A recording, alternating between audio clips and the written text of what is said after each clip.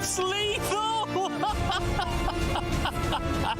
Okay, I can rest this problem now. I'm much happier having seen this happen. Pew, pew, pew, pew, pew.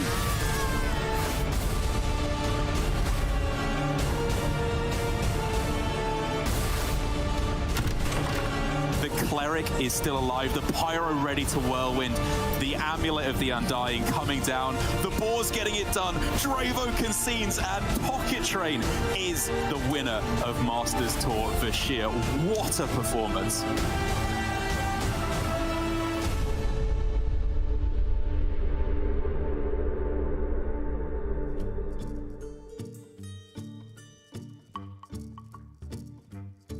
Hello, everybody, and welcome to day number 3 of Masters Tour Murder at Castle Nathria. My name is TJ, and I'm joined by Neil Lorinda Bond to kick off the show today. And Neil, how you doing, buddy? Doing absolutely great, but not as good as you, I assume. It's your birthday. Casting on your birthday is the best thing. I've done it a couple of times, and I was great both times. So expecting big things from you today, as well as the players, TJ. Yeah, it's, I don't know. It feels like it's been a million years in a row that I've had to work on my birthday. But I'm excited, Neil, because we have a fantastic top 16 final day of broadcast to get through for Murder at Castle Nathria. We've seen which decks have risen to the top in terms of not only win rate, but in terms of popularity in the top 16. It's going to be a good time. It really is, and it's obviously this new meta. We're playing Conquest. I should address the bracket in front of me, I guess, the screen in front of me. Yeah, 4 decks, you ban one, you play best of 5 with the other 3, you win with your decks, you go through. And we haven't seen a huge versatility in archetypes of decks in this tournament, with those 4 decks being brought. But the cards within them, as we're going to see in this first match today, people have still got their own takes on a lot of these decks.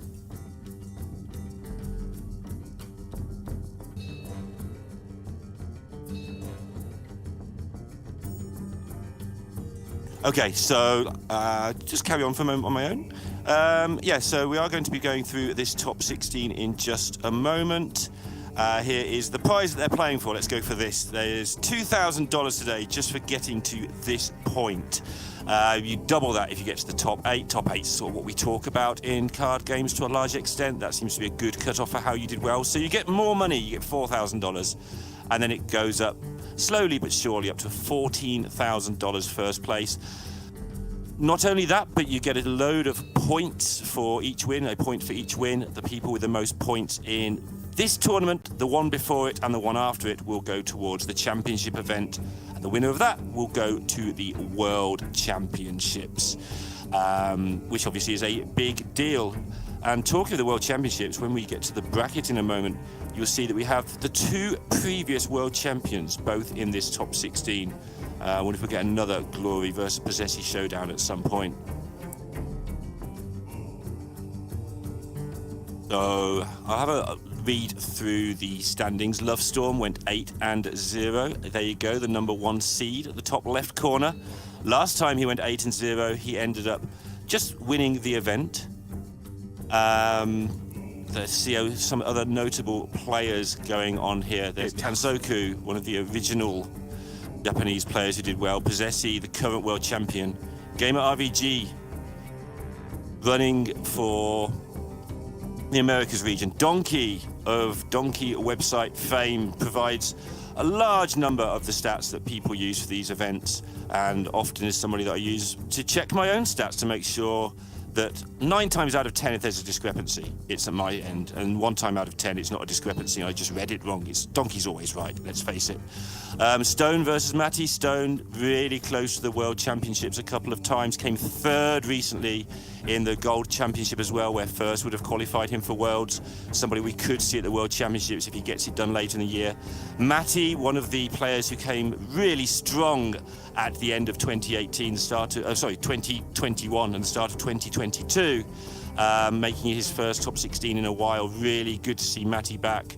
Glory, world champion semi-final, finalist last time, world champion actual the time before, and several players that I'm not so familiar with, and also Chewy, who is a player who's been around for a long time and slowly but surely got better and better, streams as well these days. We'll be keeping an eye on Chewy as well throughout the broadcast. I don't even know why I'm here, Neil, because you don't even need me. Oh, you're here? Okay, hi. Yeah. I didn't know you were here. I thought you were off celebrating your birthday. As soon as like the broadcast starts, my internet decided to just give out, and it looks like it's still doing it to some extent. I can hear you, I just can't see anything that's happening, which makes it difficult to Awesome. Well, at the moment, we've got you frantically rubbing your hands on camera, and we have the decks on the screen. Both the Shamans are banned, and we have Glory, who therefore has the Rogue, the Priest, which is a Wig Priest, and the Implock, and Smoke, who has the Beast Hunter, a mage with lots of cards in it, and his own take on the Wig Priest as well. I think you had quite a bit to say about Smoke's decks. And you're good. We haven't got Smoke's decks on screen, so you can talk about whichever one you want to. Okay, great. So the coolest thing, I think, is in the Shaman deck. Smoke's actually playing a Demolition Renovator. Yes, that's right, Demolition Renovator, the card that destroys, Battlecry Destroy, an enemy's location, your opponent's location, which I think is really cool. A lot of decks right now rely on locations. You know, there's Shaman with Muck Pools. There's the Rogue, the new Lambie Rogue, the Tempo Rogue with the Sinstone Graveyard. Great against Mage, and talking about the Nightcloak Sanctum. And, you know, you have a couple other targets, right? There's Imp Warlocks. The Priest is not that big of a deal, right?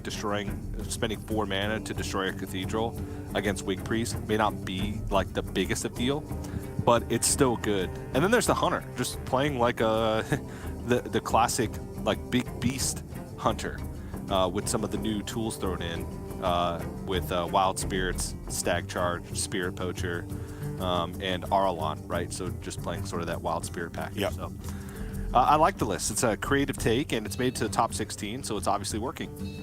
Yeah, no, that package is really interesting because it doesn't actually mess with your beasts, right? 2 of those are spells and one of them's just a legendary thing, so no messing around with the beasts. So you just get to put them in your deck, have a better overall package, but you don't actually mess with the sort of the key combos in the deck, which is a really nice addition to the deck. And surprised it's got this far because it wasn't a deck that was really on the radar. We knew it existed, obviously, but it's doing all right, obviously. There we see Glory's stats. I talked about it a moment ago. 2 times World Championship finalist, 1 time of those he won, and very steady 60% win rate. Now we're going to see his first deck, which is the Tempo Rogue, the Lambie Rogue, the Miracle Rogue. Call it what you want. It's Rogue that makes big things really quickly and kills you. Yeah, and it doesn't have that many like strict weaknesses, right? I think that the deck is still not at its final stage. One of the things that it really struggles with is any type of large taunt, or multiple large taunts.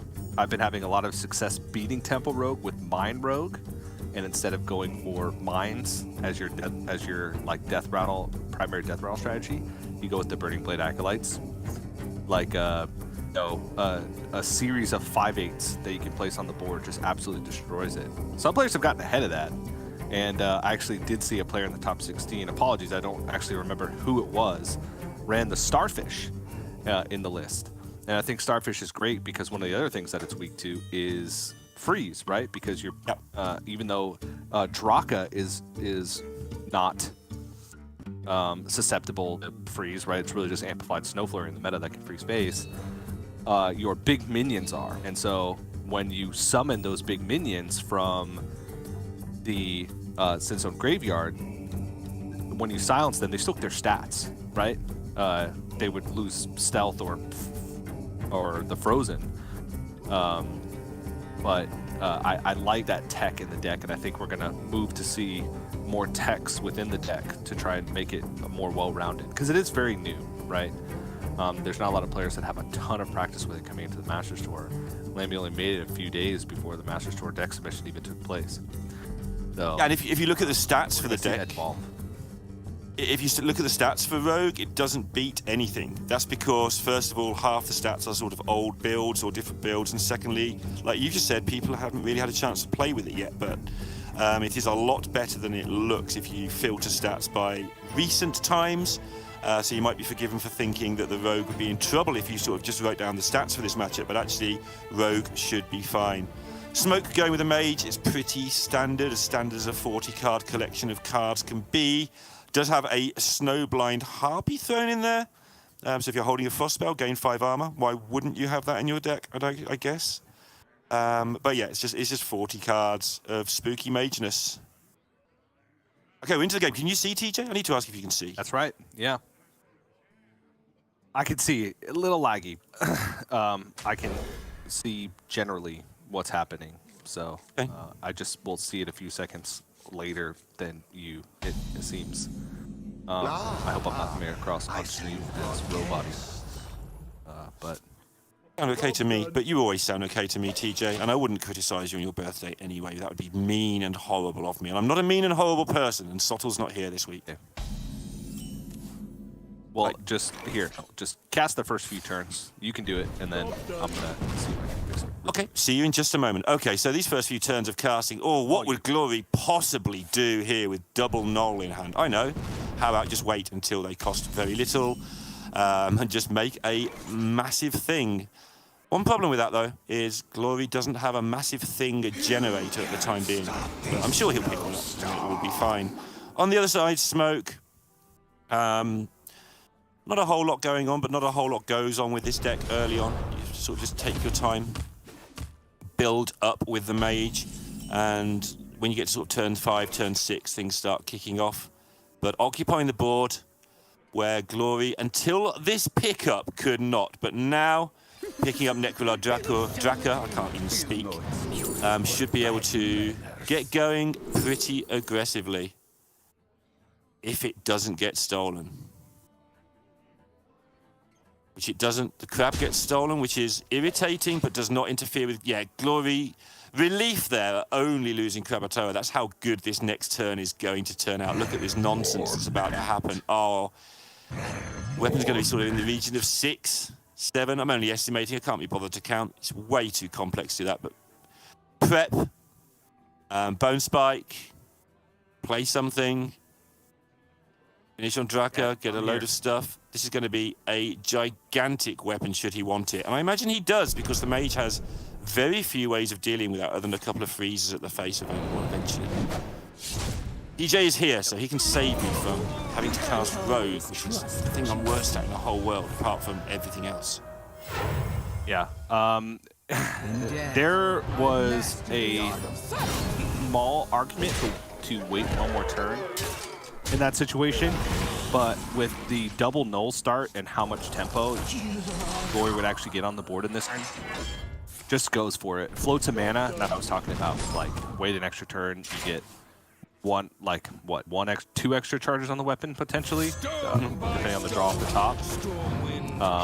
But Edwin to sort of reload the hand. Gone Fishing is a great draw in this situation.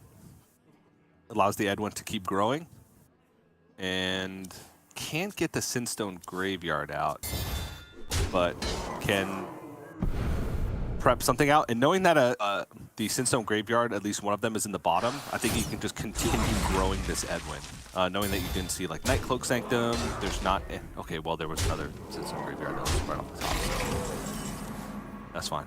But this is going to be very difficult for Smoke to find a way out of this one. Though we've seen miracle plays before from these 40 card, not even 40 card, from the like C8 yesterday versus the Wig Priest, consistently freezing Donkey over and over again.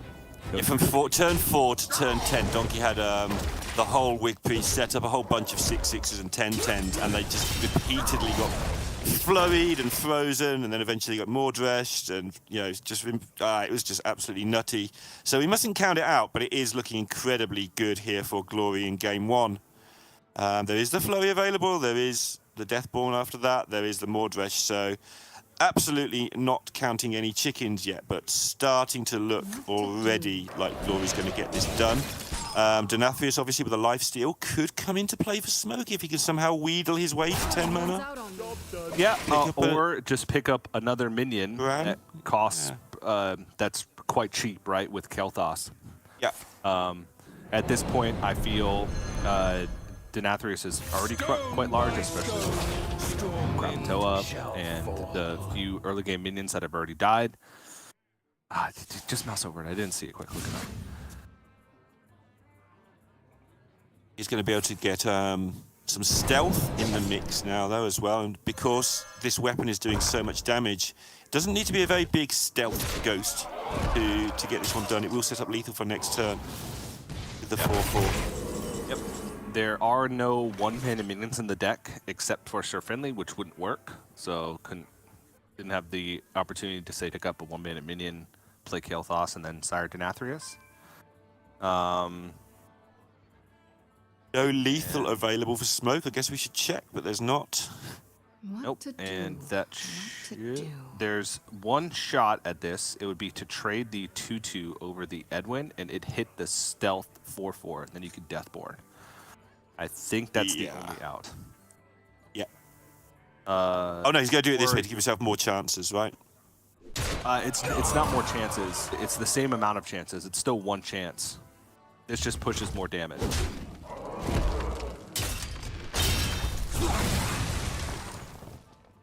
Yep, and didn't hit it. Oh yeah, that was more chances because you get to trade, you get to isolate the board. So yeah, it made it from a 33.3% chance to a 50-50 to hit the 4/4 to get the Deathborn. But like, you know, it wasn't a game-winning play because Glory would have still hit face. Smoke would have been down to 4 health. Though there were still like Wicked outs. There was still like I guess Krakatoa out because Krakatoa was stolen. Fillet Fighter plus a tooth, right? Yeah, there was plenty of ways out. Try and deal that game-ending damage. But but I'm a little dark. I had to turn 2 of my lights off too. Oh yeah, the old TJ, turn off your lights, your internet gets better stuff. It's the weirdest. Gets me every time. I know. It's great. Yeah. That was a solid display of the Lambie Rogue, Tempo Rogue, whatever you want to call it. Its power level. Just big weapon early on in the game. Consistently large minions that are difficult to deal with the Sinstone Graveyard and the Edwin Van Cleave. Immense amounts of cycle as well, which is one thing that the deck does quite well. And you just these decks that take a little bit of time to ramp up and get their power going, they feel they just never get a foothold. So Glory's going to take a nice, smooth, quick game 1. Yep, getting the right numbers as well, right? The thing that's going to be hard with this deck going forward is to know exactly when to take what you've got. So you were talking there in terms, which may still have won, but in terms of maybe making an even bigger weapon and so on. But he decided that 7 was big enough, and just getting a feel for that is going to take everybody a lot of time. As again, Lambie kept this pretty quiet until the day before the tournament. So it's been a pretty good one to get hold of for this tournament. Now Smoke on this Wick Priest, which is the one deck you highlighted before we cast as the one that looks normal, the one that's just got the cards we know and love in it. Yep. This is one of the most popular variations of the Wick Priest. You still run Shard, you still run Najik Hexen. The most popular variation, at least on ladder, is the one with Partner in Crime. But Edelweiss showed us some stats from Wicked Goods site, the Off Curve, which has a ton of data, literally all of the data for the Masters thus far, and which decks were performing well and alongside that, cards in each individual archetype performs well versus the other cards in the deck. And it seemed like the Teacher and Crush Claw Enforcer overall across the Masters Tour performing better than versions with Partner in Crime in it. Which will make you very happy because you called that on day 1. Yes. And I also said shout out to Impact, who was one of the first people to tell me after I played against him on ladder that Crush Claw Enforcer was just the nuts. And that was what made me try it in this place. So it does just seem good. Sometimes you just want that extra Naga, and just like a 3-cost Naga that isn't handmaiden that you can just play on curve is not good. It's actually a glory on the Priest for this game though. Sorry about that. Pelagos and Wig in hand, but already facing an irritating board. And this against the Mage, if you're facing irritating boards, we saw what happened yesterday. You might just never get an attack in. Bit of freeze, bit of damage in Smoke's hand. So in a pretty good place at the moment for Smoke to just lock this Priest deck down for as long as is required.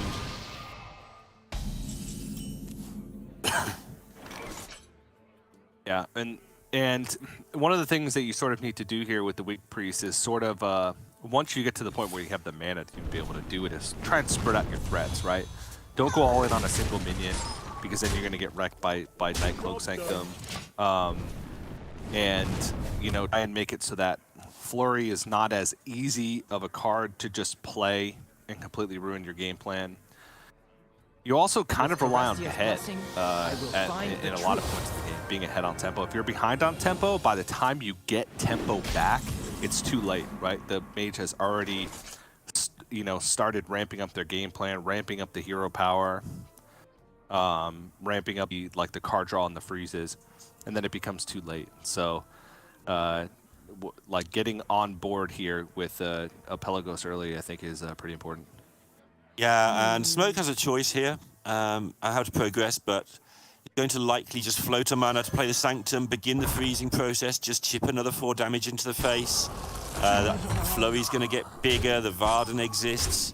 Just these bits and pieces of damage whilst you're keeping your opponent frozen down has every chance of just getting this one done. But Glory does have a decent hand, so by no means actually over, especially having to get through a very irritating taunt here. But it's already got that feel that we saw in that game with Donkey yesterday, where Donkey just had a huge board against the Mage, and the Mage managed to lock it down for turn after turn.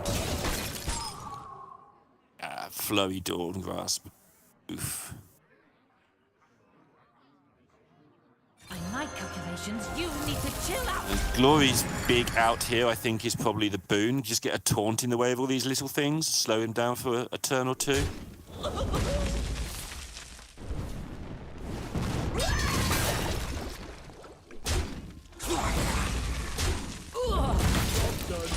Yeah, down to 18 Playing from already. behind is tough. Really is. With Wick Priest, it is very tough. All right, well, there's a helps. a kind of comeback mechanic in the Blade Master Shamro. It helps, but I don't know if this is the time for it. Just because board can get wider than this, but when it gets wider, it might be with skeletons, which after you Blade Master Shamro, you usually want to be able to stick a large Samuro so that you have like that swing potential, right? Then you can buff it up the next turn, and if you're sweeping up a bunch of skeletons with it, then it's likely to get damaged, and then you don't have that ability to swing the game on subsequent turns. Smoke is going to be able to start outputting damage because Glory is quite low. Double Frozen Touch in the deck, Wildfire and Reckless Apprentice in the hand, and multicast to pick up some more stuff. I still feel like Smoke's just going to get there with low incremental burn, if that even is a thing that exists in Hearthstone. That's what this deck is. It's incremental burn. Chip away with the damage from the skeletons and like upgraded hero power, and then you have these big finishers.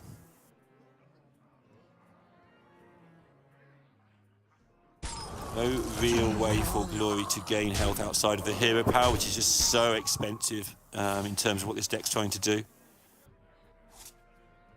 Oh, Reckless.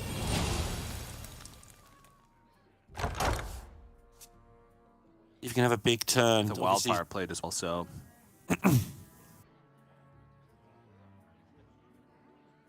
Probably can't keep the Blade Master another turn unless he's considering going for some amalgam outs.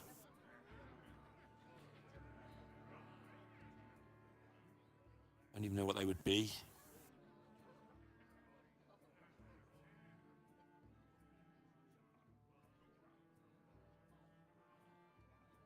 This is where Glory gets the board for the rest of the game, this turn. It's whether that board ever gets the chance to do anything that's the problem. Yeah, it has to be Master Shamro. You can't leave these minions up, especially without a taunt, right? Yeah. So this is going to have to be something pretty big. I guess just going to spit 2? Quickly. Okay, no, 3, because sorry, I miscounted the mana. Because I didn't discount from the scribe at the very beginning of the turn, because Glory played it, but didn't actually play a spell to go alongside with it. Just buffed it with the Cathedral. Blizzard, another freeze. Cool. Yeah, Glory's other problem. I wouldn't even mind, like, I guess.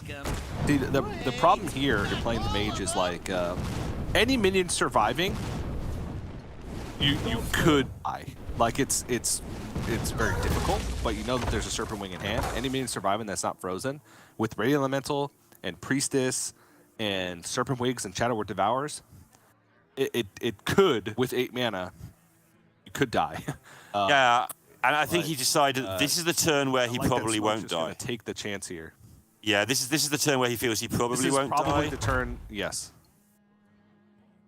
Yeah. And now we're approaching Blizzard into, you know, Pink Face, and then Reckless Apprentice, Pink Face, Nightcloak Sanctum. Solid Alibi is a good way to just say, all right, well, you're not killing me this turn. There's like 2 buttons in Smoke's hand right now that basically say, all right, you can't die next turn, which is, with Glory being at 12 health, is perfect, because now it's about biding time until Fortress, which usually is just enough to clear the bullet. Usually. So Blizzard Ping seems good, but he's going to chance it once again by the look of it. And by chance, I mean he might play Solid Alibi, but he's just using one more turn to set up while things are going okay. Again, realizing that it's unlikely that he dies in this spot, and he's got to develop some stuff. So let's just do that. Do another 2 damage in the process. Yep.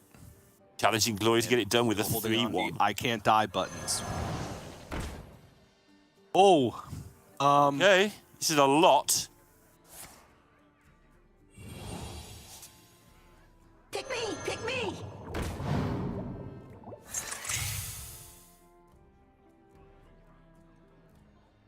It's a lot.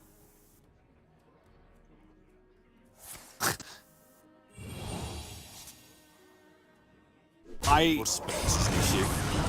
It's a lot of damage to get, but I would have tried for lethal here. Is board space too much of a problem here? I guess you've got to devour if you need it to make more space. Your goal would be to pick up the second devour, right? To give yourself the board space. Because Priestess gets swept with a devour, Noggling gets swept up with the devour, the school teacher would have been swept up with the devour, right? That's so much health that you get. This is a lot.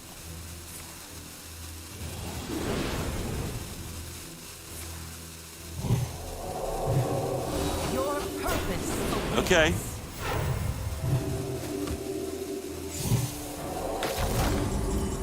Wait.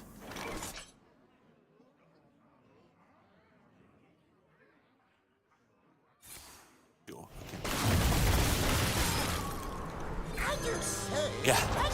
But pressing the panic button here. So if you had put all of the serpent wigs on the 3 health minion, it would have gone up to on the what health? No, it was only at 1 health, right? Yes.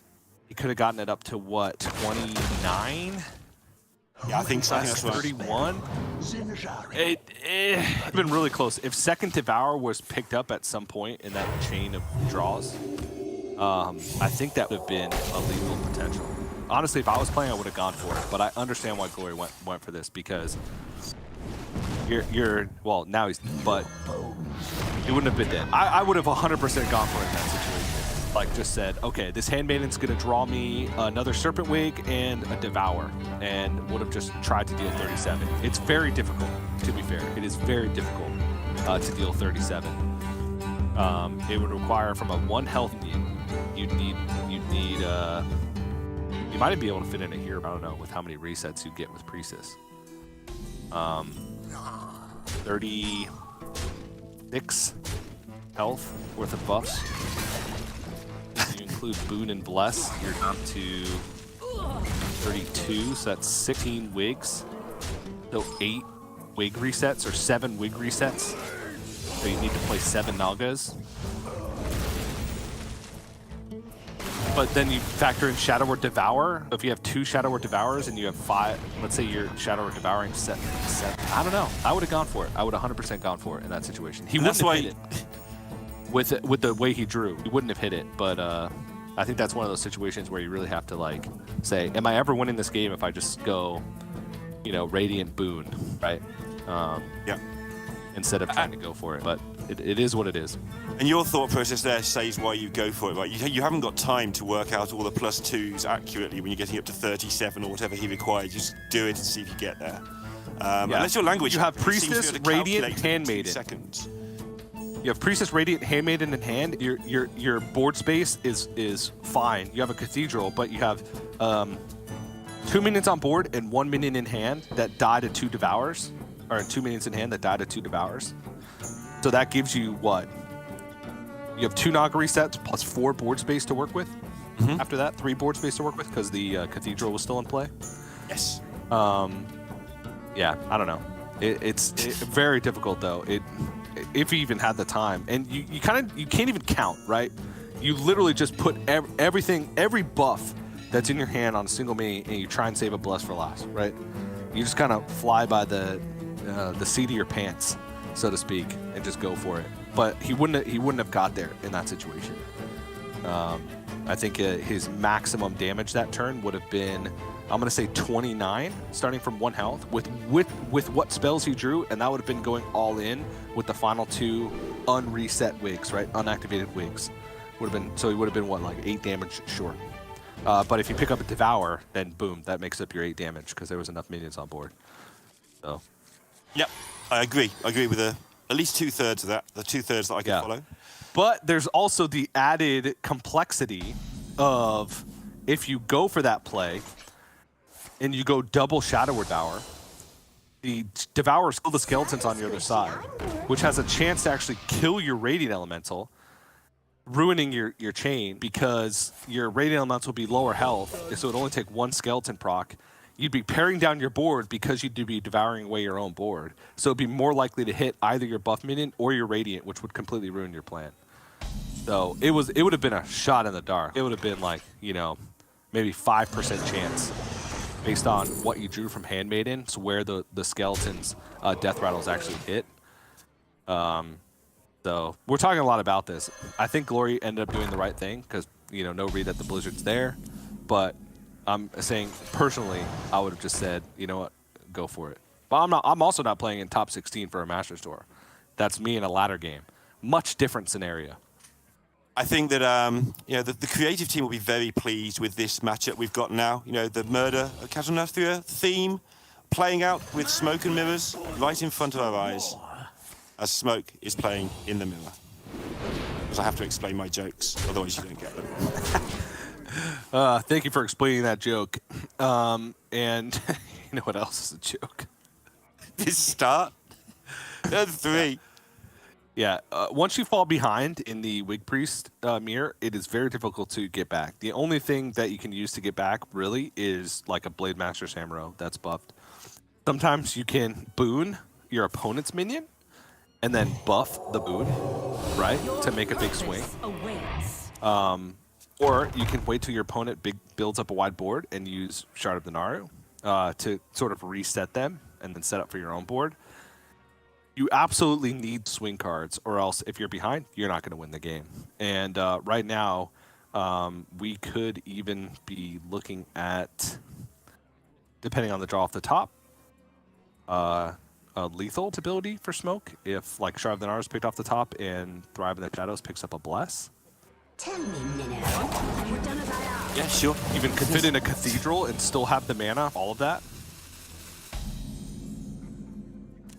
Because nothing costs anything. Okay, Handmaiden seems like a pretty good pickup with what you just said in mind. There is the Shard. Boon is pretty fantastic here. Make another giant minion. Yeah, he's just got to count first to see if he thinks the Shard gets there, because there's a lot of damage. I don't think it does. Oh, you can Handmaiden, but... Well, there's does it get there, and there's does it win. This is they're related topics, right?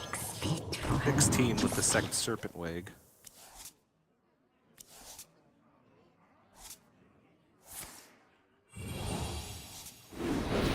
But not only that, you've also got this board that needs dealing with a deck that doesn't really have any way of dealing with it.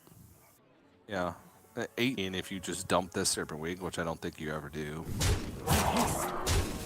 So, yeah, and Smoke knows that not vulnerable to a Blade Master Bless right now because there's no spell discount currently in hand or on board, only 5 mana available. So even if Blade Master Bless was there, it wouldn't be able to clear the board. So, and there you go, Wig Priest Mirror to no. If the player that gets ahead on board early has a significant advantage, especially number of minions, because that's the big deal, is just to make sure that you always have more minions than your opponent, because then you can buff and trade and whatnot. Some weak mirrors end up being like this weird back and forth war where you're both like value trading non-spinny early game when the board has reached sort of this parity. But when one player has all of the minions and the other player has none of the minions, game ends quite quickly. So, Glory Look at me, this TJ. now 2-1 down to Smoke, who only has a Beast Hunter left remaining. And this is the deck that I have the least faith in. Yeah, I agree. in the lineup for Smoke. And so it's not necessarily because I think it's a bad deck, just because, you know, we haven't seen much of it. It's not really a deck that was a popular choice. The majority of players went for the very aggressive hunter or the quest hunter. But this deck has all of the high power cards that Hunter's known for. All of the wild seed cards, plus just ways to kind of cheat out big beasts super early on into the game. And it's going to be Imp Lock for Glory. Yeah, it's a bit of a problem here for the Hunter that it doesn't have the Rogue left there. We talked earlier about putting taunts out in front of Rogue, and the Beast Hunter just does that relentlessly. And that's kind of probably what it's been preying on throughout this tournament, would be the Rogue. With the Rogue gone, and just the Priest and this Imp Lock left for Glory, sometimes these decks are just going to get you. So this match is certainly, definitely still in the balance here. Glory with the pretty much the most refined list there is for the Imps here, with the Sea Giants thrown in at the end. No messing around, no tech apart from the one Starfish, just get them. And then again, we've seen the Priest, the Beast Hunter, sometimes just isn't going to be able to cope with a couple of early huge minions from the Priest. So, yep, absolutely agree with you that this is the deck that Smoke's going to have some trouble with. Again, especially with that Rogue having escaped already. Yep. So, still though, even if you're looking at 240% matchups, you know, if you have two shots at it, you're still favored to win. There's the Beast Hunter in all of its glory. Very similar to the Beast Hunter we saw towards the end of the last metagame, just with these new cards from Murder at Castle Nathria thrown in.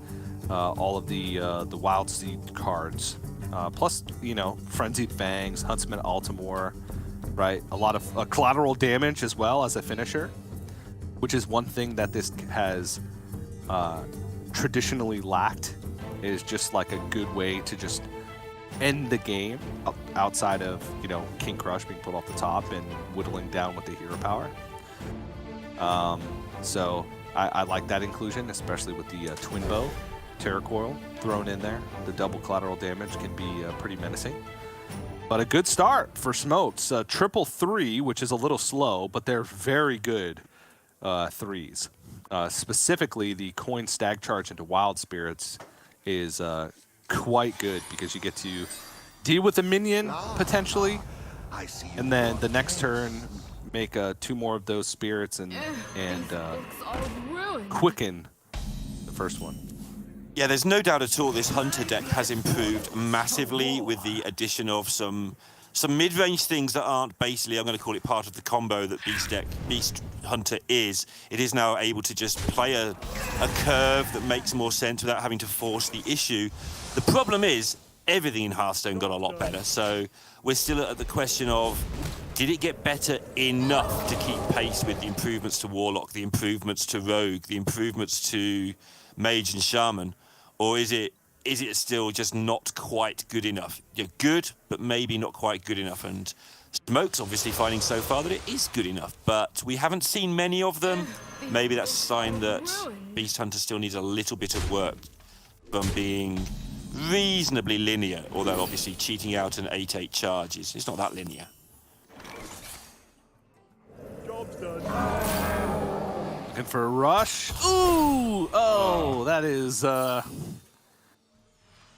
That's unfortunate, because now Glory gets to go Imp Swarm, Vile Library, and plenty of reload to back this up, right? Yeah. So this is a clean trade. If you Vile Library one of the Imps, it's going to go up to a 5/5, because there's 3 Imps plus the base +1/+1, which is going away. And then you get to keep your Librarian healthy, push face with it, and have a menacing board with plenty of reload, with double Mischievous Imp in hand. If the board somehow gets dealt with, you get a good shot to just reload the board and keep going from there. Glory just checking the numbers. Obviously, he will have seen the play you just described. He's just making sure there's no weirdness with breakpoints that might be better with the 2 Wild Seeds that are coming up. Maybe he wants 2 5-attack minions or 1 huge minion. one huge minion looks like it's going to play.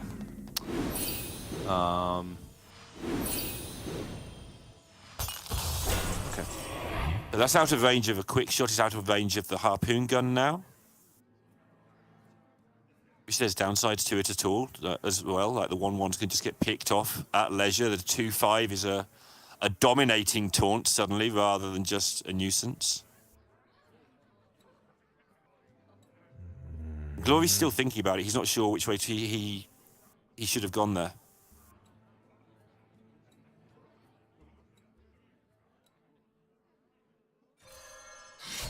Obviously as well, he's got double Mischievous Imp in hand.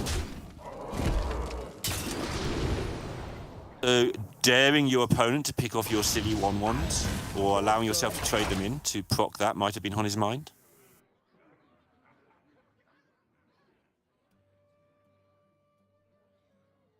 Yeah. There you go, yeah. I think that's the Trying reason to make play, sure he right? keeps his options open. Yeah, it must have been. But now this board feels nearly insurmountable, right? Like, it's hard to think of a good pickup off the top. Yeah, and this is what I mean by Beast Hunter. Saber next turn. Beast Hunter just playing a little bit too fair, right? Like, Hydrolon's fantastic and all, but 7 mana, and you haven't cheated mana, you haven't cheated it into play, it's just there in your hand, it's turn 5.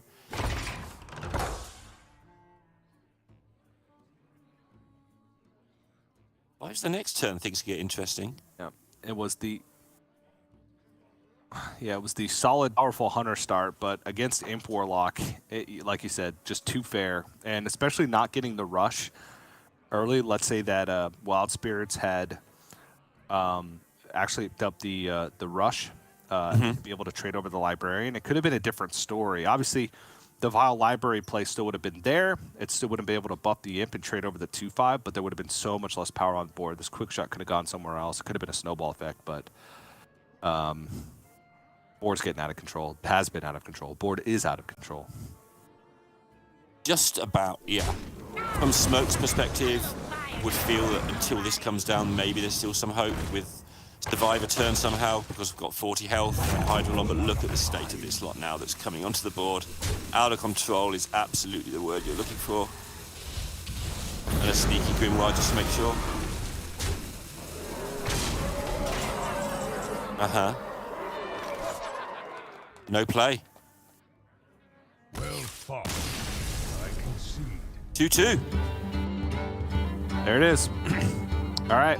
So it will come down to the Beast Hunter once again from Smoke and the Naga Priest from Glory, who both of his losses in this series he has again with his Naga Priest. So giving it a third shot, and in this matchup, usually the Naga has a bit more time to kind of set up. The board's not going to get, unless the Beast Hunter gets sort of that perfect curve, like 1-drop, 2-drop, 3-drop. Which, you know, the deck is sort of designed to do it, but at the same time, it's 40 cards, so can't rely on it, right? 40 cards, that's what you get if you want 10 extra health. So it doesn't as often as, say, like the Face Hunter or the Aggressive Hunter that can really get onto the board quickly, very consistently. And the 10 extra health didn't even buy 1 extra turn there. I think Glory had 10 in hand, as we saw in that replay just then, that he could have still won even with, yeah, you know what I mean? So 1 extra turn, who cares? You're not buying the time. So in that regard, it didn't work out well, and Hunter maybe a little bit more practice to come. But it is going to have to go up against the Naga Priest. And having just seen how it played out against the Imps on this massive sample size of 1 in a tournament with 350 players, kind of expect it to go the same way. If Glory can stick a big minion and then it doesn't die, and then he's got time to stick another big minion behind it. But this time Smoke does have K9tron, Doggy Biscuit, Coin, Ramming Mount. He can just make his own 1 big minion and pick off Glory's stuff 1 thing at a time. Yeah, which seems like a good curve, because unless the Naga Priest gets on the board really early, those buff cards are great because you consistently trade. Specifically, Ramming Mount is fantastic as you can keep the board clear, but keep your minion up and healthy and attackable. So. Glory, though, with the Scribe, the Radiant Elemental, the Wig, and the Devour, that's a lot of stuff he can work with. And now has picked up the Priestess as well, so does have pretty much maximum early tempo to try and fight this off. But he's seen the coin K9atron, so he knows that there's trouble ahead. Trouble brewing, one might say. Sorry, Squishy, I'm working. So, Scribe played with the Wig, and he's going to play the Priestess to re-wig up here, playing around that doggy biscuit.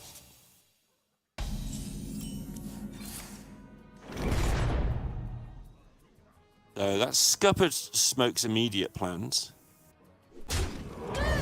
Having just to take the value trade into the 1-1, which means that the K9atron is going to get removed with the biscuit upon it, and that is going to give Smoke a position where very little board to work with. And Glory choosing to heal up there, leaving himself with a 5-4 on the board against nothing for Smoke. Still with a Wig and a Radiant in hand.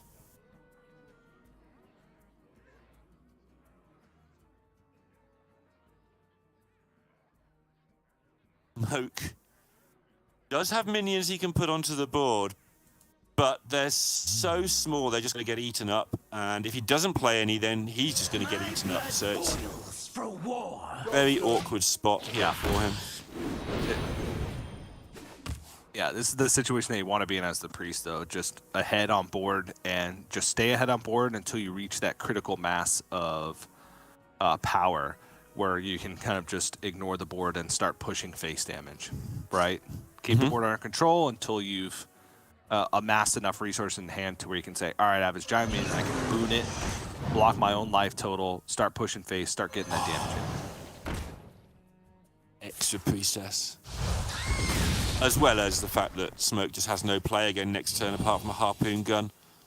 Glory looks like he's going to get there. This board's getting out of control now. And as long as his next pickups aren't totally dead, he should be fine here.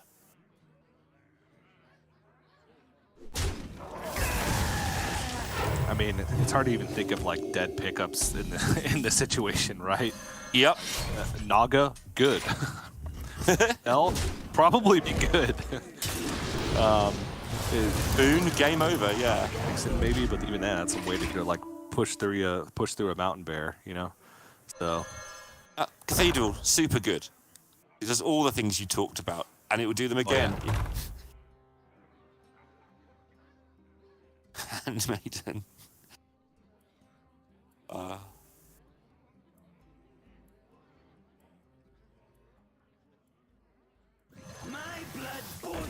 He wants to do this. Yeah. Yep. Why not? And why not? And why not? We'll Yeah. leave a ramming mount target up board, but I really don't want to sink 5 damage into a 1/1.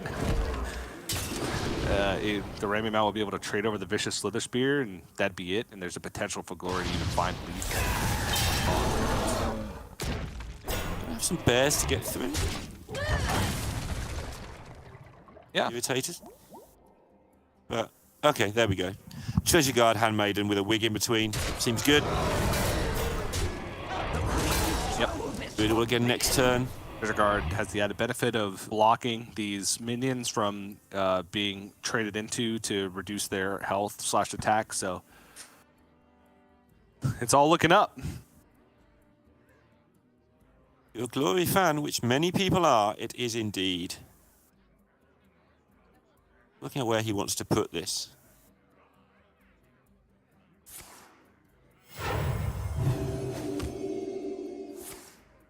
Oh, choosing to value the heal over the card draw because he can do that next turn, right? He's got so much mana next turn that he's going to float anyway. That makes sense. Yeah. We're in the how do you throw this game sort of series of thoughts, right? You're just thinking about what's the worst thing I can do here. Let's not do that.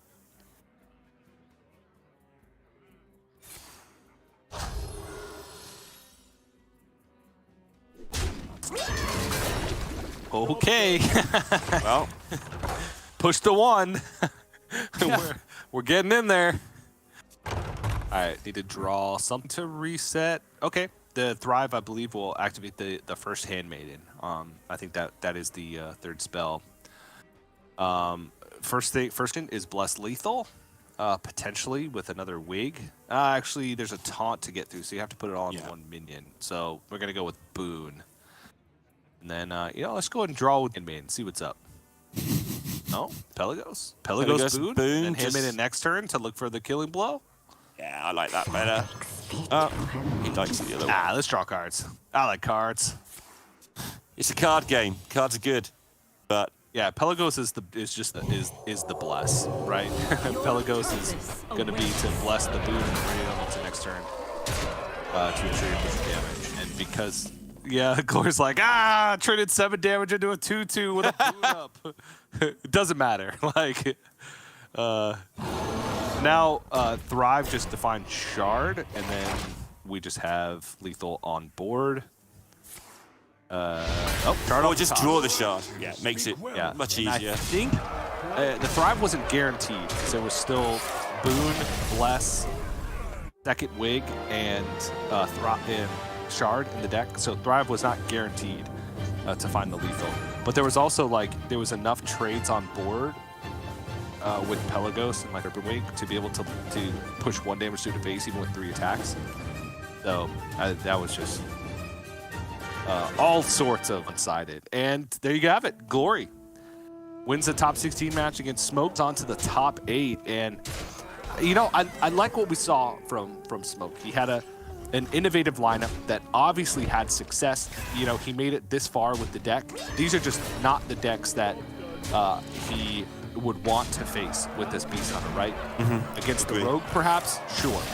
It could have been good. That would have been a good matchup in the series. But this deck is more in tune to line up with some of the slower decks like Druid or Mage, and Glory just didn't have those in his lineup. So this deck didn't have enough good matchups against Glory's lineup to really be able to do much once the Rogue had already gotten the win across the board. So valiant effort. Smoke still goes away with the top 16. Very impressive, but will fall short. And Glory 1 step closer to Glory. Wow. Not used that one before. We can do that again. Unless there's been a name change or something, I believe that was Smoke's first Masters Tour as well. So it takes a lot of people a long time to get to their first top 16, but Smoke just cut all that out. Let's get on with the learning process. First time out, let's casually make top 16 and set up for future events. So well done to Smoke. But yeah, Glory once again moves to a top 8 in a big tournament. And he does seem like he's quite good at this Hearthstone business. Yeah, it seems so. Yeah, you know what? And also, maybe Smoke is Dragon Man also. It's just Dragon Man's all the way down. He just tournaments on all across the board. No, I kid. But that's our first match, top 16. And in all the matches for top 16 are playing simultaneously, right? So there are a lot of them done, but there's still a few that have not completed. So Neil and I I'm done. Neil's going to come back and cast. That was just our first match. We are going to go and jump into some coverage from some of the other top 16 matches before we move on to the actual top 8. But we're going to have to go to a break before that. So don't go anywhere. When we come back, top 16 continues here at the final day for Masters Tour of Murder at Castle Nathria. Don't go anywhere.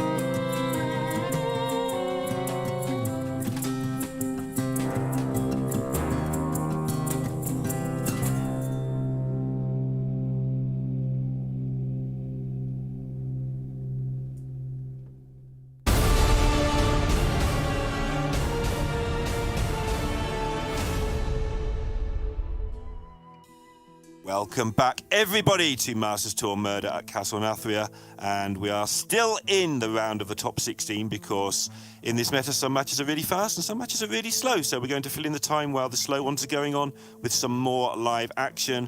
And I believe that Darek has been studying studiously what is going on in this one between Tansoko and Possessi. How's it going? Yeah, I mean, somewhat, I suppose. It's my two boys, right? It's two representatives of the Japanese region, which I am a very big fan of, following it very closely, casting APAC GM, and it's lighting that fire beneath me, Neil. That happens every single Masters Tour where I start to say, is this the one? Are we finally getting an APAC champion? I mean, if ever we were going to do it, it would be this one, right? We have Glory and Possessi in the top 16, two literal world champion players. Glory almost 2 years in a row, only losing to Possessi at the end. We've got Zochi and Miro from South Korea as well, and C8763 representing Taiwan as well, I believe. So it's a really, really strong representation for APAC overall, which of course I'm ecstatic to see. And I'm excited to jump in, see how the players are going, whether it's going to be one of those days where we get God tier Possessi or trash tier Possessi, because God, believe me, there is no in between. I mean, some days you get both on the same game, right? Oh, yeah, yeah. He'll do something insane and then just forget to attack after he's done it or something. He's absolutely nutty as a player to watch. It's great sometimes.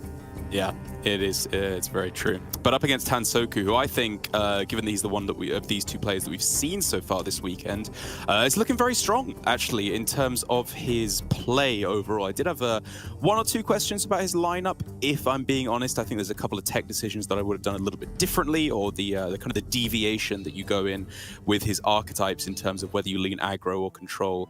But overall, his play has been, in my opinion, pretty much impeccable so far. And with us jumping in game 2 here, right into the action, his mage already having taken a win, that's a huge tick, because that's the deck that I had the biggest doubts of. It's this very kind of slow, control-y version of the skeleton mage that runs double solid alibi, a blizzard, a mass polymorph as well, not a moss polymorph. And it's a list that I really did not believe in, if I'm honest, but so far it has been doing fantastically well for him. Yeah, and Tansoko, also one of those players that you may not be too familiar with, but he's been around forever. He's been getting regular 5 and 6 wins in Masters Tours. I think you and I cast him in Korea versus Japan in 2016. He definitely played in it. He has just been around the scene for probably longer than Possessi, believe it or not, and competing at the highest level. So if he's somebody you're not particularly familiar with, I know we showed him yesterday, he has been around a long time. Nerves will not be an issue for Tansoko at all. But yeah, the Hunter, what do you make of Hunter at the moment? We've seen many different versions of it. They all seem to be slightly weaker than everything else. To be honest, I think Hunter is right now where Hunter has been for a long time. Like, it's fine, right? It's not bad. It's not great. You bring it as a 4th deck because it has great stats on HS replay.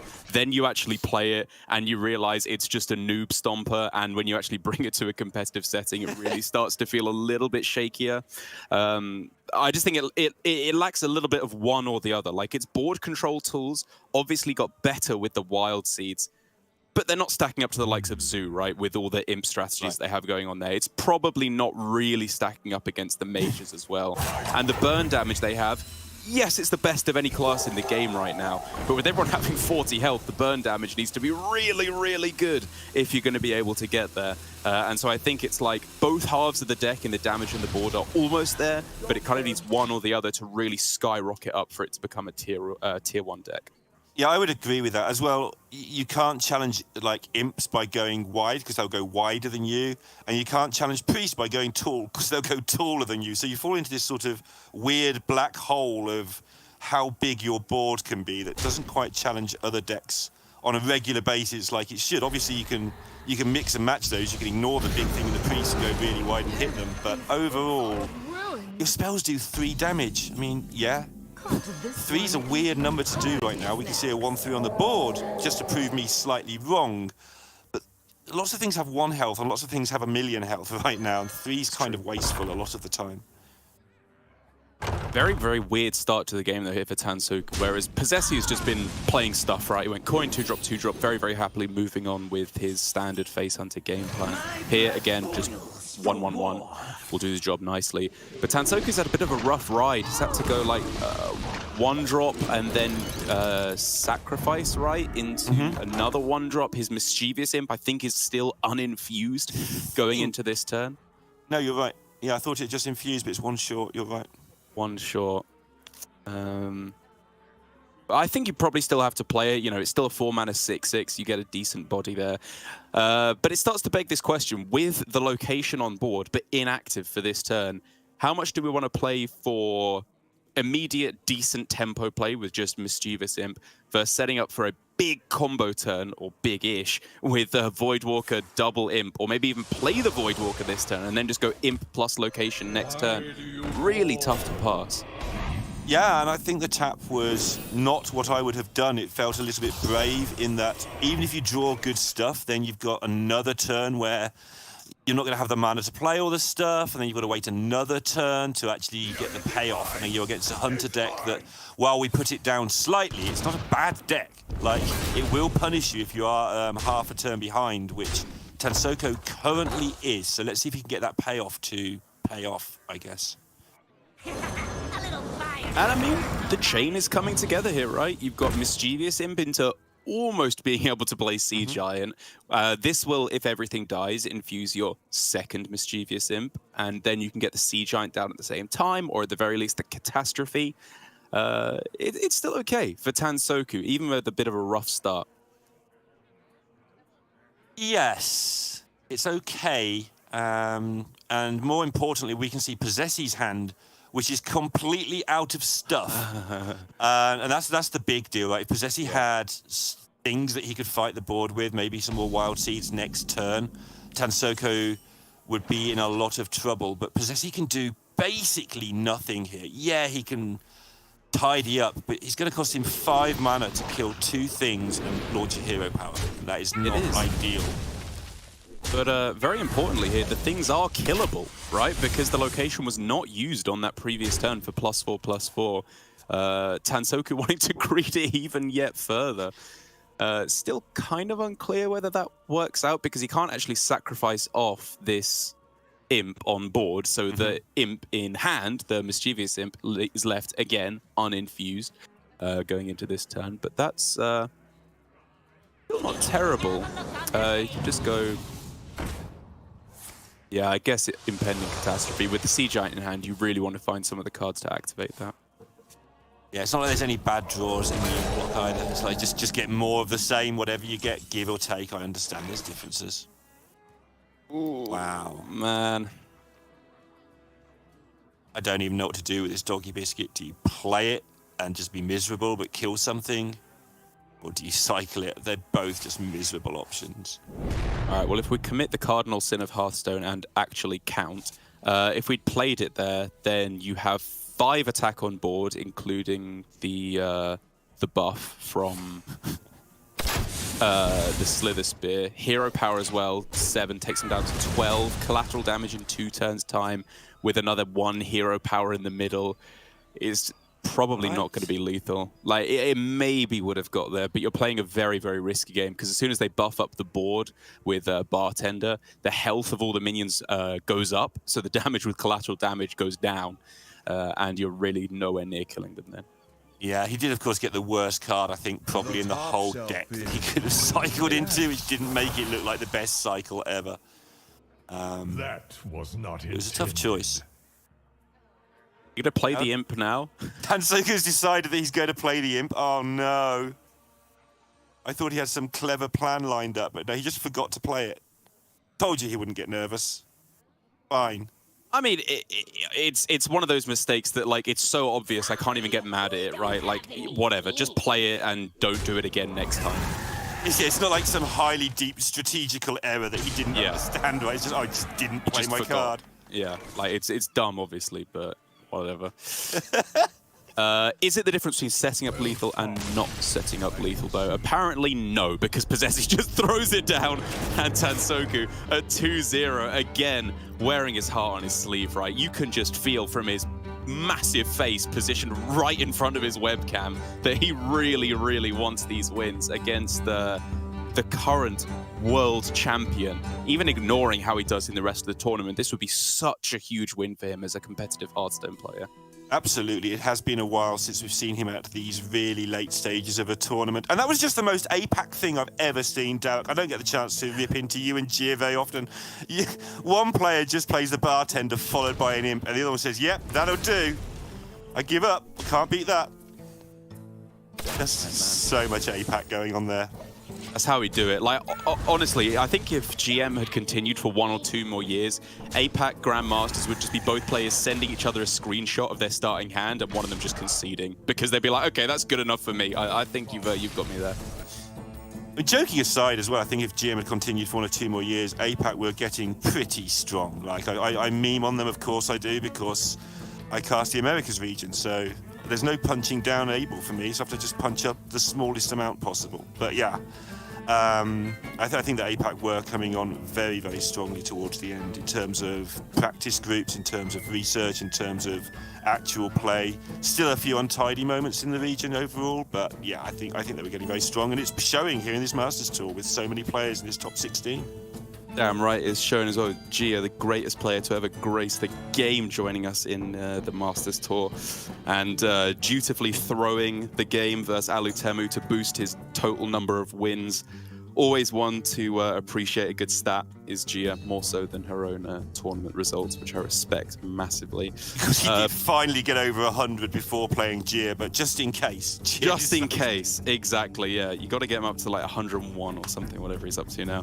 But for Tansokyo here on the Tempo Rogue, a deck that, I mean, the debate just rages on. I don't know if you've been told how Lambi Series came up with this, but Pony of Pony Dojo told me very amusingly that apparently this deck was created purely because Lambi's APM is too bad and he couldn't play the regular version of Miracle Rogue with all the coins. So he just made this monstrosity and then realized, wait a second, this is actually not that bad.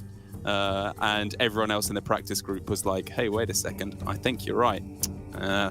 Whether or not it's still in a ladder setting, a top tier deck is, I think, a little bit more up for debate because you're going to be seeing a much higher percentage of decks like Shaman and Druid and Mage as well, which is, I think, maybe where this deck suffers a little bit against those 3 very, very common archetypes. But if you can ban one of those away, you're going to be facing a lot more Hunter, a lot more Zoo, those kind of decks in tournament. And those are the decks where I think this Rogue shines because it's really an anti-tempo deck, an anti-aggro deck, in my experience, for the most part, where even though it has a pretty low health total, the entirety of that early game, aside from it being miracle support, where you just want to play a lot of cards at the same turn, it's just all removal, man. It just deletes any board that your opponent can play. Like, Null is 0 mana, deal 3. Shadow Step turns that very often into another 0 mana, deal 3. Extortion, Wicked Stab, Tooth, even the weapon, like, all these cards are just so clean at dealing with any board your opponent throws down. So unless you get really, really steamrolled by a mega fast Zoo opening, I think this Tempo Rogue is a very specific tool for a specific job, but it's certainly the right tool when that job does arise.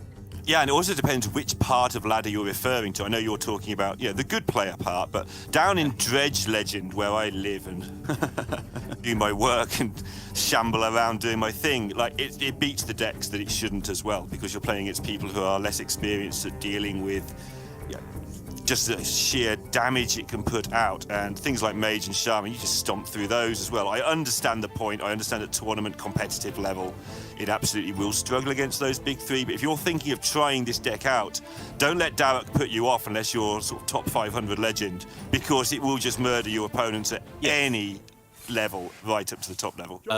After you've played about 10 games, those first 10 games are going to be rough, trust me. You are not going to know what on earth you're doing with this deck, but then it starts to settle in a little bit more. Yeah, just first thing to do, remember you are not a demon hunter right now. Yeah, I mean, even with this starting hand, there's a good lesson right here. When I first started playing this deck, Fillet Fighter on turn 1. That sounds good. Let's start killing them. That was good in the old versions of Rogue. No, you cannot play Rogue cards until your Nulls cost like 0 or maybe 1 at the absolute least. It's what the whole deck does. You kind of need 0 mana Nulls for the deck to function.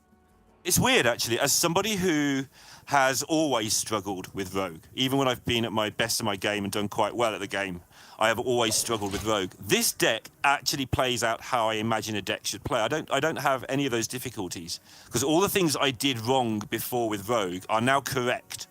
So not grabbing early tempo as well as I should actually rewards people like me now, because you don't have to. You can just collect this cheap collection of cards, make a giant thing, and kill them with it. And that fits my brain so much better, Darrett. Oh, really tough choice here for Tansoku, because if you play the Sinstone Graveyard, upside, you've played it. You've banked the mana so that next turn you can start popping off with maybe Draka plus the Graveyard on the same turn. The downside is, of course, you pop out of your disguise, so those nulls are going to stay costing 1 for the rest of the game, and the breakpoint between 0 and 1 is astronomical. Like, that's potentially +3/+3 or an extra 3 attack on your dagger, which is like 9 attack over the course of the game that you can miss out on if you play it now. But, you know, you've also banked the mana then, so that extra 2 you have to pay for the nulls is maybe recouped by it. It's really tough, but I think it's just a pass here. There is the option here, because he has 2 of them, that makes a difference, because that's true. You can pump out 2 4/4s and have the decision of that will do, rather than 1 7/7 or something. So there's a lot to think about there with that in mind. Ooh, okay. Draka is obviously, if you're trying to chain Edwin, not a good card, but if you're just trying to make a big weapon, that's the card to find, of course. Go time for both players. Getting there, isn't it? Both got both nulls. Both got Draka. Obviously, Tansoku's got both locations as well. Feels like this favours Tansoku quite strongly from here, because he's just got so much more stuff, and he's got the tempo on his side. Yeah, I do like this. Like, very often this matchup does come down to bigger Draka, because it kind of like gains you 1 extra turn of tempo in terms of the damage. Like, it kind of has charge in a way with getting to attack face straight away, as opposed to the Sinstone Graveyards. But in this instance, when your opponent's so far away from 8 mana scabs and they have nothing on board, I think this is absolutely the way to go for Tansoku. And Possessi already is looking to be in some very hot water.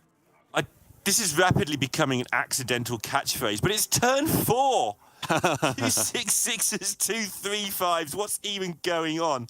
And that's with every deck in this meta. I just seem to scream that out on turn 4. But it's turn 4. Look at it all. Nearly the end of the game. Yeah, Possessi looks kind of dead. Like, the out right now is prep serrated bone tooth, or bone spike, sorry, into scabs in the same turn. Or kill him. Or do just 27 next turn somehow with your 10/10 and your weapon and your stuff. Yeah, okay. How does that work? What are the outs that you could get that? You have double door, which could be double infused. So, you know, it starts getting pretty difficult to work through. But, you know, if you're looking at like double prep, double bone spike as the 2 things you get off of the double door, then, you know, I don't think we're dealing 27 in a single turn then, but you're getting to the point where possibly you can kill them 1 turn earlier. But of course, Tansoku just dealing with enough of the damage on the board here to still set up the 2-turn lethal. He's doing it in a sensible way. Yep. Fun mind games aside.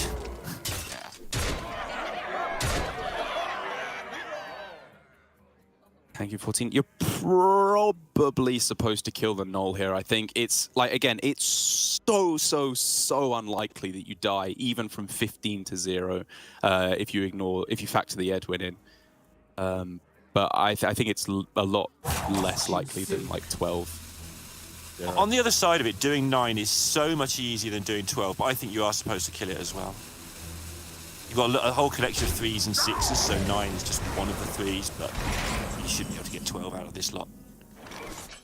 All right, this is going to need to be one heck of a turn for Possessi. Starting off, he needs to make some hand space, right? So we could see Extortion first, we could see Fillet Fighter first. Yeah, basically anything to free up space for these doors.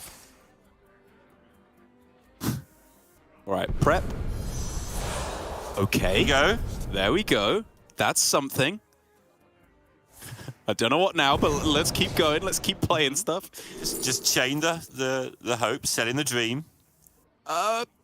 Kings is 4 damage. It's just noble sacrifice, isn't it? You try and delete some damage. Okay. Plus, Tansoko might make a mistake or something, attack with the That's wrong true. thing into it, so it gives you a chance. Yeah, If I you're think clutching at straws. Kings is just too expensive. And mainly, it's too time-consuming. What is this, Possess? You just click something. You've got a lot of stuff left to do. My God! Oh no, not like this. Hey, he takes Kings. Does he see a lethal out here? He may have just decided he doesn't want any of the cards and just clicked one again. Right. Yeah, okay, fair enough. He didn't have mana for the secret anyway, which is, I guess, what he's coming to the conclusion of. And so we This are is where- a single damage spell away from lethal. Oh, no, sorry, with the trade. My mistake. It's a lot harder now. Wow. Great turn from Possessi there. Got a fish suddenly? Has Tansoko actually got to go fishing for something good because might actually lose this game?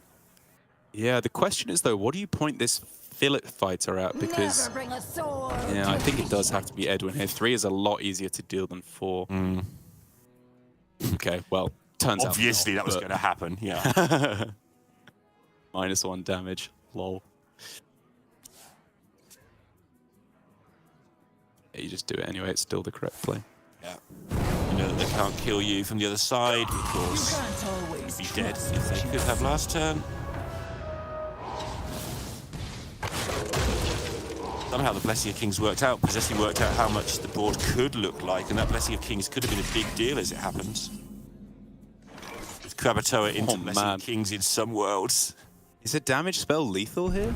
It's 11, 15. Yeah, any damage spell was actually just game there because of the Blessing of Kings pick.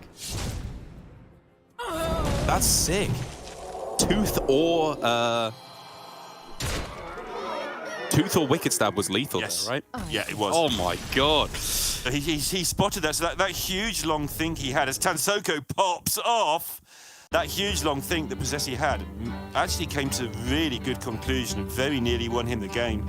First of all, he had to lose a minion anyway, and then he had to whiff on his own draw. That was incredibly close.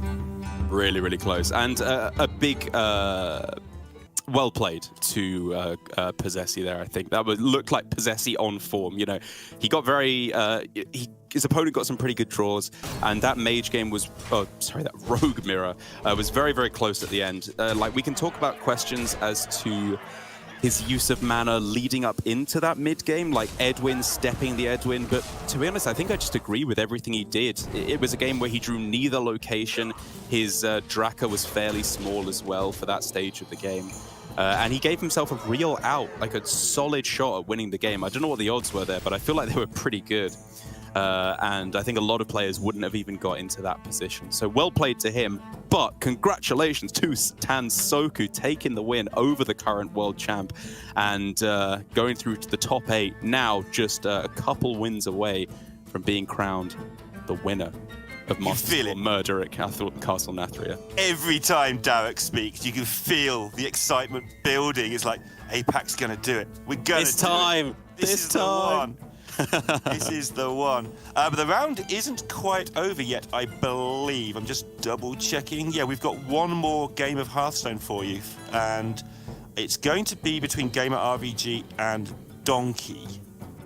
So I think we're going to join it at 2-all. Yes, I believe so. I think we're heading to Game 5. And this is an interesting game, right? Because I believe Gamer RVG is America's last hope.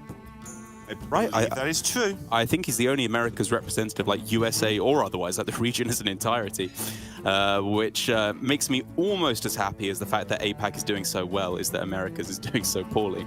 But for Gamer RVG versus Donkey, you know, it's a tough one to choose because Donkey is a player that we're both really, really big fans of. We hope for them to do very, very well. But Gamer RVG, his excitement on social media has been infectious. Jokes aside about the Americas as a region, a player who I definitely hope to see a big win for at some point. Yeah, it would be really good to see. Again, I think even as the Americas representative, I cannot help but sort of, unfortunately, I'm supposed to be unbiased, but rooting for Donkey is just a thing I've done since day one when he forgot to check in for his first tournament. They had such a bad run, and they're so excited when they play that I think that a Donkey taking down a Masters tour would just be kind of the best thing that could happen in the whole world ever. Here we go into that game 5. It's the alignment Druid, which has lost twice in games 3 and 4 in this match so far from Gamer RVG. Anything spectacular stick out there? It's hard to pick it out in a hurry, but it's pretty much a normal build. 2 Starfish is interesting, I guess. Yeah, I'm okay with double Starfish. The big question is, like, first of all, alignment or no alignment. I'm fine with this. And then I think very quickly whether or not you include Topior, because the big problem I had with a lot of the French players at the Solari party was they had alignment in their list, which is, you know, fine. I can understand why you'd want to do that in Druid. But they had Topior with, like, no nature spells in the deck. It was Nourish, Wild Growth, and the Earthen Scales, and I guess the Innovate as well. And there just wasn't enough. There was no Planted Evidence, no Natural Causes, no Living Roots. You really need those cards. And personally, I think you want to include them full stop in Druid. I think that package is really, really powerful, both against aggro and control. But if you're going to cut all of those, I fully agree with cutting Topior as well, as Gamer RPG has done here. However, up against the Wig Priest Lorinda, we've seen it time and again. This has to be the disaster matchup for the Druid. I think so, yeah. I mean, Druid's one weakness is getting hit early by big minions. It's not quite its one weakness. Getting hit early by lots of small minions is another one. But getting hit early and hard is definitely what Druid doesn't like. And here we go, Wig Priest. Yeah. You've got to just get through that early bit, I guess, somehow. But can you? Really? Can you do that? You can't get through this. I mean, just look at that absolute beast. You're not getting anywhere against that. Obviously, an early alignment can maybe do something if they don't have a Radiant to go with it, and if some other things, a Starfish can shut down the first attack, as we see here, is a possibility. Some early ramp can get you your big things on board, but they're not even big enough by then a lot of the time. So it is Donkey's deck or himself to lose at this point. He can get it done.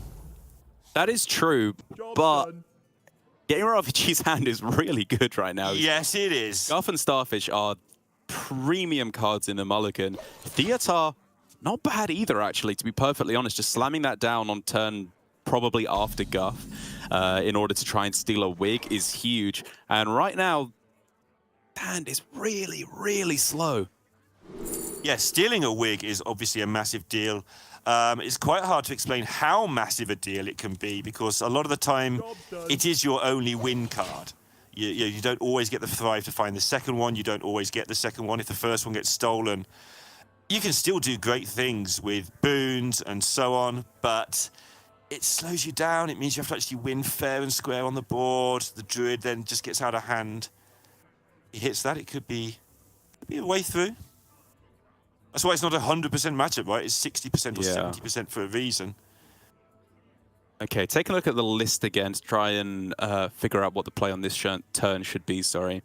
There are very few plays that are good off of Aquatic Form on this turn. Again, no Living Roots, no Natural Causes, makes it a little bit tougher. And so I think the play I would be leading into is just Hero Power, Growth, Guff, Coin Hero Power, Scales, right? It's just a pretty clean curve over the next couple turns. You have Starfish as an emergency panic button in case anything goes terribly wrong, but my instinct is to say that Aquatic Form should be saved until you have like 8 mana or so that you can try and hit second Scale, Alignment, Growth, Park Panther maybe as well as just a little bit of extra removal, second Starfish, slightly more powerful options against Wig Priest. Donkey's feeling it because he's got a lot of the tools for a good game here, but not necessarily all of them. Yep, they're just taking a moment to calm themselves down. I like this a lot. It's like, okay, it's not really important. I'm in the top 16. Sorry, Squishy, I'm bored. Pull a free roll from here. I mean, yeah, but the bow tie in the beard is never going to not be hilarious. That is just such a great affectation to have. I love it. I love I think everything it's so about Donkey. The fact it's gone slightly wonky though during the course of this match shows what this match has been going on for like 2 hours or something. Like it's been a real grind. I don't know how long it is exactly, but it's something like 2 hours since this match started. This started before our live match started and is still going. It's nutty. It's been a long round one. I need to go put the washing out. Oh well, I'll do If you're that. dry in 30 seconds, you'll be okay. That's true, actually. Yeah, that's a good point. But a decent draw here, right, for Donkey in the form of Treasure Guard, just to get yourself a little bit of, a refresh on the wig. And a taunted 5 health minion is really annoying for the premier clear for Druid at this point in the game, which is Scales. Like an odd number of health, whether it be 5 or 7, is very, very tricky for your opponent to answer. And what do you do about this Theatar next turn? Like, Donkey's hand will likely get bigger, not smaller, over the next few turns. So you've got to guff first, obviously. But Yeah. you've got to find a way to work this in soon, right? Otherwise, the hand's going to get too big to guarantee a hit.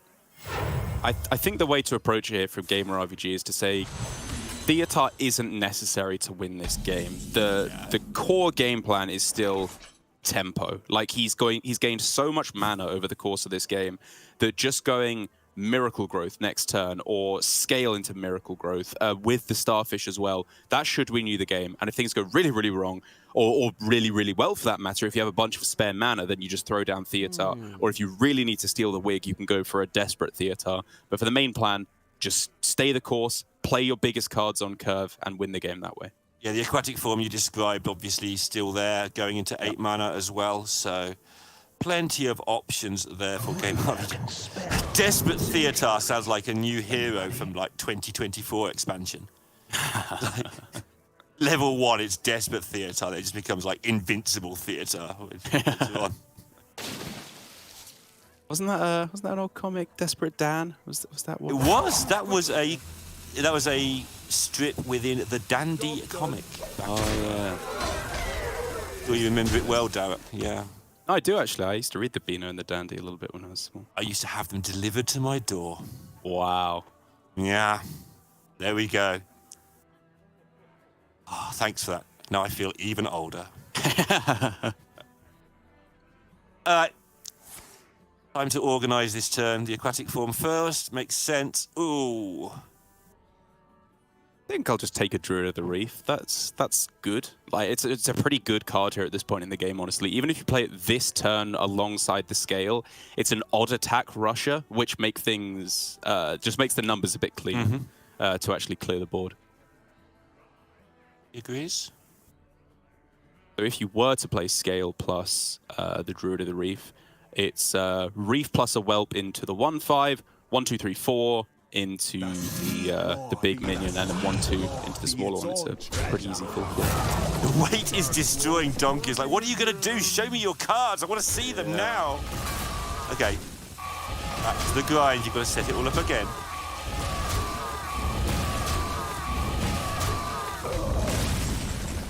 I mean, the tension for these players, it must just be absolutely unbearable. Like, this is the furthest I think that either of them have ever gotten in a Masters Tour.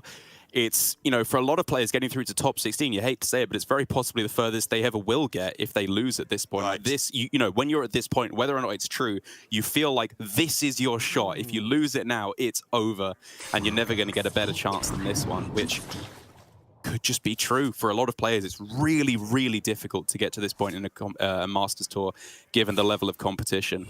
So for Donkey, I like what he's doing. He seems to be keeping the stress levels low, just playing his best cards on curve.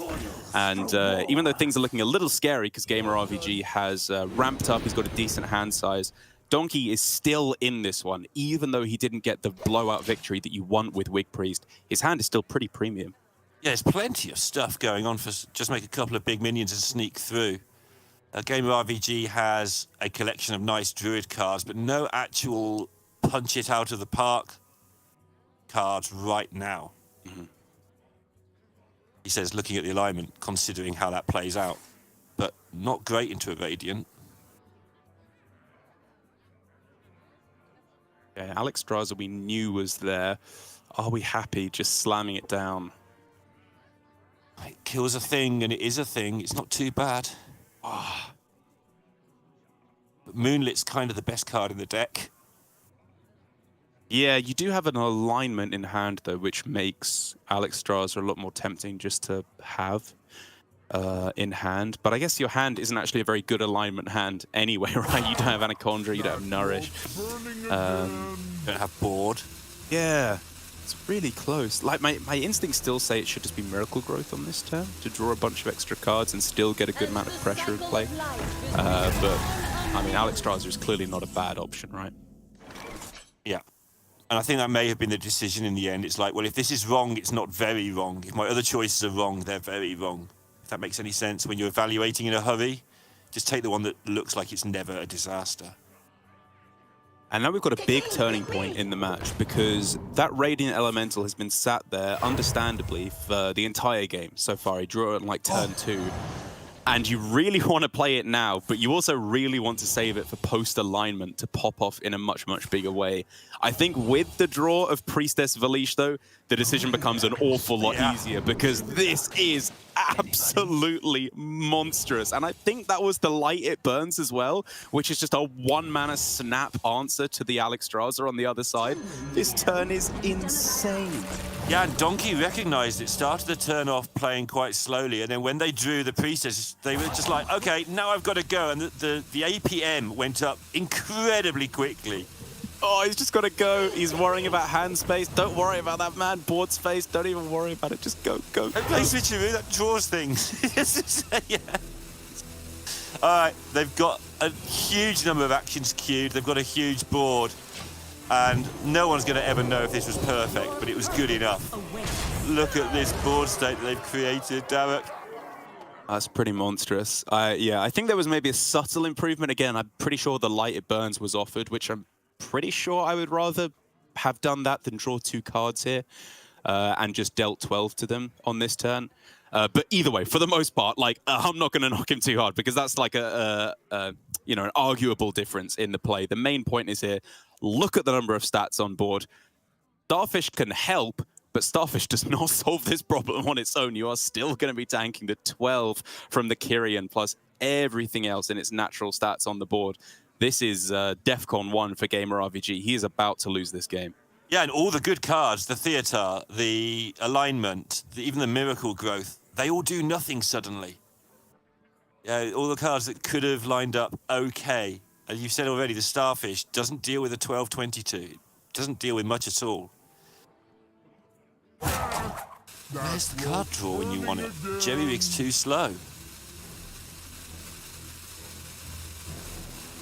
Gotta find a play, gamer. Got to do something, man. Oh, it's such a heartbreaker. You gotta be scrappy with scrap. Is it just Miracle Growth? Jerry Rig first to get +1/+1. Alignment! Oh my god, no way!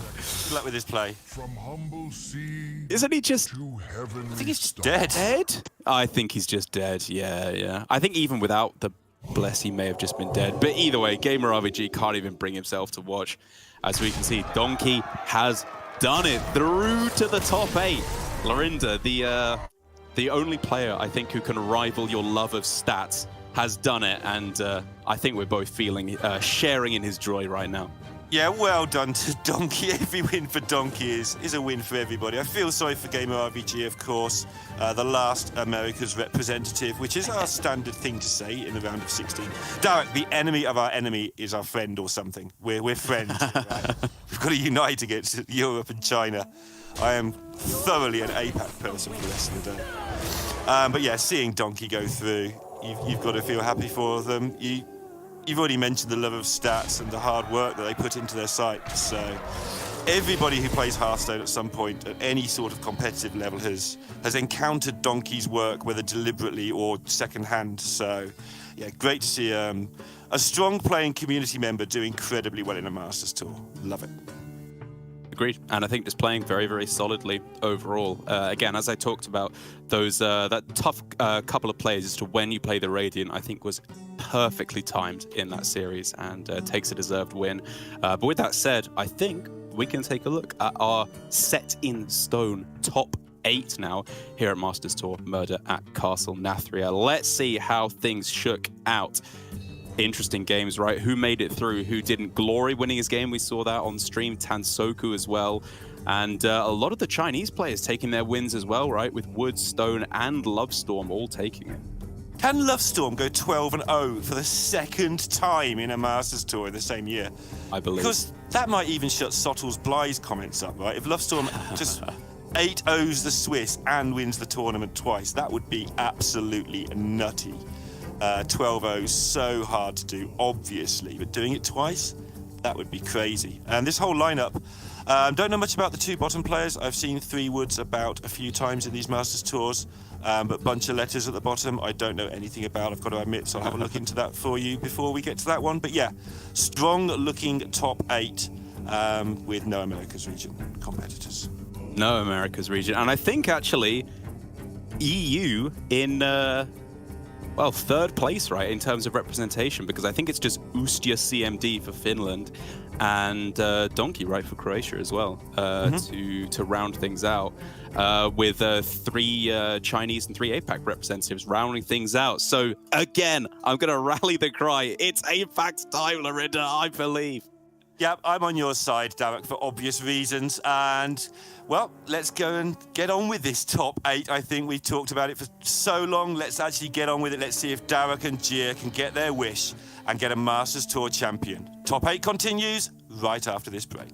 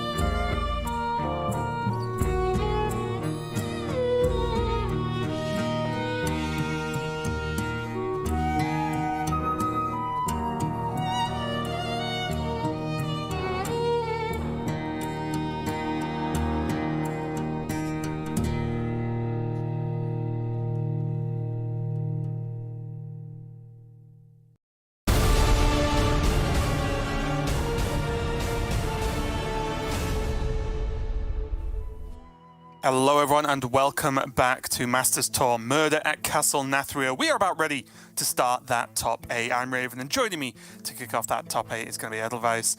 And we've got a cool match coming up. It's going to be Lovestorm versus Mero to start here. So going to be a pretty spicy one overall. Both players bringing some pretty interesting decks actually.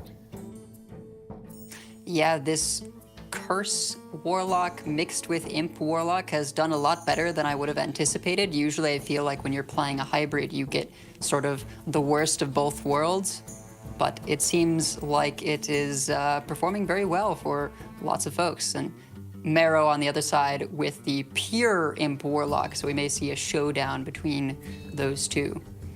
Yeah, and we've got a great top 8 as well. Before we dive into the first match, just take a look at what is going to happen for the rest of the day. We will be playing it out all the way to that grand final, of course, where we'll crown our winner. But look at some of these matchups. They're all looking fantastic, actually. I'm excited for the one we're about to cast, but then we have Donkey Tansoku and then WE Stone versus Glory. Like, these are some pretty intense matchups I am very, very ready for a little bit later on. Yeah, lots of familiar names. I know I've been a Glory fan for quite some time. Tansoku, older name kind of making its way back. And as we mentioned earlier in the weekend, Lovestorm, another caster, although in the China region. So really jam-packed. And of course, my pick, Donkey, still in it. It's a shame it had to be taking down the last America's player. But Donkey has just done so much for the community in terms of their website that I really, really have to root for them.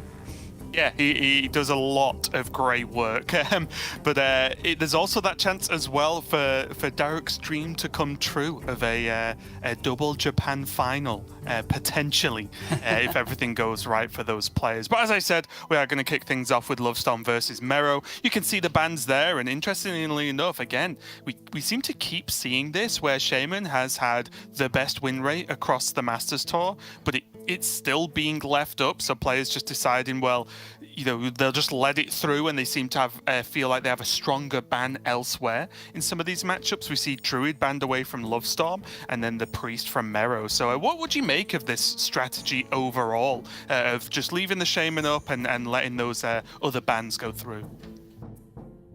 So I think what it comes down to is that while the Shaman is really one of the best deck, I think, by most people's measure in this meta, it doesn't tend to have as crazy polarizing matchups. So even if you're not great into it, you usually have still got something like a 40-45% chance, or even 50-50s, and people are more willing to sort of take that than have to worry about something that may be more polarizing for their lineup overall.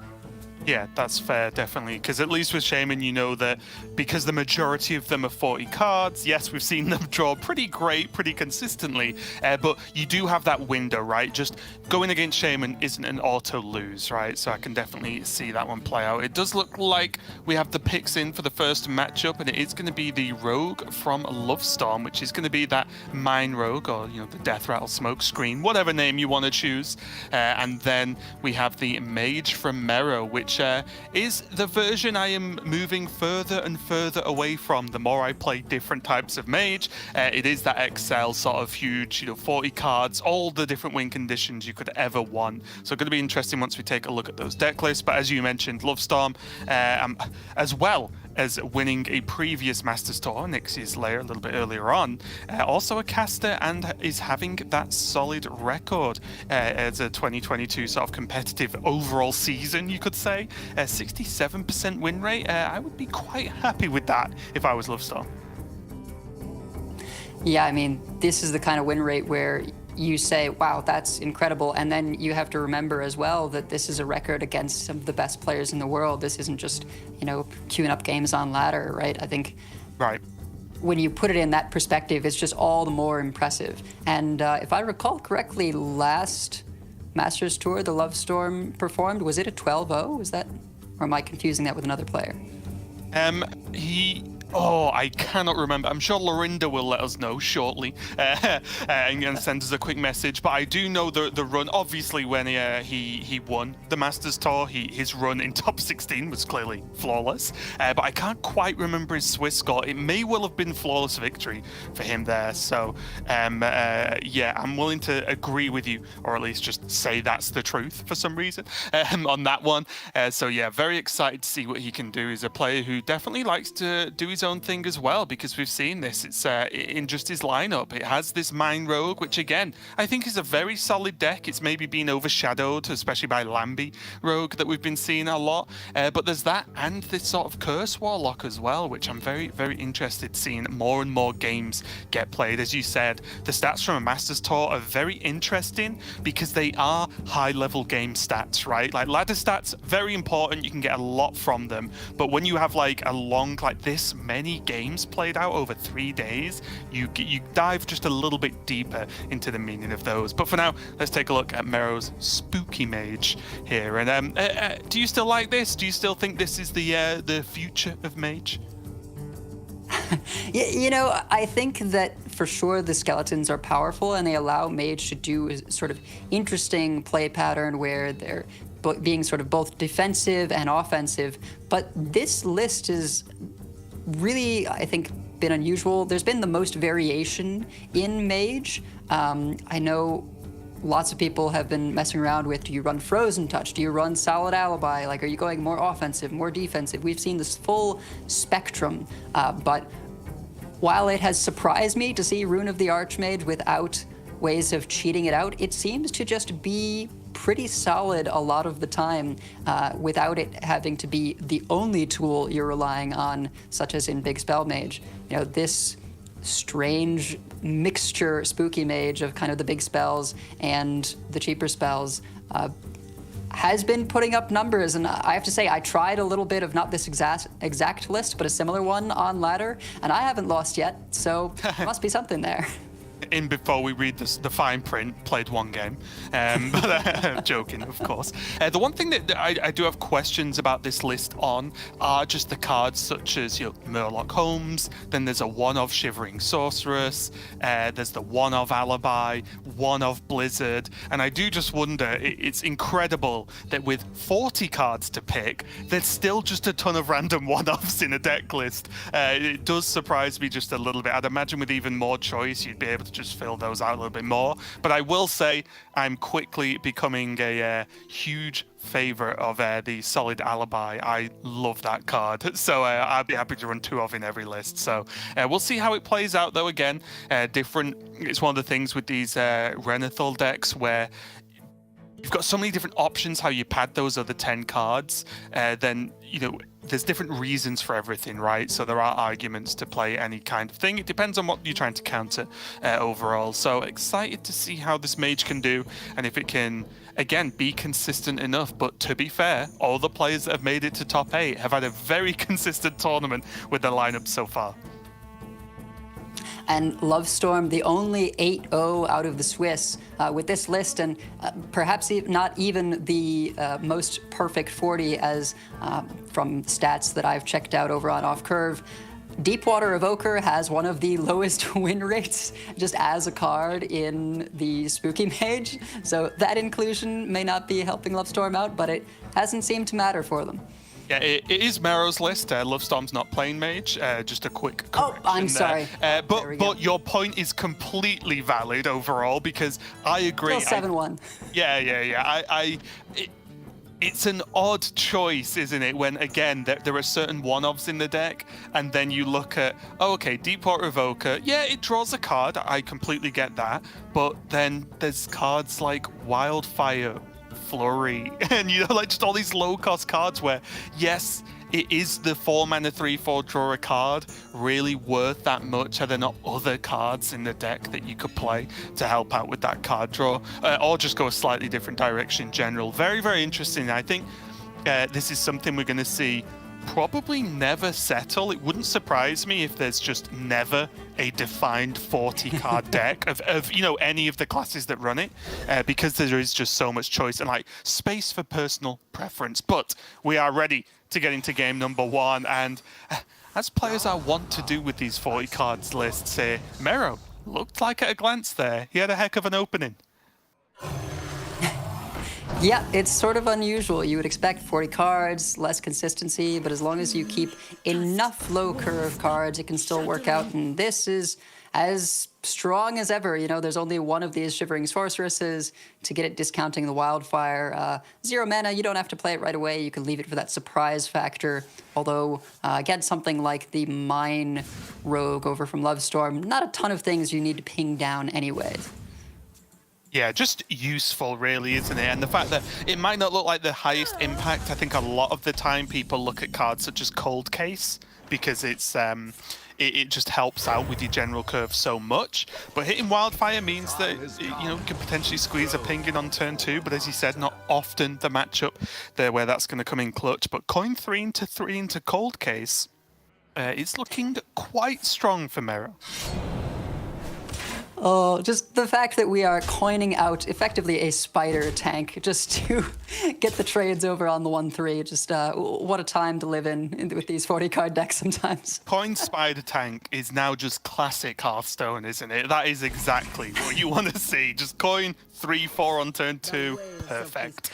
Does see him follow up with the Frostweave Dungeoneer, of course, and gets his freeze, which is going to be pretty nice as well. Again, it's... You can always argue in different matchups how strong the freeze is, but at the end of the day, it's better than not having it, right? So there are very few instances where you'd actually want to sort of miss the frost spell in this deck. So yeah, really good outcome there for Mero. Yeah, I think typically the misses you're sort of happy with anyway are Wildfire because it is so important for ratcheting up your Reckless Apprentice, being able to cast Mordrish, potentially on curve, that kind of thing, or Arcane Intellect for extra cards. But with the influx of Frost spells in Murder in Castle Nathria expansion, it's just so easy to get those extra 1/1s, and it's only a couple extra damage, but when you think about it, it's a 3 mana 4/5 worth of stats, which is cheaper than your typical Yeti, and the freezes are not insignificant a good amount of the time. Oh, not at all. For example, if you hit that on turn like 2 or 3, depending on coin, against like a Zoo Warlock, you are having a great time. But here so far, Lovestorm is just going to start pumping out the damage with the mines. He does have the I know you said location then, but he does have the graveyard up right now. The words, things, whatever.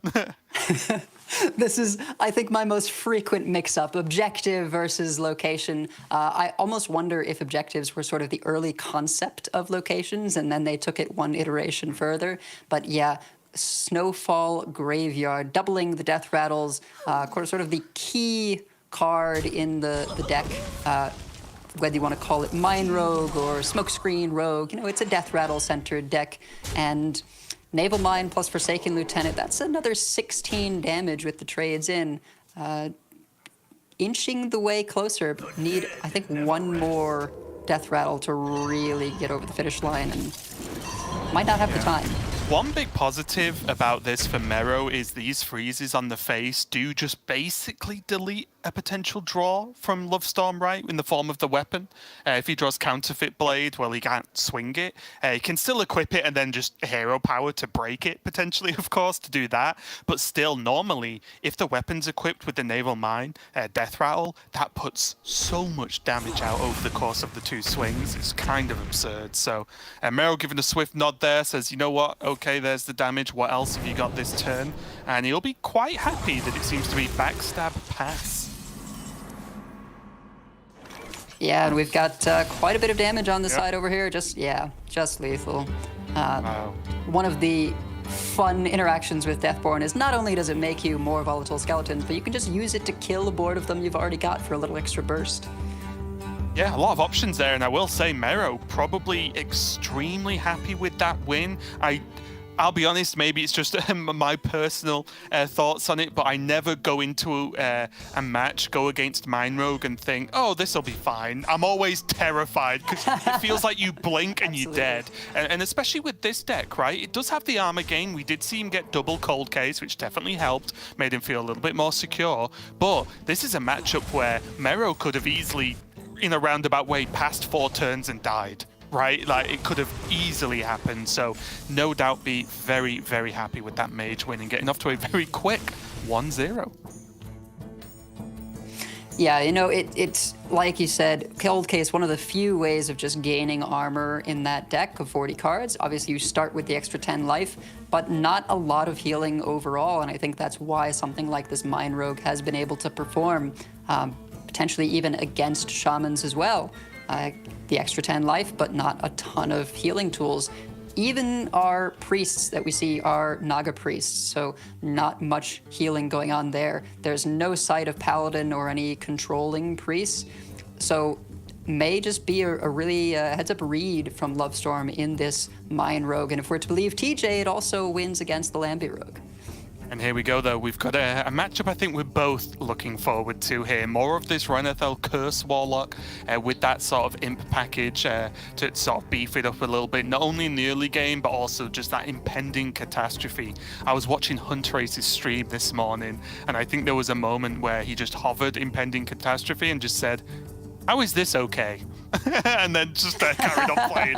Because, I mean, he was playing the Warlock, but he was just saying, like, look how strong this card is. And I could not agree more. But very excited to see how this curse does, because it is going to be going up against the Shaman. And I definitely think it's one of the sort of more convincing matchups we've seen from this Warlock. Yeah, like I mentioned, you'd think that the curses would just slow down your draws. You're not able to get that aggression out, but somehow it all works together, and the Vile Library can snowball an early game, and once you've gotten as much damage as possible in and are at risk of getting, you know, frozen out by Snowfall Guardians, etc., you can then fall back on the curses for that little bit of extra damage to push for lethal. It's one of the benefits, isn't it, that this matchup or this Warlock has against this deck, is that it can play on board aggressively, and if you get offered that opening, yeah, you take the imps, of course, but Shaman isn't really a hyper aggro deck, right? It is normally, you know, you're looking at the threats really hitting the board from, you know, turn 6, 7, 8, depending on how the board state is. So it is going to naturally give the Warlock a little bit of time to get going, unless something crazy happens with Amok Pools Evolve, for example. So it is just one of those things where it just will give the Warlock a bit of a window to get through. But there are just some of those tools to help out with Mero here. So we'll have to see how this one goes. But if you were going to make a bold prediction, who do you think's the favoured one in this one?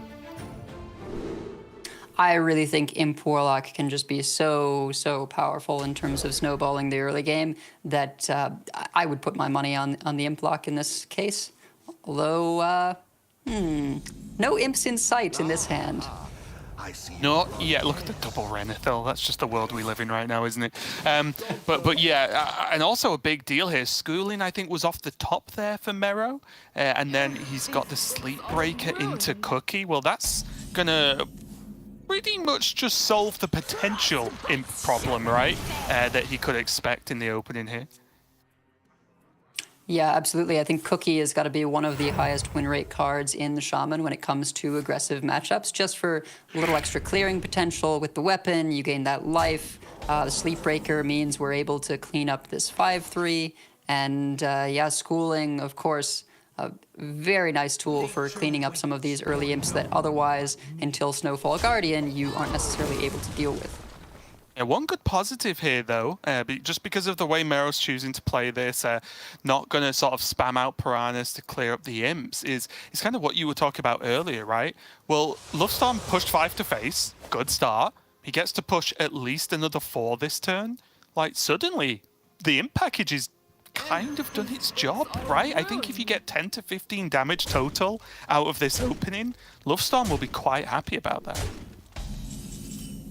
Yeah, absolutely. If you can then pivot just by, with Impending Catastrophe, drawing a bunch of cards and going on to the curse game plan, we see Lady Darkvein, one of the ways you're able to ramp up those curses very quickly, and Dreadlich Tamsin, of course, going to be able to draw some cards as well.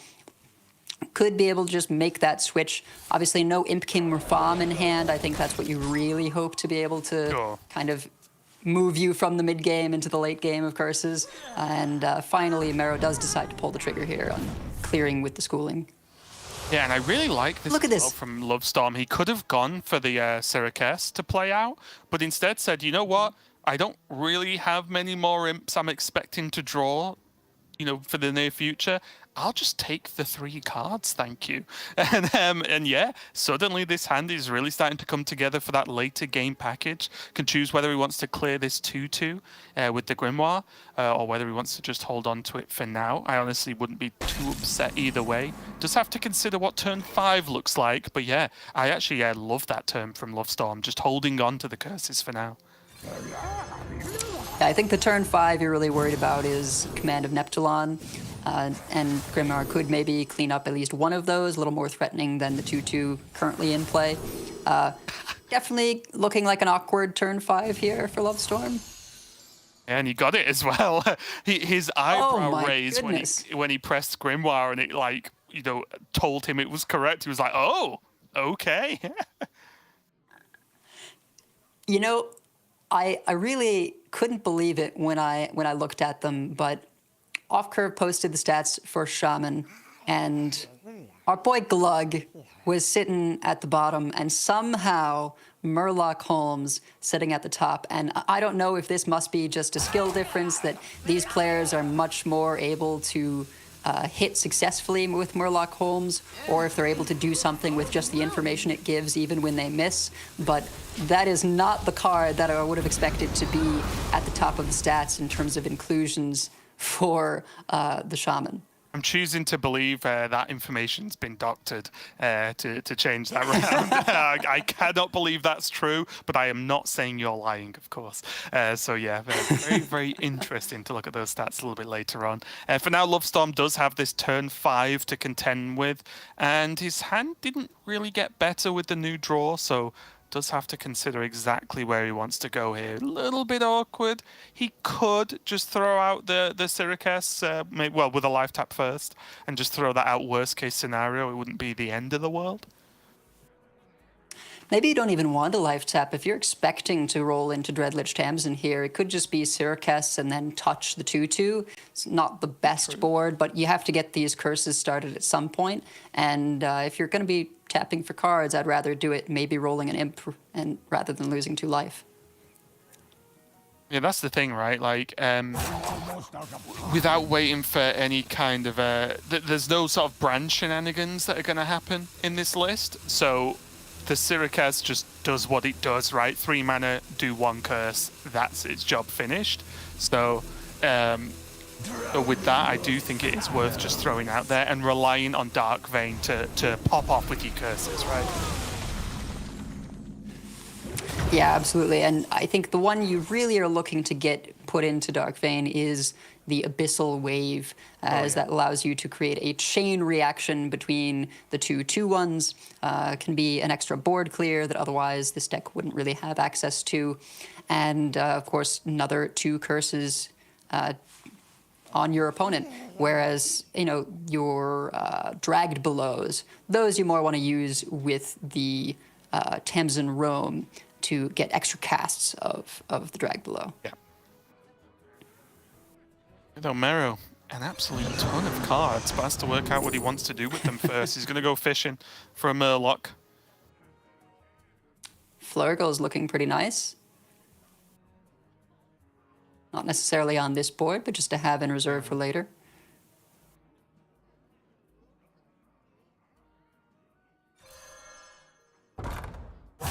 I've almost seen this be a play the curse turn, honestly. I guess you could just play the Syracuse instead as an extra minion, but it's just odd because Mero doesn't really have that much to do, even though he's got so many cards. Bit of a tricky one.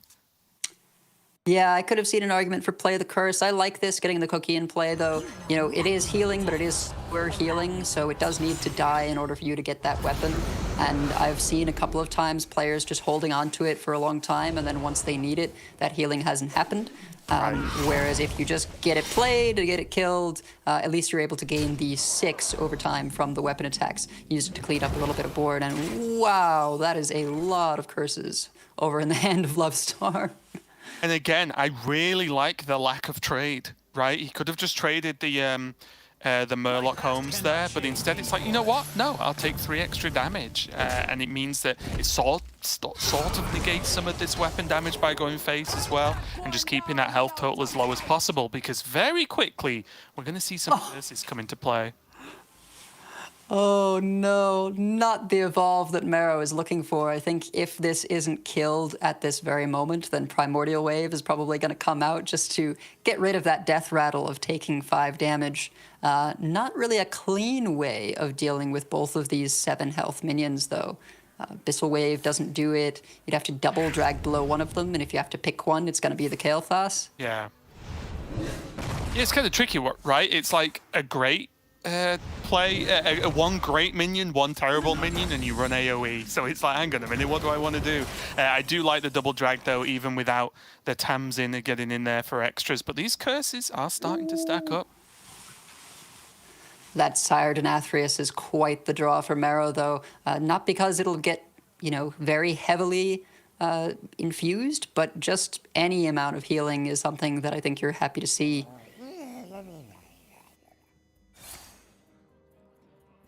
It's just going to be Curse, and Primordial, eh? Maybe Primordial Wave, possibly. You get a couple of the Murlocs down to clear first. You know, you could Clownfish, Flurgle, or something similar, and then your Primordial Wave evolves them. The Clownfish goes from a 3-2 to a 4-drop, which I think is pretty reasonable. But mostly you just want to get rid of that deal 5 damage to yourself death rattle.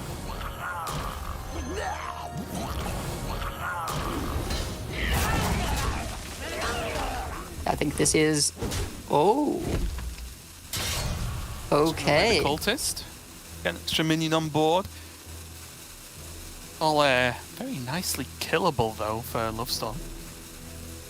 Mostly, anyway. I'm a little surprised not to see the wave come down, but I guess seeing the opponent at 16 makes you more inclined to go for something like this.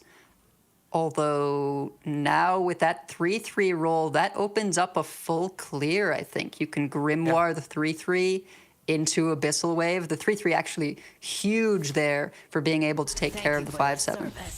Yeah, very important as well that Lovestorm orders this correctly before people start saying order lull and all these things, because he will want Abyssal Wave to be the last card he plays because he wants to follow up with Dark Vein and then the other Grimoire as well.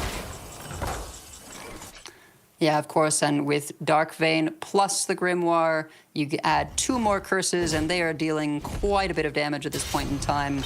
Looks like it's going to be the Glug plus Abyssal Curse. Yes, that's 4, so it's going to be, what, 5, 6, 7? So it's...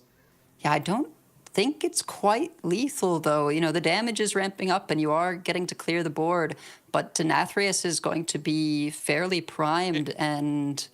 It is lethal, though, right? Because... Is it? Oh, sorry, no, it's not. It's just off. Sorry, you are completely right. I forgot I thought he was taking some extra curse damage from somewhere, and I'm just wrong. So yeah, completely right. It's going to be the Denathrius. If it were Brand Dark Vein, for sure, that would be it. Oh, yeah. Yeah, we'd already be in the next game by now.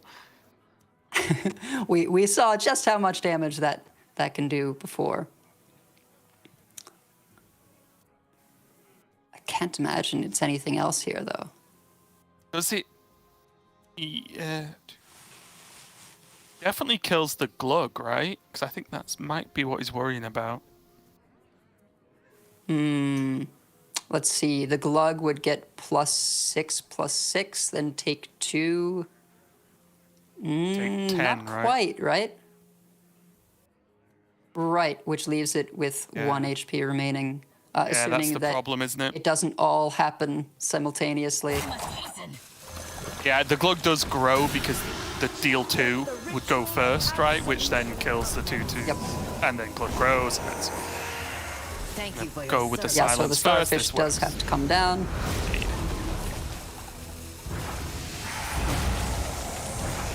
But all the while, infusing that Denathrius.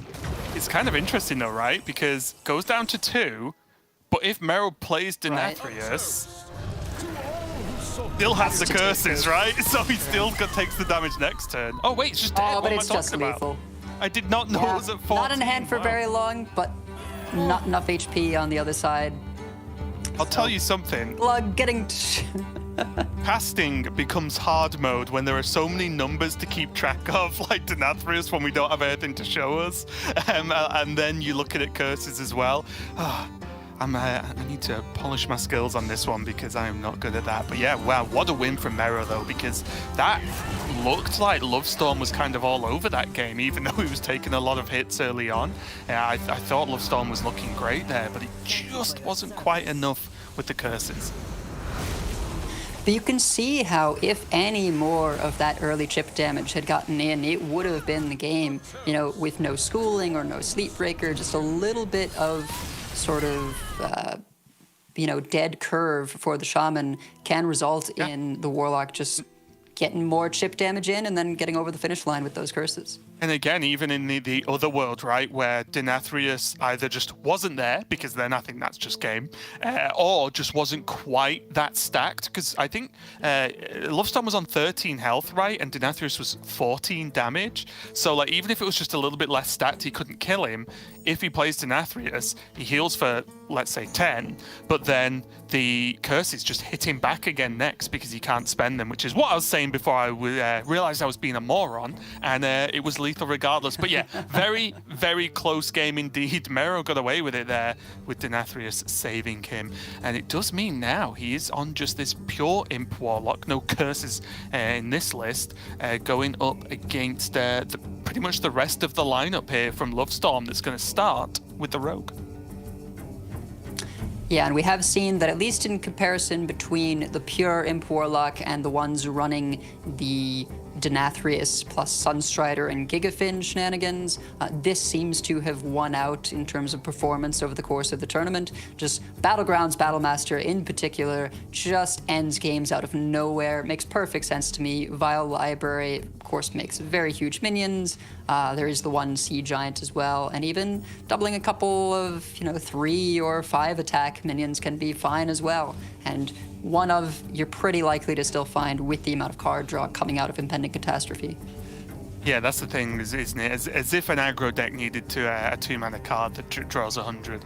It's pretty crazy overall and does allow for some of these more tech cards to actually work out well. So again, going to be cool to see how this one plays out. Lovestorm has a lot of work to do. If you've just joined us on the broadcast recently, we are in this top 8, and it does mean that losers are done for the day, are done for the tournament, and the winners move on. Simply put, it's single elimination from this point. So we'll have to see how this one goes. Lovestorm, a ton of work to do, and Mero only needed 1 victory out of potentially 3 games left in the series. But even looking at this, not a bad opening. Do you like the full keep there, or would you have looked at throwing away an imp, a mischievous imp? I might have thrown away one of them just because Vile Library is so powerful and you don't have other things already in hand to infuse these Mischievous Imps. They are quite strong in terms of being able to put 9 power on board for 4 mana. But yeah, I think I might have thrown away one of them myself. Yeah, or you could just become a god and draw Fiendish Circle off the top, like Mero. That's also a reasonable play. Just gets to just infuse them all without many issues right now. It is pretty good odds, I suppose, but yeah, still no library though, and that's really what you're looking for. True. But regardless, Lovestorm having to get there with this Mine Rogue against Imp Warlock. I think maybe this is the get the hardest matchup out of the way strategy. What do you think? Yeah, I can definitely see it. It's tricky, and if Lovestorm actually gets to get some of the taunts down, maybe there's a window of opportunity. A good amount of damage pushed already, not under massive pressure yet, but it does look like Mero's gonna go for the coin at this turn. Get those imps down again, just getting the bigger minions down, right? It's just absolutely huge. Doesn't get the infuse, but it's just 2 3/3s. It's better than 3 1/1s. So yeah, I like it. And you know what? This may have been a nod to the fact that against something like Mine Rogue, you do just have to get high-powered things quickly. And even if you'd prefer to have something like a Vile Library, the 3/3s are just sort of good enough. One of them getting coined out here is still 6 damage worth of power, and it'll infuse the other one, which then is another 9, and that quickly gets to be out of the range of control for the rogue. And I agree, it starts to make way more sense, right? Because think about it, if you throw one away and get Vile Library, if that's what you're aiming for, well, with the hand Mero had, he had 1 drop, and then he had a Flame Imp, right? And then Bloodbound Imp. So it's like, well, are those really gonna die? If they do die, they infuse the 1 Mischievous Imp you kept. But if they don't, then it kind of feels bad to keep those imps anyway. And Vile Library was never really gonna pop off. So yeah, we'll see how this one plays out. But that's a ton more imps, and Lovestorm. Imp trouble right now. Yeah, really in the position of having to set up some kind of 2-turn lethal. So it may just be Graveyard, Naval Mine, and sort of hope you're able to pull something to kill that mine off the top. Or now, what if it's just a 5-drop? Oh, I don't know. He isn't There's no way strictly you can... dead. Yeah, it just seems like you're relying a little too much on the board there, and board is really where the Warlock wants to fight this battle. Bloodbound Imp hasn't been played, I think in part because each attack is going to deal 2 damage to Mero, and that life is not really the resource he wants to be spending. I think we need to get the Graveyard down to double this Counterfeit Blade. Well, this is what I was looking at, though. There's an extremely long shot where you go Burning Blade Acolyte, assume that Mero is not going to trade it, because that would be weird, and then get Graveyard and then trade it the turn after. Yeah, It's a long shot. I guess. Don't get me wrong. I don't know that 5/8s are really going to get you there, even if you are getting 2 of them. Look at the damage here. I even might not have spent the tooth and just said, you know what, if he's got it, he's got it, and I'm going to get this mine down so I have maximum mana to work with the following turn in order to go for lethal, because that mine, if you are able to kill it off, represents another 8 damage, and that's just good enough with the Wicked Stab. Oh, this is one of those games where I'd love that if we could just pause it on a turn and then create an alternate timeline just to see what would happen. Because I'd love to know what 2 5/8s look like against this board right now. That's just it. The Gone Fishing tests for spell, and there's 1 mine remaining. So Sketchy Information is 8 damage, and Wicked Stab cleans it up. Maybe the perfect draw there to not have to engage with a minion counter at all. Mero cannot believe it. I think he was so sure right there that there was just nothing that was really going to get him. Based on what Lovestorm sort of kept in hand for a while, right? You'd probably guess there's like a smoke screen in there or something. You know, some of the more awkward cards without some of the activators. But yeah, Lovestorm gets a win with that rogue. So a big deal there. Manages to hang on and continue throughout this series with his tournament life still alive here. But yeah, that was another close one. I did like the setup and the overall plan from Mero, though. I think he did everything right.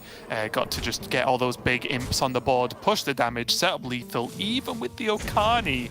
But Lovestorm had just the right tools to get the job done.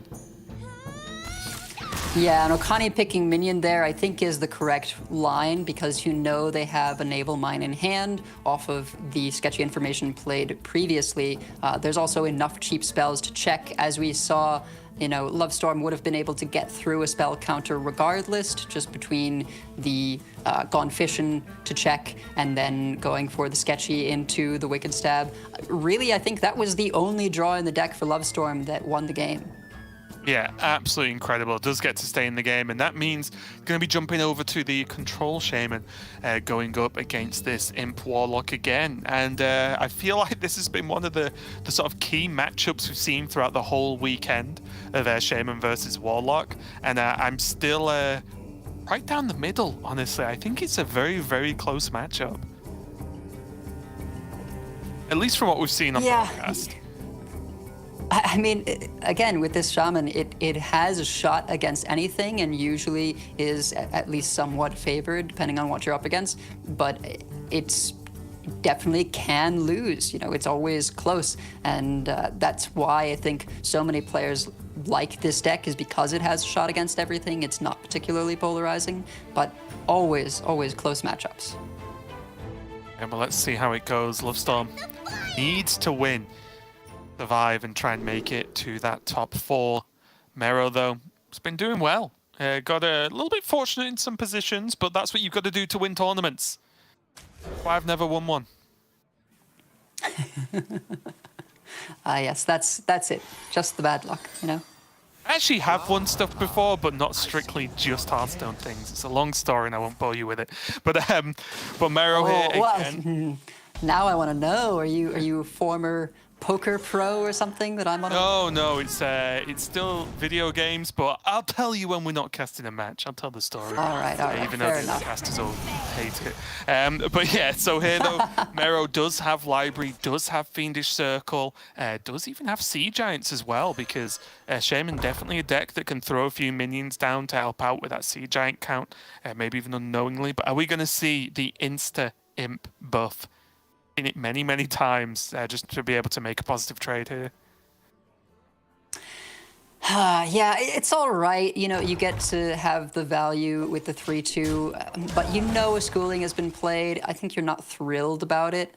I might have liked to see it saved just for the Fiendish Circle on the next turn, as then you can make a truly large minion. But I do understand wanting to get some of these fish out of the way before you do throw down something like a Fiendish Circle. It's tough as well, right? Because if you wait for Fiendish, then you play that, but then you make an imp that's only slightly bigger than the Flame Imp was and can't attack, right? Is the problem. Right. So, like, it's just a little bit slow. And Mero now has the option to Grimoire this. I actually really like this setup here. Just get rid of the fish that are hanging around, and suddenly he's in a much better position going forward. He knows now he's dealt with the whole of Schooling 1.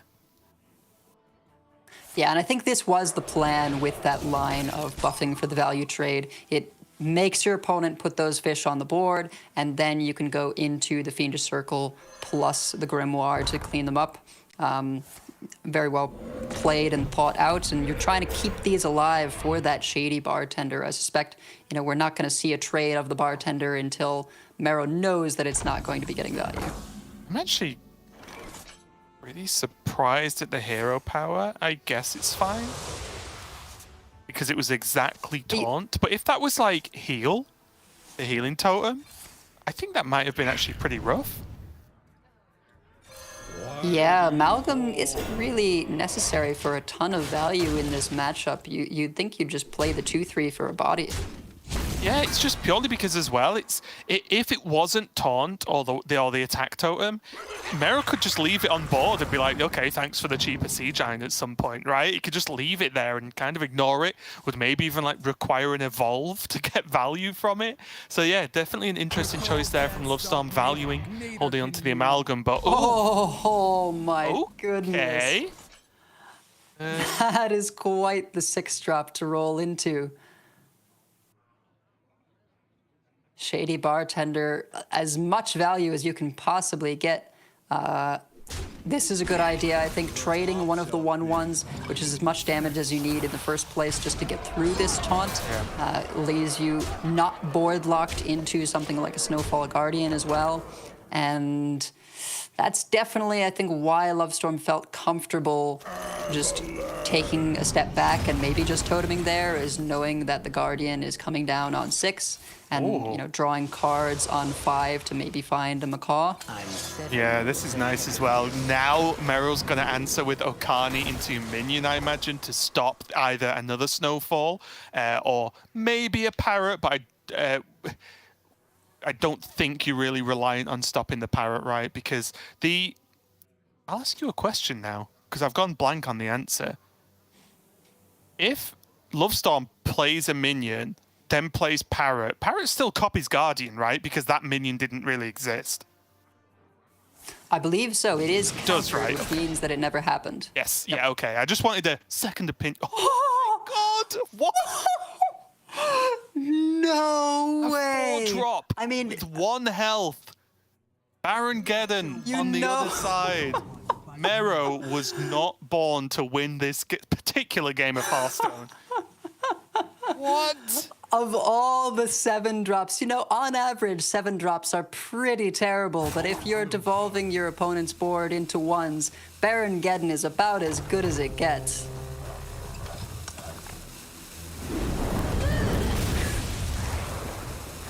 I am in awe. Yeah, I mean, if there's going to be any light at the end of the tunnel here, at least Imp King Rafarm's infused. That's something, I suppose. I guess. Yeah, I mean, I think in Mero's spot, he has to tell himself these things because he would become a broken man, I think, if not. Are we really not going for the Imp King Rafarm? That's... I guess the thought here is to set up as much of a board as possible beforehand. I think Mero wants to kill the Geddon before he plays Rafarm, right? As well, so he Oh, I wants to Vow see, Library right. and try and kill the Geddon in some respect. Yeah. He does have this little fish. It's not quite enough, though. It's 6/6. It's not, but none of this board... Okay, not none. The Imp does, the Flame Imp. But the majority of the board doesn't strictly die to Geddon anymore. So now Mero set up a turn, which looks a little bit rough on surface, but... What's Mero doing? But again, you can see this sort of 2-turn setup. Something I think Mero's been doing very well that we've seen him on stream all weekend. Like, setting up, already having plans multiple turns ahead, even based on what his opponent's going to do.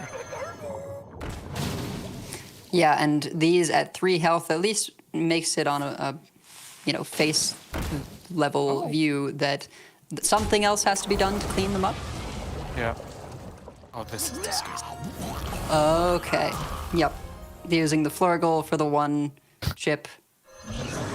Picking Elemental even. Don't need another Murloc. Just the 1 damage is going to allow the Geddon to clean up. Canal Slogger, probably one of the better Elementals you can discover in this position.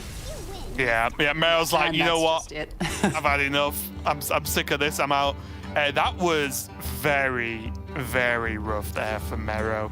It was just layers and layers of disaster, wasn't it? Like the opening, I think Mero set up very well. I think he was looking good. He dealt with the schooling really well early on, I thought. I think everything he was doing was great. Then he got primordialed into a Geddon on his opponent's side, a board of 2 or less health minions against that Geddon, and it was just extra slaps in the face. Like his 4-drop was a Twilight Drake. You know, even is that 3-drop, the 3/2 with the death rattle into fish?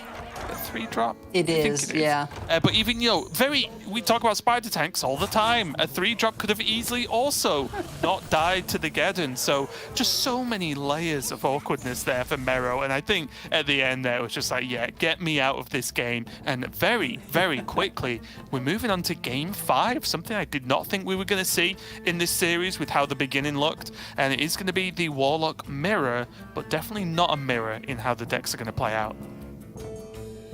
Yeah, we get to see the Curse Imp Warlock versus the Pure Imp Warlock with the Battlemaster. There's been no comparison as far as I've seen in terms of how these have performed between one another, as the curse has sort of fallen in with the other curses, and this has fallen in with sort of the imps that have Denathrius, etc. So it'll be interesting to see the head-to-head. Lovestorm obviously unaffected by the 0-2, has that mental game on lock, and that should be an exciting one. I think Imp Warlock mirrors have some of the most interesting back and forth between the boards. Yeah, I think for me, again, Imp Warlock does well versus Curse Warlock in general. It's a favored matchup. But there's always that chance, right, that we've seen before that Lovestorm draws his Imp opening, and then suddenly it is that Imp mirror at least to begin with, and he could run away with the game at that point. So a lot of this, I feel, is going to rely on which portion of Lovestorm's deck he draws in the early game. Does have Fiendish Circle, and importantly, does have Grimoire. Chooses to throw Grimoire away, which is definitely... Oh, gets it back. Oh, gets another one back even. Because it's one card I would definitely at least sit and think about keeping because he had Fiendish. And it's a good counterplay, right? It's a good board swing. Yeah, absolutely.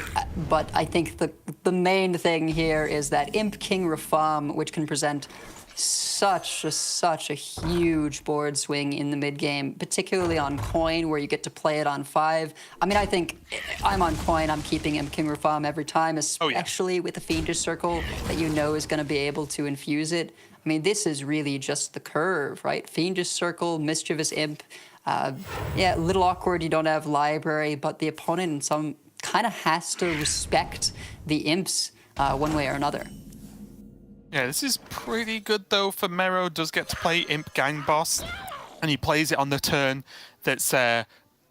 you never really want your location on cooldown, but it's as good a turn as any because this is currently 2 imps, but with the Imp Gang Boss, you can sort of naturally make that count larger if you want to trade to help out with the location. So we'll have to see how that one pans out. Does have a very solid set of turns coming up, but is Love Storm going to fold, well, triple? Oh no, you can double trade, touch, and then Grimoire, right? Yeah, and I think that's the line. It doesn't leave you with much, but knowing the opponent's Vile Library is coming back on, you really don't want the Imp Gang Boss to stick around and able to receive those buffs. And also, there's Mischievous Imp in hand, which is going to be infused very quickly, and there's Imp King Rafam, as you said. So Love Storm has plenty to do, even though he does sort of end this turn on an even footing with his opponent. Slightly behind, of course, because he's like that half turn behind. Yeah, and we'll have to see if Imp King Rafam is just too slow, as may be the case with the Mischievous Imp on the side of Mero, plus the library into Shady Bartender. This could end very, very quickly.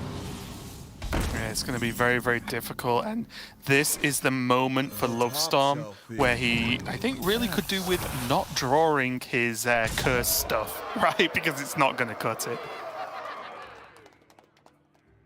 Oh, I understand going upstairs with 9 so quickly like that, but don't you think about maybe taking some of the value trades? I suppose Not with a 9. Think about the 5s, never with the 9.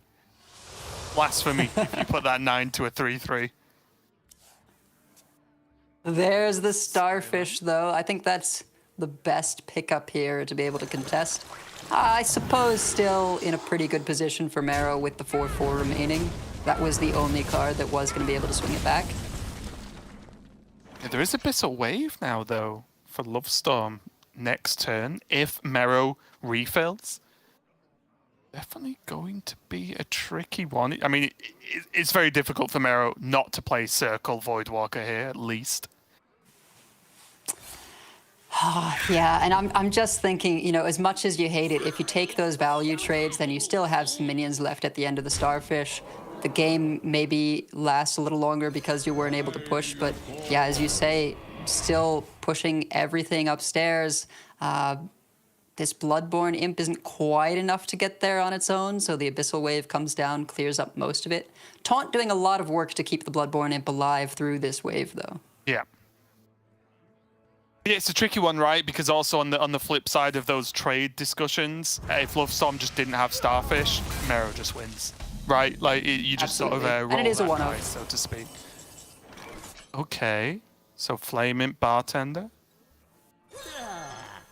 Yeah, and it has to be second wave here, which again, you know, Mero committing to the line, just all face, not even thinking, willing to take all this damage. And, you know, if there's another clear, that's it. But now, Love Storm, no tap available, being on 2 life. That is another argument for pressuring Warlocks, is just keeping them from looking for extra resources. Grimoire, not quite enough with no Tamsin Rome in hand, and it looks like this 8-0 run is going to be put at an end. Yeah, there's just nothing at all, right? There's no Taunt Imps that are going to help out Love Storm here, so that should just be game. I think Mero should be feeling quite confident right now, because if there was another Abyssal Wave, it would have already been played, like 100%. So got to be feeling quite good. Mero's definitely had a roller coaster of a series, looking fantastic in the first couple of games, looking like we were going to be done in about 15 minutes. But Lovestorm, great job of fighting back, keeping it close with some incredibly close games. But I don't see a way out of him for this one. It looks like Mero is going to be moving forward. Unless I'm missing something. No. Yeah, no taunts there we go. able to come out of that. It's just, you know, The keeping us in pop-off, that's what I'm suspense. talking about. You love to see the emotions. Just look at that smile. Mero, very, very pleased with that win. I think facing the opponent that went 8-0 in Swiss and then, you know, another win up in top 16, got to be a lot of nerves. Puts out the hand for a well played. Of course, not in person, can't give the handshakes, but you love to see the sportsmanship there. Fantastic. Honestly, I didn't know too much about Mero before, you know, seeing him a lot on stream this weekend, of course, but he's quickly becoming my favorite player of the tournament, because not only is he just fun to watch as a player, especially due to pop-offs like that, obviously making it through to top 4 now, but also I think he plays very well. I'm struggling to pick apart any sort of issues I can even see. I think a lot of his setup play is fantastic. And again, unfortunate for Lovestorm, of course. He would have loved to make it, you know, sort of go for that second Masters Tour win on his resume, so to speak. But I do think Mero, well-deserved victory there. Really close game yet again. If Mero was pushed off the board there, I think things would have looked pretty grim overall, but just not going to quite be enough there for Lovestorm. So it's going to be Mero who moves on to top 4. What a series. I'm very happy with the first cast of the day for us. Yeah, absolutely. Keeping us all in suspense and really giving a solid match for the first quarterfinal there. Can't ask for anything more.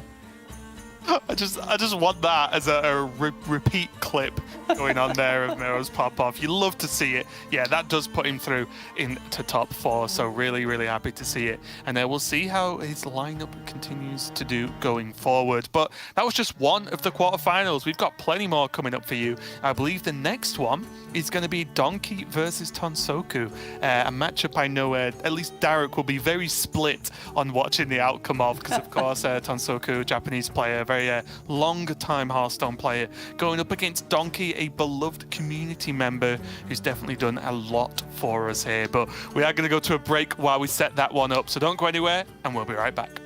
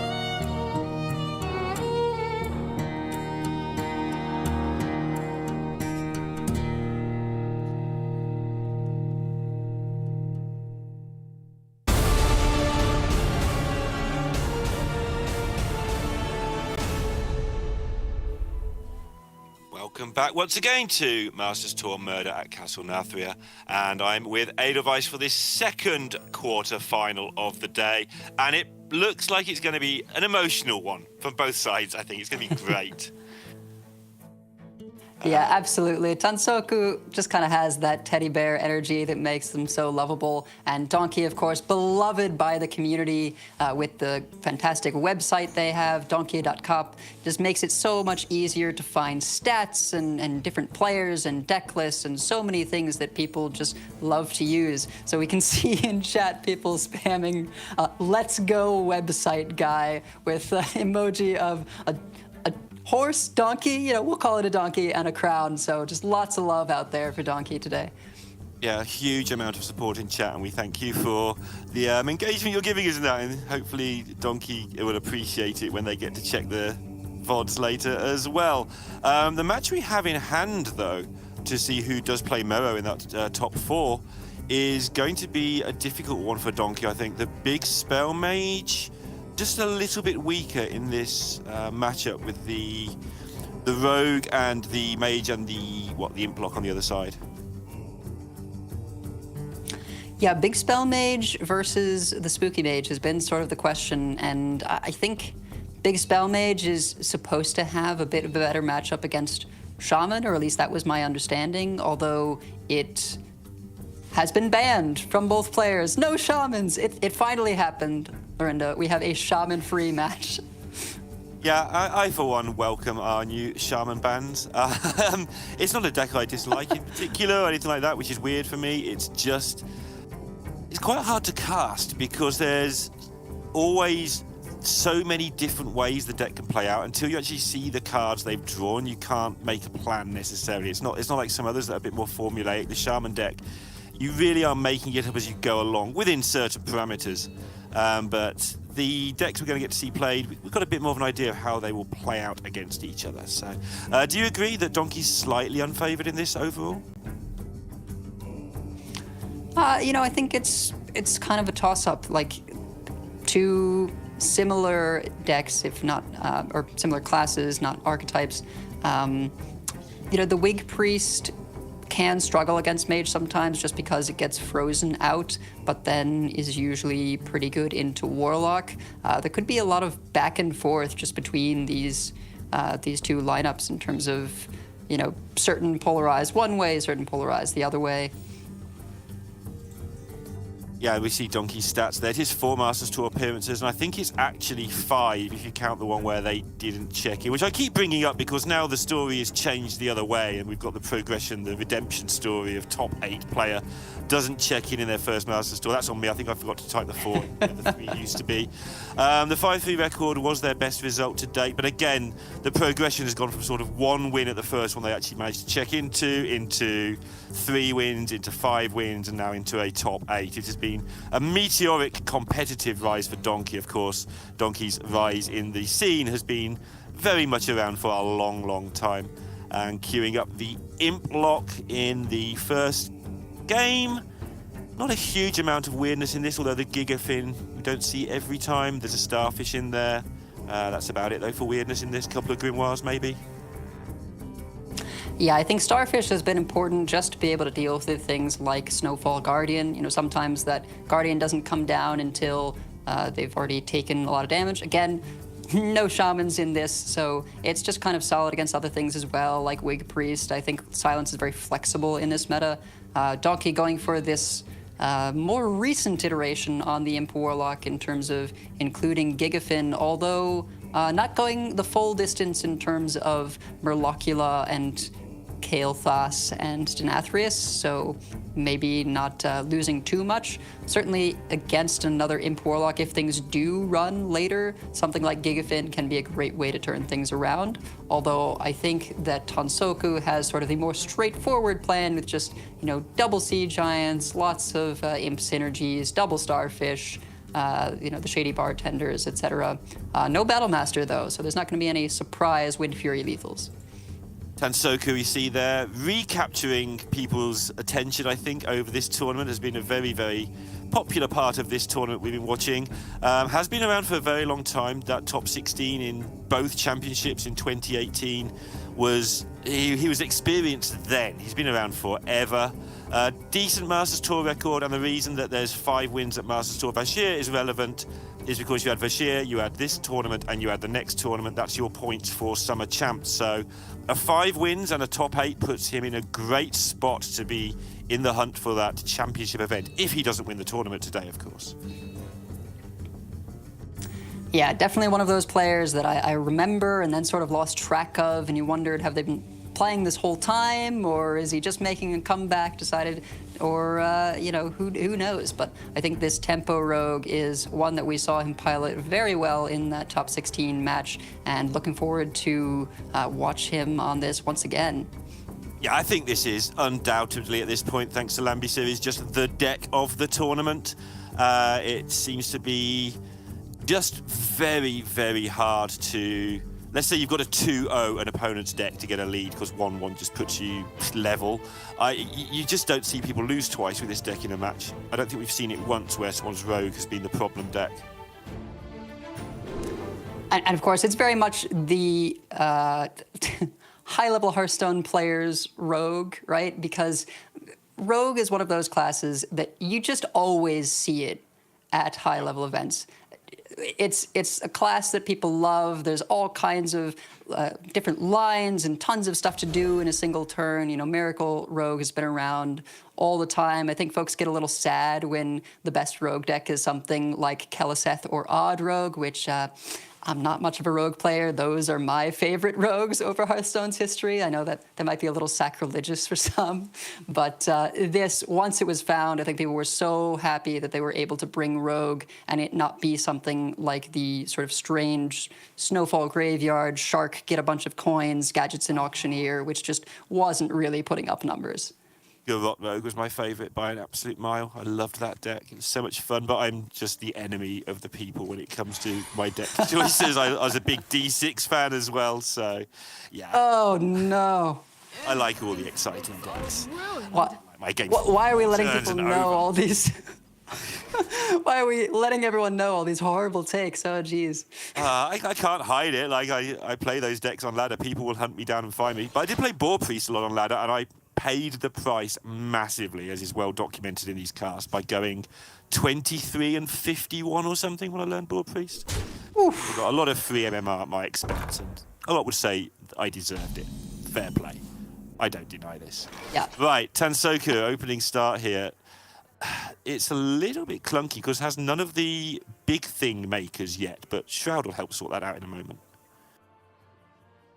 Yeah, and I guess the question here is whether to use the coin, just a coin Shroud.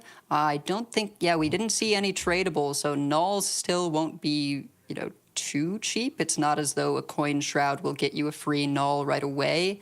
And no way to kill this 1/3. You see the Vile Library, you're definitely going to be sad once the Fiendish Circle comes down, so you might just have to hope it's not there. Maybe you take a little bit of chip damage on the 1/3. I don't know. Grim, an associated question. Obviously, this deck list was kind of thrown together by Lambi Series, and it just works. Do you think Philip Fighter will survive once this deck gets refined? It seems it's a good card. I understand why it's there, but do you think there'll be a better option? I was going to say what it is, just to think there will be, yeah. So I think it's a question of, you know, do you cut it entirely? On the one hand, it can be a little bit clunky in terms of it's not one of your main combo things, but it is a very cheap minion, and I think against stuff like Imp Warlock can be great to have just as a Shadow Step target because it's free, it cleans up some of these 1/1s that can otherwise be a bit challenging, and when you do pull it off Shroud of Concealment, you get to leave it stealthed as a 3/1. I think that's pretty nice. You don't really want to run 2 because then it messes with your Shroud of Concealment too much, but I have found that it is a nice combo tool. Unfortunately, though, just library on 2 into circle is not really a thing that this deck does well against. Yeah, and it's one of the reasons I asked about the Philip fighter, actually. Again, obviously, it has those upsides, but it doesn't seem to have the impact it had in the old boat rogue type decks. Because minions are so big, it's not just Implock that does this. Like, you can kill off a couple of 1/1s or a 3/2 or something, but against all decks, you seem to run into this problem. I do wonder if the main part of the Philip fight, obviously, it's a bit of damage, but it's a good removal tool. I'm wondering if it might just end up being a little tiny bit slow once all the refinements are made. I think that's something to keep an eye on. Something else to keep an eye on, though, is how Tansoku tries to stay alive this turn, because he's in a real troublesome spot right now. Yeah, just not really seeing the lines. I mean, you're not going into bartender turn. Sorry, I blanked for a moment there. So I understand wanting to save a bit, and we saw how it paid off sort of earlier in the top 16, deciding to wait a little bit. But here, under much more pressure, you're not able to use Necrolord Draka to tank this 10-7 after it's been around for one turn. And I don't know how you clean up the entire board going into library becoming active again. And then you've got to, as well, clean up the board and develop some tempo of your own, as the meme goes. Otherwise, you are just going to lose this game to something. Yeah, you know, if it were a location in hand, you know, the Sinstone Graveyard rather than Draka, maybe you'd be in some kind of business if you are able to pull out a full clear onto this board, although Wicked Stab hasn't even upgraded yet, so that's not dealing the 4 damage that you might need to deal with the 10-7 here. No prep either, and no, Bone Spike. So I think there's just not enough mana to work with to go for the clear. With that, he is going to door to attempt to find something to clear with. Presumably a prep would have helped a little bit in the turn, but got to kill every single one of these bar 2. So can probably survive one more turn. The bartender's obviously going to be irritating next turn, but where Tansoko is, got to deal with what he can see right now. This makes sense to me, going for the Tooth Discover. You need a miracle. Maybe you get a Grimoire of Sacrifice. Devouring Plague, if we had a prep, would be enough, but just not the mana to work with here. Spending time on it anyway. I think that's it. Time earlier, picking the right thing, and then ended up missing the lethal that he made from it. But yeah, Tansoko gives that one up. Donkey off to a 1-0 lead. In a matchup, I thought overall 3-on-3 he might be slightly unfavoured in, but yeah, they've got that 1-0 lead. Looking pretty calm now, Donkey. I think a combination of my work here is done and everything else is a bonus. Sort of helps calm you down when you get to this far, as long as you don't start thinking you're going to win the title. Yeah, and you know, Implock, it's designed to do just this, and I think it's one of the decks that the Rogue can just take a quick loss to if you don't have the right tools and they have such an aggressive start. I think this is the best Imp Warlock curve you can hope for, is this 1-3, into location, into Fiendish Circle, let's go. There was no early Tooth or anything from Tansoku to deal with the 1-3, so it's just a little too much pressure too quickly. I think the combo turn tends to be that turn 4, and if there's already a 10-7 in play, it's just so hard to manage.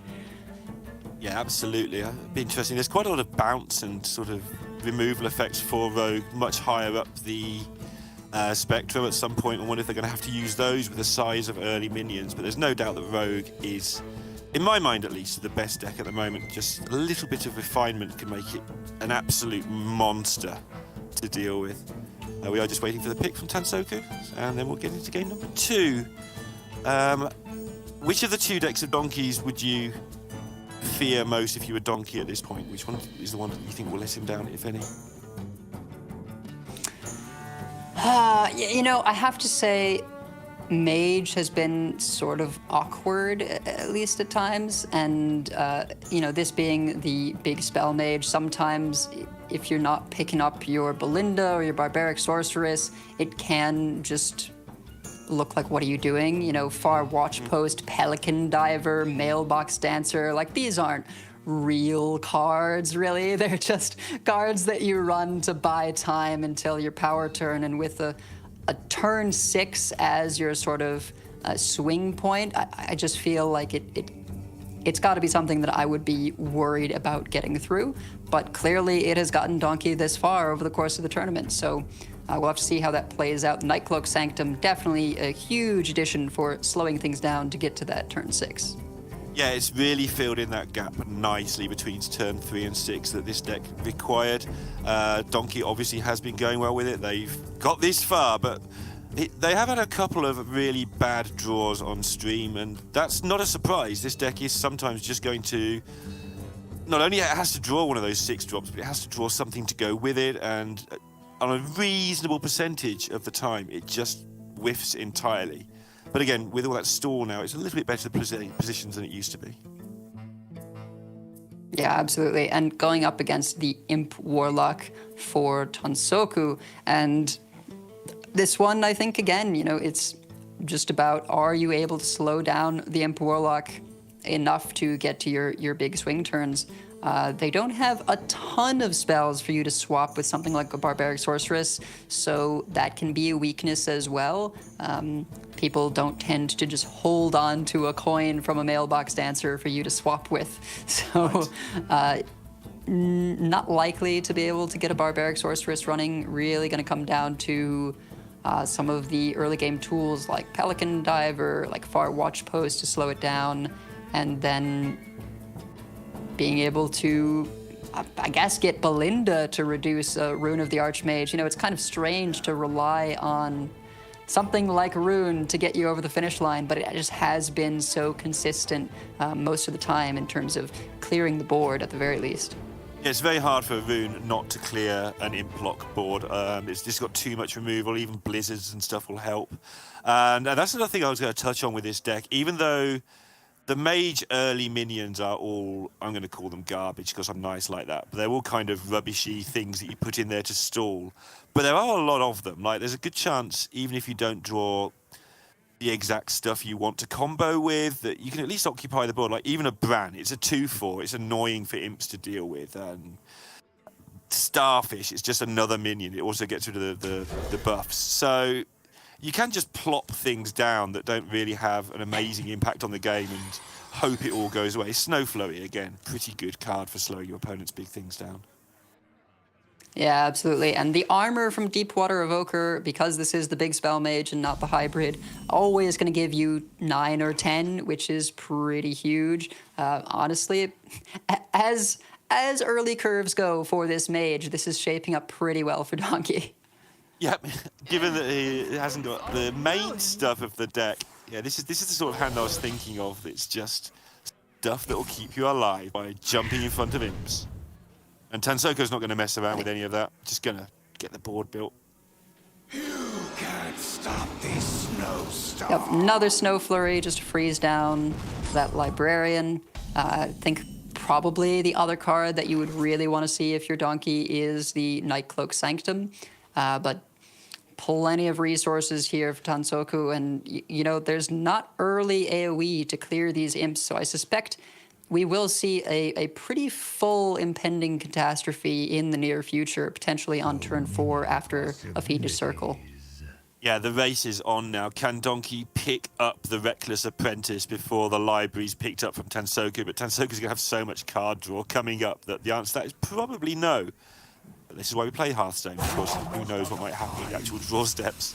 Sorry, we don't have any. Yeah, and even if there were to be something like a Reckless Apprentice clear on the Fiendish Circle, Tansoku has the Mischievous Imp follow-up, so it's really not letting up the pressure, even though there isn't a Vile Library currently. There is the Reckless Apprentice. Yeah, just Play in very time. big here. Oh, wow. That's given Donkey plenty more to think about now regarding this turn, because they can set up the pings to clear with the Apprentice, but that might be, I'll go with, too obvious. Not that the imps can play around it that much, so there's a lot more choices now. I wonder if you play the other Snowblind and then just hold the free ping. You play it with the Pelican Diver and then know you've got the clear with the Reckless Apprentice. That might also be signaling a little bit too much, but sort of an in-between space, right? You I could like it. I don't think it signals much. maybe Your indicate opponent's that you minions just are want the freeze. garbage. You're scared of a Right. library. I think that's a valid excuse to not ping here. You know, if it's going to get buffed to a 5 or 6 attack minion next turn, you'd much rather freeze that. I think that's hidden enough. Yeah, and here we see the Catastrophe coming down, draw 5. Not really what Donkey wants to see. That is quite a lot of card draw. You know, if you thought you were going to be running the Warlock out of resources anytime soon, not so much. True, but Apprentice into Evoker into Sorceress is there for Donkey. Still on 28 health, got a couple of things on board. It's not going to be fun because you're going to get a Sea Giant in the face sometime soon, but they can definitely at least get into this game. They might need a bit of help from the top over the next 2 or 3 turns. And the Pelican is very important for being able to clear the 2/5 here, something that would otherwise be a little bit challenging. Obviously, no Wildfires in the deck. Wow. Okay. So we've got Reckless. You can save the ping once again. And then you've got Deep Water Evoker the following turn to gain armor. Maybe then you use the ping to freeze. Going into Barbaric Sorceress, I think what'll be interesting to see is how aggressively Tansoku wants to play around something like a Barbaric Sorceress, maybe trying to dump the spells in hand. Dumping the spells might not get Tansoku as far as he needs to be because he's behind on board as well. Temporarily, I know that's going to get fixed, but this is all just time that Donkey is gaining here. And still managing to keep that freeze available, of course, is going to be a big deal too. So library still sort of slightly negated for the time being. At least stunted. Yeah, honestly, the Apprentice here, pretty nice just in terms of being a 3/5 to trade into this Mischievous Imp. I do wonder whether the freezing ping will be saved one more turn or if it'll just be used to clear up one of the 3/3s. I think because you're stuck with a 2/3, personally, I would clear one up, especially with my board now starting to be quite good. Let's see what Donkey chooses. Yeah, I think there's sort of Vile Library to worry about one way or the other. Either you say, well, because of Vile Library, I want to reduce the number of imps in play, or you could say, because of Vile Library, I want to have a freezing ping up for whatever they target with it. Yeah, and again, with a couple of minions on board, Donkey did take the latter option. And now, moment of truth for both players. Tansoku, does he want to start to dump the spells like Edelweiss suggested a couple of turns ago? He might. And also, you know, Donkey, when he dumps the Barbaric Sorceress, what will he hit based on the back of that decision from Tansoku? And that will define this game one way or the other. Yeah, Fiendish Circle, Grimoire, only those 2 spells, so it wouldn't be hard, and you do get to clear the board for your trouble. There's not a ton of utility in the Grimoire. I gotta imagine you have to avoid the chance of a Sorceress. You know there's a card that's been on the left there since the beginning of the game. You can still play a Flame Imp or a Voidwalker on the other side of it. Not thrilled to trade the 3/3 in, but it's just gotta be the line you take going into turn 6 against this big spell mage. And I think Donkey on the other side of this is going to have a long think. You've seen Tansoku dump 2 spells here, or you could just draw this and make your turn really interesting. But yeah, you've seen Tansoku dump 2 spells. You've got to imagine that turn was worked around emptying all the spells. But that's easy for us because we can see it. Donkey's living in a world where a lot of cards were drawn for Tansoku 2 turns ago, and maybe Tansoku didn't get rid of everything, so decision to be made for Donkey here. Can you miss the bar? Yeah, and I think another thing with the Barbaric Sorceress is that You can, if you know your opponent has no spells, or even if you're not sure, just run it out and it's a 3/7 taunt. That's not the most amazing thing, but then you have the information and there's no downside. The only issue is you need more of a swing in a matchup like this to come back. Donkey is just going to go for it, get the bad news. The punish here would be something like a fully infused in Imp King Rafam or a even Shady just Bartender. Yeah, bartender, exactly. But neither here for Tansoku, and you can't even tap to get a bartender. You draw a farm, though, while we're having that discussion. I wonder.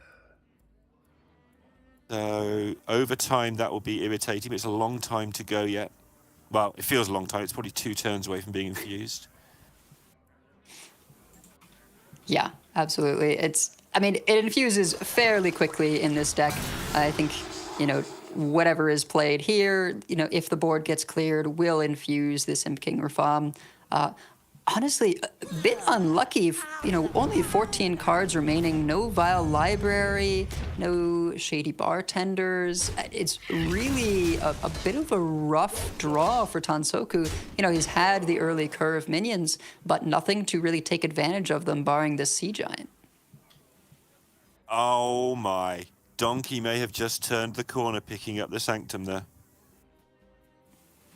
Now can control the Sea Giant, can drop the Reckless and pick off some take a little bit of damage, but also start making some skeletons to start really just getting towards that turn 9 where he'll hard cast the rune and then off he goes.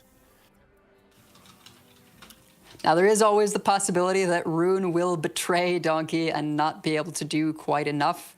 Sometimes people do end up needing multiples to really get there. I can understand wanting to go for the armor here. You would have expected some buffs to be used already if they were present. You can still freeze your opponent's most threatening minion. Okay. As allowed. There it is. Ha! Tansoku was getting ready to just jam that Rafam and now has to stop and rethink the entire turn. Yeah, there's no way to kill the starfish. What is it, 2 minions that need to die to infuse? And it only buffs imps, so maybe you just wait on the Rafam and go for the library this turn? I think so. Kind of out of necessity. Could get a tap in as well, if you like. Yeah, or just replace the 2 things you've got on the board with a Bloodbound and leave a space just to have a stuff. Yep. I don't think Tansoku particularly needs the tap. I might be wrong there, but I think he has all the value he's going to be able to play mana-wise in his hand already. Right. Looks like it is 3 needed to infuse the Rafam. And I guess that's what Tansoku's going for here. A little bit surprised, but it is just a ton of stats. Yep. Sure.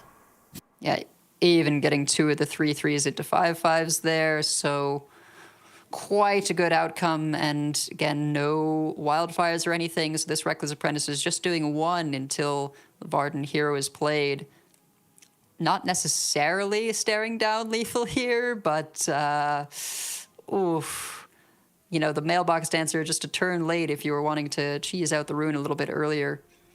I think the best defensive play is probably just to trade into a 3/3 play the Barbaric Sorceress once again. And I don't even know if you play the Dancer just for the body. Seems better than a ping at this point. I bring the muscle and Yeah, it seems reasonable. I guess you have to work out the downsides of it dying, but if it dies, then that damage didn't go into your face, so it's probably fine because you're playing a rune next turn and you take your chance against the imps. With the rune, like you said a couple of times, the rune is going to have to hit, but it should, although these are big enough now that maybe something ends up living afterwards. It will have an open Sanctum, so it should be okay. Going for the trade does pick up a Grey Sage Parrot for the trouble. So if this rune is able to do enough work, we can follow up with another one. I think something that you're really looking for out of rune is basically a board clear, at least one secret just to mess with the opponent, and maybe a bit of card draw or generation when you are low like this.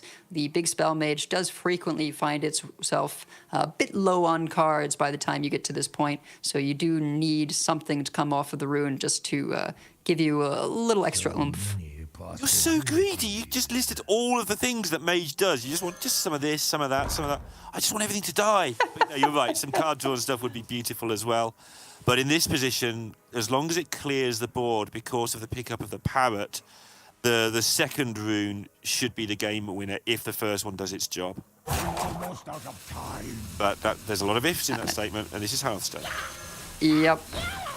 Tansoku just trying to figure out the optimal buff here to not waste any damage, making another 8/8 to clear up the taunt, and then pushing through with everything else. So you see the fingers crossed from Donkey. There's nothing else for it. Just gotta play the rune and see what happens. Does have the Sanctum available. One thing survives somehow, then... Oh no, that's 9 mana on just Oasis allies. Although the Flame Strike does do a bit. Polymorph, sort of the wrong target. Everything's Maybe we frozen now. freeze the big minion.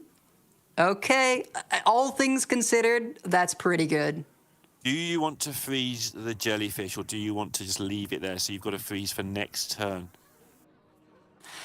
I think, it's tough. I mean, library is not active. There's no real burst from this deck, right? No Battlemaster, no curses, any of that stuff. It is just sort of safe, although there's an argument maybe for leaving it up so that the attack nets you one of your own. And it is a minion that just dies to a ping so easily. But then you're working with 7 life. Honestly, I could go either way. Okay. Well, in that case, Oh, wow. Oh, Is that lethal? the second starfish, I think it is. It is. Oh, no. As long as it's not barrier. And this is the hesitation from Tansoku. Random secrets you just don't know. He should know that one of them is the Oasis ally because it gets revealed after the second, and in this case, third iteration of it being played from the Root of the Archmage. But the last secret, if it is Ice Barrier, this would not be lethal. That's why he's playing the Imp first, wants it on the board, so might as well silence it. So he's going to go for the silence play. I mean, I think checking for Mirror Entity, although really, even if it is barrier, I gotta imagine you just go for it. You're looking at your chance to win the game, and you just got it on board. Sees the Vengeful Visage, and that is going to be it with the Giant able to connect Rune of the Archmage, just not quite doing enough work. It looked at first like it might get Donkey over the line there, but Starfish off the top is going to seal it up for Tansoku. Yeah, needed it absolutely then, because that second rune, barring incredible sequence of events, was going to get Donkey into a position to win the game. He's going to be able to start developing minions. The parrot was going to start doing damage or cleaning up. But yeah, the Starfish for Tansoku getting it done, and we're into an exciting one now at 1 game apiece with both of the imp blocks out of there. And I would like to say that Tansoku is one of few who does have 2 copies of the Smothering Starfish in his list, so it was higher odds than some of these other lists. No, absolutely. Like your deck building decisions sort of give you these advantages and disadvantages across the course of the day. There'll be another game where maybe he loses because he draws a Starfish when he needs an imp. So, Absolutely. On this occasion it worked out the right way, and that's why we have 4 decks and why we have lineups rather than just a selection of the best cards and best decks. Because you make a coherent lineup, and the sum of your decisions over many tournaments adds up to you doing better or worse. But yeah, that's the sort of the mirror part of this out of the way, and now we have different mages and then priest versus rogue. So, game is now well and truly down to your lineup at this point. Yeah, and the Wig Priest coming out, I do like here that Donkey has double School Teacher. I just think it gives you that extra density of Nagas to work with over Partner in Crime. Partner in Crime is a very powerful card, and I do think it will see play at some point down the line, but for sort of this iteration of a Blessed deck in particular, where you are so heavily focused on using Serpent Wig over and over, having that density of Nagas is just so important. Yeah, I think Partner in Crime will be a different card for a different day in a different meta game. It's not doing, weirdly, it's not doing really what this deck wants to do at this time. But if we ever go to Pelagos Bless and somehow don't have wigs available for some reason, or somebody decides, like, what happens if I drop wig and just make 8/8s and don't actually have combo winning turns or something, then sure, Partner in Crime might be a deck for a different day. But I agree with you, and I think all of the casters, although everyone's divided on which cards to substitute in, I do agree with you that Partner in Crime seems to be the weakest card when it's played by a long way. Nice hand though for Donkey. Yeah, definitely. And the 1 mana hero power to just kind of get things going, get to, with the trade there, just play the Shroud on 2, I think is fine, right? That makes your nulls free immediately. I'm pretty happy with the way that discount turned out, I think. Yeah, I'm looking at Donkey's hand and trying to work out how on earth you play these first 2 turns, because I'm sure it's straightforward, but I can't work it out because there's too much nonsense going on up there. But yeah, Tansoka's got his own breed of nonsense down here. Really good hands for both players. I mean, yeah, I guess if you coin out the Scribe, then you get to play a wig on it immediately. Start getting this Handmaiden ready. That's it, right? So you get these 2 decent minions, and then the Handmaiden if it goes wrong, and they might just win you the game on the spot. Like, yeah. And the 4/4 is important here because then it requires null plus something else to actually be able to clear it. You know, if you look at something like just Slither Spear Wig there, then it's, you know, it's a 3/5. It's pretty good. But then your next turn is Scribe Wig. I don't know. I think you had to use the coin no matter which you went with, but the worst thing you could have done would be to just play Slither Spear and not do anything else on it, because that gets cleaned up by a Wild Paw Null much too easily. Yeah, this has put Tansoka in a spot now because he didn't hit the second null, which has made the turn a bit easier. As Derek and others have described, you really don't want to play your cards early in this deck. You want to have those big turns, set up those big weapons, set up those big minions. But you can't let the priest have this going on. So yeah, Tansoko forced to waste, inverted commas, a card here. Oh my goodness. Oh, I don't know about this. I feel like I want to commit one way or the other, making one hit, but then not playing the Wild Paw Null. You know there's a wig already, so this isn't going to stay at 1.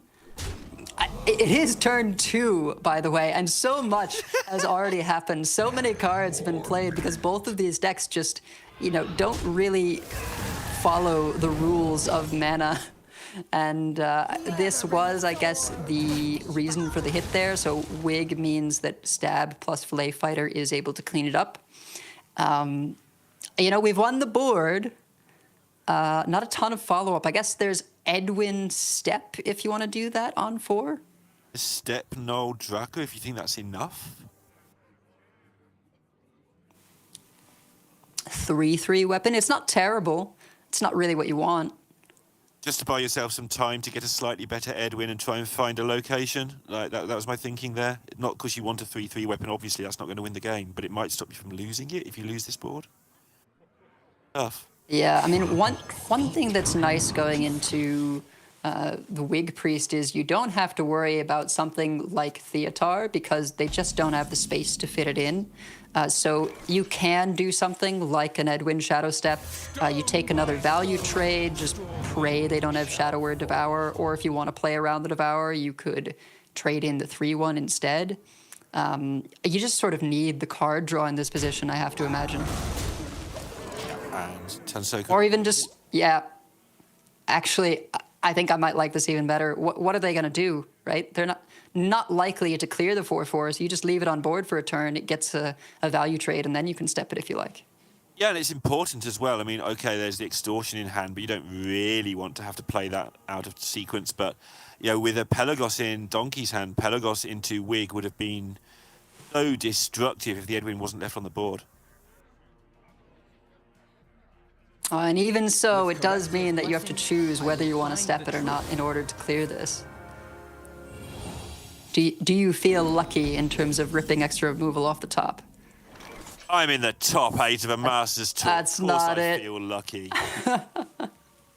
Go face for 4 Shadow Step, because otherwise, yep. Otherwise, how else do you get there? Yeah, it's fair.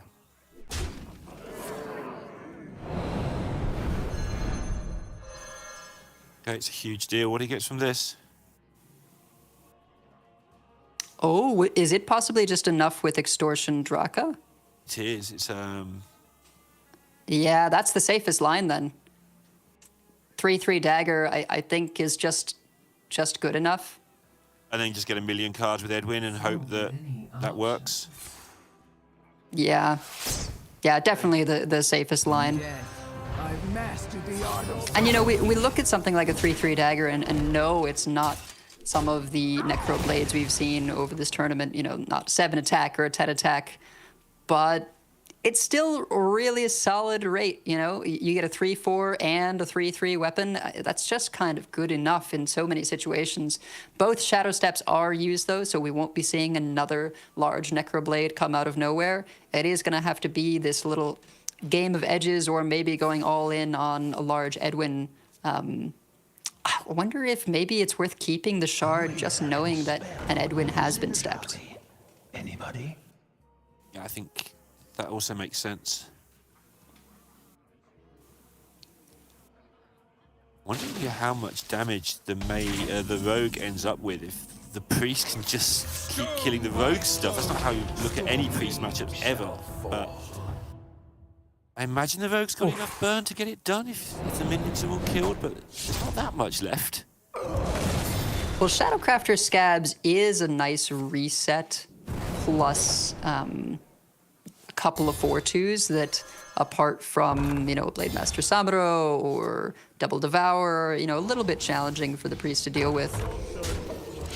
This is looking pretty dire, though, for Donkey. 10/10 Edwin, 3/4 and a 4/4. Again, not massive stealth minion, but you don't really need it. So it is just kind of have to be all in here, hoping for Boon of the Ascended off of Thrive in the Shadows is my guess. Yep. Putting taunts in the way. Not enough mana now. Oh. Yeah, needed that extra 1 mana. Yeah, he's annoyed at himself. I think they realised that there's a mana spent. Now it's gonna have to be. It's gonna have to be Amalgam into Valish. Yes. Quickly. Yep, that's what they're going for. Gotta go fast. Not quite good enough. And that's over as fast as it began. You know, both players pretty optimal hands, but Rogue is, you know, very heavy on some of these removal tools, and Tonsoko able to just win that game of edges and then snowball into a very large Edwin. And, you know, it's kind of nice to see Edwin back. It's we haven't really had big Edwins for a little while, and I like that it's making its way back into lists. Yeah, big Edwins, huh? You're that sort of person. Okay. I got so much engagement out of just retweeting Neville's from 2017 every time Edwin originally did. I just every single time. Dodged another one. But yeah, eventually he got. All right. Tansoku down to the Spooky Mage, the 40-card version with so much stuff in it.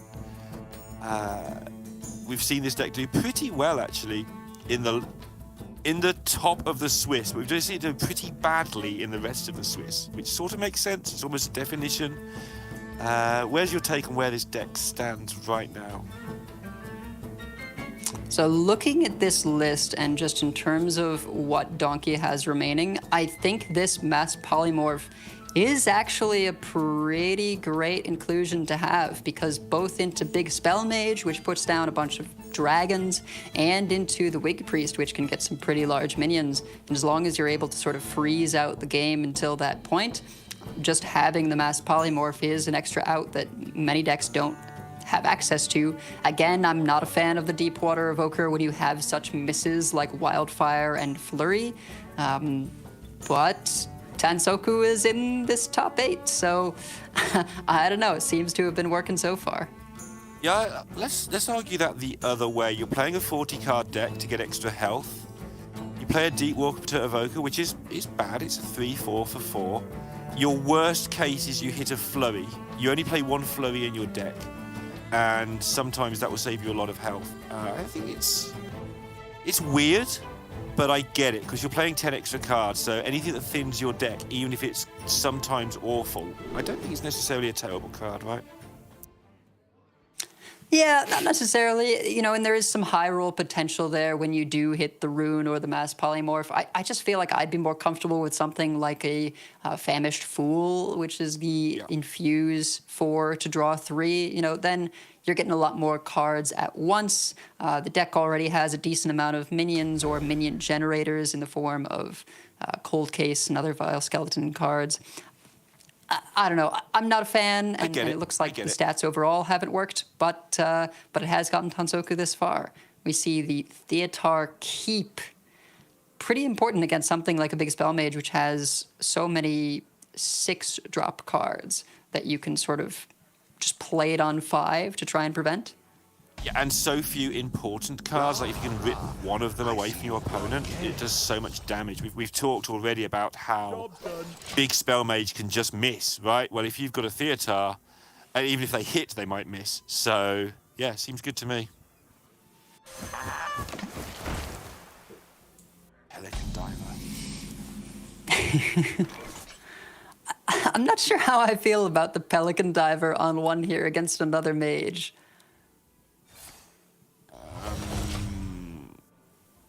It's just sort of gain 1 life, isn't it? Your opponent wastes 2 mana. Let's look at it that way. I guess, it's... I suppose with how it lines up in terms of it no longer being dormant, it is going into Tansoku's turn 3, so you potentially disrupt something like an Arcane Intellect.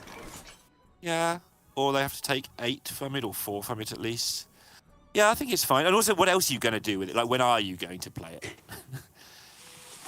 Just get it out of your hand. Maybe when, there's something that you want to remove, but it doesn't have to be dealt with right away. I don't know, it's 1 mana. I feel like maybe you can fit it in somewhere else, but it does end up disrupting this Arcane Intellect, and here comes another one. My other argument on a slightly more serious note would be if you're hoping that your deck makes an early Rune or something, you want some space in your hand just to have real cards in and get these things away. Sure. No. But yeah, I get the point. Looks a lot better here. Looks a lot better here going into the turn 4 where you are wanting to get down an Okani, so you can kill whatever minion your opponent might play and then get Okani down. Sure. No. You make your point, as always, with instructive views from what you can actually see in front of you. Yeah, it's like, yep, Lorinda, that was stupid of you. Good point. Well made.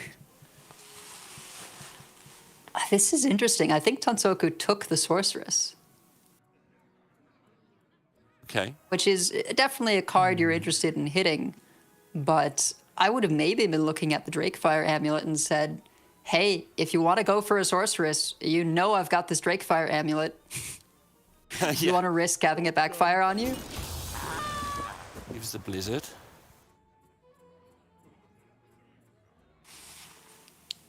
And this is really important that the Pelican Dive was played when it was played, because look, you can trade into the 3/3, everybody. Yep. Trade into the 3/3, play Okani. Yep.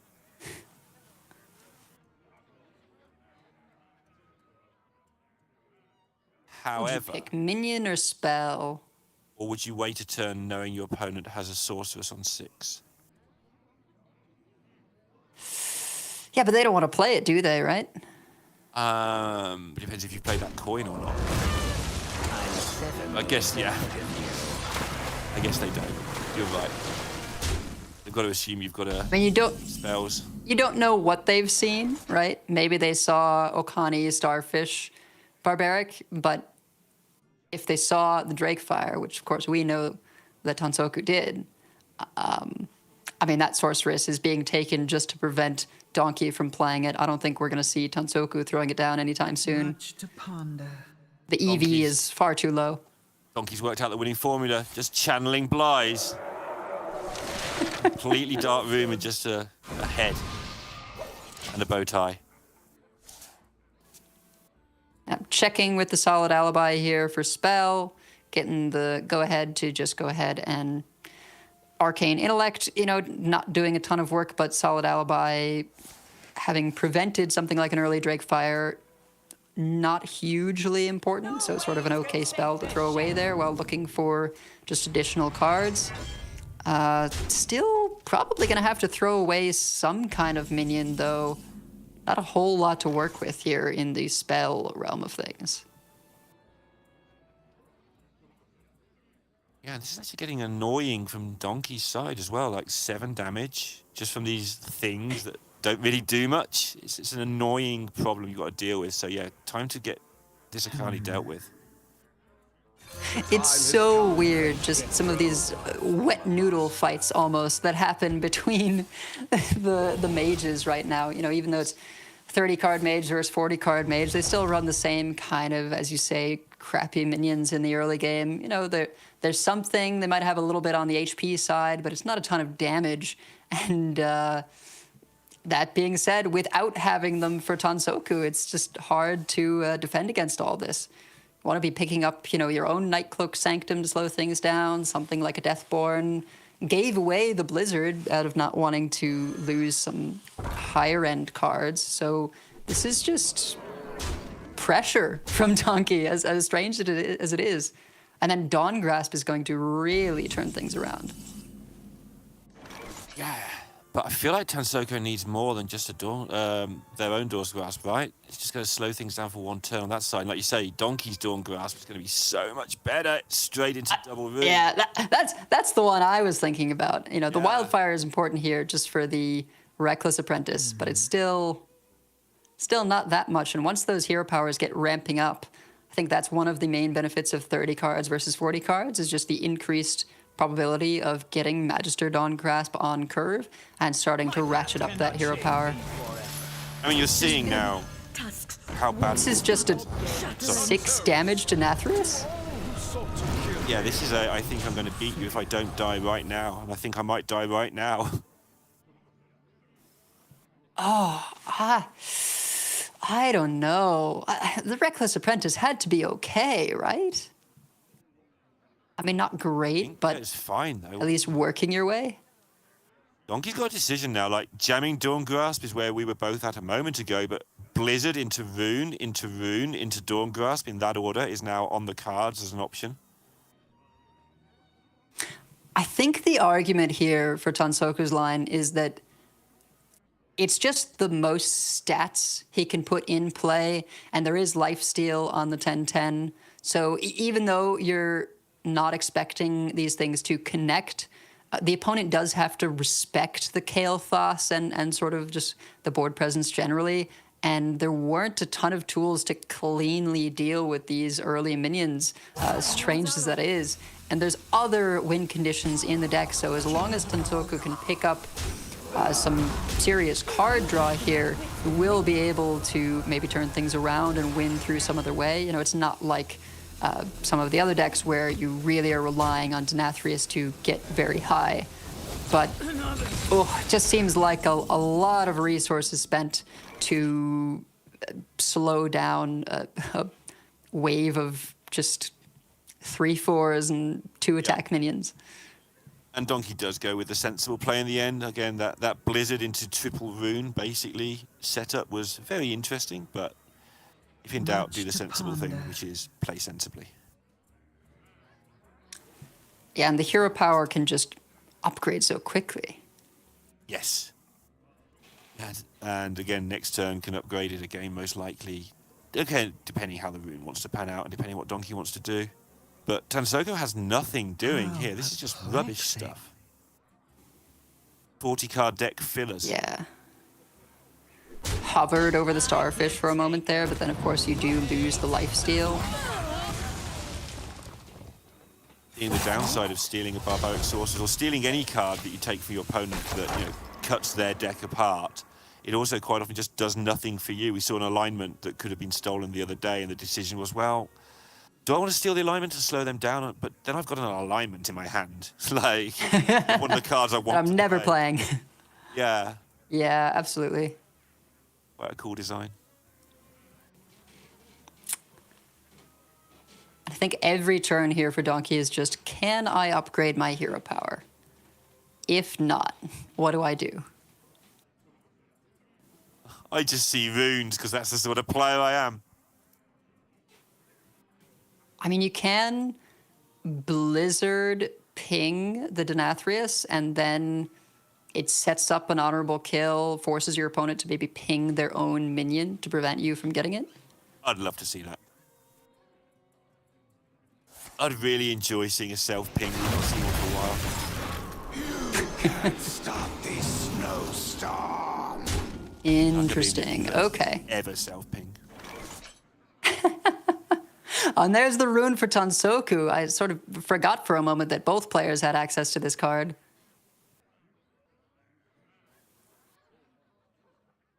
Starfish will remove the lifesteal, but also allow some damage to be inserted. Much to ponder. Yeah, it's hard to pass up 3 mana for a Pyroblast. It is, yeah.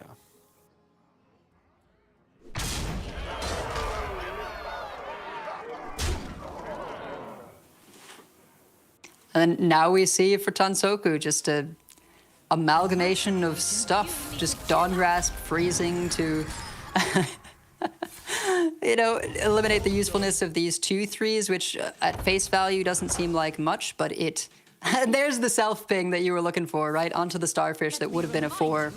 Yeah. So freezing these 2/3s, you know, prevents something like trades into the Nathrius to get an honorable kill for the hero power. First rune of the game. Into tiny little Jellyfish is back. Oh no! Okay. Oh, a little bit different ordering, and that could have been killing the Sire Denathrius. Still reasonable. Not quite the number you're looking for, but yeah, still pretty reasonable. Decision to be made because Donkey knows that they're probably ruining again next turn, so no real need to ping the Denathrius here. Yeah, and for this list of Tansokus, only 1 Starfish, so don't have to worry about any more of those to eliminate freezes. Alibi Sorceress, try and hit the coin. I think that's what it is. I bring the muscle. It could just end up being a swap 9 for 9. 50-50, misses. And Which means he now knows what's coming. Donkey probably should have dumped that coin, in fairness, a little while ago. I know it's easy to say where I'm Yeah, but yeah. they did know about the Sorceress, so... Oh, now. He set up. Is there any way? I don't think there's a way to set up an honorable kill. You can just play Bran and play it, though. It's on 4, right? True. I think the reason to save the coin is the potential upside of getting something like a Bran Mordrish is pretty powerful. But yeah, it was always a risk as long as you keep it. We could just see a second rune come out just because it might be nice here, and then you could always coin hero power if you do find an honorable kill. Sure.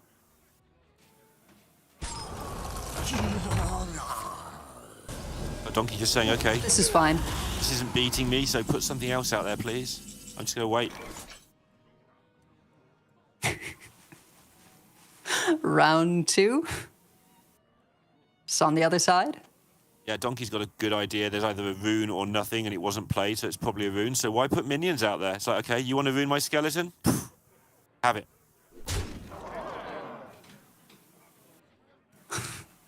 Donkey You almost have to play it for card draw. Yeah, and Donkey doesn't have all the time in the world as well. If Tansoku gets a bit of damage, go face here. Tansoku thinks... Oh, Okay. oh my it. goodness. I mean, Oh, pretty middling at first there, and then a Hale at the end, which is okay, but no card draw, no secrets. You got rid of your 10 attack minion. The Amalgam isn't really the second dragon that you want there, even if the Hale is nice. Bran, Reckless, Ping on the 412 now, if you want it. That's true. Yeah, it clears the board, gets you 1 upgrade. Still pretty good amount of face damage. Who knows what secrets will uncover? And your opponent's on 1 card, having just played a rune. Yeah. Yeah, get it while the getting's good. That's right. I'm getting 1 million coins as well. Oh, it's disgusting. I guess these are just free. Each one gives you 2 coins, which you can play immediately just to get the apprentice down. Yeah, all right, you know, pressure, I guess. Yeah, because you haven't got forever. If you get it Mordresh, you probably just lose. So, yeah, get that pressure down, get this down to worst case, hit your opponent in the face next turn, rune, and try and get some face damage if it's an emergency, and you probably just win without even having the emergency here.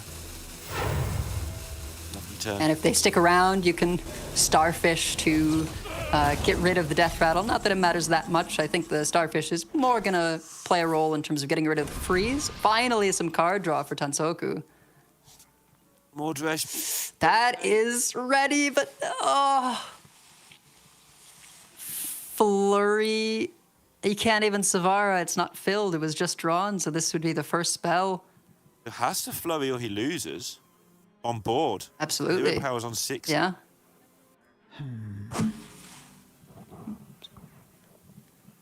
Is this going to come down to a box needing to do like 2 damage to face? I think it might. Oh. Yeah, could be.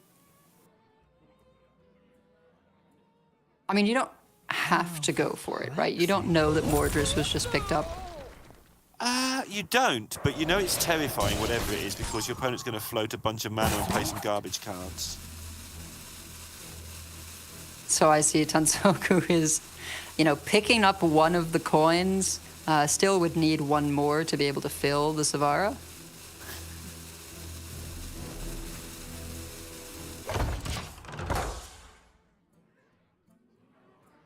This is...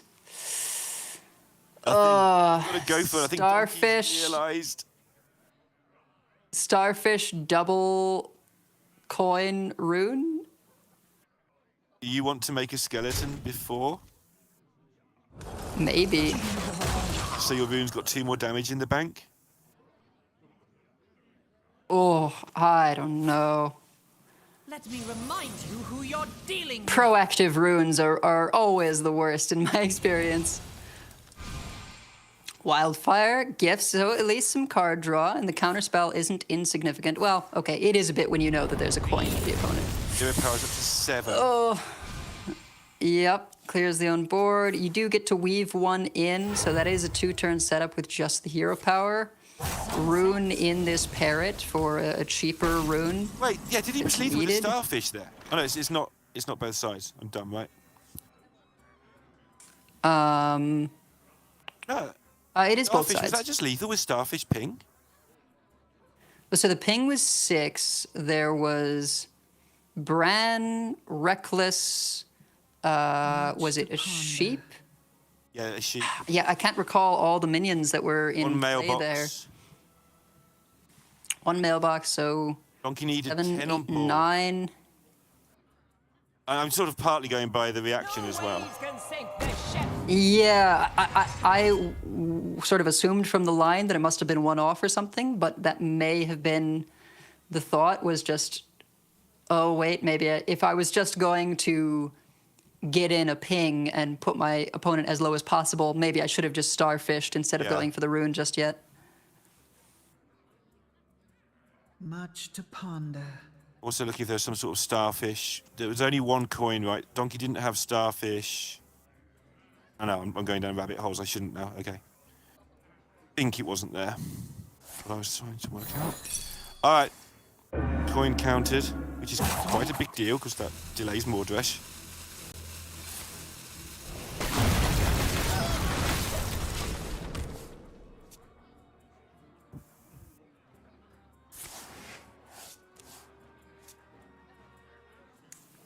And Donkey. Great, and there's the Mordrish. Coin remaining for the last bit of damage. Coin hero power, and that is just going to be it. Very important to go for that first trade, and we are going to see a Game 5 once again. Yep, and I'm glad this one's ending in a Game 5. Two players that have entertained us greatly over the last 2 days. And just want to work out what decks are left, because my brain is turning to mush. Donkey is on the Priest. There we go, thank you. Yes. And Tansoku back on the Priest versus Mage. So this one, in my experience, can really go either way. Definitely the Mage has a large quantity of freezes available, and in particular, Tansoku has the Blizzards in addition to sort of the usual freezes for the Spooky Mage. And the Mass Polymorph, like I mentioned before, could play a pivotal role if some of the minions start spiraling and becoming much too large. That could be a global reset button. Gonna need a lot more card draw than he saw in this last game, though, I think, in order to keep up with the Priest. Yeah, gonna need to pick up that Deep Water Evoker, right?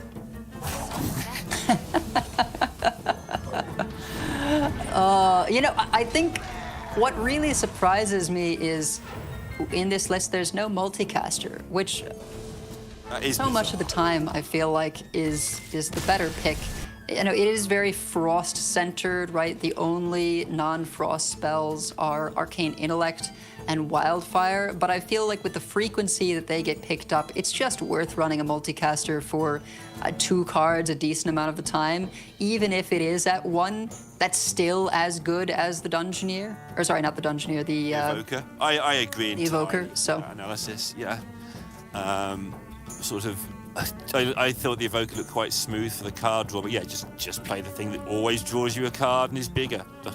Yeah, sure. Definitely prefer it. See how it works out in this final game of this second quarter final. Donkey, Tansoku. We're gonna have to say goodbye to one of them, which is a shame, but one of them's going to the semi-final, which is great. Oof, this is quite interesting for Tansoku. Normally, Wildfire, Savara, 2 cards you like to keep with one another, but I think that's more against some of the slower matchups. Against something like the Wig Priest, just the hero power usually isn't enough to keep up. I think you're really looking for Nightcloak Sanctum. Yeah, and absolutely not going to be able to keep up at the moment. It's going to be freeze everything sort of situation looking at Donkey's hand, because Donkey has got whatever Donkey wants to keep out of that lot is almost perfect. Yeah. There is a chance that Thrive in the Shadows will miss on the Wig, so that could be an unfortunate outcome for Donkey. With Boon of the Ascended, you know, it's such a powerful card, you have to include it, but it does mean that you miss somewhat more often on Thrive in the Shadows looking for Wig. Still, Vicious Slither Spear, exactly the turn 1 you're looking for. Yeah. Devour not so much, but at least it's one Devour out of the deck.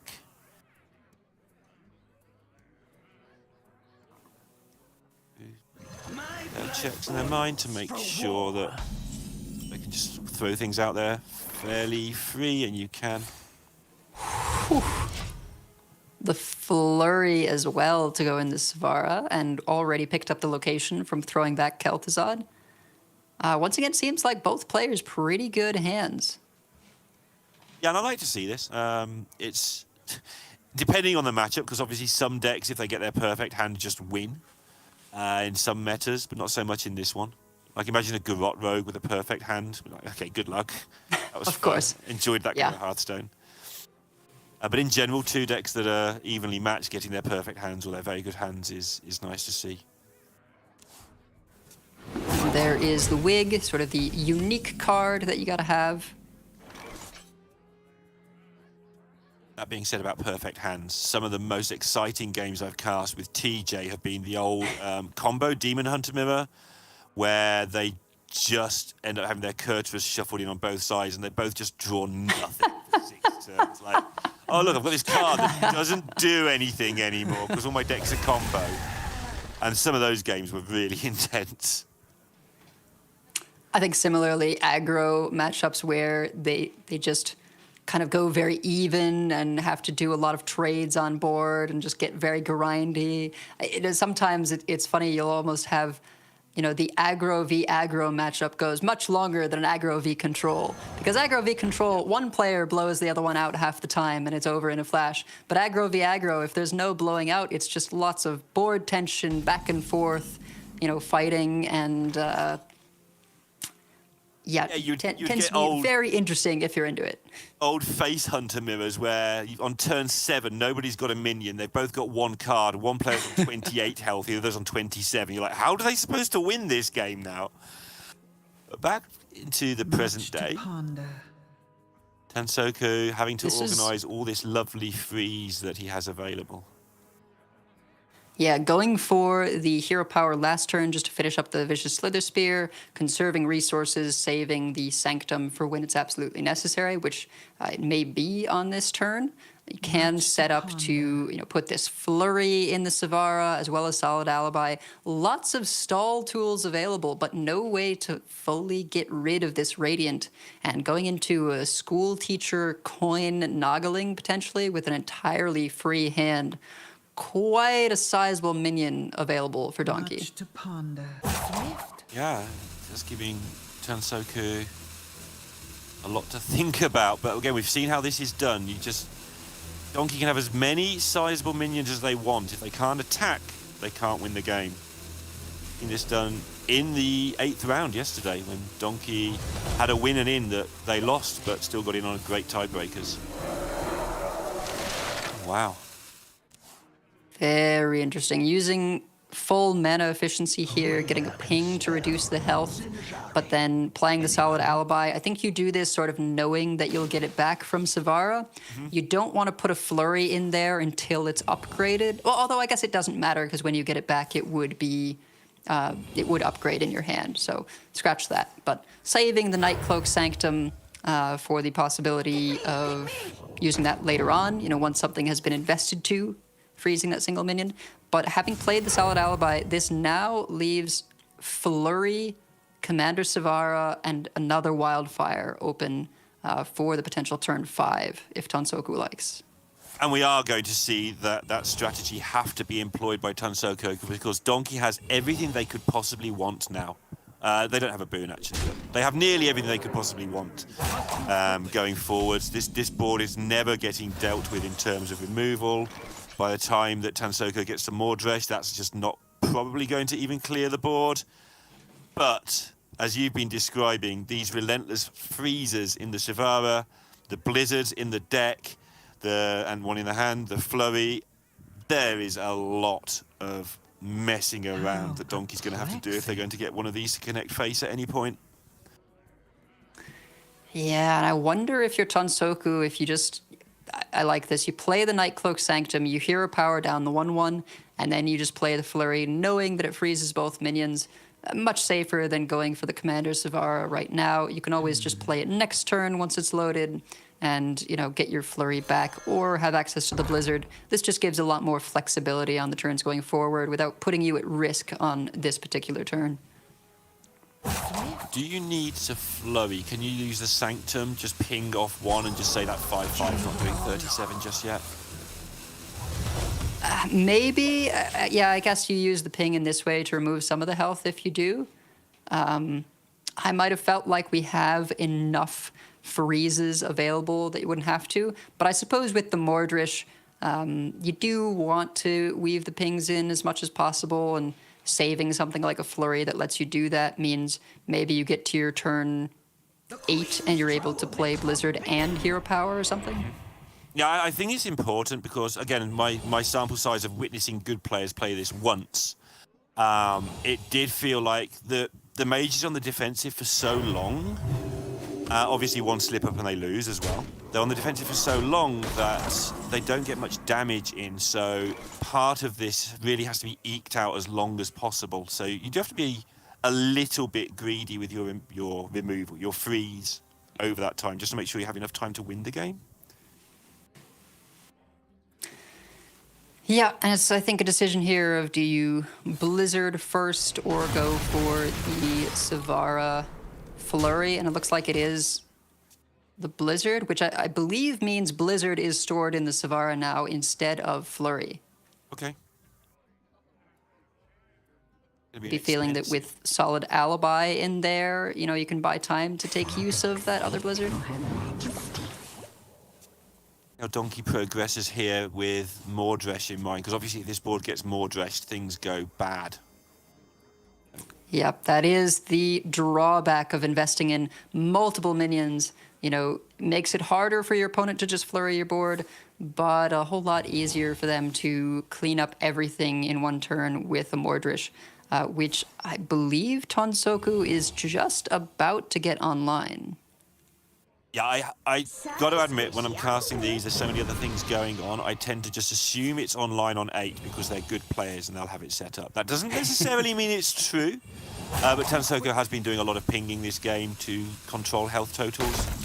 So I think you are right. I think it must be about close there. So now I think is where you break out the Solid Alibi. Flurry, not enough to freeze this board, so you can play Savara. The only problem is there's not enough mana to fit in a ping and the Solid Alibi. And I do think we need 2 more for Mordresh to be active. The way Tansoko's looks like he's trying to do a particularly difficult crossword puzzle, I think means you're right on the Mordresh number. Yeah, there we go. There's there the you see, 2 left. This is what I'm thinking.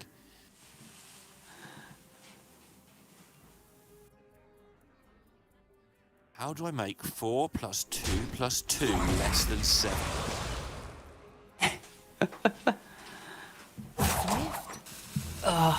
Yeah. Time to wash away the Still what you have to do. So the answer, of course, is going to be that you Solid Alibi this turn, then you have to Blizzard the turn after, and then Mordresh a turn late. Yep, which all things considered not the worst.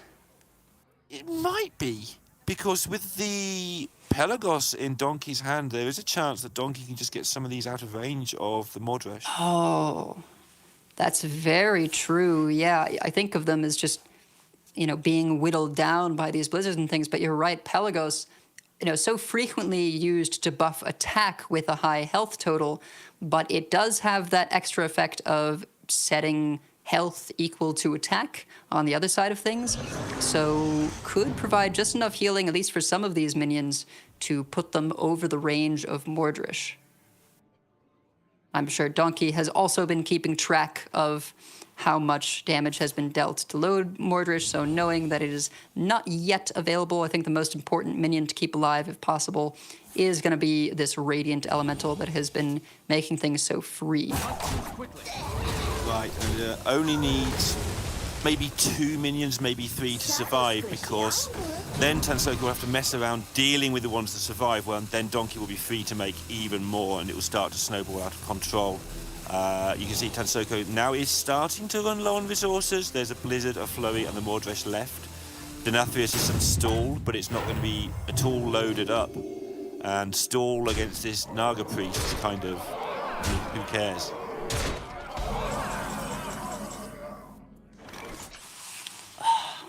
Oh. Yeah, I wonder if it is just going to be that Pelagos heal coming up. Rune is such a wild card. In many ways, yeah.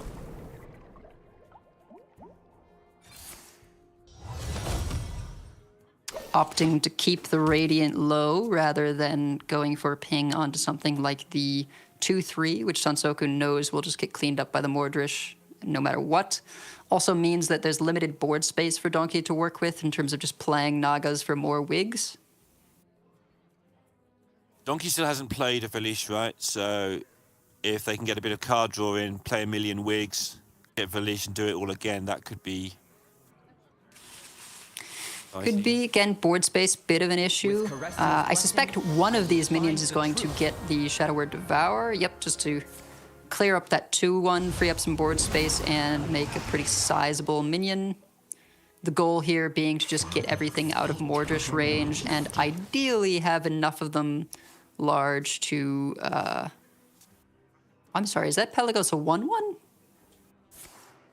It is. It came off of a switcheroo from School Teacher? That's the only explanation, right? Going with yes. Yeah, it actually did. I was going to guess, but now you've jogged my memory, it actually did happen that way, yes. Donkey, you need to go. Yeah. Right now. Oh, I don't know that this is enough. We've only got one minion that survives Mordresh. Not happy with the way that turn turned out. And really needs to get that 10-10 just buffed. Or the 9-9 in particular, yeah. Yeah, distraught with kind themselves. of playing around Flurry so much there did mean that with the wigs spread out over so many minions, it was pretty challenging just to get sort of 3 over the top of the Mordresh. And now it's just a much more challenging climb. No longer Radiant to work with, saving all the mana on the wigs, which I think was sort of the most important minion to keep alive if you could. Pelagos, another one, obviously, you love to keep alive, although that's pretty challenging when you've got it as a 1-1. And of course, when you just have a turn like that and you're annoyed at yourself, the first thing that happens is you top deck Valish just to really ram it home. And I remember after the last tournament when Donkey made a mistake on stream, I remember having a little exchange on Twitter where Donkey was like, I beat myself up. And I'm like, well, sort of don't. And Donkey said, yeah, it's easy said, but that's how I'm built. And I agree. I find it difficult. But the more you get into these positions in tournaments, and I'm sure we'll see Donkey in tournaments again, assuming they don't win here, which is looking bleak now. Like, the more you get into these positions, the more and more you get to be able to cope with that stuff. So we talked about that on day 1 about nerves. I think Donkey, whatever happens in this game, has done themselves absolutely proud of this one. And again, it's not over yet. This rune can go wrong, and freezers are running out. Yeah, and I think something to sort of keep in mind here is no Boon of the Ascendant picked up for Donkey, and that is one of the ways you are able to make multiple large minions at once to kind of keep a bunch of things out of range of a Mordresh. Donkey able to pull himself back together a bit here, set up that 15-15 taunt while keeping the Handmaiden at a reasonable life total to not just die to a blizzard or something. Honestly, much respect. I think that's pretty challenging to do after a Mordresh. Both players just throwing up the praying hands. Going in the top moments, Derek. Thank you. Oh, no. Oh, good luck to everybody concerned here. Now, there is the Flurry. If enough of these are cleaned up, it can freeze 3 minions. So pretty good odds of hitting at least one of these large attack minions. And if you do deal with their health total, it makes it much less likely that they're going to be able to connect for anything more than their current attack. Somebody close your eyes again. Oh, no. Oh, and that's just kind of it. You know that off of that 4-mana spell from the rune, twice played, by the way, this is multiple mass polymorphs available to Tansoku. And I just don't think there's a recovery from that. No, I don't think so either.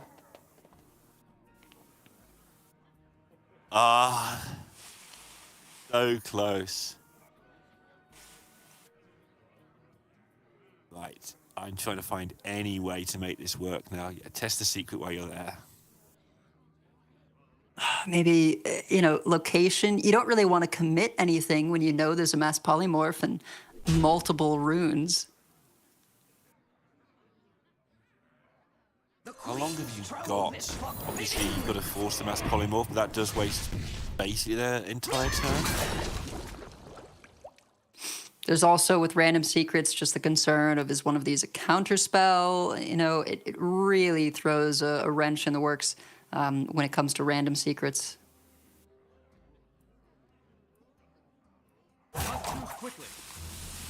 Yeah. Yeah, I'm not even sure if Donkey is thinking about the mass polymorphs in hand or not, but already pretty demoralizing for the Flurry to hit.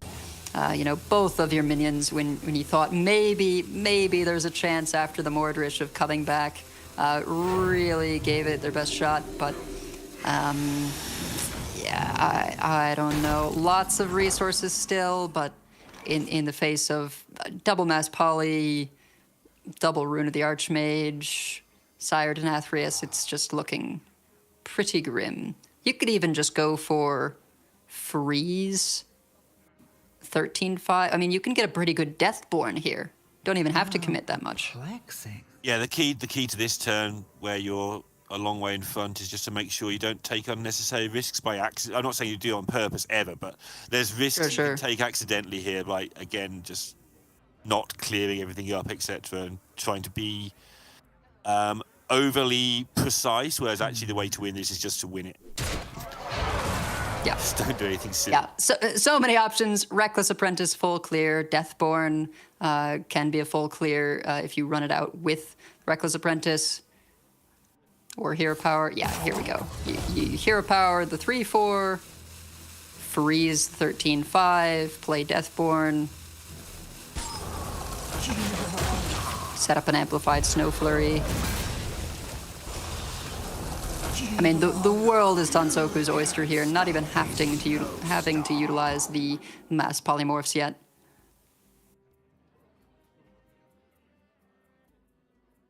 There's anything? I didn't think there's anything going into this turn, but looking at it now, I don't think there's anything Donkey can realistically do. 2 cards left in deck is an issue now. 7-drop? Have to beat them. Yeah, I mean, this death scale was a pretty interesting pickup for Donkey off of the amalgam, presumably. That will clear up these volatile skeletons, but the health total is getting down there. This Denathrius is getting heavily infused. I mean, maybe you just play the location. Only 2 cards left in the library of Donkeys, so actually playing a location draws you too many cards. I don't know if there's even any Nagas left. So I was going to try and work it out, but See here, remaining cards, Shadow Word, Devour, and Radiant Elemental for Donkey. So no Nagas left to go with these Serpent Wigs. You know, the best you could do is Blade Master Samuro, Wig, Boon, Wig. I mean, there's a Blessed remaining, but it's just not quite there. Yep, Boon on the 10-10. I like this. It's kind of the best you've got. yeah. Dying, of course, mass polymorph exists, and we can see it's in their hands multiple times. Yeah, even the posture. You know, Donkey is just going through the motions, but I think he knows the jig is up. And I believe it's just lethal here for Tansoku with Baran Apprentice. Who knows what secrets will uncover? Yes, it is. Well done, Tansoku gets through it. Donkey waves goodbye, predictably. Been a fantastic run for Donkey. Oh, so close. Still a very, very good run. You know, fan favorite, but looks like, you know, a bit of a win-win for Derek, I suppose, getting that potential inching closer to an APAC finals. Yeah, and a win-win for the fans as well. I know that a lot of people on the side of Donkey, but Tansoku also a very popular figure, so that's great that we're going to see more of Tansoku. And I think when Donkey wakes up, you know, maybe tomorrow, maybe the next day, take the sting out of that mistake a little bit and realises what they've achieved this week, I think they'll be a very happy Donkey indeed. It always hurts. Like, no small feat to make it this far. One person wins this tournament, all the others feel disappointed for a while, but the ones who come in the top 8 feel disappointed for far less, and that's something you take with you forever, no matter how your future goes. Like top 8 of the Masters Tour, it's there, it's done. If you're going to end up getting beat, get beat this late, because that's pretty good. And again, Donkey taking all of this. Yes, 8. I think this is one of those situations that for your own mental health, you maybe go, yeah, that rune was really rough. But then you also need to go back and look at that turn, how you maybe could have set up going into the Mordrish that you did suspect. And I think Donkey was trying to play around that the whole time. We saw his disappointment at the end of that turn and seeing how it panned out. Couple of bad beats afterwards in the flurry, in the rune. But yeah, very nice overall performance, I think, from both players. A incredible series. Yep, and that's the top half of our quarterfinals finished, but we've got plenty more for you today, and in just a moment it is one of the big ones as far as I'm concerned. Stone versus Glory, two of the very best players in the world. We'll have that for you in just 3 minutes.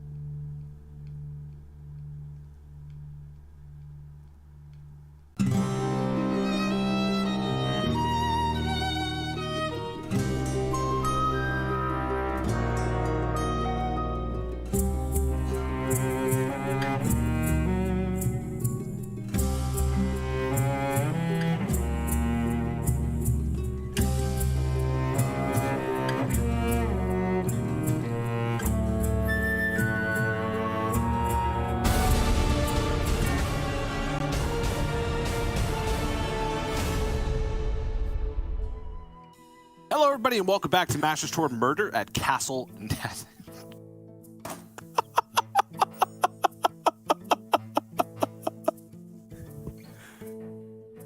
I quit. I'm TJ, joined by Derek Brown. Any APAC fans in the chat?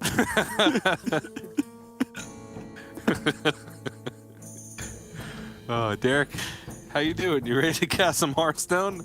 Good, man. Just the least handsome APAC fan reporting for duty. Are you able to see okay over that brow line? I don't need to see. I just need to feel. My beard acts like whiskers to feel as I go. Oh gosh. I don't even know how to follow that up. I don't even want to cast Hearthstone anymore. Me neither, bro. Let's go do squats. Yeah, let's go do squats, dude. Here we go. Bracket. We've completed 2 quarterfinals thus far. Two Asia Pacific representatives already in Miro and Tonsuko. We have another here possible with Glory going up against Stone, which is the match that we're going to be casting right now. Two very storied players. Stone from China, Glory from Japan. And I would say Glory has a little bit more oomph to the resume, having 2 World Finals appearances, one being a win. Yes, that's right, he is a world champion. But Stone has done some things in Hearthstone, some great things in Hearthstone. He has, yeah. I mean, again, it's no secret that I am rooting for my boy Glory here once again. I think he has been playing some very, very solid Hearthstone. But Stone is one of the playingest players in Masters Tour history. He's got a lot of games under his belt, rocking, I think, before we even count this tournament. Oh, no, maybe it is counting this tournament. 86 and 57 scoreline, which is obviously super impressive of a scoreline to hit. And he's had 2 top 16s beforehand, but I think this might be his first top 8. Oh no, sorry, 1 top 8 as well at Yongchiping. So he's had a lot of very good finishes, but still looking for that win to really crown himself, solidify himself as one of the all-time greats of competitive Hearthstone, and these new guard of Chinese Hearthstone players who are really the only region currently giving Europe a run for their money. Yeah, and I feel like Stone, sort of as you mentioned, but a little bit of a different take on it, is one of those players that we have featured a lot in Masters Tours because he always seems to be up there once we get to, like, you know, round 5, round 6, round 7, where he's at that, you know, 4-1, 5-1, 6-1 score line. So we see him on stream a lot. It feels like we've watched a lot of Stone in Masters Tours. That's where his solid win rate comes in, but needs to find that big breakout performance. But, you know, Glory, these stats that you're seeing on your screen should speak for themselves. I said it earlier, runner-up in 2021, the champion in 2020, nearly went for the repeat, but was defeated by, of course, as we all know, fellow countryman Possessi. And a 60% in Masters Tours at the start of the day. Obviously, that's gotten even better now that if we had looked at it including today, since already has the win under his belt. Probably 60% now. I don't know how numbers work. But talking about the matchups a little bit, and one thing that we've been sort of seeing a trend here is the Druid players seem to be getting wrecked. Yeah, it does feel that way, doesn't it? I think that maybe players were not expecting so aggressive of a meta game, because even though Zoo, the Imp Warlock, was very much expected, there's been a fair amount of Quest, a fair amount of Mine, a fair amount of the Hybrid as well that I think Stone is bringing, where you bring Curse and Imps in the same list. So players maybe weren't expecting Druid to be run over quite so consistently. Because I do agree, right now, the overall list on Druid, I think, could definitely do with a bit of a rework.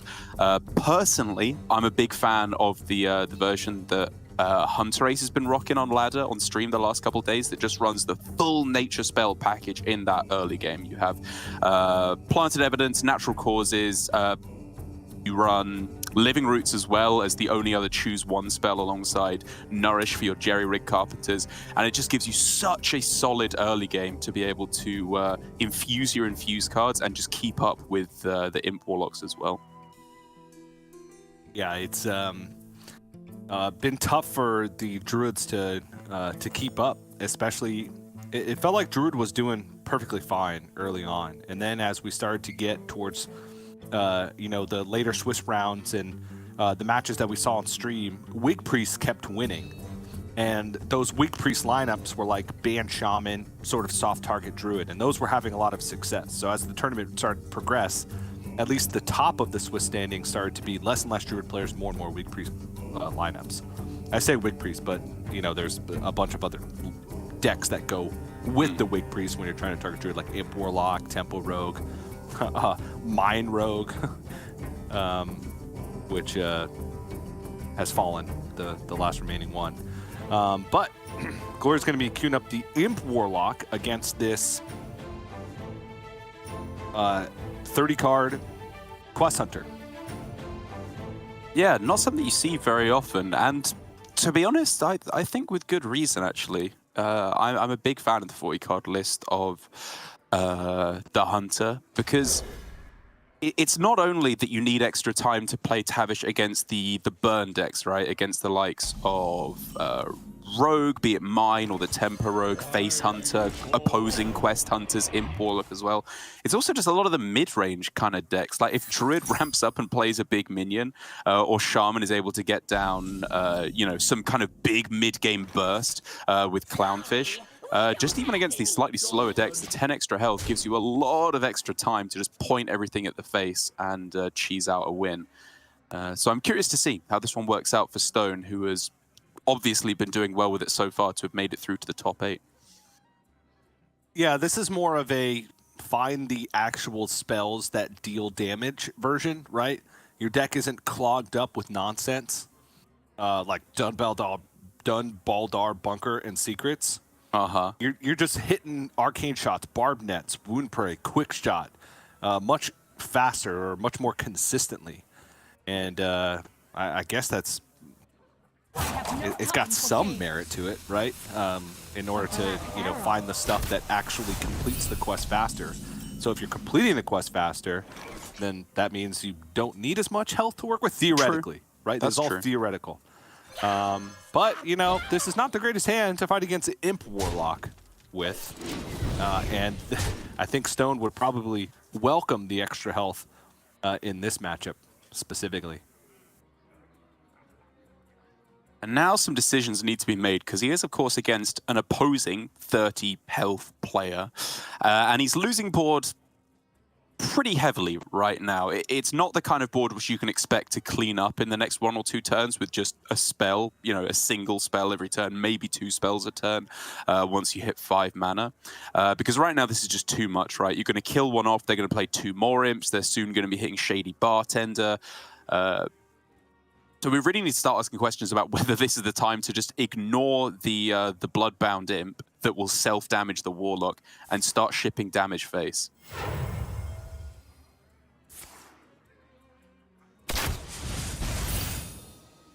Well, Stone says, no, Derek. Nay. I will not. I think the problem with that game plan was I doubt Stone's going to have time unless the board is completely clear to just say, I'm going to play Barracuda Bane on 5. And yeah, Stag Charge is the only actual direct face damage spell that was in the hand. So maybe that played a role in the decision making. But using the coin there just to effectively take 1 power off board. Right, because it replaces itself with an imp. So you're not even taking off an imp. So, the library is still the same strength. Yeah. Impending Catastrophe is still the same strength. You're only taking off 1 power. Okay, now we're going face. All right. Yeah, I mean, this was kind of my thinking all the way along, is that, by going face, you kind of delete the Bloodbound Imp anyway, because, I mean, Glory didn't attack with it even when no damage went face last turn. He just left it on board. And I think if he just spent the last turn going face as well, maybe it could have been a bit cleaner. But either way, he's going to be met with a lot of pressure coming in the next couple turns, because just look at all of this. Yeah. And Grimoire's picked up. I think Stone's thinking there was, okay, well, if I get anything but, if I just go face here, Glory's board capped. So that amount of power on board is the maximum amount of power that he could have that turn. But alas, Grimoire serving a different purpose here other than a board clear. It's just to make space for a more powerful minion. And so we're 1 spell away, I believe, from second quest completion. So could start trying to clean up something from the board, but nothing works out cleanly. Like Wound Prey, the Rush can't even get to one of these other minions. You kind of need to kill off this Librarian. It does feel like, actually completing the quest is kind of out of the question in terms of, spending 5 mana on Tavish. Though, Stone should have a read. There's no Vile Library in hand, right? Grimoire came out. There was 2 mana. Oh! Get Library. Okay, not terrible. Yeah. He can now just go Wound, Prey plus Hero Power, right, to take out the Librarian and an extra imp at the same time. Yeah, that's not bad at all. Yeah, I like this play. At first, I was trying to think if you're supposed to go Piercing Shot because then you guaranteed clear off the Librarian and you get to save a cheaper spell. But this clears off the Librarian guaranteed anyway, and it plays around the Shady Bartender is the really big one. It just means they don't kill you on the spot. All right, well, that was fun. Yeah, I mean, what do you want us to say? He got rolled. Yeah. It's like, it's Imp Warlock in a nutshell. It's like they build this board, sometimes a massive board by like turn 3. And you're like working so hard, you're like, I'm gonna solve this puzzle. I'm gonna clear this board. You clear the board, you're a genius. You solved it. You use perfect mana expenditure. You built the board back up yourself, and then boom, Mischievous Imp. All right, board's reloaded. All right, solve this puzzle. All right, dude, this goes there, this goes there, this goes there. All right, boom, killed the Mischievous Imp. Then, all right, cool, Imp King Revolve. It's like, all right, well, now I'm out of stuff. And this is an unsolvable puzzle. Did his best, though. But it's tough. You really have to stay ahead of the board the whole time while also continuously pushing face damage, or have all the burn in the world, completely ignore the board, hope your opponent doesn't find their payoff cards, and then win just from direct damage alone, right? Cut off life tap, cut off flame imp, cut off bloodbound imp attacks, that kind of thing. This can be a tough matchup.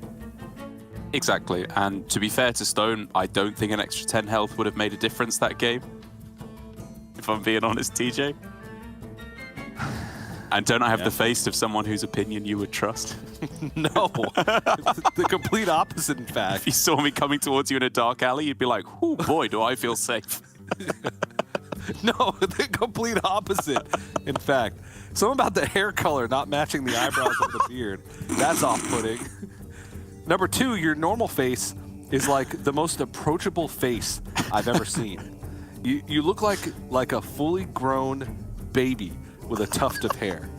I'm just fat and bald. That's all that means, TJ. And you're tall. So if there was like a crowd of people and I needed to pick one person to ask a very important question, like a random survey, I'd be like, I'm asking that guy, because there's no way that he wouldn't feel obligated out of politeness to say, yes, I'll take your pointless survey. It'd be you. Whereas Giga Derek, you don't think he'd take a survey. No. All right. Well, Warlock out the way for Glory. As you know, I knew would happen as APAC's biggest fan. We all knew he was going to take the dub here. And heading on to game 2, he's got himself the rogue that is, I think, like every Japanese player ended up bringing this. At least the top 3 that we saw out of Possessi, Glory, and Hansoku as well. And it's a list that, again, I still am unsure of. It's I think it was I can't remember who it was, Insane maybe, who posted a very good meme of basically this deck, you know, when you're on coin versus off coin, and the difference is just absolutely night and day. It's regular Derek versus Jawline Derek when you are on coin versus off coin, because having that extra spell to pop off with these combos makes all the difference in the world, especially versus Druid, where an extra +1 attack on the weapon, +1/+1 on your minions with the graveyard makes all the difference in the world. Yeah. I don't think, though, that this is the end-all, be-all list. I said it really early on. It was me, right? I should be the Chef Giga TJ here. That Starfish in this rogue deck is just the nuts. Okay. And actually, Ustia, that's how I'm going to say it. Ustia. Who's going to be competing against Woods in the 4th and final quarterfinal, does have the Starfish Okay. in the deck in place of a Fillet Fighter. Yes, I said Fillet Fighter. I'm being respectful to To my culture. to the UK culture. And I think that's the tech. I think that's the ultimate tech. Okay. It seems like a lot of the times we're seeing this deck lose, it's because, one, it just beats itself, which Yeah. every deck that's similar to this needs to have some built-in failsafe, right? It can't work every single time. Or it gets frozen, or there's a big taunt. I think I agree with you on that. The one thing I will say is that I love that this is just a 30 rogue card list right now. Having the consistency to be able to make this play exactly, where you have a 2-mana null in hand, you play Shroud, and you know it's going to cost 0 on the following turn. There's no doubt whatsoever, which is why all these cards you kind of want to play, like Starfish #1, Akani I'd love to play in this deck, maybe Theater, you know, these maybe not so much, but these tech cards that you want to put in to, I think, make the deck stronger overall.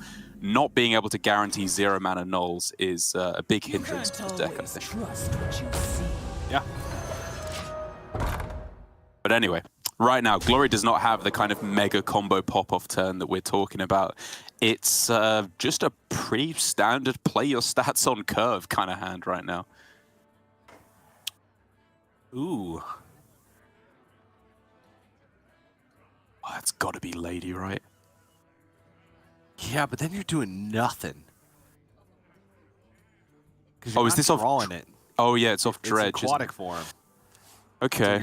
You're doing nothing. All right, it's just gonna pick the scales, but that's it. Knowing that Lady Anacondra's on the bottom of the deck Right. is. I just think you can't. I guess with Earth and Scales, you're not really doing anything either. Like they're That's both the payoff thing. cards for like post alignment, right? Yeah. Earth and Scales helps you recover, but Lady Anacondra's just so much better in that situation. Okay, well, the Stone is probably happy to see the Edwin because it's the only thing that Starfish is actually useful against. This is nuts. All right. I mean, to heck with the Starfish, like, Edwin just does a 4/4 that drew you an extra null. It's more than good enough right now, and it can even get bigger. What is happening? Yeah, because that's the Edwin card, right? Yep, that's the Edwin card. Oh my god. 6/6? Imagine. Yep. Edwin's going to cost 3 soon. Oh my god, it's going to be so busted. Ooh. That's a top deck, man. That's why you don't pick Anacondra, to be fair.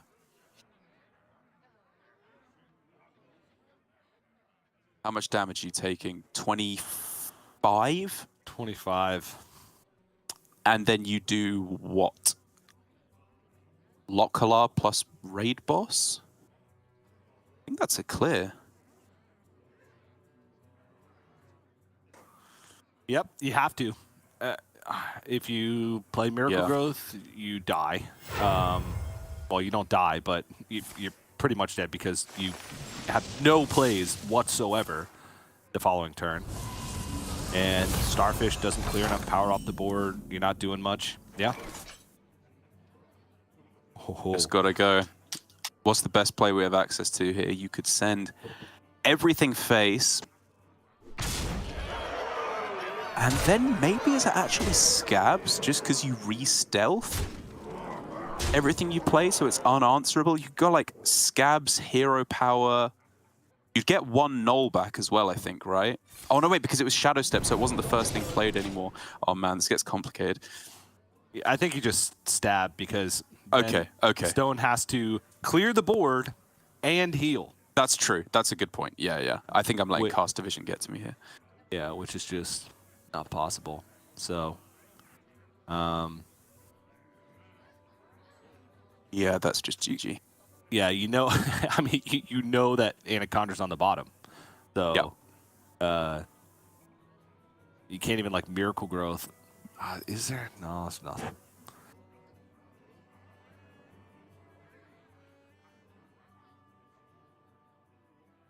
Yeah, I mean, from his perspective, he can survive, I think. Yeah, there's a you a can. full clear. Yeah, Yeah. it's just you're at 2 health. So He's gone to that. 3/5s. This so far is an absolute slaughter. Like, Glory just hasn't been giving him any quarter whatsoever. No quarter slaughter. Oh, the Cutlass. Oh, The Cutlass, dude. You summon the ghost before you attack it. Fun fact, that's the only implement I can use to shave. It's the only thing strong enough. A Blackwater Cutlass. The Blackwater Cutlass, exactly. I'm never trading that bad boy. Well, Glory, a quick 2-0 lead now in the series with only the Shaman left remaining. I do think Shaman might be the deck that could struggle against what Stone has left. Yeah, okay. How so? Just get aggroed down. I don't know. I mean, it's the Curse Imp Warlock, which I think is against Shaman is much more difficult for them to deal with because it does feel like Shaman can continuously answer boards, but they do take some damage in the process. And then once they start going for that, okay, well, they have infinite mana cards, what have you. The curses can go over the top. It's a super aggressive quest hunter, right? Mm-hmm. So you can complete quests really quickly, and I think that could pose a problem. Shaman does have aggro starts, but they take very specific combinations of cards in order to get it, right? Like schooling into Null Muck Pool, you get a 10/10, right? That's very difficult to deal with. If you can find Clownfish, go wide. But Quest Center can oftentimes deal with that. Outside of the 10/10 situation, they can oftentimes deal with those early boards, and it just gives them quest progress. The Druid, big question mark on that one, right? That's a tough matchup to evaluate. Control Shaman's a tough deck to evaluate. It really in terms is. of matchups, because it just feels like it's like a slight favorite against nearly everything, because it has so much stuff that it can do in the deck. It's got disruption, it's got aggressive potential, it's got these crazy swing turns available with Muck Pool. Yeah. And of course, Snowfall Guardian, Macaw, that combination can ruin any board-based strategy. But it's about what side of the deck you draw, right? Because you rarely get all the way to the bottom unless it's like a mirror. So it's a very tough deck to evaluate in terms of strength and weaknesses, because it depends game to game. Exactly. Like against Druid, the games vary so drastically, because if you just have you can just steamroll them with Null into Muck Pool, as you said. But if you go Mutinous into Bolner, Parrot, like you just kind of win most of those games, because if you eat Denathrius, Bran, Theatar, Topior, Nyxia, like even just 2 or 3 of these big ones can just end the game on the spot. Denathrius alone is such a core win condition, especially in the non-alignment versions of the deck. So I think that'll be a very interesting one to see. For right now, though, against the Quest Hunter, I think the problem with the 40-card version is that little bit of consistency that you're losing by putting 10 extra cards in is very often the difference between having huge bursts of stats with Clownfish, Bunch of Murlocs, and just playing a couple of small threats every turn, like 1 or 2 minions a turn. And that is worlds apart versus Quest Hunter, because they hate seeing loads of stats all at once. They love seeing 1 minion every turn. That's how they win these kinds of matchups, because just 1 minion a turn, you play the 2/3, Wild Boar Cavern, a little bit scary because it allows you to bank some mana for subsequent turns, but you just play all your removal spells as Hunter, Quest gets completed turn 6 or 7, and you're just happily moving on with your life. Yep.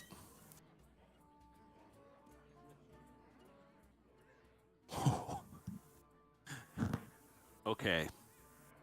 This has the potential to be very rapid quest completion for Stone, but at the expense of having an empty hand. Can't get quick shot value right now, but I don't think he really needs it.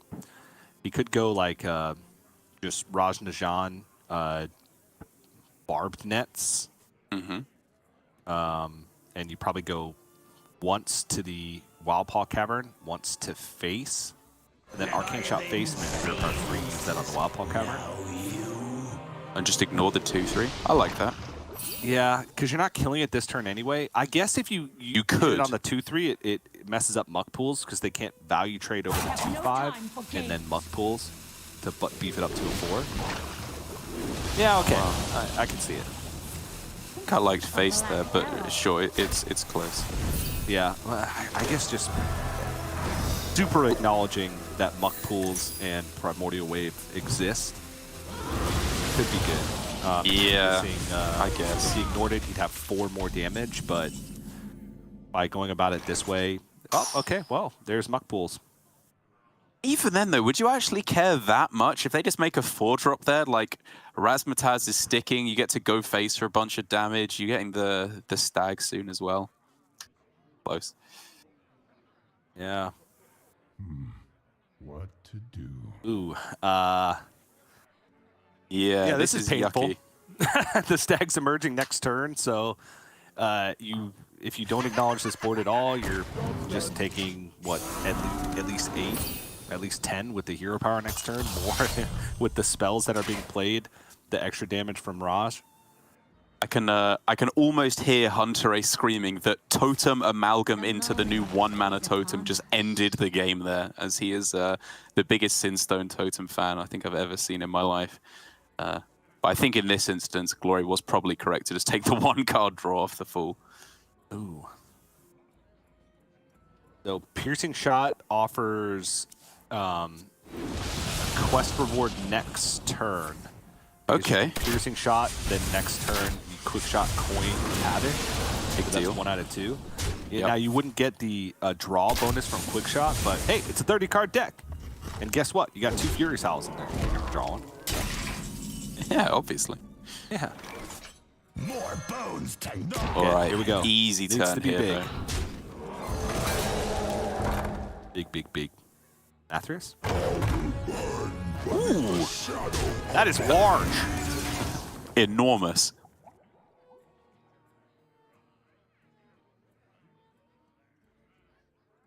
All face. Send it. Full face everything. So if you're dealing what?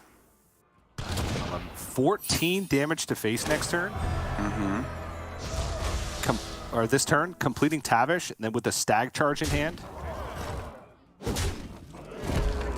This is a lot, isn't it? Every day of the week. Yeah. I think it just always gets there. Outs for Glory. You'll need to run faster than that. Can't really think of any, to be honest. Primordial Wave? Okay, what are we evolving into that heals? No Ziliax. No Santive Waterbearer.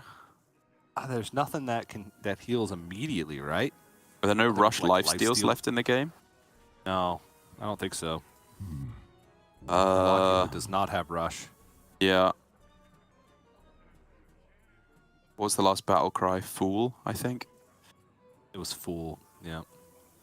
The new Paladin minion, like Snob, it only gains Rush and Lifesteal. I don't think it has it innately. I wonder.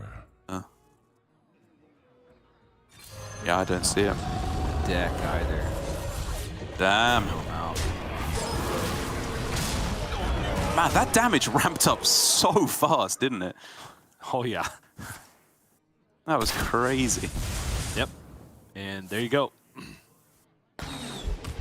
That'll be Stone putting himself on the board 2-1 now in favor of Glory. So still a long way to go, but at least didn't get completely swept. Now has the Curse Implock remaining, as well as the Druid that we saw get absolutely blasted in the previous game.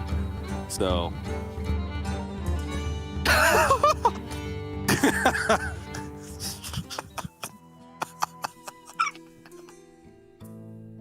You called?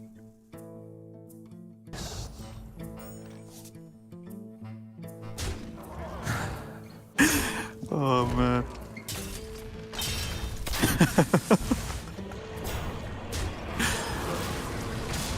Indeed.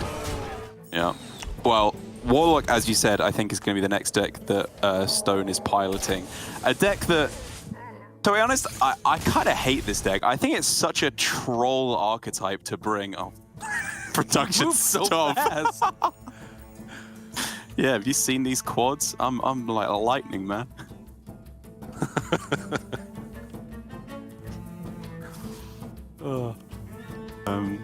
Either way, Imp Curse Warlock, you know, it has even bigger power spike ceiling than regular Imp Warlock, right? Because theoretically, you can just draw all the Imp half of your deck and then all the Curse half of your deck, one after the other. Like, it feels to me like the way you build a deck when you first start playing Hearthstone, like when you just learn the basics of the game, you know, learn a little bit about deck building, and you start putting in specific cards for every possible situation that could occur. Like every eventuality, you throw in every tech card, you think, oh, I don't have any 10 drops in my aggro deck, I should probably put one of those in anyway. And it tries to cover every scenario, and it feels like it ends up doing nothing.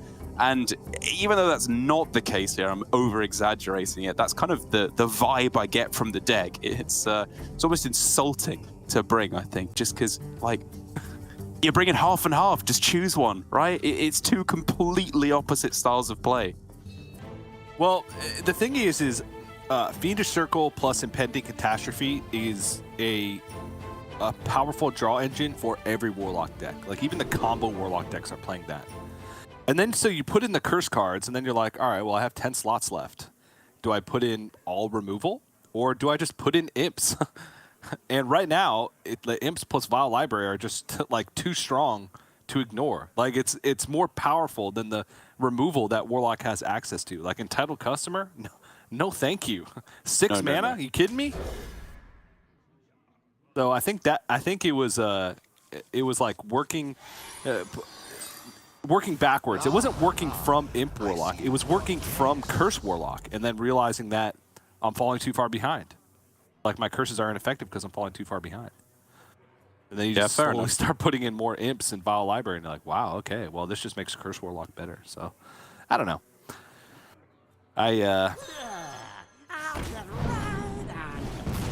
Maybe I'm completely wrong, but maybe I'm also completely right. Who can say, TJ? Who can see? Either way, a really nice start for Glory, all things considered, right? The muck pools are a little dead for now. But the Command, the Clownfish, the Snowfall, all primo cards to have versus Imp Warlock. And he's going to need primo cards because look at this. You would never know that this is Curse Warlock from Weestone's hand. It's like the perfect Imp Warlock starting hand.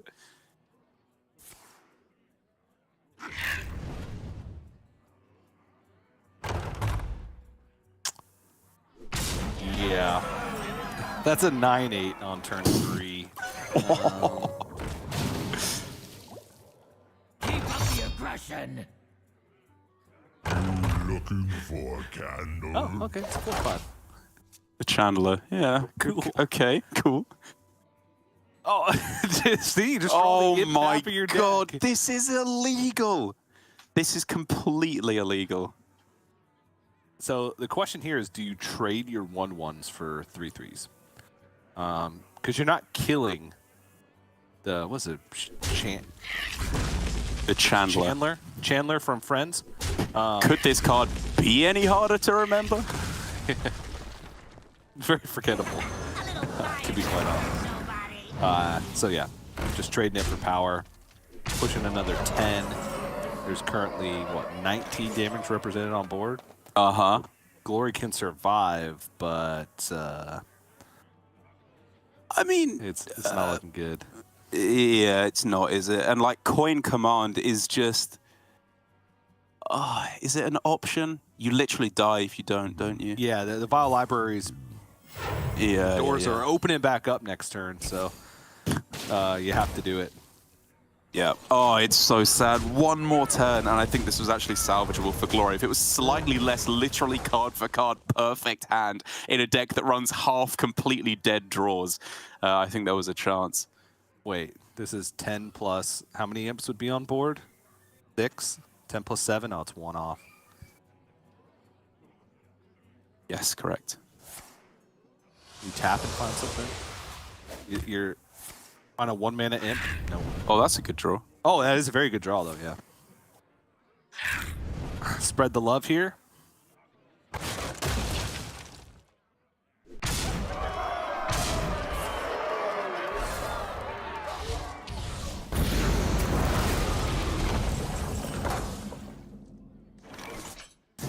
All right.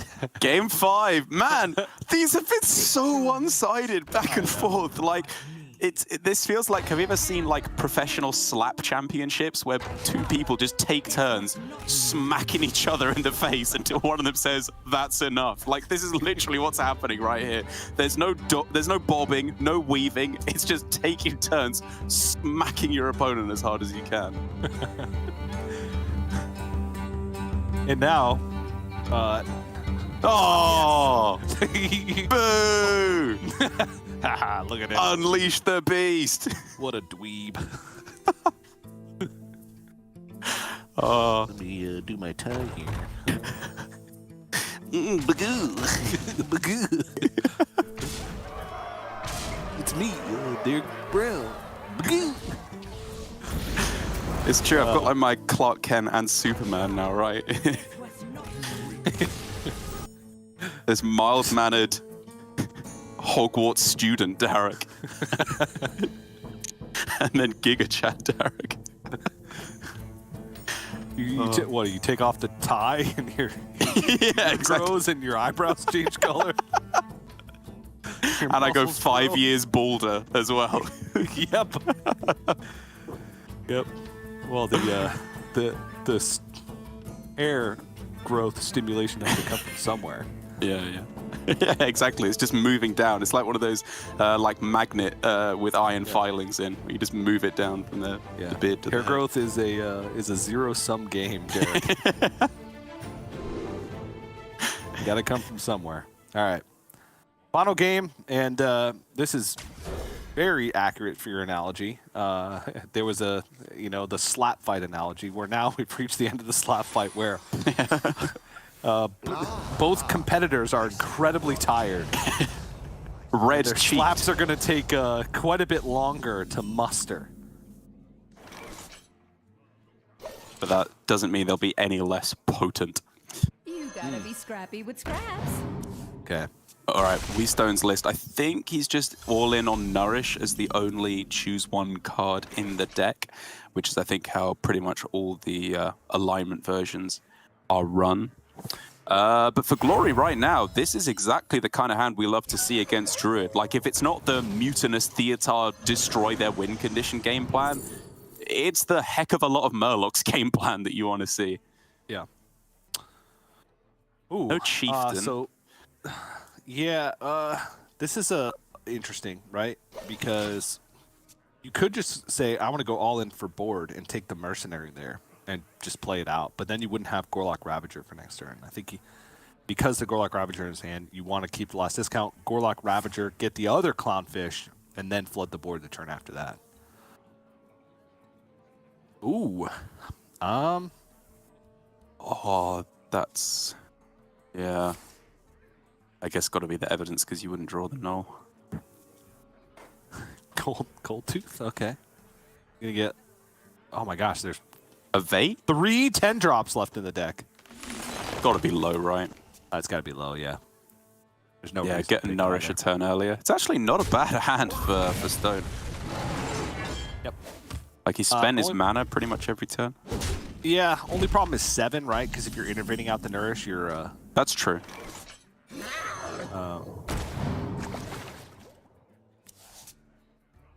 Whoa, finds the other Clownfish as well. This is getting spicy, man. Like, there's Clownfish with the potential to get a Macaw Clownfish if you wanted to try and cheat out an even earlier Mutinous. There's a lot going on. Oh, okay. Well, this works out quite nicely. Yeah, it's even better. Seeds been picked up off the top. Okay, so if you go... Oh, it's not so obvious, actually, is it? Yeah. Like, Clownfish Lush Water on this turn and then trade in the 2-3, and then next turn, the most recent battle cry is still the Parrot. Maybe I'm hyper-fixating a little bit too much on the Murlocs here. And you just want to go stats here as much as possible. Yeah, I mean, this is a lot of stats. It is. 14. This is not usually a turn where in a 4. Ooh, nah, it's bad. He's not so much. I mean, Heart of the Wild plus Starfish synergy. It's insane. Ooh, yeah, nice. Yeah, just pick Innervate for the future. Agreed. Yeah, but we got Miracle Growth next turn plus Earthen Scales, which I think is kind of the saving grace of this game. But Glory gets a, granted only on 5 mana, gets a full turn to kind of set up something a little bit bigger, but there's not really much to be done here. Lush Water Scout and Clownfish. Interesting, okay. This obviously gives the +1 attack, which is not irrelevant at all. But just preserves some more discounts for the future, right? Because you have Macaw plus Gorlock or Macaw plus Mutinous, very importantly as well. Yeah. And Lushwater lives, which, you know, almost certainly. That's big.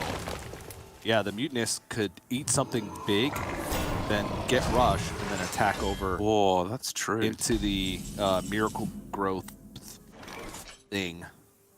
Oh, wow. Now we're talking. This is getting really spicy. Ooh. Oh, man, how do you sequence this? Because now you kind of actually want to leave, if possible, a 1 or 0 mana Murloc available for next turn with Kael'thas plus Denny. There's none. There's... But you can Macaw first, because it's still Clownfish, right? Oh, yeah. No, you're right. I don't know. It's... Yeah, maybe it's just Mutinous. Oh, the no way! Rushed! Oh! Value trade! No way. Dude, the script is too strong. It's Apex time. Let's go.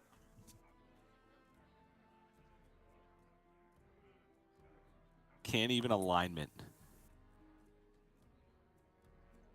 You just die. You just die. Scale? Yeah.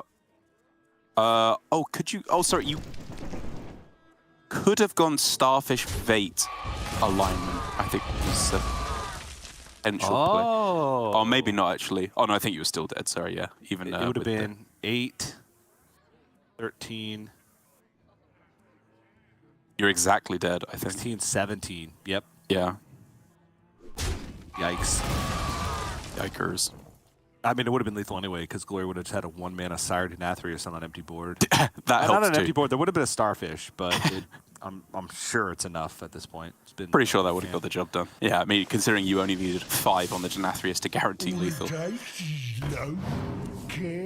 waiting for no one. Oh man, it's getting close. There are no 1-mana minions naturally in the deck, right? You can only get Schooling, so there's no chance of a...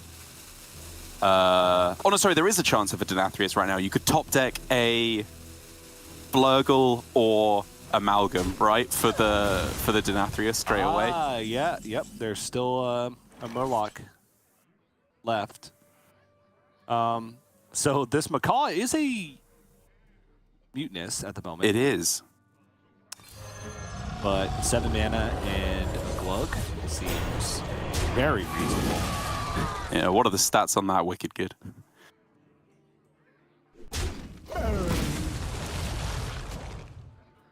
Glug. The stats are glug.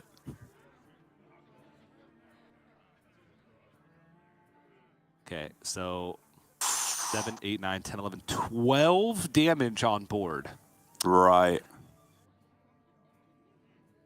So theoretically, you could get away with an alignment, which is 100% what's running through Stone's mind here.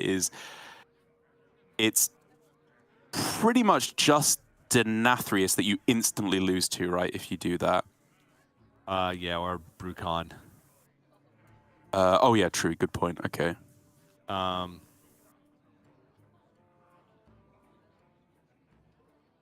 the problem with alignment is what's the follow-up, right? Yeah. No ramp in hand, no Anacontra in hand. Oh yeah, of course, that's the draw 3 part of Nourish, isn't it? Not the ramp. Yeah, that doesn't feel too good. Okay, this is a little bit better post-alignment hand. You could even fish with Aquatic Form first. Most likely, given this board. Actually, I don't know if Localar would be active. But at least Aquatic Form can help you find something. This Lushwater Scout is so busted. The combo here between Scout and Glug. Who knew? It's the Wait. the buddy movie we all needed. There's no way this is Wait, you get the weapon too. The weapon too, dude. Plus the extra 1 damage. Okay, this is actually a lot. It's a lot. So this is going to be an extra 4 attack on Glug from these because it's just the base. The base, stat, right? Yeah. 15, 17, 19, 20, 21. Okay, it's not enough, but it's close. It's really close. Does mean Localar is active, but I don't know, man. You're at 5. There's a 13, 17. Glug It's always Glug, dude. Okay, so you have alignment Localar plus Null now. That just doesn't matter. It's still too big. You have Starfish Localar or Starfish Null Localar. That's not good enough. I don't see it. Aquatic Form for scale, and then you scale, then Starfish. Okay. Nah, because nope. Glug is too They'd big lose to basically Rush. attacking the weapon. As well, yeah. No, you trade off first and then Starfish. Yeah, because the Glug's remaining too ones big. would lose the rush. Yeah. Yeah. Grr. Null means you have another zero-cost minion if you wanted to alignment right now. Like, you can go Localar double Null, which is in almost every situation good enough to save you, but quite clearly, still not here. Not enough. Oh man, so close Exactly at the end. on the other side of the board. Exactly. Well, there was the option for Sire to Nathria's that turn with Kael'thas because it was an amalgam in hand. So Yeah. that was lethal in all sorts of ways. And there you go. Glory moving on to the top 4. Our top 4 currently is all APAC. Let's go! However, there's still one quarterfinal to be played, and that quarterfinal does not have a representative. I don't care about that one. Boo! Okay, if Asia Pacific doesn't win this Masters Tour, with 3 out of the 4 of the top 4 being from Asia Pacific, I don't know what to say. I'm not going to curse it, man. I'm not going to say anything. I'm going to let the results speak for themselves. But regardless, this has been one of the best collective performances of Asia Pacific in a Masters Tour in a long time. Obviously, on the bigger global stage, right? We're talking about like Grandmasters World Championships over the past few years. Asia Pacific has been incredible. But the Masters Tours, the win has eluded them, as well as Americas, but they suffer all the time. Yeah, exactly. That's part Even of in their national own identity. tournaments. Yeah, man. But there you have it. So final spot is going to go to Woods or Ustia coming into that last quarterfinal. But Miro, Tansoku, and Glory is the current top 4. So very powerful players. Not quite as powerful as Dweeby Derek. Hey, shut up! My tie's too tight. It was, dude. Pictured slightly off camera here is Daniel Gaskin absolutely wetting himself laughing, watching me try and be stuffed into this massively undersized suit. Yeah, I'm glad it's just from the chest up because the bottom half was not PG-13. Yeah, I think it actually looks pretty good. Looks pretty good. Thanks, buddy. I couldn't fit in that suit, that's for sure. I could not fit in that suit now either, don't worry. All right. Well, Derek, third quarterfinal in the books. So we're creeping along towards a finish. We have the 4 matches left remaining. We have 1 quarterfinal, 2 semifinals, and then the finals before we crown a Masters Tour champion. So still a lot of Hearthstone left to be played. I'd say we're roughly halfway through the day. Maybe a little bit less, maybe a little bit more, depending on how long. I love halfway points. Oh, love them. I don't know if that's something you knew about me already, but halfway points of anything, just they really get me going. So super pumped right now that we've arrived at a sort of halfway point. But man, let me tell you, when you look back and you see exactly the same amount of distance as when you look forward, whew, it's just the best feeling in the world, right? Yeah. But we do have to go to a quick break. But when we come back, we are going to have the 4th and final quarterfinal, and then we're going to roll right into semifinals, right into finals. It's all going to happen today. So we'll be right back with more Masters Tour action.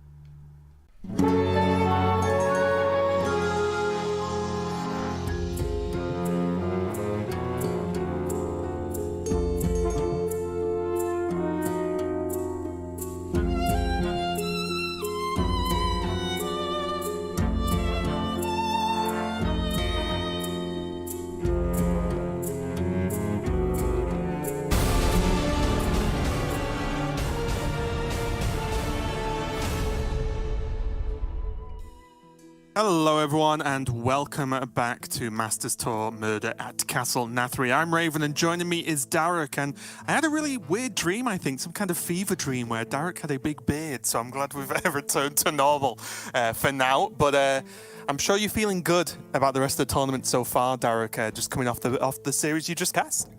I'm hyped, man. As a loyal APAC fan, one might say, who has never betrayed his allegiance, and no one can ever prove otherwise every time APAC bottoms out of a Masters Tour.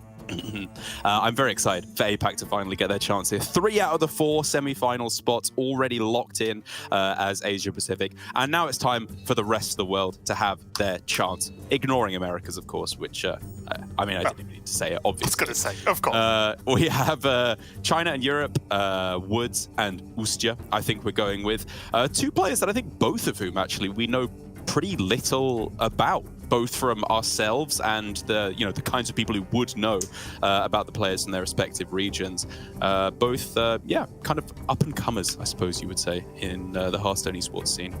Yeah, 100%. It's always interesting because I feel like the Masters Tour has done a great job of giving us, players that are proven over time, right? We see them make these top 16s. Players like Fury Hunter come to mind, right? We all know he's very good. He does many deep runs in Masters Tours, like that's just what he does. But I also enjoy seeing some of the, the players we don't know too much about and seeing what they can do, especially, you remember the first time you see them and then suddenly you start to see the name everywhere is what normally happens. Players normally running hot. So we'll check it out what the first matchup is going to be here. Warlock and Hunter are banned away. So we are going to kick it off with Woods on this Shaman list. And again, difficult to ask about lists right now specifically because there's about 8,000 variations of them. But this one, at least to me, looks a little bit cleaner than some of the 40 card lists we've seen elsewhere. Mainly down to the fact that there's just a lot of 2-ofs, not really, one single here, single card over there, single over here. Yeah. We've seen a lot of lists. So I'm very excited to see how this one specifically plays out. Yeah, I agree. I think the one thing that's a little bit clunky is double Famished Fool. I feel a little bit weird even playing one of them in this list that already has an awful lot of card draw when you factor in the Ravager, the Schooling as well. But even then, you know me, I'm a fan of 2-ofs in a list as well. So I agree. I think this is going to be a good first deck for Woods. Over on the other side, though, to kick things off is the Rogue for Ustya. Have we seen that already? No, we haven't. Here we go. Perfect. Yeah, it was planned. Exactly. yeah, as if by magic. Pretty standard list with one major deviation, right? Is the one of Starfish, which I was talking about with TJ about how I have my doubts about this card because in a vacuum, in this deck, it makes so much sense. It's clearly going to be good in a list where the stats of the minions that you are summoning with Sinstone Graveyard are locked in. They can't be silenced away, right, even though you're kind of buffing up the stats. And you really want to be able to get through taunts, and it can be quite difficult to get through the bigger taunts, like off of Miracle Growth. Smothering Starfish is really, really useful to do so. But in terms of discounting Wild Paw Null, guaranteeing yourself to be able to hit rogue minions specifically off of Shroud in a deck with so few minions is very, very important to the deck. Being able to know that your plays are predictable. If you play Shroud, you will be able to play 0-mana Null. And I think that could be a big hindrance for Ustya. Definitely one to keep an eye on is that if he starts drawing these Starfish at inopportune times, it could really mess with his Miracle pop-off turns. Yeah, it's true. I'm definitely split down the middle here because we do have a very freeze-based meta as well, right? That's true. So Starfish can really help out in pretty much, I think if any deck ran Starfish, I would never be too upset. I think it's a card that makes a lot of sense right now for, a lot of the reasons you broke down. But I do agree, and I think like on top of the sort of Null interaction, I do think that every single card in this Rogue deck needs to do work for it to be consistent and get those wins, because I think the deck's very strong, but I do think you have to work for it, right? And I do worry that, kind of going off the back of what you mentioned, that a top deck of a Starfish doesn't really progress your own plan a lot of the time. And I think that the second this Rogue slips and has a bad turn or so, or a weaker turn or so, it can get preyed upon by just generally stronger, more consistent decks. So we'll have to see how it plays out. I am interested though, because it is one of the, I guess one of the early decks in the meta that we had kind of locked in, which was this 40-card Shaman, going up against a deck that's fairly new in terms of at least popularity to the meta with this Rogue. So yeah, pretty interested to see how this one goes out.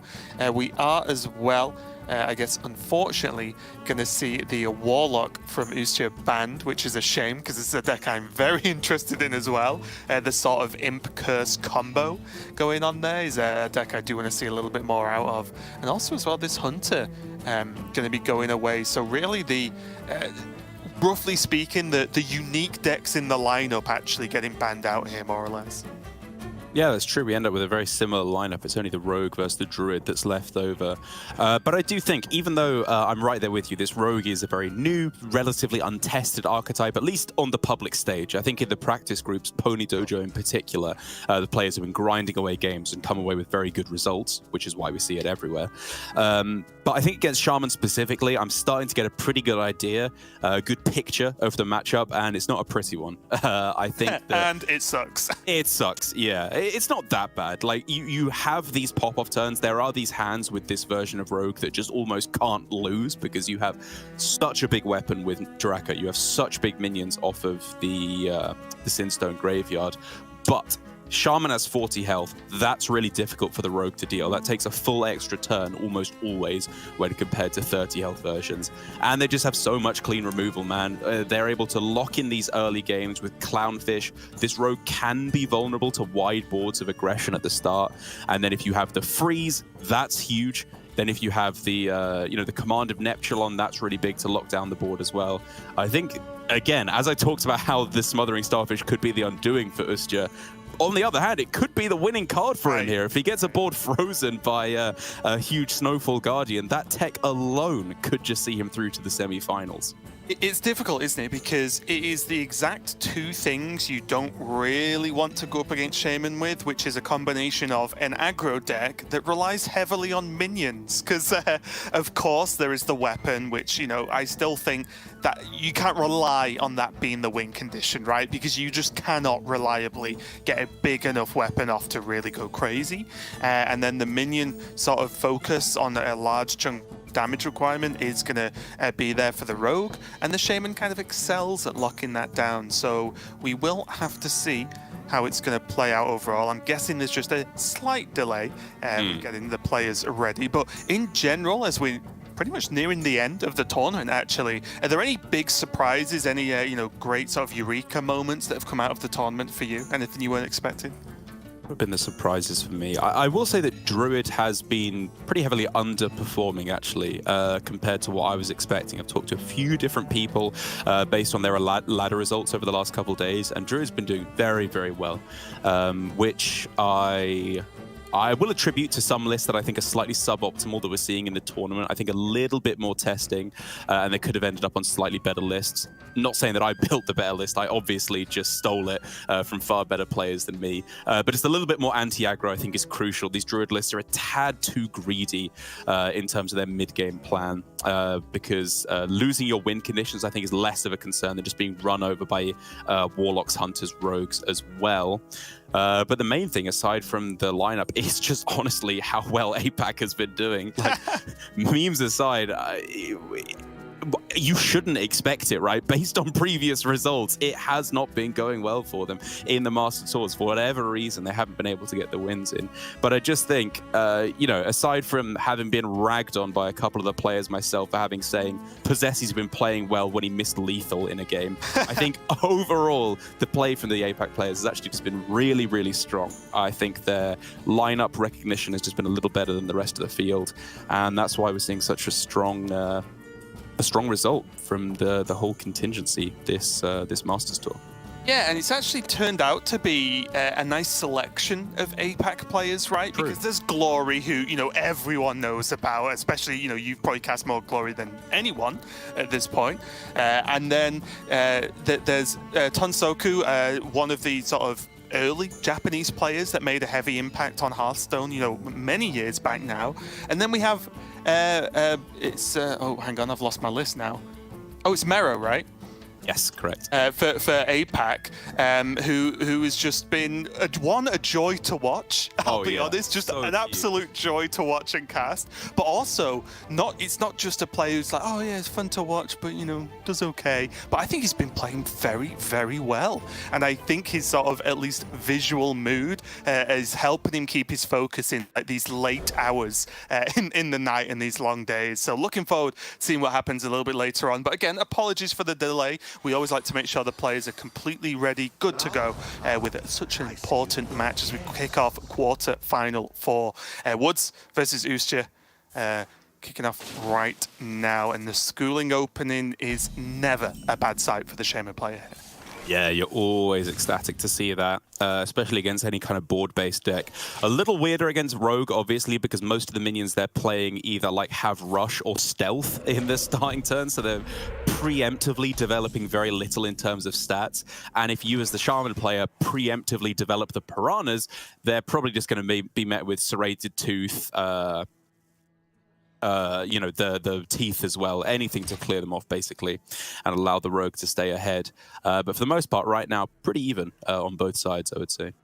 Yeah, and something I love about watching players that are way better than me at the game play this Rogue is I think we might have spoke about this yesterday actually, is exactly when and how they decide to pop off, right? Because sometimes they're forced into sort of not really being able to hold for too long, but with double hero power coming out from Woods turn 2 and 3, I think Ustya has a great opportunity to really, really greed out this hand. Or maybe, would you even call it greed? Because he could actually just go now. You could go now, right? You have coin door, and then you actually, if you get a 2-mana spell, you could go prep 2-mana spell, Null, Serrated, Draka, and you could even fit a Shadow Step in there along the way as well. I think this is actually, no, it's not the turn. Okay. There was the potential to fit it in on that turn. Yeah, it was doable, right? To basically do pretty much everything. Yeah. In the Shadow Step as well, if you really wanted. Yeah, exactly. I think it was up to like 8 attack, maybe even 9 on that turn.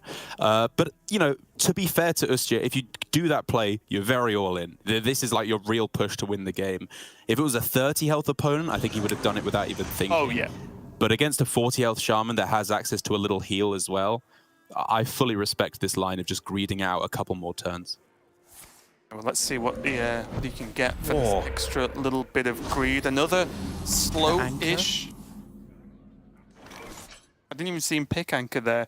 But another slow-ish turn from Woods means that Ustya can still pretty much do the same turn, but just with a little bit more mana now. Still has plenty of targets for Serrated Bone Spike if he wants it. And then the list goes on at this point. Yeah, I think because he's not prepping the tooth, it means we're greeding this out yet further. Ooh. Oh. Spectral Sight is so tempting. It is. As ever, I'm just staring at Animal Companion, but yeah, Spectral Sight makes way more sense. You've just got Hunter brain, like I think I'm like Hoffer. Hunter portion of your brain just lit up. Man, the Anchor Totem here, pretty nuts actually. This is a lot of pressure all of a sudden. Yeah, it is, isn't it? This is actually kind of scary now. I mean, it does have removal available in one form or another. Now picked up a tooth again. This must be the turn, right, Derek? Official Rogue Master. I think so, yeah. I'm just wondering whether you deliberately don't honorably kill the tooth so you can draw with the Spectral. Because he does have a surprising amount of mana to work with a 1-mana Bone Spike as well. Ends up on Shadow of Death, though, which is playable, technically, but you don't feel good about it. You're going to be the rocking Shadow Step here. Very nice, of course, with the 0-mana Null. Able to really maximize those trades and basically just remove all real threat from this board. Not that Woods had to commit too much to make it, but still. Right. Oh yeah, I guess actually if he had gone for the play I was talking about where you don't get the honorable kill and then you get 2 draws off the Spectral Sight, I think he would have actually been 1 mana off playing Location and Draka on the same turn if he'd gotten both of them. And because of that, I fully respect this line. And then you can get Spectral Sight over to the left. You still have a decent-sized board, and you actually have a chance for a second pop-off turn once you do hit the location a little bit later. Yeah, really interested. What do you think of the no coin use there? I know the coin would have floated the mana, but it is basically 3 extra damage to play that coin. Do you think it's going to be impactful elsewhere in the game?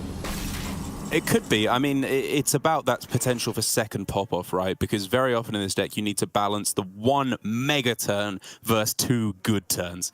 And I think, as I talked about, you know, if you end up with an 8 or even 10 attack dagger, that's not necessarily winning you the game on its own.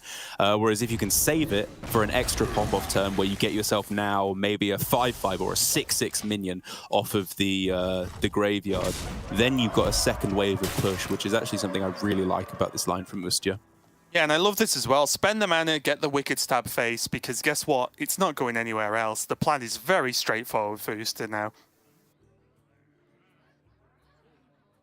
Woods has another freeze, but... Yeah, he's got...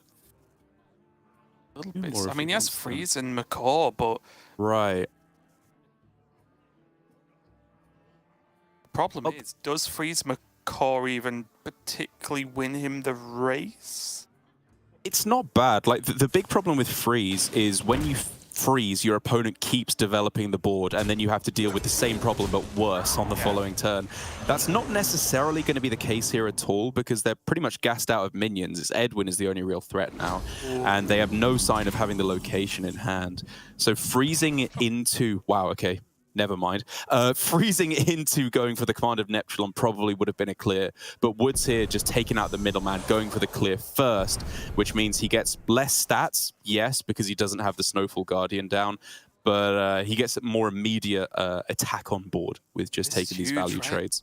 Yeah, this is big. Turned, has Sinstone, and now has Starfish from the draw, even though not a rogue minion. Didn't end up being a terrible thing so far this game. Starfish will be massive here, and it's got to be like, you know, I'll use the phrase all in, but you understand what I mean, right? Max resources use this turn to make the Sinstone pop.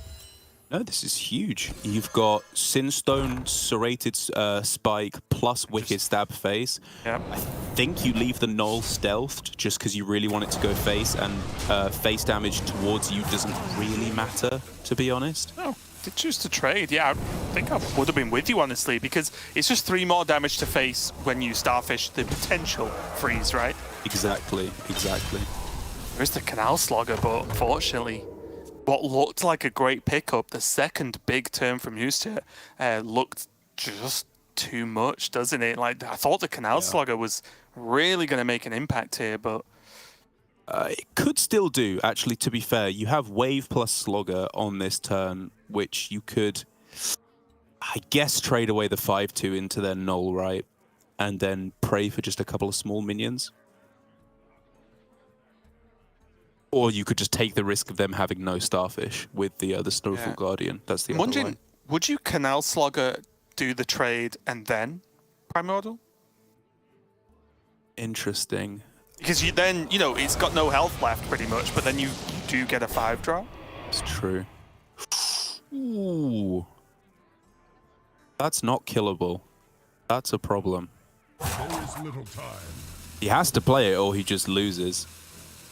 Yeah, as soon as he casts that, right, decision made. He can't freeze now, so... Yes. Actually, sorry, I think he actually still could, because I think Macaw still cast Guardian, so he could have frozen there. But I think in this instance, this is actually still the correct play, because the outs for lethal are pretty limited now, with the few number of cards in hand, and 2 of them being known entities, right? He knows one is Shroud because of the door, and one is Smothering Starfish, or at least a minion, sorry, in hand. Outnumbered? Weird turn, right? Because normally you'd Krabatoa a trade to swing the weapon. Yeah. But he might actually want to trade the 3/1 into the Thalnos, right? Yeah. Unless you want to go face, though, is the other thing. Like, oh, he doesn't have Fillet Fighter. I was going to say if he gets Fillet Fighter, he could trade into the 2/1. Sorry, into the Canal Slugger. But that's what he's cut to make room for the Starfish. Right. Well, he could... I don't... Yeah. could Starfish now and just push forward and know there's no heal. But I think I like the trade into the Thalnos and actually just Shroud. Agreed, yeah. And then hold the Krakatoa as well in case of a freeze, right?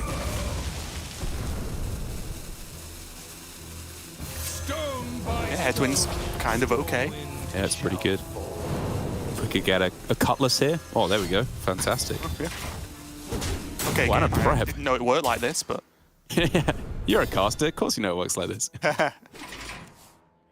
Quick extortion, the 1-3. Yeah, I mean, I was kind of thinking about it, actually, but...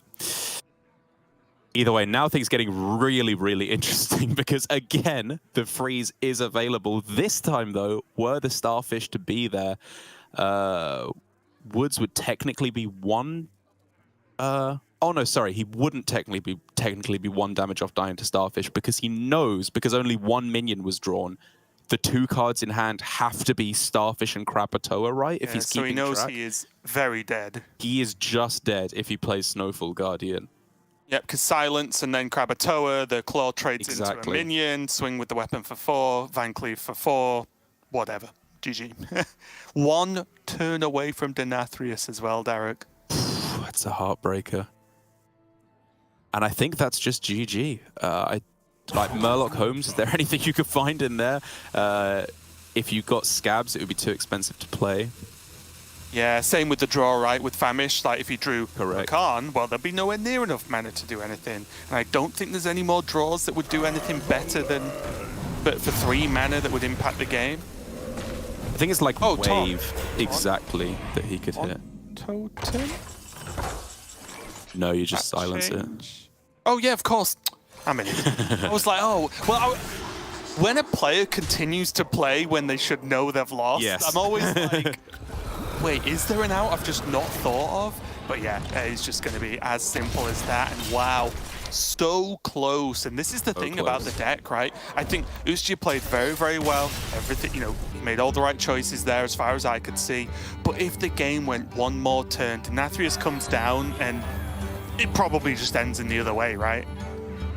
Yeah, absolutely. A card that, as I said at the start, I was very unconvinced on from Ustya, but based on that performance, I mean, man, it just looks absolutely genius for this meta game with so much Shaman, so much Mage, being able to just get through taunts of Druid as well.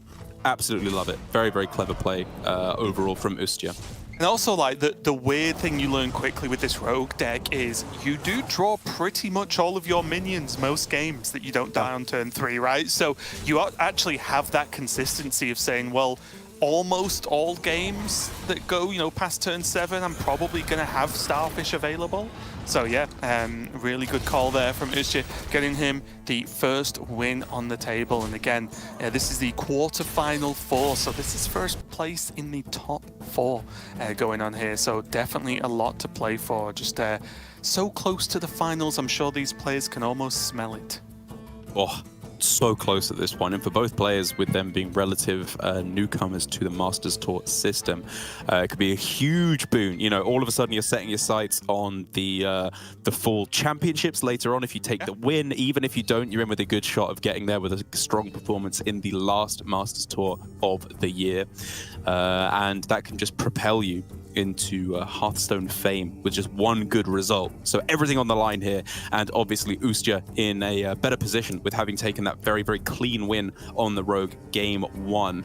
Now going to be queuing up, I believe, the Shaman of his own versus the 40-card Spooky Mage from Woods, which is a bit of an interesting build. You know, he's gone with the semi-big spell mage inclusion in there with the parrots, the blizzard, and the rune of the archmage, which again, as I've talked about, is leaning in the side of the deck that I haven't had much success with in a more control style of play. And against Shaman, I don't know, maybe a bunch more runes can help you get there. It's possible. Yeah, it's hard to say because we're casting it in the top 4, right?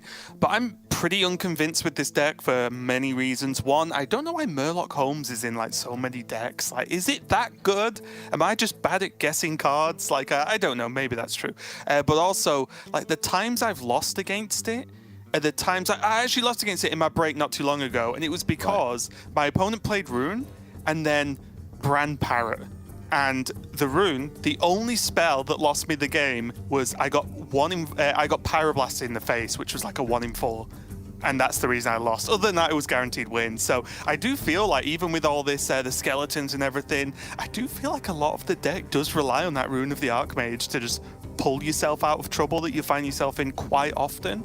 So yeah, we'll see if any more games can convince me otherwise. Uster now going to jump over to his Shaman to give it a go. And running through things, it's a little bit more one-of-ish with the one Devourer, the one Smothering Starfish.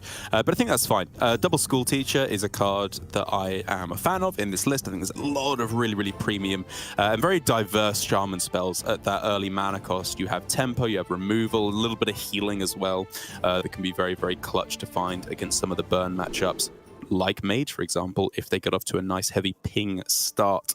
But the kind of hand I think you're looking for Ustia, for the most part, isn't this kind of late game stuff. It's not so much the munching and finishing off with Denathrias. It's just early game tempo, trying to keep up, trying to get ahead if you can to clutch out a victory that way and force Mage into more defensive plays than they would like. Yeah, the one thing I will say is that, like, Theotar can really... I mean, it's weird because both players play it, right? So Theotar can just happen. But stealing the Dawngrasp hero is such a big deal because it's normally so much of the damage available. So that's definitely something that could kick in a little bit later on. But you're completely right. As always with this form of Shaman, you just want stuff to do every turn, right? I think that's generally what you're just looking for, because the deck just feels like a 40-card value deck most of the time. So we'll see how it plays out so far. Sleepbreaker coming down for Uster. Just going to soak that built-up ping already. There's been an uncanny amount of wildfires drawn on turn 1 for these decks, isn't there? I mean, there's been an uncanny amount of APAC players in the top 8. What can I tell you? Maybe that's how we just roll. An uncanny Masters Tour.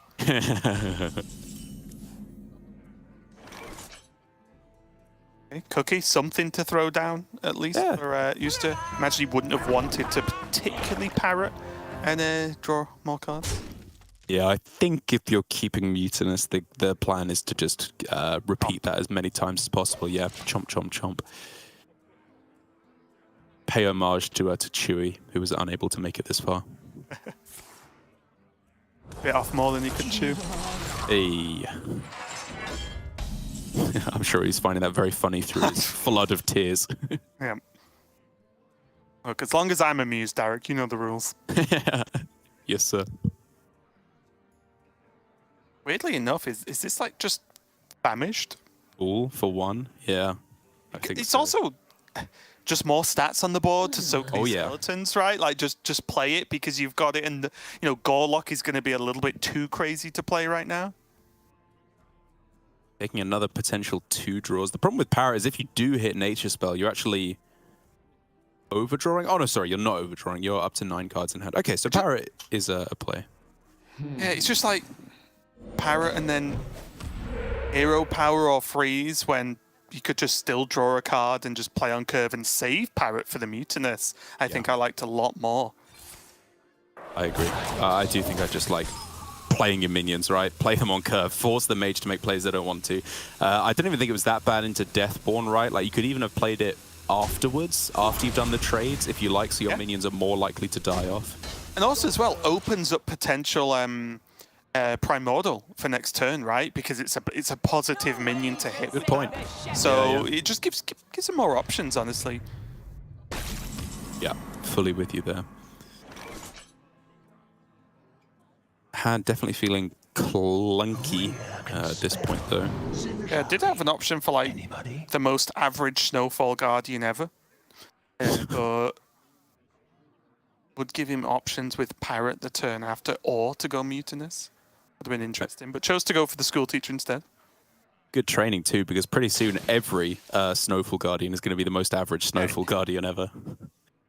It just doesn't do anything else. It can't be anything but average. Just a bad Varden.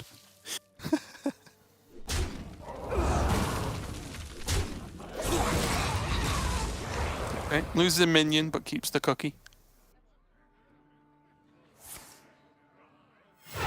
Going into Dawngrasp here, just don't think anything too crazy is going to get Wildfire, and Cold case? Just cold case, I think, right? I believe so. have an Oh, an idea. AI too. The full Okay. trio. Not bad. Overdraws 1, but got the wildfire in time, which is the big one.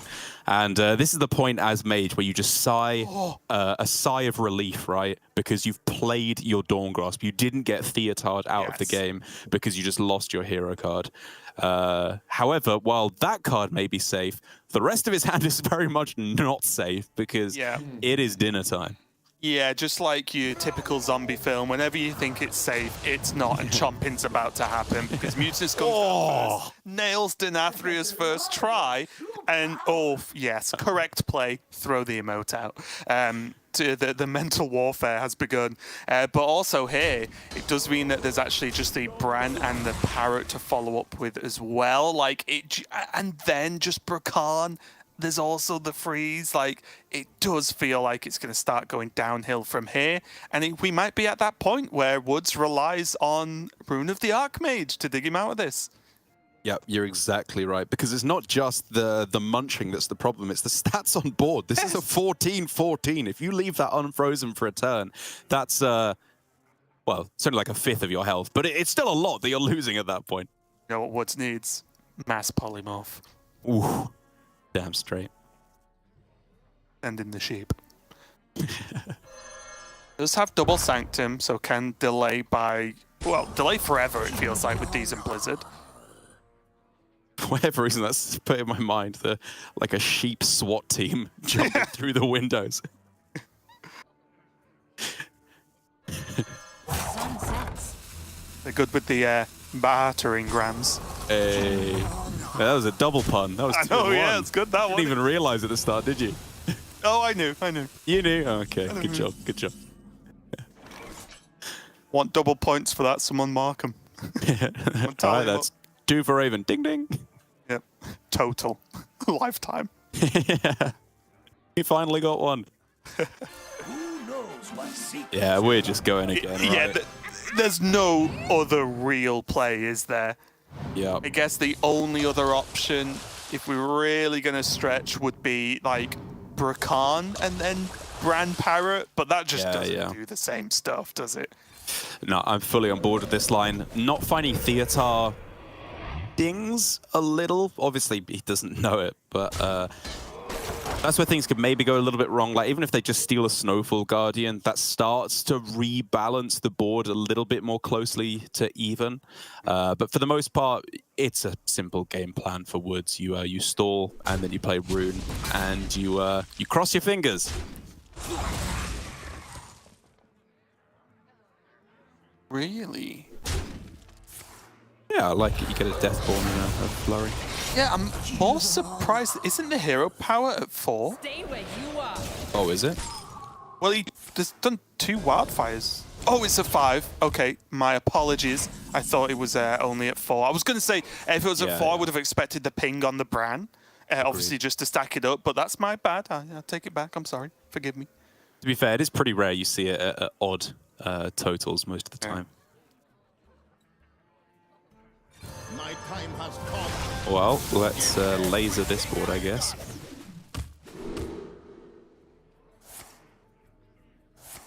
And interestingly enough now, actually, for Woods, I may have underestimated here. Oh no, with the healing. I was going to say not necessarily a Rune of the Archmage board because the skeletons could take out most of the health, but yeah, with the heal factor in as well, very nicely picked for Ustia. This does need to be, at some point, I'm going to say answered with a Rune, sooner or later. Yeah, and look how good the locations are. Even if this... Hey! Oh, face! Oh! I knew it. This exactly happened to me today. Oh my god. Ridiculous. Dude, the sheep SWAT team dodging bullets. Yeah, I had 2 sheep on the board and my opponent fired face. It's bringing back terrible memories from mere hours ago. Yeah, I was saying before I got distracted by the bright, shiny colours, was that the location's just sitting there. Even if that was the worst Rune of the Archmage imaginable, you could just freeze them both. and then there's Varden, then there's Blizzard. Like, there's so much time. The only thing I think Woods has to focus on whilst doing this is at least pressing that hero power and aiming at her face every turn now. And it looks like it might be quite effective. Like, Ustya has slowed down a lot in terms of his overall game plan. Yeah, although, you know, a couple of amalgams can change everything. It's true, yeah. Or not. Needed an elemental. Those are the big ones.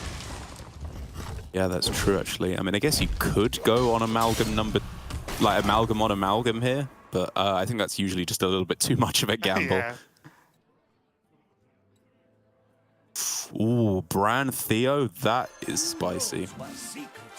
Give him the hot streak in first flame. Possible. No excuse for bad manners. Hey, that's a Guardian. Ooh, those are the bad ones. You could give him Spinley, I think.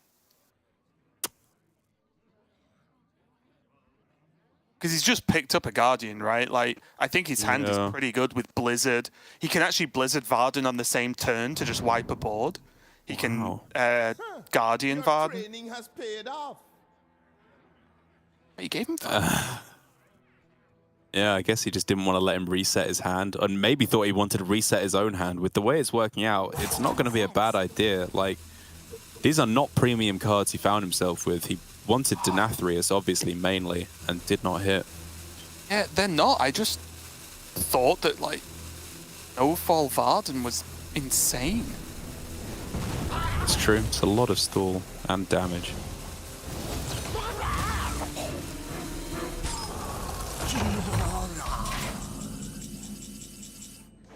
Tough one.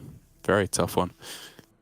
Because to be fair, he doesn't actually have that much to Spinley away, right? His hand's going to be very slim afterwards. That was my point, right? And my sort of weird question was, he picked the good cards from the Shaman, which is fine, but surely he wants to play Command of Neptulon? It's likely he'll want to play a Snowfall. What is he playing Spinley? Even the Blizzard is not bad. I mean, I guess you could just make the argument that you're going to stall, and then Spinley at the end of it all. Unintentional rhyme. To try and find the Reckless Apprentice for the big clear later on. Or you could even just go Spinley right out the gate. Like, you know, Snowfall Guardian is good, Neptulon is good, but the winning card is to now start finding Mordresh and Apprentice. Going to be a Evolve shenanigans going on by the looks of things here with those trades. Oh, yeah. Oh, yeah. Ooh. Sunglasses, dude. Is that like next card you play it transforms into? Yes. Yeah. Wait. Oh, next card that dies. Yeah, okay, sorry. Yeah, the next card you play was my idea for a card. The old placeholder. One day that'll become a card. Me. Yeah, this... Kind of my issue though, right? Like, yeah. It was very expected that Snowfall Guardian was going to be good because Woods didn't clear the board. Like, you're gonna just Spinley now? Yeah, but then the question is like, do you go Amplified Snow Flurry and Finley on the same turn? And then the question will be, do you play Blizzard as well? Yeah. So it's at 5 damage now, right? Which, if he does get the Apprentice, is actually kind of difficult to activate, is again the problem. I'm calling it now, Derek. This Finley will have 0 impact on the win rate of the positive win rate for Woods in this game. Yeah, he's going to need something a little more impressive than Spinley to get himself out of this one. There it is. Like that. Another pyro to the face, please.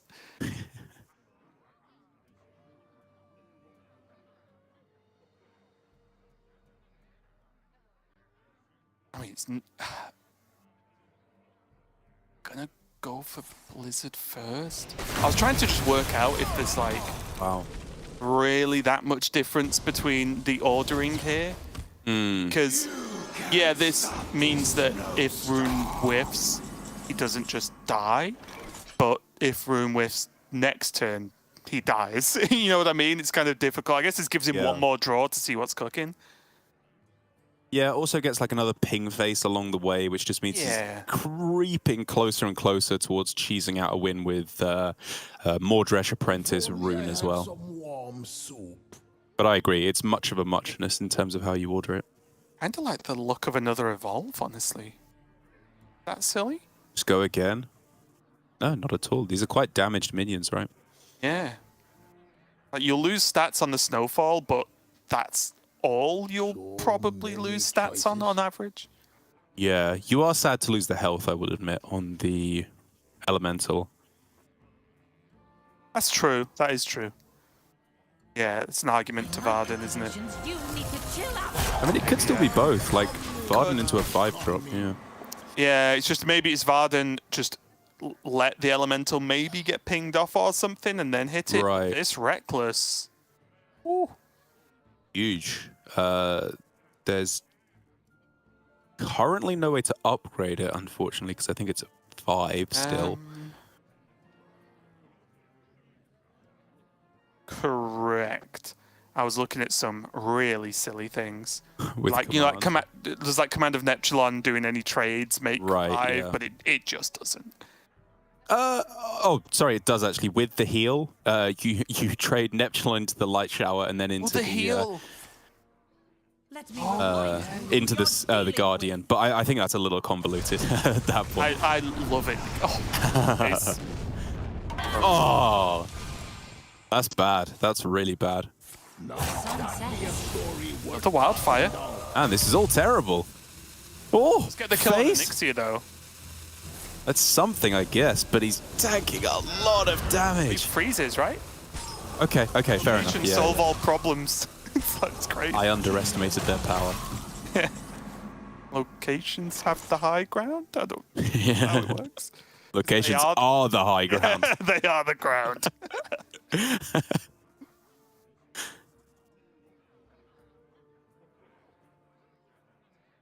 Okay, well now that Evolve is looking a little more tempting, right? Oh yeah, especially with the null.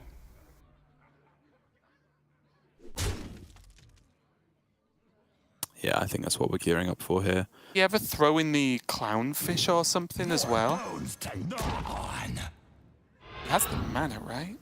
Yeah, I guess you're not really afraid of being board locked that much anymore, are you? You've seen a lot of those. And it's a 3 mana 3/2. Like, just beef it up. You trying to go hot streak hero power for 0 there? Oh, if only.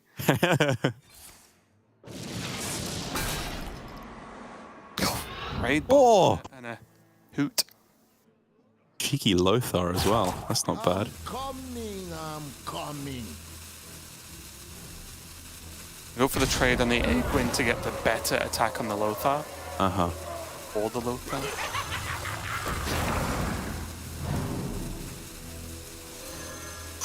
Oh, can roll again on the Nixia. Nice. Yeah, for sure.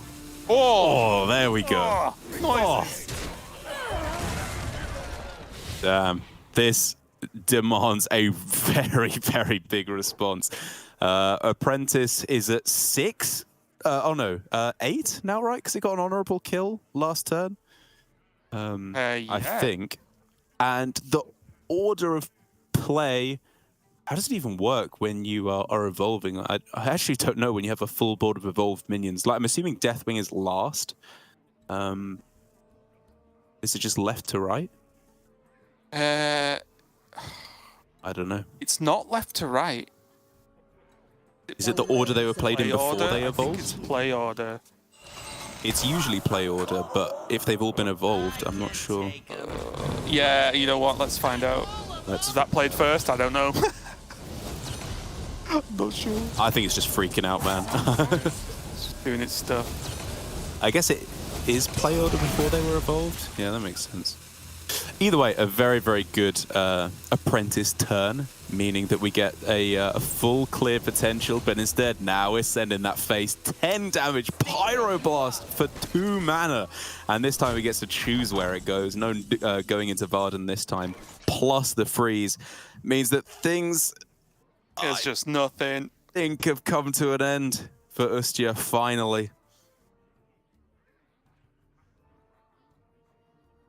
Yeah, I mean, question you ask yourself straight away, can I heal for more than the hero power? What's that? No? Oh. No. Okay. Yeah. Like you said, really early on, the fact that, sorry to interrupt, that Woods got Dawn Grasp down very early and very safely, then all you really have to do is not die, because eventually you're going to start Pyroblasting them for 2 mana, as you said, and it seemed to have paid off nicely. Yep, absolutely. I think just very well played by Woods. He realized the value of Varden as soon as possible, realized the value of upgrading that hero power as soon as possible. And even though I think you and I agreed on a couple of his plays with the swapping off of Theatar specifically. Yep, I'm pretty sure that Finley in hand did work. Game there. It was definitely integral to him winning the game, 100%. Mascot is cheering him on. That's what Finley does. Can you be that angry at Sir Spinley? I don't know. You cannot. Yeah, really, really good win there for Woods, because there were moments, right? And it's kind of the story of Shaman right now, is you feel like you're never going to beat them in a true sort of war of attrition there, because again, we just saw how many cards that Usha had in hand. It could have gone on for quite a while there, but it's just the relentless damage from the ping, and it's why it's so strong, where running Denathrius and Dawn Grasp means that you've got 2 options, unless your opponent like brand Theotars you or something, then you know you're going to have one of those potential win conditions at bare minimum. Very, very true. Which means with that all squirreled away, we're left with Shaman, and Mage Druid on both sides, respectively. Are you groaning at the potential of a Shaman mirror, perhaps, Raven? Not potential anymore, Derek. Oh, it's in there! I just peeked. Oh. Potential. It's happening. Shaman versus Shaman coming up next, and this is probably going to be a slog. Realistically, though, what, if anything, actually can happen that would like propel one player to really just win? You know what I mean? Like really get ahead and end the game in a timely fashion. Is there anything? I mean, there's the ones we always talk about with Shaman that still very much apply. If you hit Muckpool into Null, you're in a great position. If you go Mutinous, Bolner plus Para, and you eat their Denathrius, their Theatar, their Mutinous, their Kael'thas, you're probably going to win. But for the most part, you know, a lot of times in this matchup that doesn't happen, right? You know, you're unlikely to hit Null plus Muckpool. You're not necessarily guaranteed to get that many Mutinous activations. This matchup and this kind of this meta in general, I think Hunter Ace put it best when I was talking to him recently. It's just vibes. It's just vibes, man. Like, you can't really pinpoint exactly what you're doing with any deck in any specific time. There's not these very common play patterns you want to see, especially the case with Shaman, where there's so many disparate parts, disparate packages with the deck that at any given time, you just got to vibe it out. Well, I'll try and take that advice into my ladder games in the future. Whenever I lose, I was like, yeah, but, you know, I was vibing. Just vibes, man. Not about the games you win, it's about the games you don't win. Frostbite's sharper than bane. Not sure if that's what I going to tell make myself it onto anyway. the all-time great quotes ever, but yeah. Oh, called Discover a Totem. Oh, he missed! He missed the Sinstone Totem. Even pick? Anatide, I think, all the rest are pretty bad. Could start getting to work with Anchor Totem. Wow, really? Okay, fair enough. That's up his turn 4 play. Sure, yeah, that's true. End up with a 3-4 after that evolve, bit of a desperation one. What's pretty interesting about the matchup, right, is that you would assume at surface level that players don't care if their opponent just picks a 3-2, right? But the damage, as we've seen, does stack up, and the healing is the one real weakness for the Shaman outside of Denathrius. So it is something, if a couple of minions just keep punching you, you are at a detriment versus your opponent, right? So there is a reason for them to fight, and this is why I love the Elemental Amalgam. Oh, This is what we sign up for, just the big hitters. Neptulon and Alakir. these are huge, man. Is there any way to buff Alakir right now? I don't think so, right? Not consistently. But to be honest, yeah, I guess it probably is Neptulon. Like my mind definitely goes towards Alakir because like most of the time Neptulon is just way too slow to be picking. But you're almost definitely going to have the time for it in this matchup. Yeah, and it's actually really good against sort of a medium Snowfall Guardian, right? Because you just play it and punch the crap out of it basically, and it just doesn't really matter. You've not really lost anything to that turn.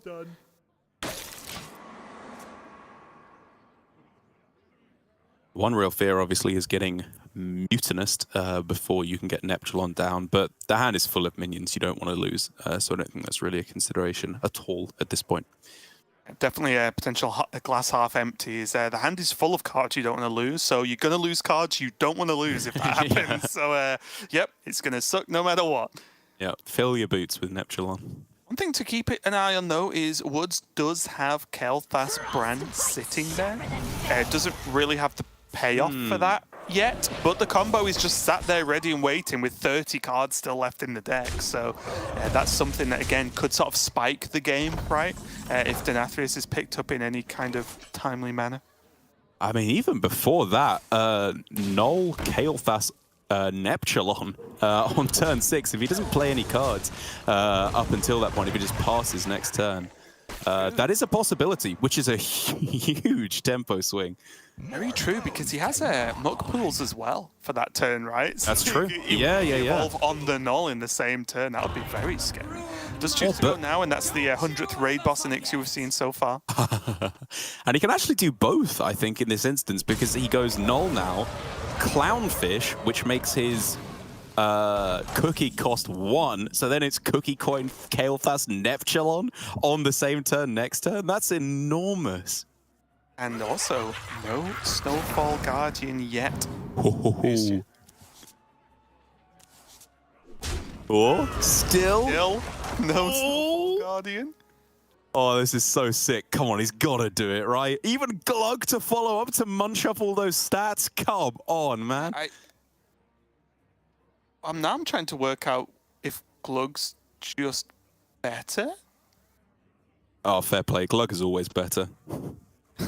Any situation, Hearthstone or not, Glug is the correct answer. If you get asked any question, any job interview, and you don't really know what to say, just say Glug. But what are some of your weaknesses, Glug? Oh, yeah, perfect. True, yeah, me too. You hide on the spot.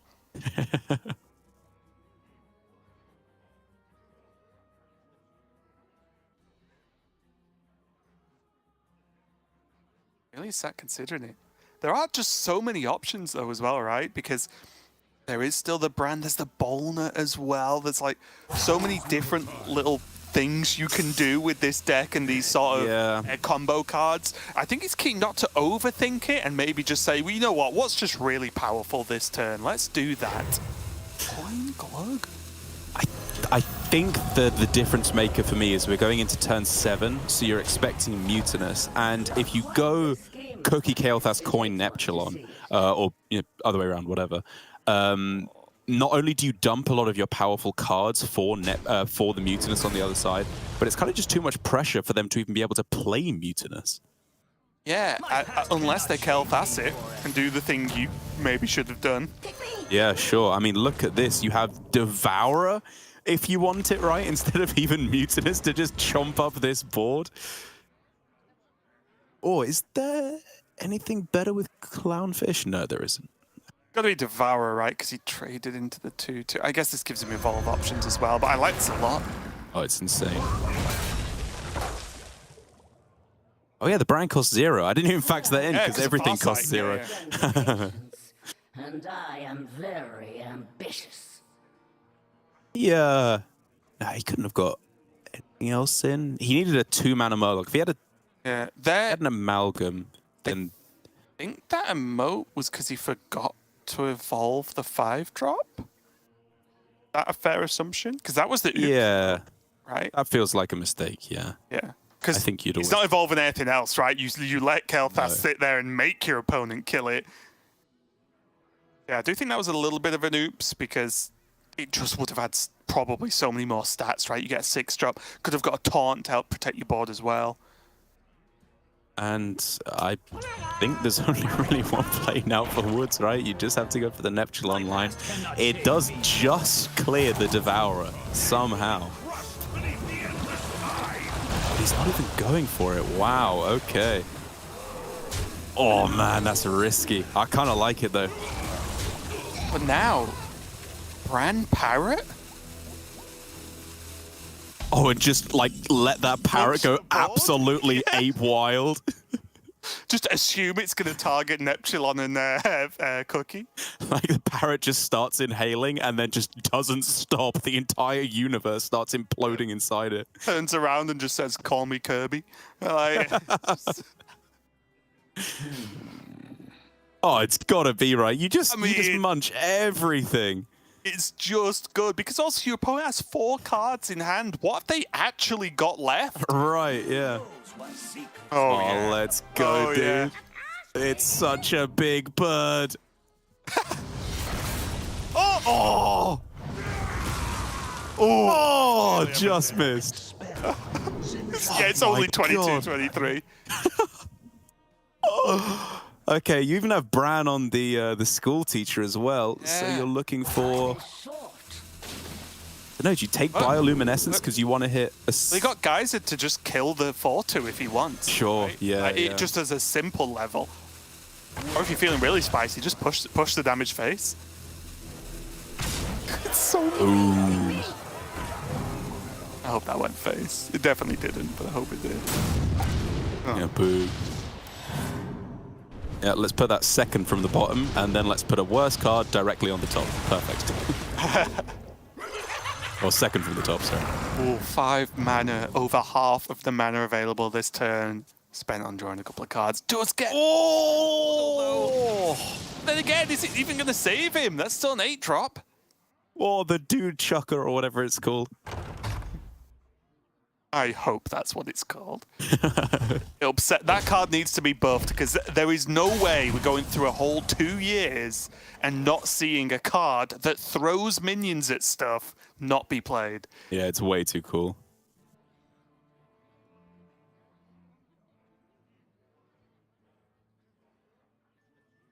Alrighty. Might be the turn to get Brukan down, right? Just to start juicing those hero powers. I think I'm looking more heavily at Mutinous. I just kind of want to start locking out the outs of Denathrius, Freezes, Eotars. You'd already assume there's no Guardian, right? Because that was clearly a bit That's of a fair, desperation that's play fair. from Woods, right? He Yeah. spent 5 mana to draw instead. No, that's a good point. Yeah, again, not by no means saying Mutinous is a bad play here. Just piles up more threats, gets to push 7 to face, because I imagine I'm going to trade for that. Oh, these trades, come on, man. Surely that was face. Oh, Sherlock Holmes here to save the day. Yeah, he starts inspecting what's happened here, and he's just like, "I'm out.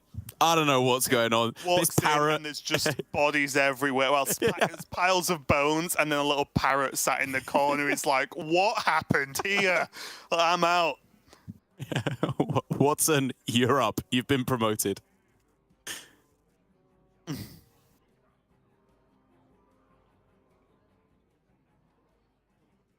I mean, great to do. He's going to at least start with Murloc Holmes. Command of Neptulon is good, of course, but He's laid Kael'thas, so you know it's that one. just pick. This one's much harder. Probably not Primordial Wave, because we would have seen that, but honestly, I don't know. I think it could be any of these. Gets it right, okay. I mean, he spent the whole turn on the mystery here, and he does get it right, to be fair. Make But it's time to go. Oh no, just going to kill the 7 now. Okay. Okay, fair enough. He solved the mystery. You don't often see that. Going to hold the wave. Okay, taking 6 from the Mutinous. Obviously, the Mutinous not huge, right? It's a big minion in general, but not threatening enough. 12 damage face available on this turn. And I think we're always just taking that. We want to start pressuring them, threatening to kill them every time fire rolls around.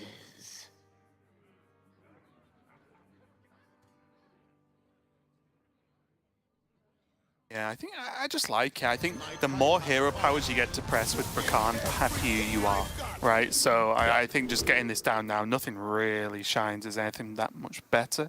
The only thing to consider was a preemptive trade with the Mutinous and then heal. But I think at this stage in the game, not worth it by any means.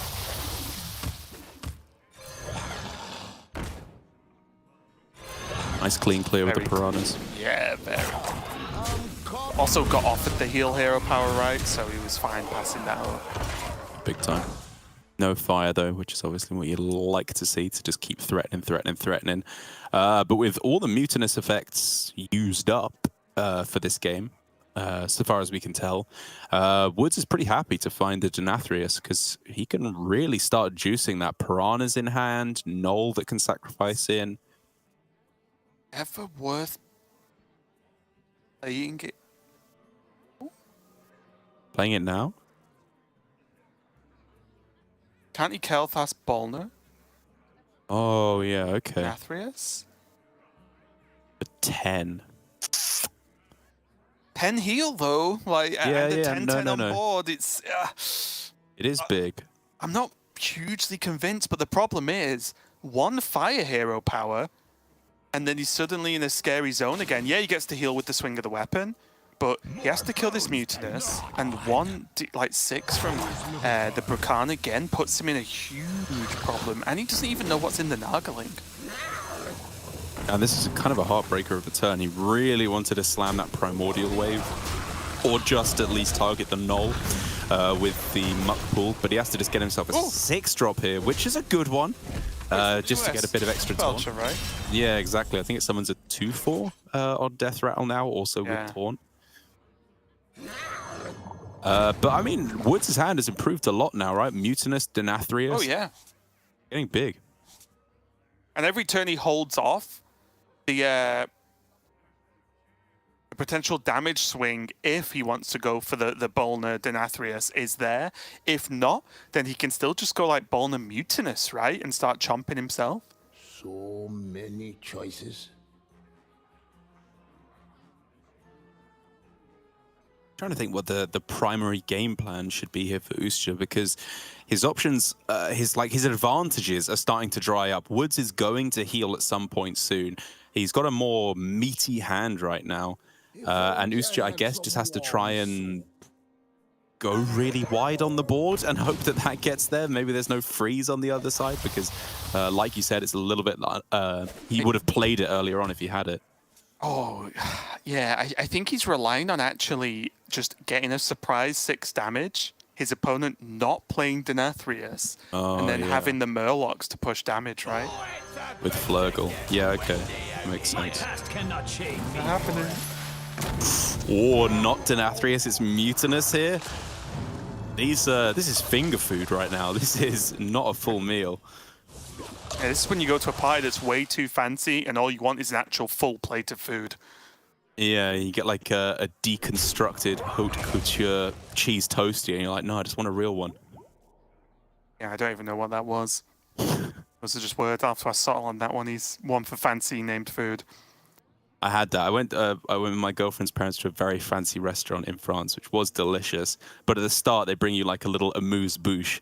And one of them was just like, it was good. It was like a truffle cheese toasty little bite. And it was nice, but it was just a cheese toasty. Yeah, you can't really dress it up that much, can you? Yeah, exactly. It kind of is what it is.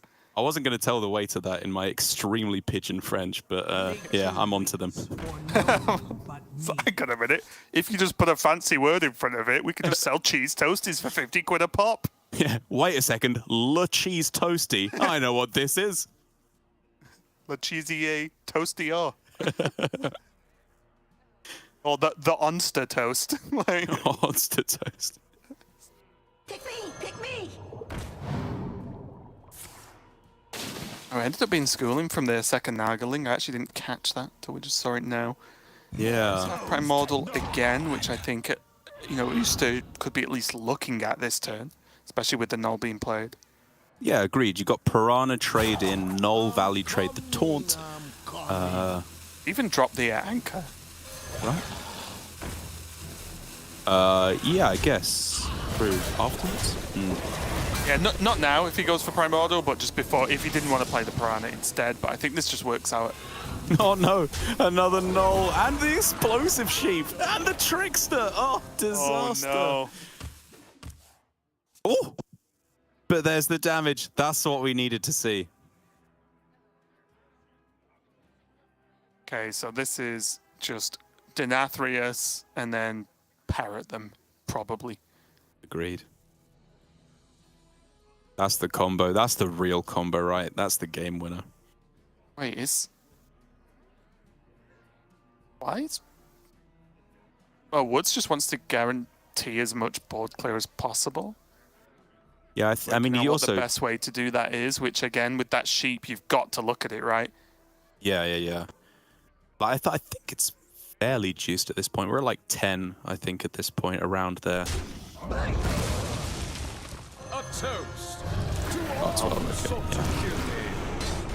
okay. Yeah. 2 damage to Denathrius is a little bit annoying.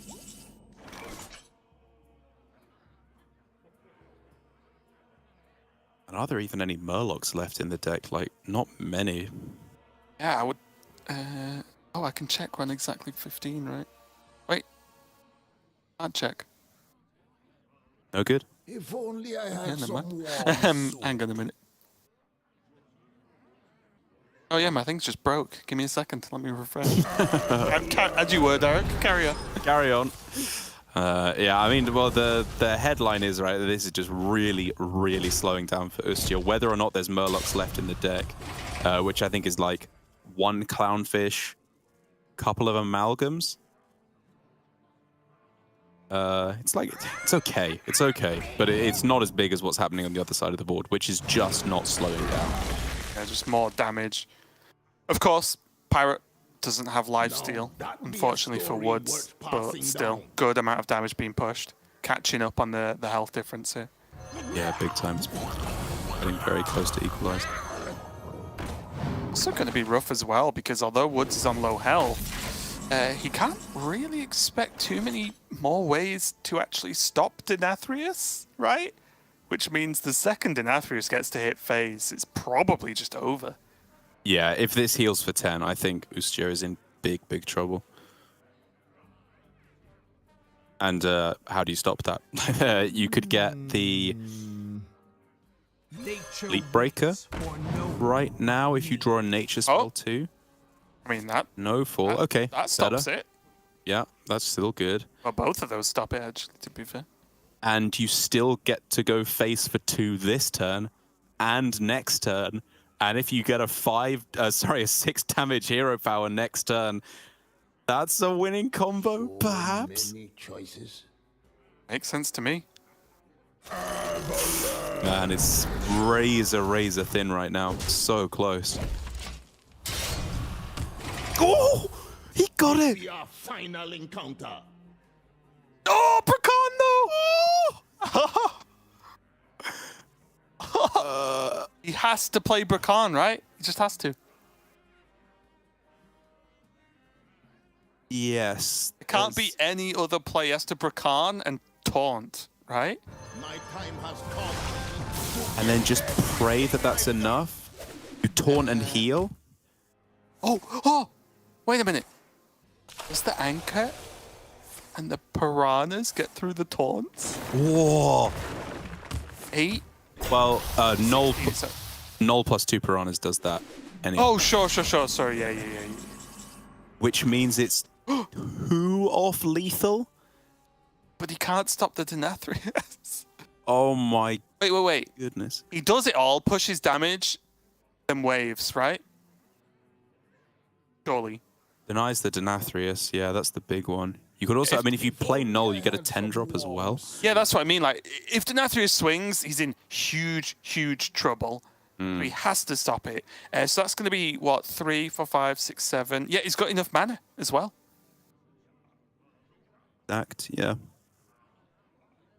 Agreed, I think it's got a bit of play. More bones to gnaw on. Is it game? I mean, he doesn't have any Oh, no, I just said much this follow-up game. extra damage. Tense. Oh, sorry. Yes, oh, sorry, not its game. My bad. It's me mumbling, don't worry about it. I'm coming. Also does the extra small benefit of juicing the Denathrius a little bit as well with the 2 piranhas. Something. Now what's the 9 drop gonna be? Whoa.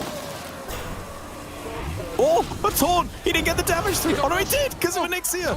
I was just gonna say, my whoa was, shouldn't he have attacked first? Yeah.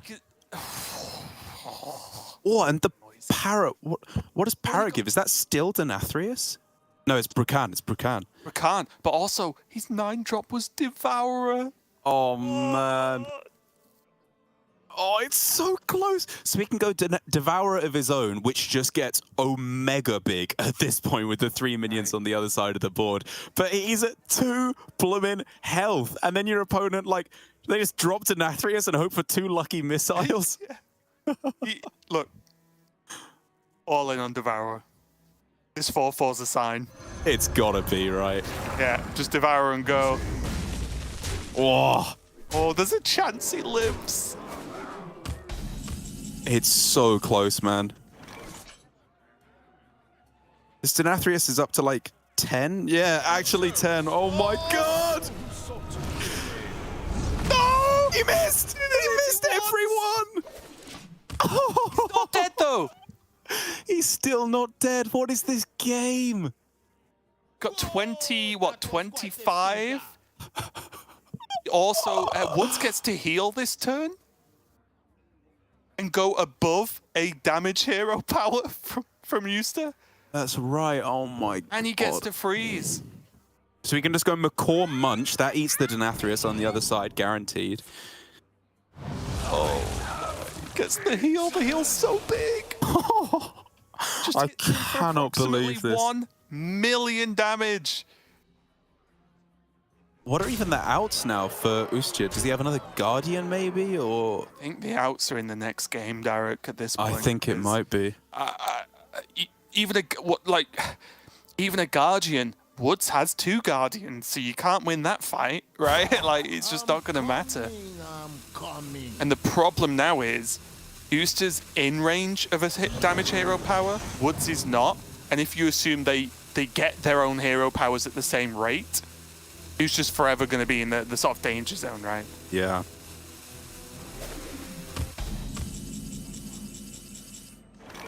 Oh, Nemo's not going to help this time. I think that's it. Got Nemo, Gorlock, and then you can get an amalgam, but that can't even discover you anything that allows you to survive. Oh, that's going to be game. Woods takes it. And I know we started the series off, or the game off, sorry, saying like, well, these Shaman games go long, they get very grindy.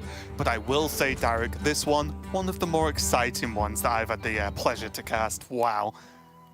That was just such a sick ending. Like, and I'm sure there's so many points along the way where the players are like, oh, could I have saved 1 extra health? Could I have healed 1 extra damage along the way? Because that's the kind of margins we were working with there to potentially be fighting back and forth with. And there was even, again, we had the discussion in this same game of Hearthstone way back when about whether just instead of the Glug turn, was it just go off with Kael'thas and Denathria, so just land a huge board that turn instead of doing the Glug, and you know, maybe that would have turned out differently. Maybe it would have been way worse, who knows? But regardless, such a back and forth game, and it's not often you see both Denathrius played and neither player wins off the back of it. It was crazy. He needed 2 damage to go face and 0 went face with the help of that 20 health Devourer. There it is. Oof. Which means that Woods a single game away from those semi-finals now, guaranteeing himself the top 4 spot in Masters Tour Murder at Castle Nathria. Just the Druid left over as well, having won with his Mage and Shaman now, and he needs to get 1 win against either Shaman or Mage, I think, on the other side, as the only differences was the Rogue on one side and the Druid on the other. And Druid versus Shaman, Druid versus Mage, 2 very interesting matchups as the kind of trifecta, I think, of 3 most popular ladder decks right now, for what I'm seeing at least. And against Shaman, it's such a close battle because they are very similar decks in a weird way, where they have fairly slow starts, all things considered. Shaman with a little bit more potential for explosivity. Very disruptive late games with Theatar and Mutinous available on either side to mess things up. And the Devourers for both players to munch either side of the board. But then they have other power spikes along the way. Like the ramp for Druid makes an absolute world of difference in hitting those key turns a little bit faster. But Shaman's disruption is a little bit stronger because they have Mutinous, the Macaws, the Bolner, the Brand to double down on all those disruptive effects. So it's really, really tough to call this one at the start of any game. It is going to be tricky as well, because if it's against really any of the freeze decks, so it is going to be going up against the Shaman from Uster, there is in this list, the Naga Giants, which again, similar to we talk about in the Rogue matchup, is, well, those stats don't get reduced if you silence them, right? So there is the Starfish and the Naga Giants that can potentially, if they're on board and get frozen, just pop out of that freeze and punch them for 8 to 16 damage anyway. So yeah, there's a lot going on. Woods not messed around, saying, you know what? Hello, Denathrius. You can stay. And going to keep hold of that along with that Wild Growth and Guff. Ticking pretty much all the boxes you want in your opening hand here. Very much so, yeah. It's very close to the perfect Druid hand right now. A little bit of extra card draw, I guess, to round this out would be what you want, because you'd rather just ramp every turn with Guff and not have to spam the draw on that hero power. But yeah, definitely demanding that Ustri gets off to a nice fast start here, or find some of those key disruptive tools that I talked about. You know, Topi is nice as well to follow up with. Oh, yeah. Because, again, I think a lot of not enough respect was shown to this card in reviews. I know you were part of a review, of course, Derek, but I thought this card looked insane. And I think a few people would say, oh, too slow or not needed. And I was like, wow. And it turned out that, hey, it's pretty good. Endless 3/3s with Rush seems strong. Who would have thought? Yeah, I think the one question for me was whether or not there'd be enough playable nature spells in the deck. Because obviously we have Innovate, Nourish, Wild Growth. These are all very, very powerful, but a lot of them were new. Like, are we going to play the Planted Evidence? Is that good enough on average? Does that discover enough nature spells on average? The Natural Causes. And in the end, I think it's just very, very clear. Yes, you play Topior if you have any amount of nature spells in your deck. It's insane. Even one. Even one, that'll do. Yeah, interesting as well, Woods going for that Nourish, not going to drop the Guff, wants to hold on to the coin, because I think he would have gone Guff coin hero power, likely that turn, to not miss out. So, yeah, did go for the Nourish instead. Going to go up to 8 mana next turn, 9 with the coin if needed. Doesn't mean he gets to play Miracle, though. But, Ustia. One Bloodlust away from a good time. I mean, forget about the Bloodlust. He's just killing him this turn. This is insane. Yeah, Woods is like, wait a minute, give me time. This isn't fair. Chill out, just chill out, bro. Yeah, what are we doing here? We agreed on 15 minutes, no rush. Like, what's going on? So if you go Miracle Growth, you die. Guff right now isn't saving you. Draw. Does he coin first? Can't get spammy. Spammy doesn't do anything, right? Yeah. Ivers? Oh, dude. I mean, coin Ivers? Wait for... This must I don't know. Just Druid playing digging. cards. Yeah, I think it is. Wow. Oh my Just god. like that. Houston decided to go all kinds of aggro with his Shaman list there. And again, just a reminder, it's a 40-card list. And I'll tell you right now, the majority of cards in that deck are not aggro cards. So, yeah, Houston getting the job done with the help of anything can happen. And, wow, just like that, Derek, we're in Druid versus Mage is the last game. I mean, very appropriate. Shows with Shaman, truly anything can happen, as that is not how that usually goes. Let me tell you, both on a tournament and ladder experience, shifting us very quickly over to just the mage left over for Ustia. And the list, which I'm sure we're going to take a look at very, very soon, is, I think, the 30-card list. Very importantly, up against Druid, it is specifically the 30-card build, with some really interesting tech decisions in here. Like, a lot of cards I would not have thought you'd be able to make room for in a list that is so tight already. Like, we're talking about double Suspicious Alchemist, double Solid Alibi in a list that also runs double Frozen Touch. It's really just this kind of version you were talking about, I think, with no Kel'Thuzad that you're really losing out here.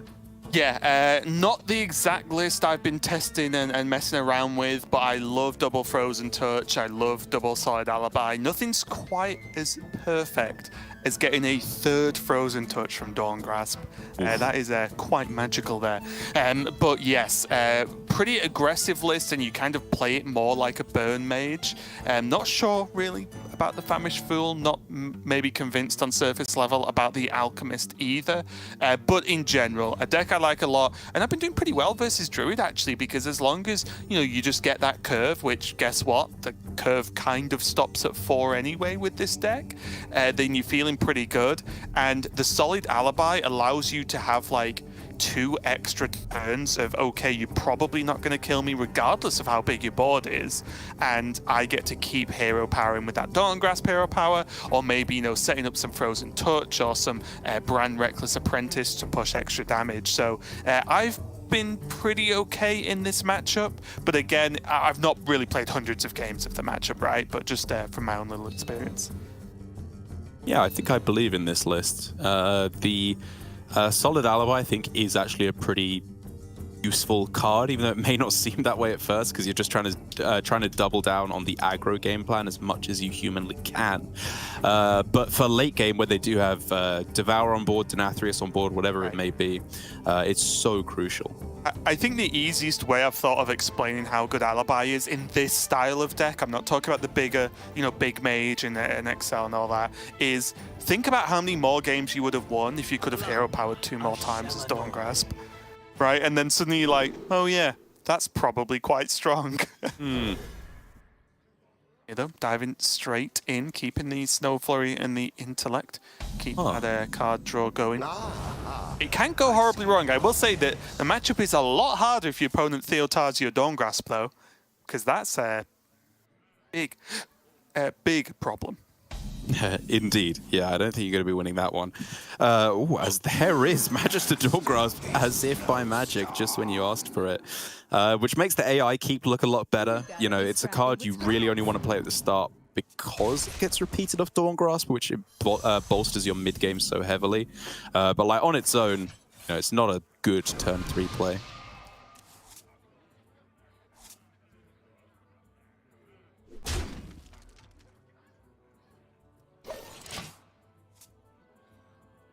Yeah, I really like holding on to the 0 mana ping here as well. If at all possible, I'd like to have that on the Dawn Grasp turn, so you can upgrade immediately.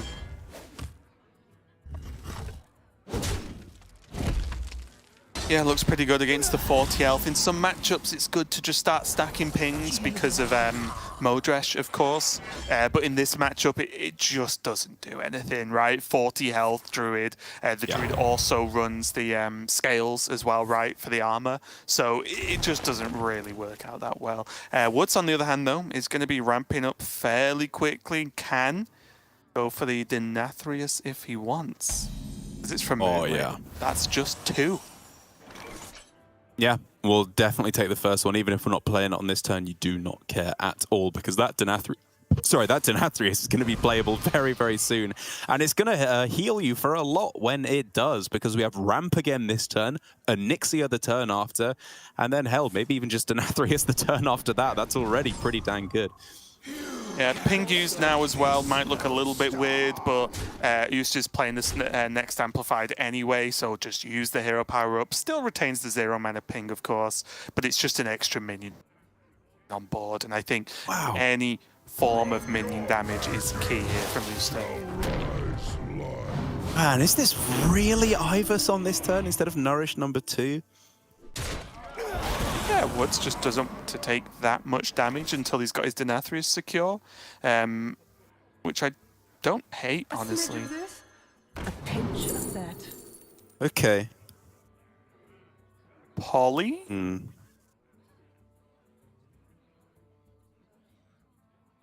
Yeah, the problem is if you pick Polly, your opponent is also probably going to pick the same thing, because that's the one they'd want the most. I think that's kind of okay, though, because, again, this deck doesn't run Deathborn, right? You're not trying to make huge amounts of skeletons. You're just running your locations, which skeletons come one by one there, so not really polymorphable. And also 2 cold cases, maybe one off the Dawn Grasp. I think polymorph would have been okay. I think the only drawback of it is it mana efficient with what you're trying to do to spend 7 mana on a polymorph? But I probably liked it a little bit more than Volcanomancy. And honestly, sorry, with the amount of draw that Druid has, is giving them a polymorph actually okay? Are they really going to spend 7 mana on that in the near future? Just let it soak up their hand? Low-key, the Volcanomancy is like kind of better for them here as well with your board that you have. Are you ever picking it if you would, though? I can't imagine. Or maybe I'm too focused on, like, I would pick polymorph here. There's just so many levels of mind games deep, it's so hard to predict it perfectly. Yeah. Ooh, okay. A lot of tokens available for this Denathrius with Flipper Friends Onyxia and Scale of Onyxia. This is going to be very happily doing 20 damage by the time it comes down, if not more. Damn, okay. Turn before Magister Dawn Grasp. I guess this was his plan all along. Oh. And there it is. No. Oh. Give him the Enrich. I don't think it matters anymore, yeah. Yeah, go for it. Solid Alibi, Dawn Grasp, when you run Flipper Friends, Onyxia, Denathrius in hand. And fair play to Woods. Painful.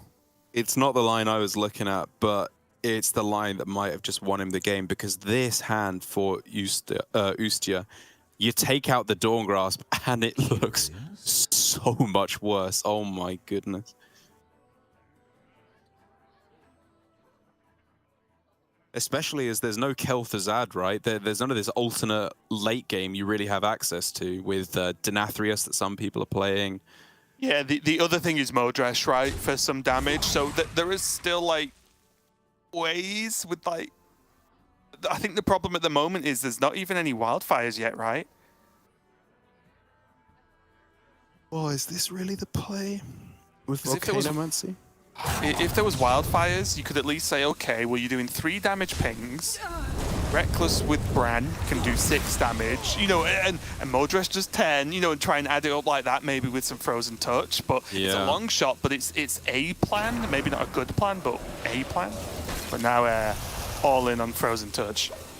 I don't know if I like this line by Ustia as well. I think if he'd gone for Frozen Touch before Volcanomancy, it would have put Frozen Touch in his Savara, whereas now Savara's giving him another near-useless Volcanomancy, when you would obviously much rather be able to just ping for a bunch more damage, because his real out here, I think, is Denathrius and Earthen Scales at the bottom of the deck, and, I don't know, you win board for a couple turns and then just launch Frozen Touches.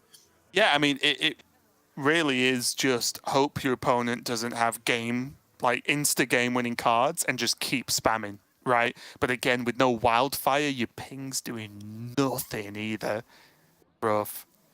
Oh, and there's just so many cards you have to hope they don't have as well.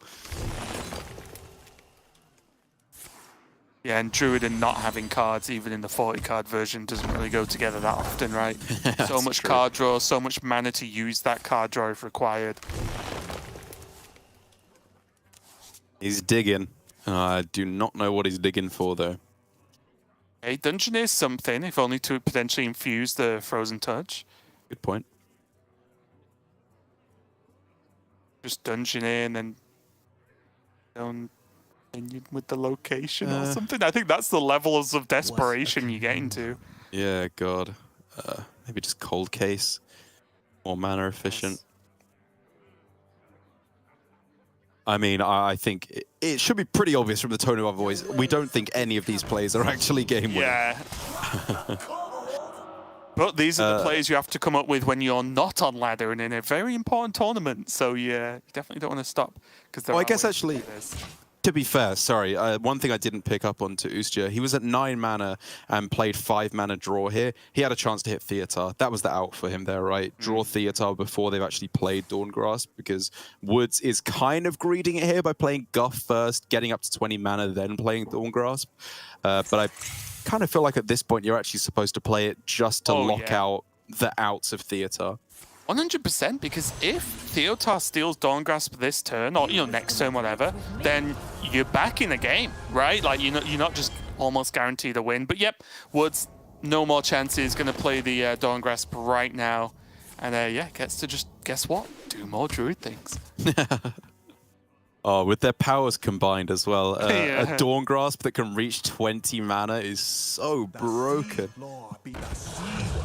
With this kind of hand as well, I mean, the options are just unlimited at this point. Absolutely. Also, he's got the machine, he's got the kennel just so he can kill the Churning puppies. out hero power targets. Man, that is dark, Woods. Yeah. How you say? I seem to have lost the surface. Oh, just tossing it all away, saying, yeah, this garbage isn't doing anything. Yeah, Wilmean, I think he almost certainly gets the wildfires here, right? Yeah, almost guaranteed, if not guaranteed. And Theater, which, to be fair, could get Nathria. So I guess at this point, that's the out. And he hits both Bran and Theater, so let's go. Shame he couldn't get Guff. Then we would have had a great game of Hearthstone. Yeah, so the mage is Guff, and the druid is Dawngrasp. Counterspell and Mass Poly, yeah, those seem good. And then let's hit Denathrius and Alexstrasza. Oh, no! Gotta be Flipper.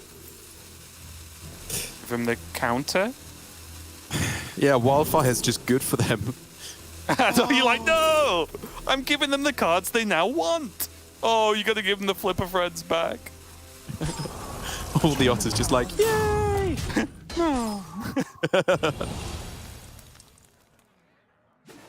Yeah, I mean, missing Denathrius, like, maybe I should have spotted a little bit earlier that was the out for Ustya, which I think he spotted straight away by just slamming Finley. He knew that's what he needed to get. But as we can see with that avenue now closed up, we're looking at winning board with a Nixia, your opponent not having an answer, going face for everything, and then Mordresh needing to get in, and then you still need like 10 or more damage on top of that. Maybe like 20 more damage on top of that, actually.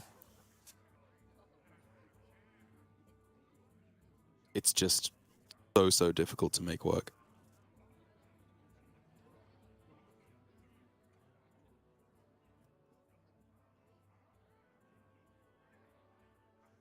Yeah, it's just not looking good, is it? It is not. I do enjoy trying to find the craziest of outs, but even I'm struggling right now. Racking that crazy little mind of yours. Yeah. Even just walk straight into a spammy clear as well. Yeah, that's brutal. Counter spell to guard, gets to start hero power in face. It's just so much mana. Didn't feel the need to hero power, he doesn't care. Yeah, I mean, I guess Wild Growth. I was thinking maybe you're supposed to ping away your 3-2 there, your Widow Bloom, just to upgrade the hero power, but I don't think it matters. You do know the secret, though, at least. You know it's counterspell if you're Ustya. I don't know what you can do with that information, but you have it. But you own that information. Yes, that's yours now. Nice.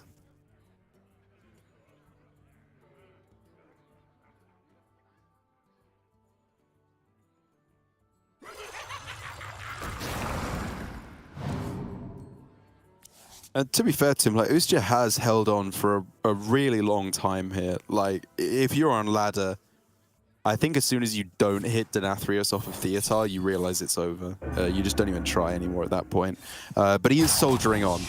If nothing else, he's playing to that minute out that you could still get with Theater and Onyxia working in tandem. With Mordresh, sorry, and Onyxia working in tandem.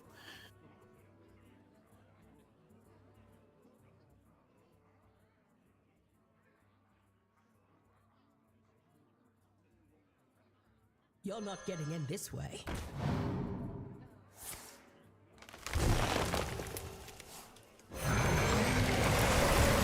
Looking good there, still 8 mana to play with.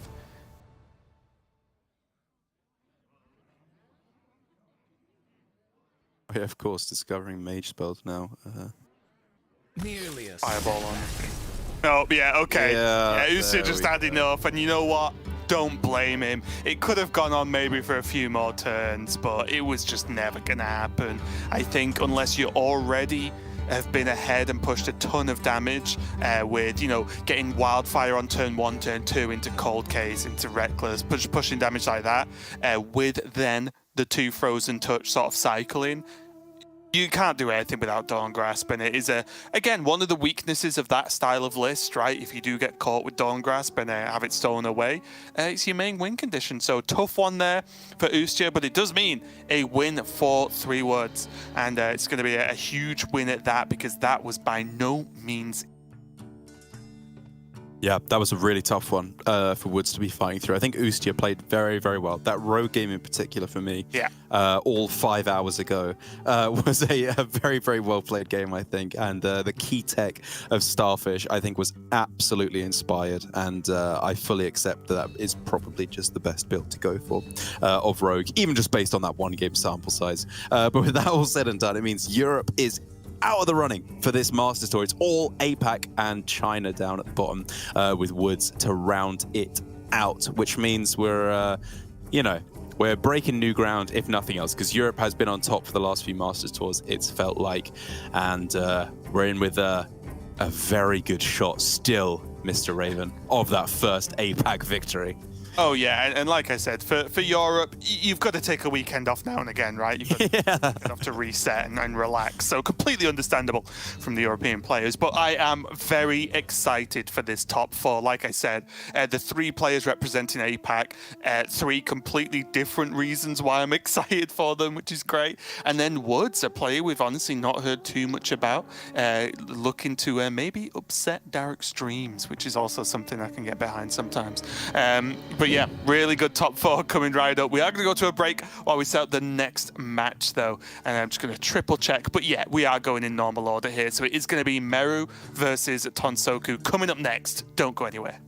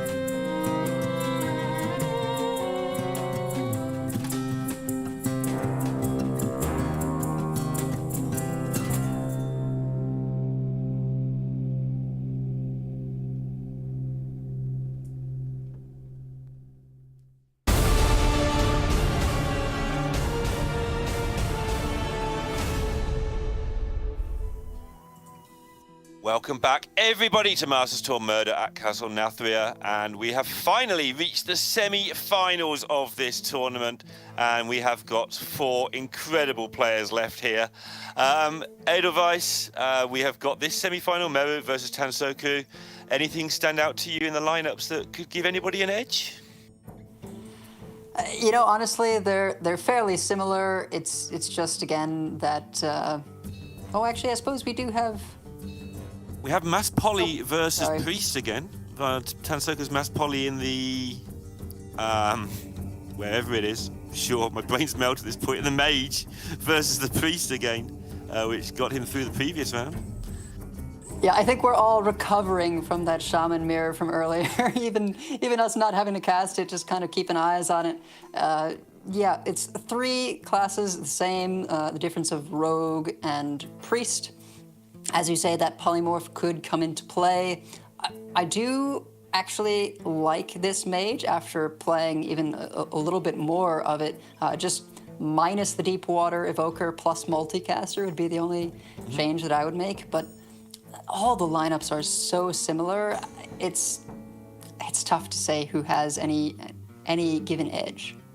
So here is that deck list with the affronted Deepwater Evoker in it. Is it a general dislike for the card or a dislike for the card in this meta? Like, obviously you're starting with 40 health for a reason. Getting some more health some of the time is a good reason, drawing a card, but you just want the consistency of just another card in your deck.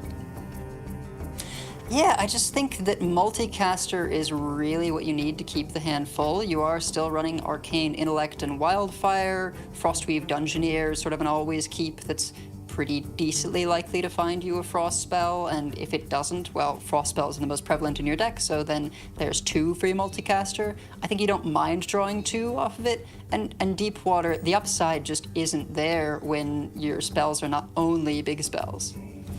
Yeah, obviously you mentioned earlier the flurries being a major setback. I was trying to make the point that, well, maybe you want a flurry, but yeah, the way you're going to do it with a multicaster, well, you just get another card anyway, which you always want more cards, and you're digging closer to the cards that you need, whatever they may be. So I think I'm in agreement with you. I think that makes some sense. I guess one reason for this, these decks were submitted 3 days ago now, or 2.5 days ago. The meta was only actually a week or so old. So this weekend has been sort of 20% of the meta. So plenty of time to see that change, maybe for Grandmasters next week as we look at Tansoku's list, which is almost identical, but does have that mass polymorph, which we've mentioned briefly.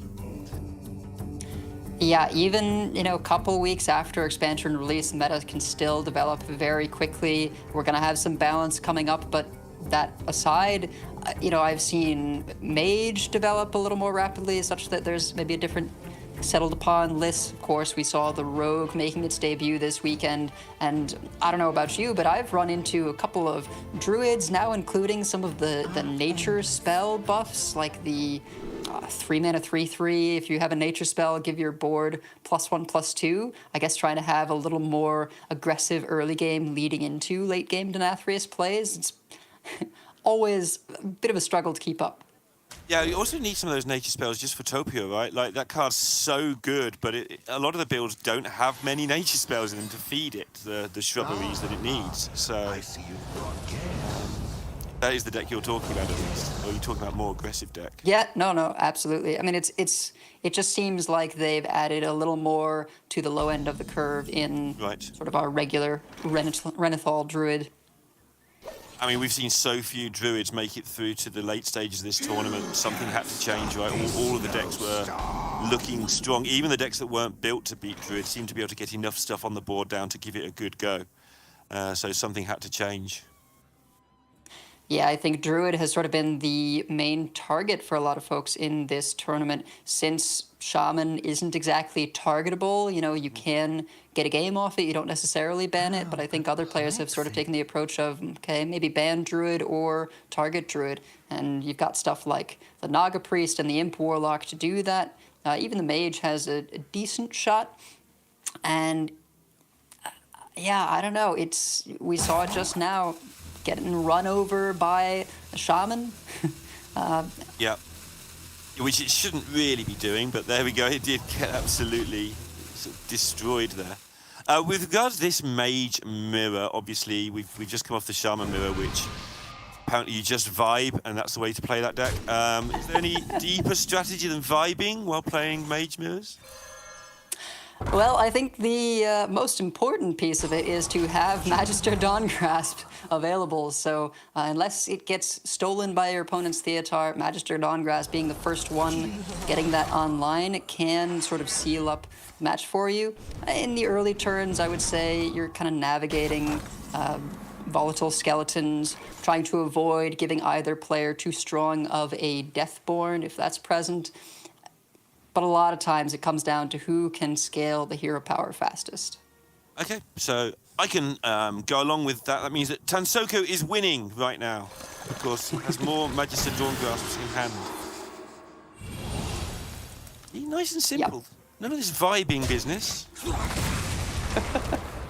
You know, there's something to be said about the main thing your deck does in terms of making volatile skeletons being fairly lethal.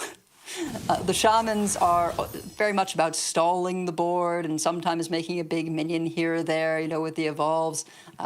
Mage definitely has that stall, but the skeletons, you know, time and again, you'll see a board of volatile skeletons. They kill their own board with a Deathborn to trigger the death rattles and then refresh it, and the numbers just start adding up in terms of 2 damage pings. Even with the 40 health totals, it can really stack up quickly. So close there. Could have gotten the Dawn Grasp. I think the 2 of 3 on Murloc Holmes is always a little bit tragic. Wow, yeah, that was unfortunate to say the least, but yeah. No, the Dawn Grasp is in hand, right? So it was the intellect that was the card they would have got. But... yes. But even so, it was still looking good for a lot of cards, especially when it's in a mirror match. You're stealing cards that you can actually make use of properly. But yeah, that was a toughie.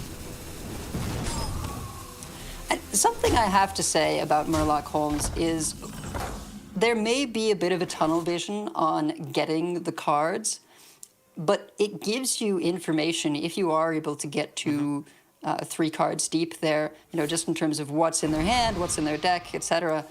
And that may be a lot more useful than I give credit for. It's one of the cards that, at least in Shaman, like, put up serious stats, which I don't understand. That's the only explanation I can come up with, is that the information is so valuable for decks like Shaman and potentially the Mage as well. I don't know what the numbers look like there. In terms of, you know, when to Theatar or go for Disruption, or just how you're game planning, since the games do go on fairly long. I'd be very interested, actually. I was listening to somebody earlier saying that they don't hit very often on Murloc Holmes, but I hit reasonably, you know, reasonably often. Like over half the time I'll get the 3 cards, I feel. And I feel like you should get that over half the time. Maybe I've just been on an incredible hot streak, but you can usually get the first one right, because it's supposed to open card by the time you play it. And then, okay, the second and third ones are kind of guessy, but you can usually work out a lot of it. Oh, wow. I'm sorry. This is just classic Mage Mirror. One Deathborn deserves another, and this second one is going to be even better. Full board. This is where, if you do have those parrots come up, I think you can get the volatile skeleton count just super, super high. From playing these versions, I think that's the main reason for the parrot. Not even to recast Rune, although that is an option, but just recasting Deathborn can be so, so powerful. I gotta imagine that's what this Finley is looking for. Yeah, yeah, absolutely. Tansoko's worrying about it. Is it going to turn up? No, it's not. I was just looking at this curve for Tansoko here, being sort of more of a big spell fan, and just Dawn Grasp into box, into Nathria by that time, where you'll have lost a load of skeletons. That just looks like it's game winning from this position to me. I'm sure it's not, but it looks insane. Pretty heavy snowball. Yeah, the early game was kind of going in Marrow's favor in terms of, you see the life total differential, but just all the way swung over to Tansoku for now. May come down to the Rune for Marrow in terms of cleaning up this, maybe presenting a little bit disruption. If Tansoku is just going for the Dawn Grasp here, maybe that Rune presents at least the threat of a counterspell, although coin in hand. suppose it just delays the opposing rune. It never counters it. The recast is just brutal. Have an idea. Yeah, it's just ridiculous at this point already. And what's Mero supposed to do? Well, he's supposed to high roll this rune like he's never high rolled before, I think. See, and this is how mirrors should go, right? Just none of this waiting around, go back and forth, freezing the board. Just make skeletons go face. Shaman, are you listening? Okay. And What is the hero power at? Either 2 or 3 or 4. That's really helpful, I know. I think it's 4. 4. Let's play. Yeah. So there's no way around this. Dansoku knew before we did. Yeah, just pretty clean. While the Deathborn from the rune was pretty solid for Mero, life total just not high enough. Yeah, there's a ping on the turn that he had a 0 mana ping the turn he played the Dawn Grasp, which buffed him to 4, so yeah. Yeah, very, very quick for a Mage Mirror, to be honest. Lots of times you get solid alibis back and forth. You know, some players gain a bunch of armor, but when it comes down to Deathborn after Deathborn like that, there's just so many explosions back and forth. Yeah, and very quickly, again in a mirror, very nice in Conquest currently, where there's a lot of sort of 50%-ish matchups hanging around to get that 1-0 lead. And Tansoku just left with the Rogue and the Warlock. So this might end up being quick if Tansoku takes it. My goodness. Could be, but still quite a few decks to get through. You know, Imp Warlock remaining, I at least tend to expect it to take one match. A few people tried to target it in this tournament, but the early game of that deck can just be so explosive. Yeah, I mean, there's some unbeatable hands, right? Unless there's a wave on the other side, or sometimes a starfish, I guess. Pretty much unbeatable. Wave's great because it sometimes just removes imps, but yeah, it's going to be tough to get through 3 times, or to not get through 3 times. But Mero with the Wig Priest first up. I think this is the deck that we just have seen almost no variation in. You talk about the school teacher, and that's about it. Yeah, I mean, and we do see here a school teacher and no partner in crime. I think that was the main thing, was we saw the partner in crime versions not really making it through, and as far as I can see, only weak, school teacher versions, or at least not running partner in crime, that are in this top cut. I like the pick here from Mero, going with the Wig Priest next. Now that you know, okay, they won with their mage, I'm not going to have to deal with all these freezes, which I think, honestly, just even from a mental game perspective, can be very frustrating to play into as the Wig Priest. Not that you don't have a chance, but it's really rough knowing, like, oh, I just want to attack, and I keep not being able to attack. So this could be another fast one with just how much mana these two decks both tend to cheat. Honestly, fairly similar decks in terms of snowballing an early game, but of course, Priest versus Rogue. Which do you prefer? Usually, if you like one, you don't like the other. I'm weird in that, in general, like if you gave me Innkeeper decks and told me to play sort of the classes as written, I wouldn't like either. But a lot of my favorite decks have been from Rogue and Priest. The old Rizakus Priest was fantastic. I enjoyed Garrote Rogue. So when they really break the class completely apart, I really enjoy it. And they are the two of the most breakable classes when they get slightly overpowered combinations of cards. But the whole sort of sit there and heal thing, nah, it's not for me. But also, my brain just can't process the way that tempo and rogues work. I understand it. I can watch players do it. I can understand why they're doing things, but I play all these things, and they're all 2/2s, and they kill your board, and I hit you with some 2/2s, and you take 10 damage. That just doesn't function in my brain properly as a player. Yeah, it all just, looks like a pile of whatever kind of stuff. Sometimes it's not even that big, just 4/4, and maybe a 4/3 weapon or something. But it gets over the finish line. The chip damage adds up. I do enjoy this particular rogue deck, I must admit.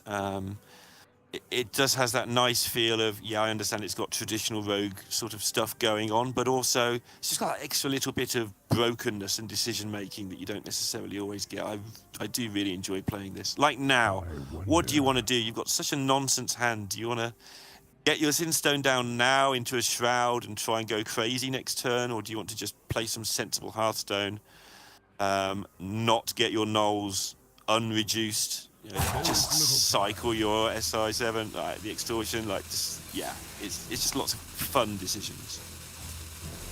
Yeah, I think that is always a tricky turn for me, where it's sort of like, well, I could coin Shroud and maybe I get a 0-mana Null, but then there's not a ton of follow-up. The coin is such a useful tool in the deck for some of your pop-off turns, even if you do just expend it for an extra +1/+1 or charge on the weapon, rather attack on the weapon. So, and of course, if you just play the Sinstone Cemetery there, well, then your Nulls haven't been discounted quite enough. Yeah. But here we are. This is the turn that could go absolutely ridiculous. Oh my. Ooh, not going to be able to get that Draka out, but this Sinstone's graveyard, sorry, I keep saying cemetery, is going to be rather large, particularly with the coin. I wonder, maybe you take a Door of Shadows here. You could take an SI7 Extortion if you're expecting just to have to deal with, some large minion on the priest side. How about taking the crab? Like the next two down for next a two little turns while. make really big stuff, and then the crab just tidies up at the back. Obviously, it makes your big stuff less big if you've got that stuff in your hand. But I just wondered. Yeah, I can see it. It's just, you're having to spend the coin right here, going into 4 mana. The crab is kind of a long way off. I think you may even be hoping to just close out the game before you even hit turn 6. Yeah, that is definitely the reason we're on this path now. Next turn will be a little clunky relative to Rogue. It's going to be absolutely fine, of course. And then the turn after, things should happen again. Again, if Tansoko hasn't just got game-winning tempo at that point.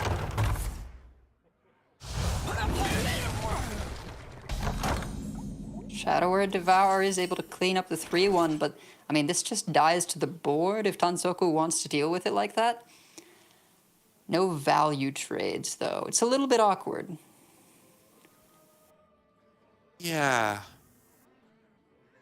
Stab doesn't really fit because it's only just doing 2, so you would have to trade your whole board in, and then you've got no redevelopment. Or no... This is where I kind of wondered if maybe the SI7 Extortion was the pick last turn, because you expect them to try and answer this with some kind of large minion, and Stab, as you say, not being upgraded, maybe that 3 damage with the 7/6 lets you clear the big development they've made and get on to your Necrolord Draka turn the following. Gonna make a 3/3 weapon, I think. Yep, respectable. That you can use to just take the 10, keep a 3/4 and a 3/5. Yeah, nothing else looked like it was going to proceed quickly enough. You're still stuck with a Draka next turn that hasn't done anything, so might as well just get on with it. You made the point earlier that a 3/3 weapon is fine. We're so used to seeing these massive weapons that it doesn't feel fine, and then you think, well, actually, that's a lot of stats on turn 4 for doing not much. Yeah, and the trade does give you the infuse on the Door of Shadows. One of the ways this deck can go from very few cards back up to quite a few. Extra door, all right, sure. Not interested in trying to infuse that. Go on fishing, see if you can hit the other graveyard. Yeah, you can go in a little bit here, right, just for the graveyard. You'd be playing double Bone Spike? That's not bad. Okay, yep, now taking that Krakatoa. All along, knew it. Yeah. It makes sense. You have a smaller Draka weapon. It is, reaching the end of its durability. Pretty big body on its own without having to do a bunch of combo-y stuff. I think that's one of the strengths of this deck, is being able to switch back and forth between, okay, turn where I do a bunch of stuff, turn where I try and make the most of not very many things. And Krakatoa is great for sort of filling that in. Yeah, and this is just going to be a whole big minion. No, can't believe it. Feels like there's an out. The out is, of course, the Samurai. It is, but neither Handmaiden is upgraded. No spells in sight. Oh, Summoner with the location is pretty good. Can't deal with the 6/6. Sort of forgot the location was active this turn. Does need to deal with the 6/6 as well. Because the crab's going to punch little bits of damage through at the end here. No taunt on the other side. Might be considering Thrive for something like a Bless. Maybe thinking, do I play the Radiant first? If you go Radiant, Thrive, Valish, although Thrive would just be the first spell. And a Valish, he needs to sort of get on with it, yeah. Really awkward, yeah. Oh, you hate to turn down a wig when it's offered, but this is, I think, the best you can do. Handmaiden will be able to start drawing, so yeah, I like this. You've got to clear up that 6/6, and having a 9/6 left over is, not knowing there's a Krakatoa in hand seems pretty good for controlling the board. Yeah, and Tansoko is out of stuff now. Purely defensive for the next couple of turns. I mean, you're never out of stuff. Look at all this card draw and card generation, but you know what I mean. You know, every once in a while you Door of Shadows for a cloak, and suddenly you've got a full hand and don't know what to do with it all. There, absolutely.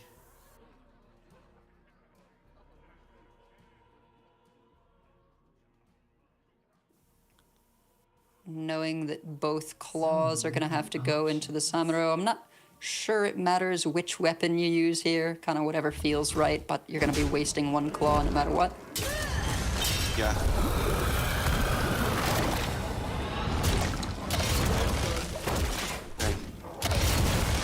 And Maidens on the other side are the key to this. They're not, they weren't active, but they played 2 spells last turn, so they are active. I think the best draw would have been Najak to be able to steal that Krakatoa. Maybe it's just the old boon the opponent's minion, get a taunt, buy a little bit of time. Possibly. Is there any shenanigans with the wigs that will just work better, though? Because if this you're crab facing goes... down. It's 10 damage. I don't know. It's fairly close. You may be right. Maybe you just have to risk it. See that your opponent's on just a few cards, but if Door of Shadows pulls Stab or Tooth, I think you're just dead.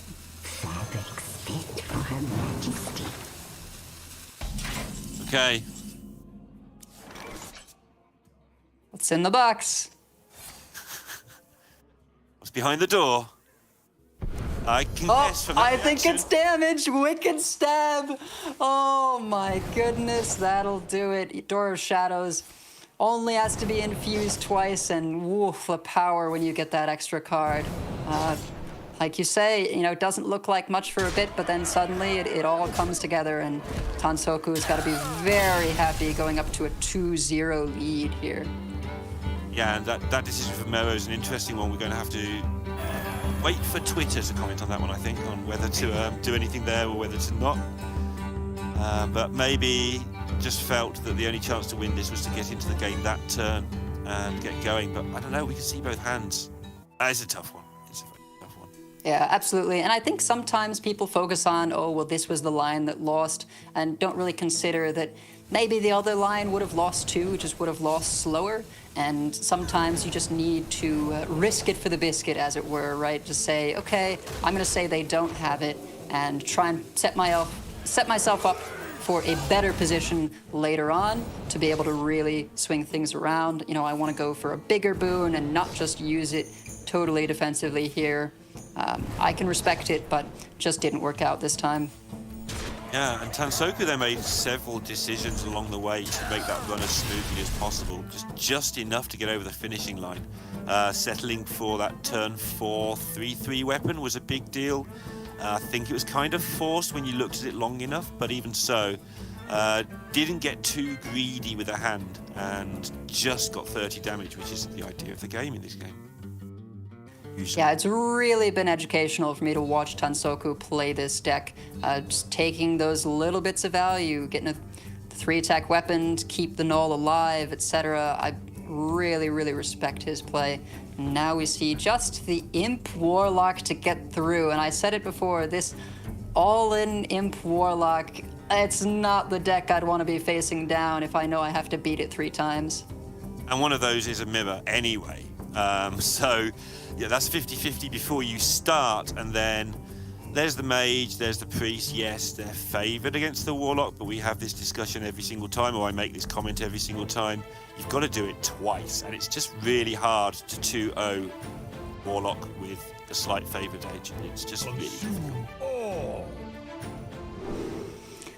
Opening hands, Vile Library, Flustered Librarian. It seems to be coming up Tansoku. We'll see what's on the hand of Marrow. But I'd gotta be feeling pretty good with these. Wicked Shipment as well. It seems to have a lot of good stuff going on there. Looking at that Tamsin for later as well, if it does come down to a mirror, that feels like a good thing to have in your deck if everything starts getting neutralized. Yeah, it might not. I wonder, do you make a coin play here? Yes. Because I want a load of things to die before I get to my imp on turn 4. But I'm not Tansoku. You can kind of take it slow. I recognize that the ping on 2 is pretty common anyway. Oh, wow. Okay. This is just the juice. Flame Imp, Flustered Librarian, you could still hold back the 1/1s. And then next turn, library, shipment, make sure they don't get shot down, and off you go. Yeah, exactly. And then you get enough infuses for that Mischievous Imp. I don't know that Marrow can keep up with this. This is difficult. And looking at Marrow's hand as well, there's nothing there that's going to be able to currently deal with it. Yes, he'll be able to deal with the big minion with Night Cloak once, but he'll just play ball.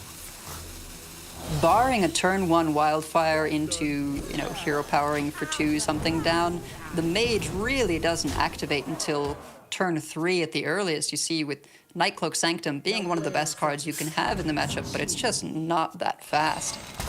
Going even for this to get the 1/1s a little bit more board presence, but Vile Library gonna come down.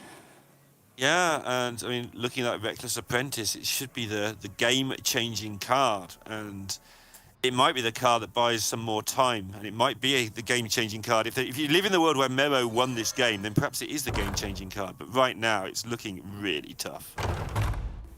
Yeah, you can do the buff, make the attacks with your librarians, then do trades down the line the other way if you like, at least get rid of the 1/1 freezes.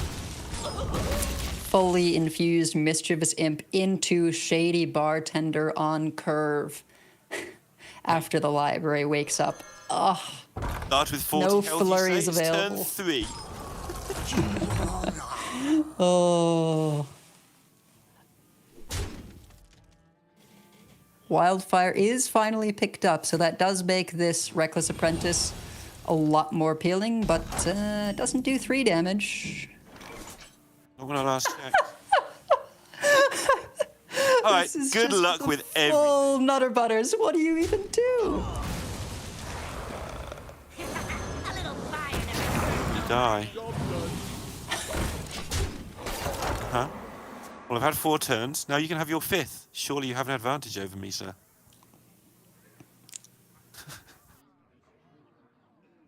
I can't take Reckless Apprentice, best thing available, I suppose. You have to get very lucky with this skeleton. Mediocrely lucky. No. You're gonna go for... Oh, not that. Just Not lethal. that. Oh. Is it just lethal? Yes, it is. Oh, there's no way it isn't. million damage.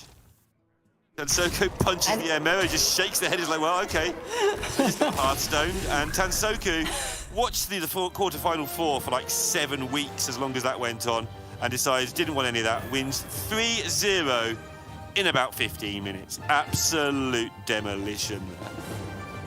Main character energy coming from Tansoku here. We'll have to see if on the other side of the bracket we get glory as well for that Japan finals that Derek kind of predicted a while earlier. He maybe just wrote the script for this tournament. I don't know what's going on.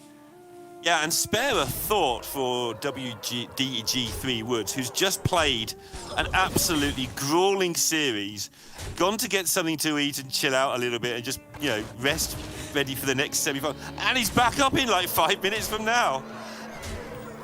Oh, yeah, I speak from experience saying that that is not a good feeling when you expect to have, okay, you know, I just had a pretty long series. They'll probably have at least a reasonably long series.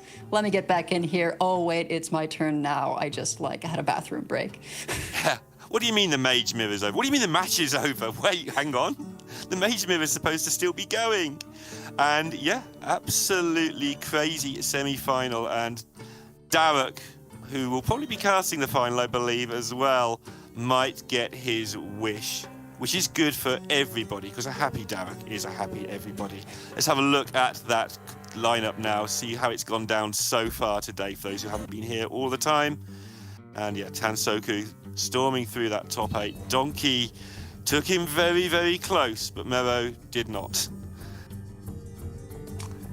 It's going to be up to 3 Woods to determine whether or not this is an APAC victory. Otherwise, guaranteed based on the results of this other semifinal.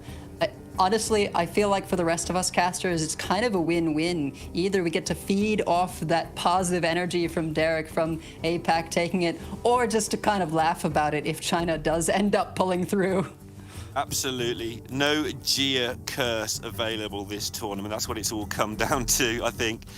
Everyone who Gia roots for just ends up doing something horrible happens this time around. She even got to the point where she wouldn't make predictions at one point until we forced her because she was scared of cursing people. So, but Gia playing in this Masters Tour, of course, so not able to cast, and therefore we get APAC players in the final.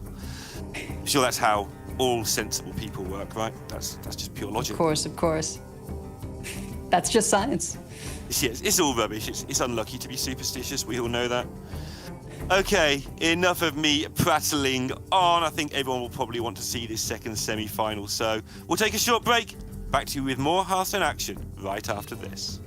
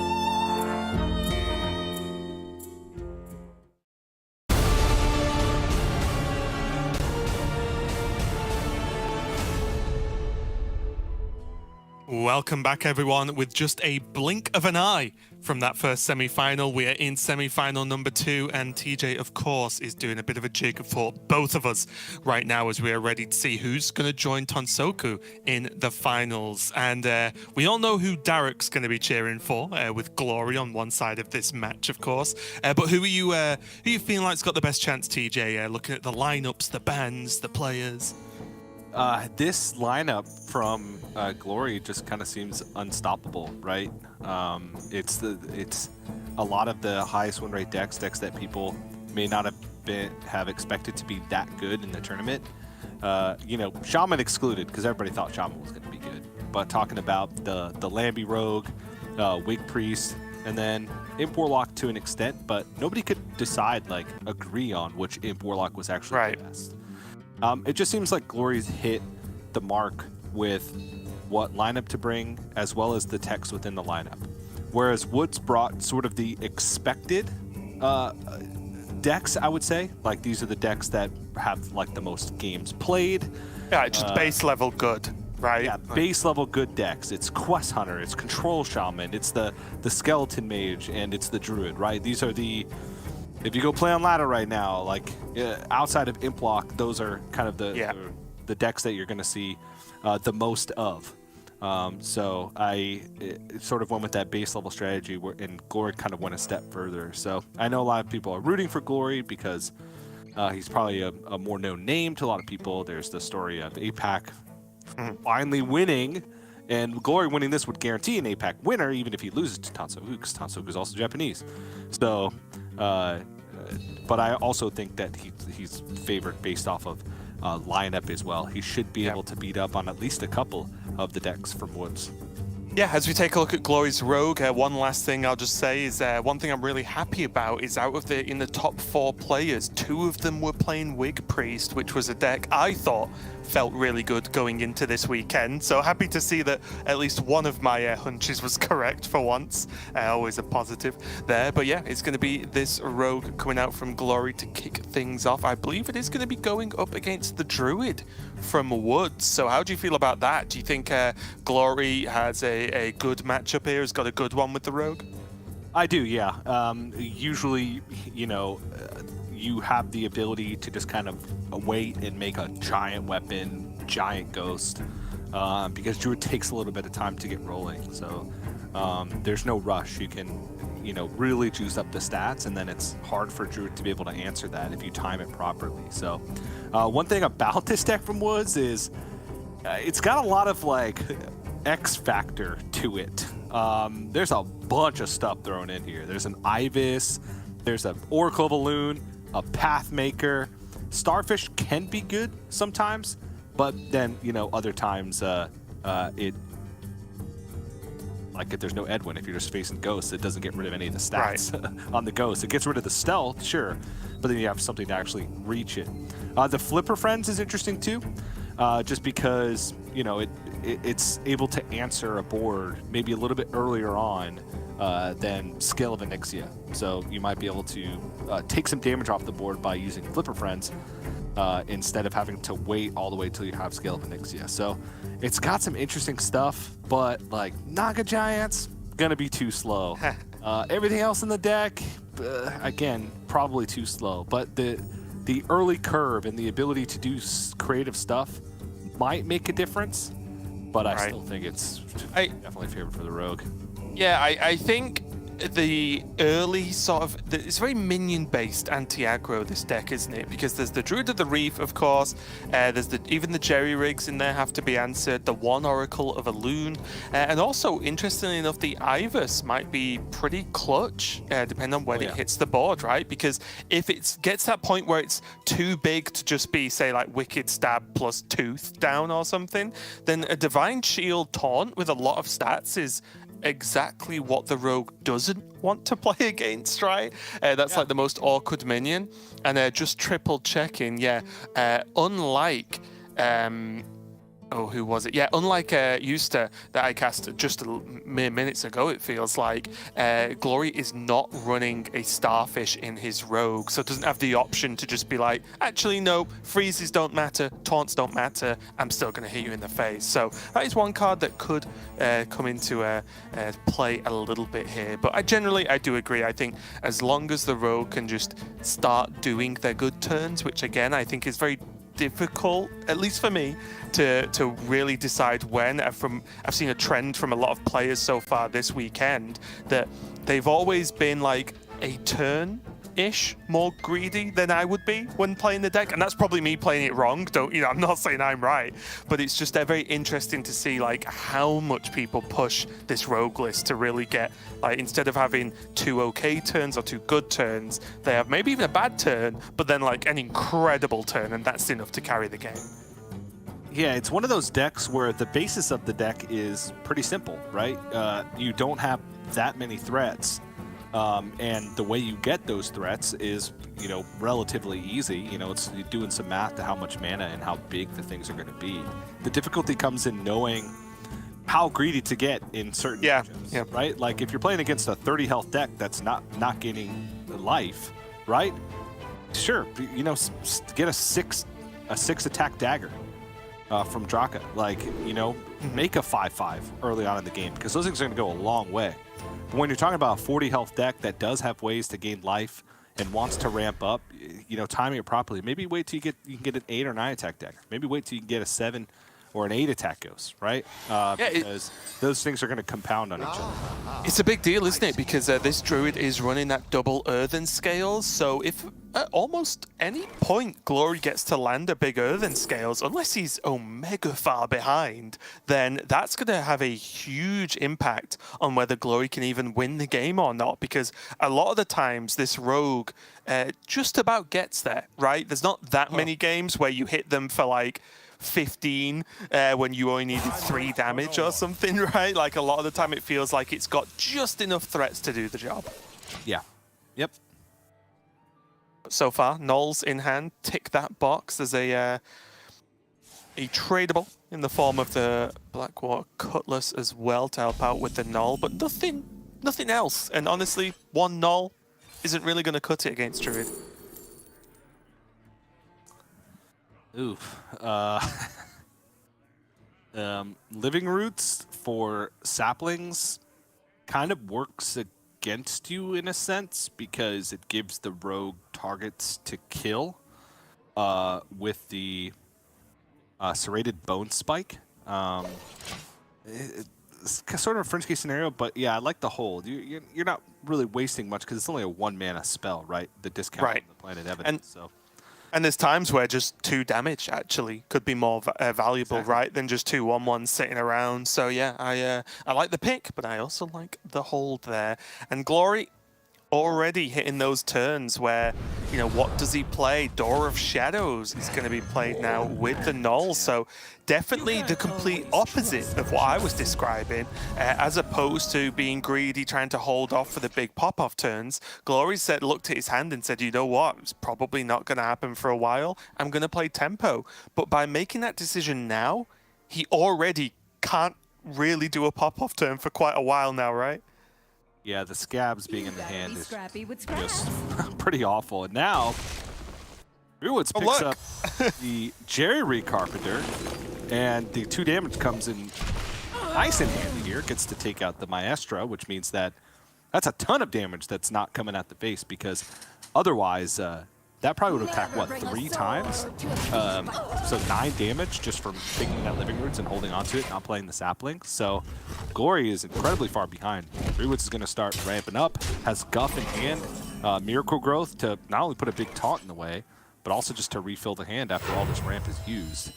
So I think Rewoods is looking pretty good right about now. Glory just not able to get anything going. No location, no Draka, and even if those were picked up, there's just nothing in hand that could be used. That's it, right? Like no Shroud even to just plan something to happen, right? Like just try and work it out. And again, as soon as that first Door of Shadows was played, Glory almost certainly did just give up on the main plan of the deck, and that is very, very scary indeed. The Null's getting some damage in, but I think Woods doesn't really care at this moment in time. Like, he's got all the time in the world. Now just hitting 30 health, has options. There's Scale of Onyxia. He could just play that, trade 3 in, and have plenty of aggression on board if he wants to. He could hold off on it instead, like draw it, but play something else, which I think is a little bit better, honestly. Yeah, give Scale his online, reaction. starting to ramp. All this feels fantastic. Moonlit Guidance, Woods has plenty of things to do with mana, so I don't think it's that big of a deal to... I guess you could... Innervate does nothing if you like Innervate twice. You could pick Innervate and just Innervate to draw an Innervate from your deck. Right. You could also Aquatic Form to like choose your next draw, and then you'd also get the next Aquatic Form. Yeah, and if you don't like it, you get 2 goes at it, right? If you really want to. But yeah, basically, even those were not great from Woods, it doesn't really. He's got great plays for the next, like, what, 5 turns or so? So he's got the rest of the game. yeah. I'm just saying based on what his hand looks like at this exact moment. But yes, he's got plenty of card draw, plenty of board control in the form of Scale or Raid Boss Onyxia. He even got Theotar if he really feels the need to just like, oh, well, if I can just take Krakatoa, then Glory or Necrolord, then Glory's got no chance, like literally 0 chance of winning the game. But yeah, Woods can do whatever he wants right now.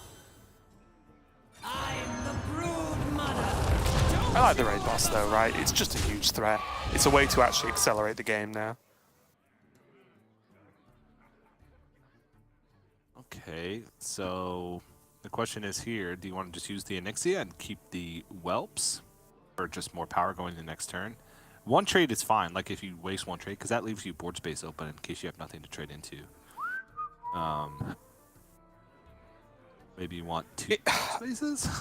It's interesting, right? Because like I get playing around Bone Spike, but I feel like that's all you're playing around, and what's Glory's hand got to be, right? Like exactly Bone Spike, I don't know, Wicked Stab, something, Dagger. You know what I mean? Like, it would have to be so specific to get punished by the Whelps.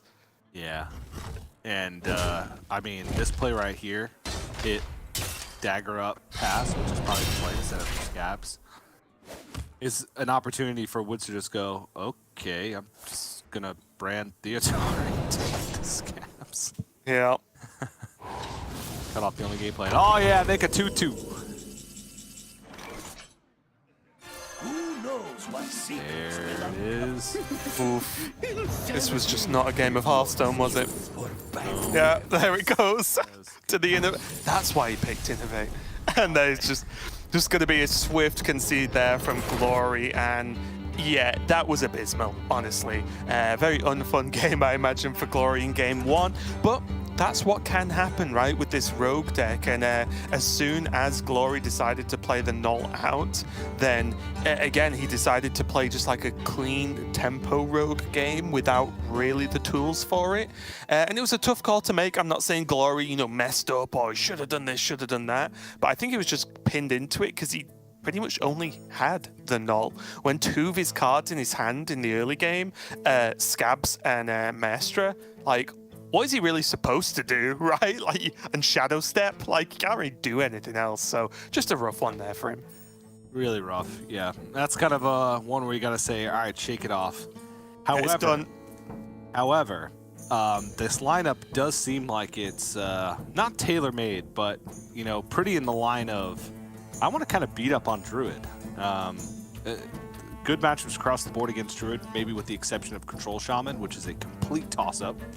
I just want to call it a skill matchup, but with like Theotar, Mutinous, yeah, Brand, and Nathria. Very chompy matchup. Yeah, it's chompy for sure. And then you know you can't really call it much of anything. So the Druid getting across the line for Three Woods this like the first try against one of its worst matchups in the lineup is a pretty big deal for how the rest of the matchup plays out. Glory's going to have to do some playing from behind here. So now we're going to get to see the Control Shaman in action. This is, I mean, as standard as it gets. The Wild Paw Cavern is the one inclusion where it's not in everybody's list, but it's just such a good card. Like, it's hard to believe any Shaman in like the current metagame or in any metagame like that wouldn't play Wild Paw Caverns. Yeah, the only way you would be confused with someone playing Wild Paw is if the game really accelerates in power creep, right? And like they release like 4 mana summon 2 3/4s a turn, you know, that's something stupid like that. It's going to be going up against the Hunter though, and again, I think this is actually a pretty solid matchup for Woods because yes. The Quest Hunter is playing a few more minions than it has done in previous iterations, but it's still not a lot, and I do feel like Shaman really benefits from their opponent playing stuff, and relentless damage is not something that Shaman really handles too well, honestly. Not really reliable ways to gain life, right? Right. Khan comes to mind, Cookie a little bit, and Cookie's like, don't tell me you're relying on me for this. Yeah, I know. I'm just a Murloc. Sometimes the incremental life gain can matter, but it's really only in those like those razor thin marginal matchups where you absolutely need 2 extra health, like Mind Rogue or something like that. But it's not known for gaining health unless you're playing Denathrius, and if you get a good Denathrius off against Quest Hunter, you're winning the game. Like it's either you know, never in your hand, or you play it and you win. That's kind of how it works. Yeah, and those kind of, you know, close matchups health wise is kind of like, you know, a fencing match, whereas Hunter just brings a bazooka to that kind of game, right? Because they just win by so much when they do win. They've got so much damage, almost endless, with the card draw they gain by playing that 40 card list, and they're being able to just run pretty much every card draw tool that's available to them. We even see that Woods is running like a Conscious Call as well, which is, you know, not something everyone's choosing to run, but still just more and more card draw. This is a slow start for Glory as well. And something, oh, okay, Sleepbreaker helps a lot, but something you also don't want to do is just give Hunter 5 turns to just do what it wants, and then it's like, right, well now I've got the quest, let's start the game. And then you did. Yep. Okay, so I just want to start chucking spells, but Woods is like, there's no reason to. I'm just going to hero power, take it slow. Yeah, I think what's going to be important here is, because of all the shenanigans that can happen with stealing or eating cards from your opponent's hand, I think Woods will and should be conscious of the fact that can he get a turn 6 or 7 Tavish? And if so, to do it, he needs a cheap spell, right? To be able to activate this final quest proc and play it in the same turn. So I do think, even though I would have probably just ended up playing the Wound Prey there, but I do think the Arcane Shot should be held, or one of them should be held at a bare minimum, to be able to just get Tavish procced and played at the right time. Yeah, that's a very good point that we need to keep track of against a chompy deck. Yeah. As you put it. Well, this is an interesting turn because Clownfish is not posing too much of a threat, and Coin Barrack seems reasonable, but I just like Piercing Shot. Yeah. Like Piercing Shot's a very difficult card to use. It's expensive. You know, a lot of times when Shaman plays minions, they like to flood the board, and then Piercing Shot against the flooded board is just too much. And too much mana to be able to expend. Ooh, Gorlock Ravager off the top right after the Clownfish. That is a breath of fresh air for Glory. It's just kind of playing a mediocre minion turn after turn. Oh, he's gonna get the other Clownfish, so now Mutinous is still playable next turn, of course. And yeah, I also like the Coin Hold because, once again, it can help out with the Tavish turn, but also, if you don't need it, after Tavish, it's just gain a mana and deal 2 to your opponent, right? Which is, again, just insane levels of extra damage. Yep. Okay, so 3 was just saw Glory draw Murlocs, only play a Clownfish. could signal that Mutinous is in hand. Obviously, there's a lot more Murlocs in the deck. Maybe there's some merit to playing out the Barracuda Bane here, but it's clean aim shot that takes all the power off board. You're not going to take any damage. If Mutinous does come out on the Barracuda Bane, maybe you're not worried about it, but I think Druids is just toasting this right now. Yeah, I like this as well because doesn't he run the Urchin Spines? He didn't draw it, he drew the tracking instead, but the Spines would have been very interesting, right? Because then he can just laugh at any board that's played afterwards, even if it is Mutinous. Oh yeah, this from the Urchin Spines. Okay. So I actually really like the Barrack for that. It forces a smaller Mutinous if it's there, because it will eat the Krakenbane. But then you do have the chance of just saying, well, okay, if they go big, and, you know, don't play Mutinous, play something else, you can just potentially just obliterate the board.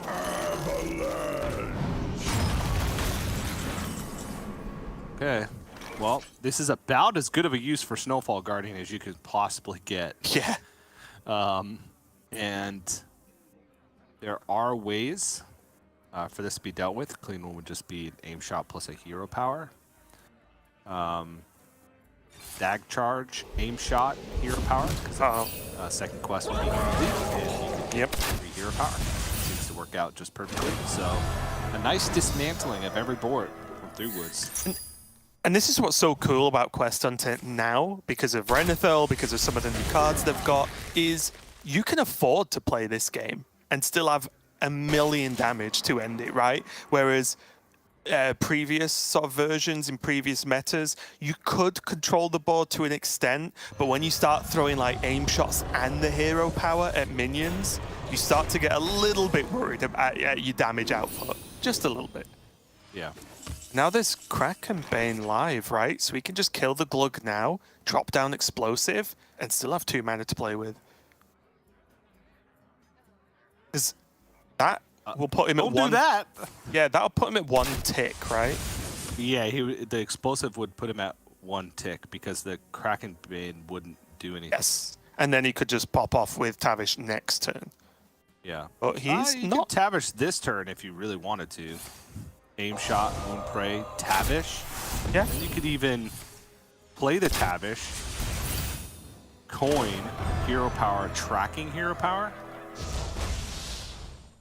to clean up even more of the board.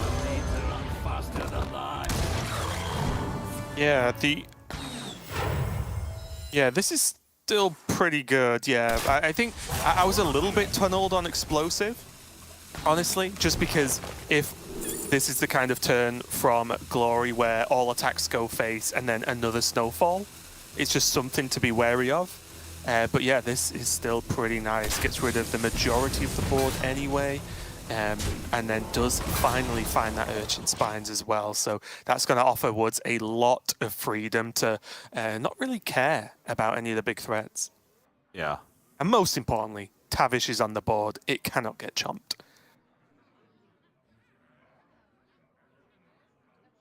Okay, so...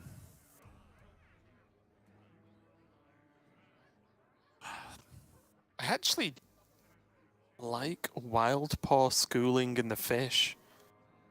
What about... Is that a dumb play? Play 1, go face, Snowfall Guardian.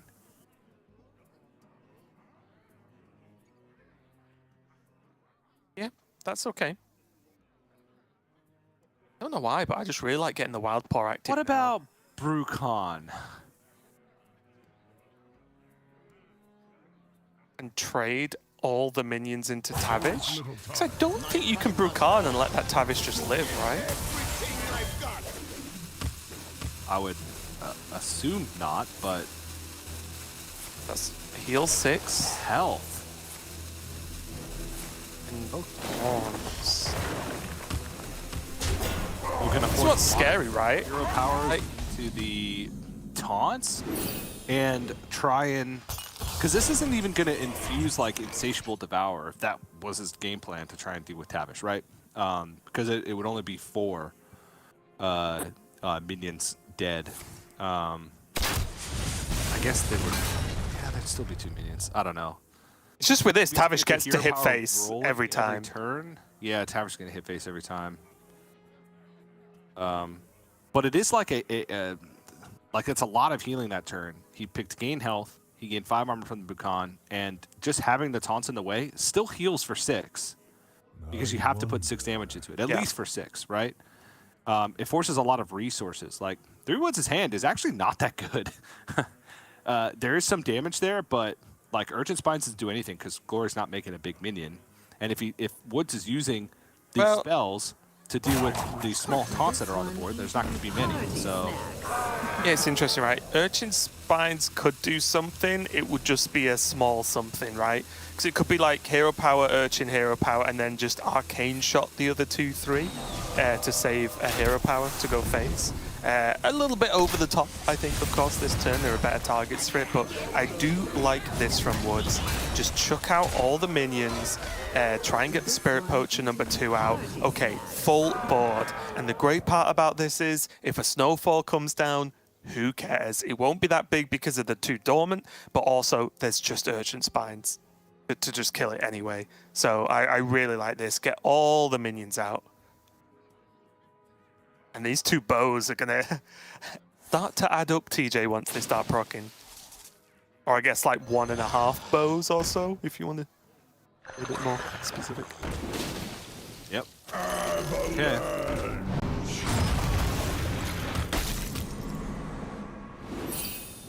Yeah, this is starting to stack up so much damage now, though. The 10-10 just gets batted away. Piercing shot now on the fish.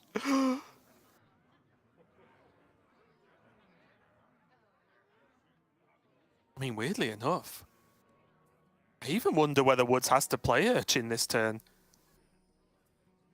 You do, right? Like, do you? Maybe something bigger than that? There could be a wider board, right? What if there's an Insatiable Devourer comes down? That's way scarier than a 10-10. Because Glory can't... Okay, you would imagine Glory's unlikely to kill the Taunt with only having a 10-10 on the board and go face for 10 without killing the Tavish, right? That feels unlikely. He's just locking it in to draw a card. Okay. Yeah, why not? It's gonna kill it, okay. So much damage pushed this turn as well, like Wild Spirits. I mean, if the board is dealt with, which it kind of needs to be from Glory's it also was come out. Yeah, it procs the bow, right? Like, you take it. Oh my god! Oh!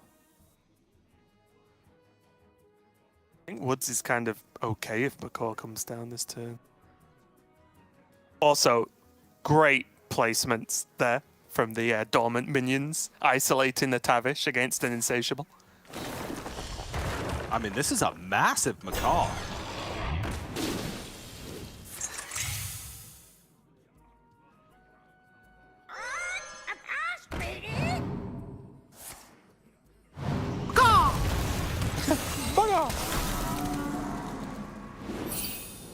It does get the Haven down as well, which is pretty nice. Yeah. Oh no, double Wild Spirits! Oh, that was not what he wanted to see. Oh. So here, though... You could use one for a reset to get the bow, but it's not doing anything because you're just attacking into a taunt. And Glory rolled heal. Yeah, the taunts are frozen. Can you get rid of the non-frozen minions, right?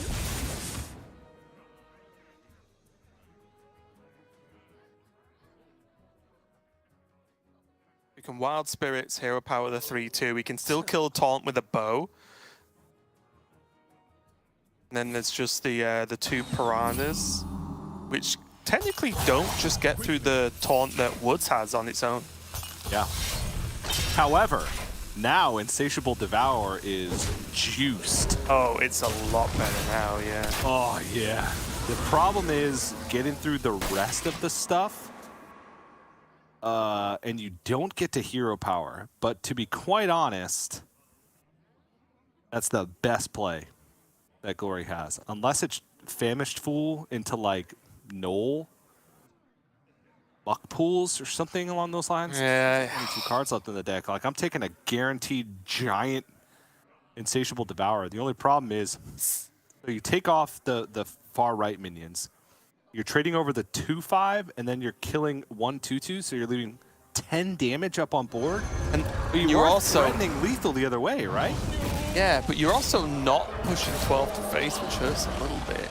But yeah, there is a 19 attack minion on the other side here. Luck pool's gonna be played just to play it. No need for the evolve. Okay, well, Woods needs. Oh! Wow, these were like the 3 worst back-to-back draws, I think, for Woods. He could get some rush. He could get the 3-1, right? Which would help out a lot. Yep.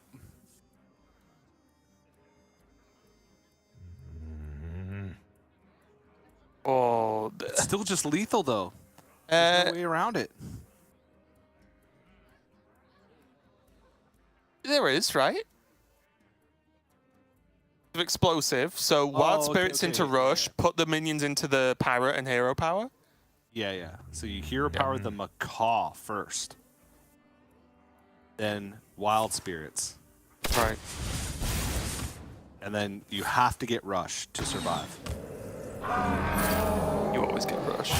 Oh! No Rush! Wait. You can face tank the 2/3, Okay. right? Yeah. That puts him to 26. There's 19, 22, 23. Oh yeah, and puts this to yep. He's fine. Yeah. Former master. But wait, the Elemental. Oh wait a minute, isn't that heal hero power? No, that's the deal 2 damage. Oh, it's the deal 2, isn't it? Yeah. Ugh, they should have changed the colors. Do you not agree? Like, there should not be so many of them that are blue.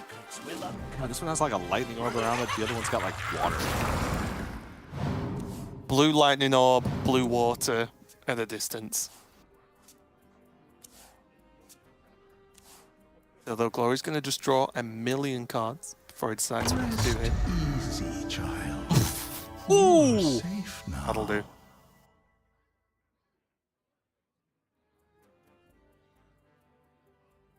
You know, just trading off and playing a cookie? And not attacking? Surely not. Oh my. The non-attack hurts. Give him my soul, no chance TJ. for lethal, right? No chance for lethal. Really a chance for lethal? See? I mean, Furious that's the Howl. best draw. Is it a 23 though, TJ? Is that even possible? 23? Would have been 21 to be fair, so let's see. Ah, Well, wait a minute. Tavish is just. Your hero power costs 2. Like, Imagine. I'm just thinking of what impact the secrets could possibly make and how desperate Woods is. I wonder. Because is a marked shot really going to save the day here? Because if it doesn't, then he's dead either way. Moves quickly. oof. Right, this Huffer's going to be huge. Oof. This is. It's going to be Huffer. Because there's 2 lifesteal minions on board. I got 2 shots. And neither of them died to explosive trap. Yeah.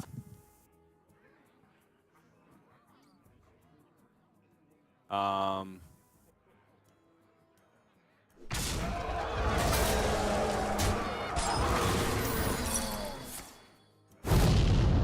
24, 25, 26, because you could just play the Elemental, far left Elemental. The card will be drawn at the beginning of the turn. Yeah. Yep.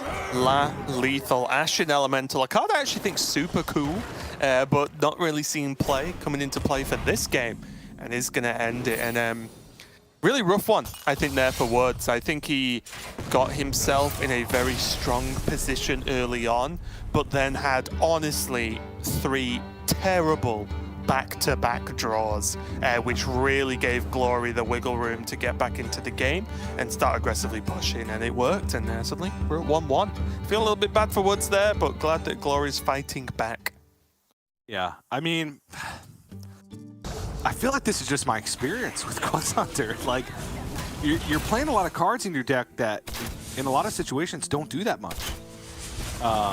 Like Spirit Poacher in this matchup specifically, kind of works against you in a lot of ways.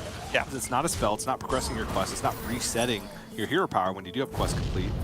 And a lot of the time, the Shaman kind of wants you to play minions at a certain stage of the game. So they can like do their little tricks and interact with them, right? Get bigger Snowfall Guardians, have a better excuse to Primordial Waves, right? So it's, you know, it's 40 card Quest Hunter is just a different beast altogether. I feel like it's really inconsistent. But obviously, Woods has made it to the semifinals with a Quest Hunter. The Quest Hunter was a deck that had a pretty high win rate across the tournament. It wasn't an underperforming deck by any means. It just seems like, you know, outside of that one game on broadcast with, who was it? I don't remember who. That we saw that was very impressive. Like it felt like the Quest Hunter could never be counted out. I feel like this is kind of the level of consistency that we're seeing. Yeah, I will say though as well, like there are some additional choices in this list because I think you could definitely. I don't think you have to run the Spirit Poachers. There's also the sort of extra Naga with the Conch Call and the Krakenbane as well. So that's, again, it's a good card. It deals a lot of damage, but not necessarily cards you have to run. So yeah, interesting build of Hunter there. But Woods is going to jump over to his Mage. And again, this deck still feels like Rune of the Archmage, the deck to me, TJ. And honestly, every single game I see, I always have to say the words while I'm casting. Oh well, he needs a really good rune to stay in the game. Like every time, I feel like, and yeah, that's because I'm not really up on this list. I'm more down for the lower curve 30 card version. But yeah, it does feel like Rune of the Archmage, and I guess to an extent, Parrot does a lot of the heavy lifting with this list. Deck has like 40 win conditions. And they're all not good enough. You have like the spooky win condition of just amassing a ton of skeletons. You have the hero power win condition with Wildfire and Dawn Grasp. Then you have, I guess that still fits into the spooky win condition of Kel'Thuzad. Then you have runes and Sire Denathrius, like it. Right. Yeah, but they have to come together. Like you can't just like. It's a 40 card deck. I feel like we say this a lot. You can't just like settle on one thing and be like, this is what I'm going to do this game, because you have to do what the game tells you to do. Yeah, I do feel like as well though that Kel'Thuzad was the sort of payoff card that on paper should have been very powerful and just wasn't. Because I still think like that's easily cuttable. I've still not seen a Kel'Thuzad actually do good work yet. Yeah, it's usually in the mirror and like really slow matchups, but I mean, Glory's already down in 24, but this hand is popping. Yeah. As location plus Draka plus prep. Now serrated bones by like hand space is an issue, I guess. So you just play out the location here since your null is free. I guess you can fit in a Door of Shadows just because whatever you get from it is probably just going to be able to be replaced into the massive card sequence the same way. It's okay though, TJ. Woods has his win condition already in hand. Rune of the Archmage, Bran Parrot, Rune of the Archmage twice. This is getting to the point where like Glory has to win the game before turn 8 because like look at this hero power. Because the life tap, Glory's already taken 8 damage. And that adds up. Rogue doesn't have any way to defend themselves. There's also the amplified Snow Flurry, which could be used to block a Draka attack at any point. So, yeah, or just a Van Cleef, or just any minion, right? Sure. As well. Yeah. And never mind the dagger. So depending on what's more of a priority, of course. Yep. The awkward thing here is bone spikes can't actually happen, right? Well, you can, but it's too late to fit in like all the stuff. But this is enough, right? This is gonna be a 7 attack dagger. I'll take your word for it. Maybe 8 with the core. In death, I've mastered the art of subtlety. And a 9/9 to boot. A lot of damage. And also just having the like wicked stabs and burn damage in hand. Glory's got plenty of good things to spend his mana on in the next turn as well. Wait, there's 26 damage. 17, 20, 26. It's actually just lethal unless Woods amplified snow flurries and freezes something. I mean, it's no good reason not to just snow flurry and freeze face, right? Yeah. You're not going to stall more damage. Next turn, like. Well, look, live in the moment, TJ. I'm sick of this. Trying to think about the future. Take every day as it comes. But my point being is, the snow flurry's not really going to stop much more damage than 8, right? I know there's a 9/9 on the board, but you know what I mean. Is there any real good reason to not play it and do it?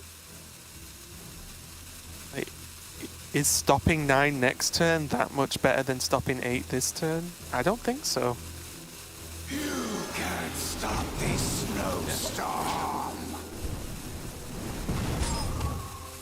This is still a problem. Yeah, I would happily categorize this as a problem, TJ. For Woods, I will completely agree with you on that one. We'll file that one other way in the problem cabinet. Yep. Now has targets for Bone Spike, yeah. Tooth. What? I guess Miracle Growth, like. It draws cards, TJ. Yeah. You can get Crabatoe. Yep, so lethal is still represented for next turn. This has to be. Oh, I not told you. I Kel'Thuzad. told you. The worst card in the deck. You win. Yep, that'll do it. That was fun game. Those are the types of brocans that got me attached to that deck in the first place, right? Like the first time that happened to me, and I saw Knowles, I was like, okay, I'm playing against some type of thief rogue, whatever, expecting like a jackpot. This was like 5 days ago, and then Draka comes down. Like I just see all these cards flying out of the hand. I'm like, what is happening? And then Draka comes down for like a 10 attack weapon. I'm like, oh, okay, this deck is cool. Yeah, it's like when we first started looking at things like this on sort of expansion day and maybe the day after, it was like, oh wow, it's like you see all the screenshots, million attack dagger because they're popped off with shark coins and death rattles. You're like, whoa, that looks sick. You queue it, get dumpstered 8 times in a row and go, this deck sucks. And then you play this, and then your eyes are opened because this is actually a Hearthstone deck that works. Very difficult, I think, but you do have those games where it feels like the Hearthstone gods are just handing you a win because what was Wood supposed to do, right? Like, you cannot keep up with that much damage and that much pressure, not only on board, but with the weapon as well. And it does mean now that Glory just has his Priest to get a win with. It's going to be Priest versus Hunter. But I'll tell you now, you know this, TJ. I'm pretty happy with this Priest deck. Oh, yeah. This is a good one. Only change I would make is -1 school teacher, +1 crush column forcer. That's the only change that I would make. I like the no Nagic Hexen. Feels like too clunky of a card in a deck that you really don't want to have clunky cards. Like you already have enough. So, the hands where you have like Samuro, Boone, and Nagic. Right. Okay, what do I even do, right? But if you have like Samuro, Boone, and a Crush Call Enforcer, then all of a sudden things start to look a little bit better. So, but school teachers have been performing very well, and just having the ability to not only have 1 Naga, but 2 Nagas, Crush Call Enforcer sort of serves the same purpose. And have the potential to hit a spell that could be really impactful for the game state, like a 3rd Shadow Word Devour or Stormpack Aid Station. even like just a Holy Smite sometimes Well, can be good to kind of go for a swing back on the board. honestly, the amount of times where you just think, oh, if only I'd drawn Bless, right? It's like a big deal with the deck as well. So we'll see how this one plays out, though. Glory already done with his mulligan. Keeps hold of that Slither Spear. Woods, on the other hand, though, seemingly happy with his. Got a couple of spells to juice up the Krakenbane, and does have that Shell Shot, which is clutch in these kind of matchups, right? For 3 mana, you actually deal so much damage to the board. Yeah, like Quest Hunter is probably my least favorite matchup. Yeah, it can actually kill stuff. Yeah, the worst matchup is Control Shaman for the non-priest. That is, from my experience and from the data, that's the worst matchup. It's very difficult. They freeze a lot. You don't have ways to really answer things. They can flood the board, which is a problem for you. It's tough. But Quest Hunter is the most annoying to play against because at least with Control Shaman, like you can kind of expect what's going to happen, and you know you actually get to do things. It's just they stop you from doing things. Against Quest Hunter, it just feels like you can't do anything. You play a minion, you buff it, and then they kill it. And then if you're playing against the Dunbaldar Bunker one, which to be fair, Three Woods is not playing, the secrets are so hard to navigate around. Yes, right? yeah. It just makes it a pain. Almost to the extent where you, again, you'll understand what I mean, but there's almost no point trying too hard to play around them, because even if you try and play around them, it puts you so far behind anyway. It may as well have been the secret you were playing around. Yes. So it gets really, really awkward. I completely agree. And although there's no secrets, or not the Dumbledore package, there is that Urchin Spines again there in Wood's hand, which again could cause havoc with Shell Shot later on. I'd rather have my minions frozen than killed. Let's just yeah. Let's put it that way. That's what it breaks down to. But interesting. Wow. Okay. So I guess with Urchin Spines in hand, not really worried about. I think my surprise was more just not playing a Krakenbane out. Anybody? Why not just chuck one out there, right? I know it's not like going to use its ability, but it's a minion that kind of contests this board, right? I suppose, yeah. It just plays this deck like very patiently, right? Very slowly. And I guess you're afforded that luxury with Urchin Spines. Yeah. Did you see the pickup for the Nongling? I did not see it. Nope. With I'll be honest. I was looking at deck lists. Pelagos and Bless, though, again, a really nice bonus you have for not having to worry about the likes of Ice Trap, Freezing Trap potential is you can just commit to this and not really be that worried, right? There is the Urchin Spines, of course, that we've talked about, but you're not like, oh, well, if they have a Freezing Trap, or even on that turn, if there was a trap, well, now I've got to think about if it's Ice Trap, can I just play a 1/6 Pelagos and then whiff the spell, blah, blah, blah. Like, all that's out of your mind right now for Glory. Yeah. But Three Woods doesn't have to use the Urchin Bane here. I think you can like start with a. Can you start with like a Shell Shot? Shell Shot's guaranteed to make the Pelagos killable from coin Ancient Kraken, right? The cleanest way would just be it kills the Vicious Slither Spear and then it deals 2 then 1 to the Pelagos. But I guess you'll take it if it deals it the other way around, or now if it kills. Oh, that's the worst distribution. Oh, that's the absolute worst distribution. Oh no, that's good because now you can hear Power then Crack. Yeah, okay. That's the medium option. Wait, no, that's not a T0. Okay. Yeah, this is why it's the medium option, because he doesn't get to play the Krakenbane this turn. Yeah.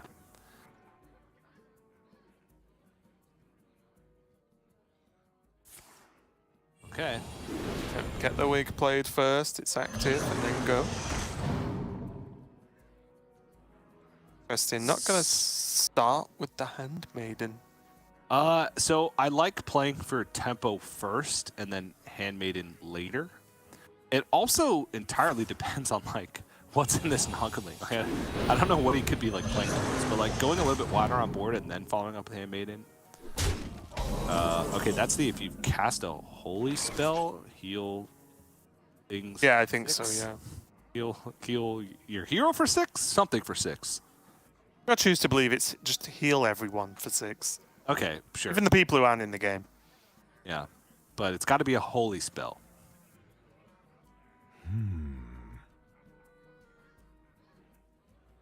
I'm pretty sure. I'll just preface with that. Yes, okay. Okay, so tough turn here. Krakenbane would activate the barbed nets, but then you're not really doing anything. You could Krakenbane Urchin Spine barbed nets, but that seems bad because Urchin Spine you want to save for those big minions later on in the game. Yeah, Slither Spit is kind of a big minion though. Yeah, and we're approaching the stage of the game where like a Radiant Elemental in hand plus a Priestess, you could just die. So, Did not expect this was the last play I was looking at. Just let them have the board. okay. Handmaiden? Playing around Devour. There it is. Oh my. No Radiant though. Kind of just like the Treasure Guard this turn.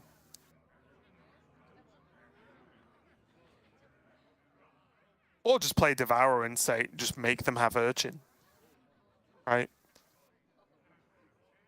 Because Glory can't forever play around Urchin unless he literally OTKs Woods. Oh, Devouring Plague. Oh, okay. Quickly. I don't know. I don't think I want to use Devour. I like it. Trade and Wig. Yeah. Okay. Because Devour is like, okay, you pick up a Radiant Elemental, then you can go bunch of stuff, then Devour Boon, right? So, and this is for sure threatening lethal. Like, Woods has to respond to this board. And there's not that much mana to work with. And there's not, I guess Urgent Spines and Barb Nets is just, yeah, that's a clear.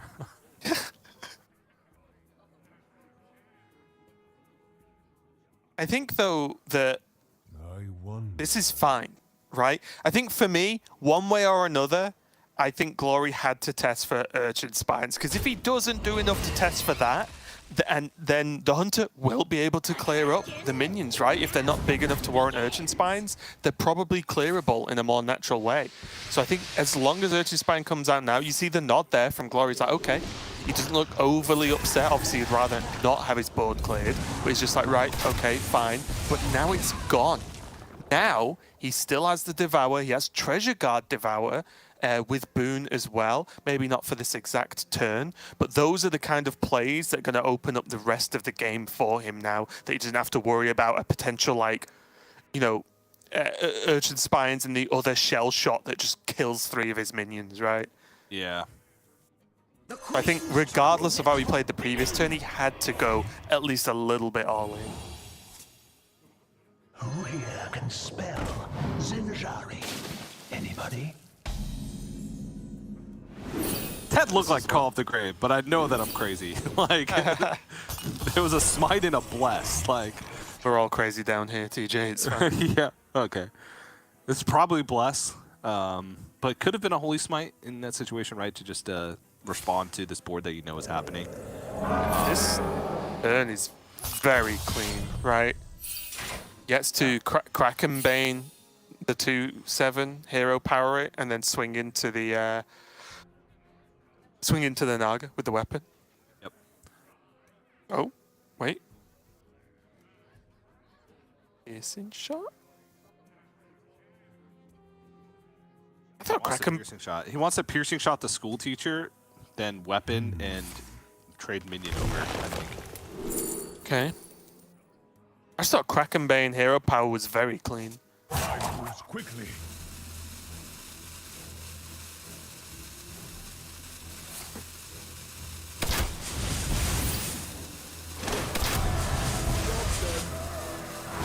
Glory's run out of health. This needs to be like Radiant Elemental off the top, right?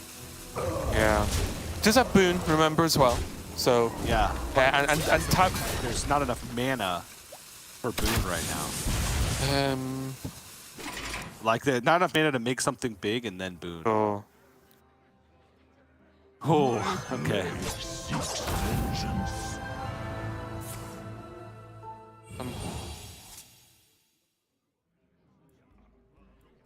I guess. Did he get blessed from the Nagaling? No, it's called the Grave. Oh wait, I wasn't crazy. we're actually not mad.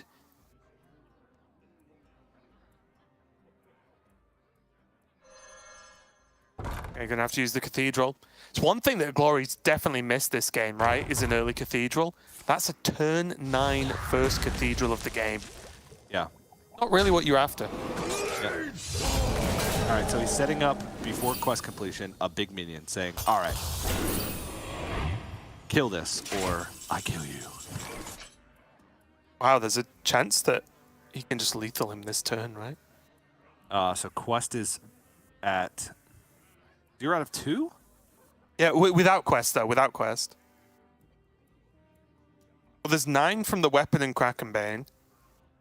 11 with hero power, 12 with wound prey, 14 with arcane shot. Yeah, but if you throw all that face, Yeah, and leave this Blademaster Samuro up. yeah, it's simple. Just draw quick shot off the Furious Howl that you have, what, 3 draws for, and win the game. Yeah, I think this is just quest completion, kill the Samuro. Not a true hunter player. Didn't go for lead. Yeah, play Tavish.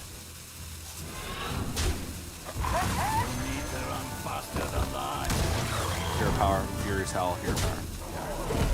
And Wait, that was just that was just. Oh no. oh, that was correct. Yeah, there was no Wait, hero did- power. No.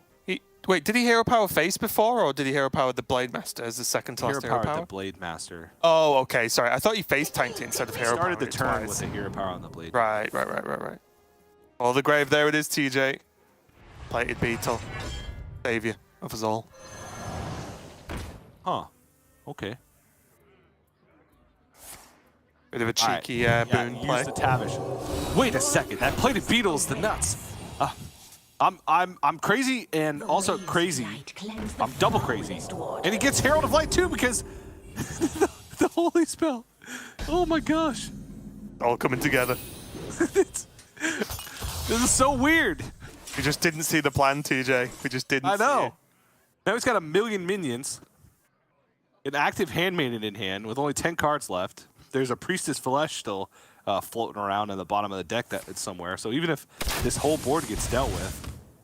And the problem is as well, if this mark shot isn't card draw, Woods is going to run just a little bit dry, but it's card draw. I wonder if he goes Shell Shot instead.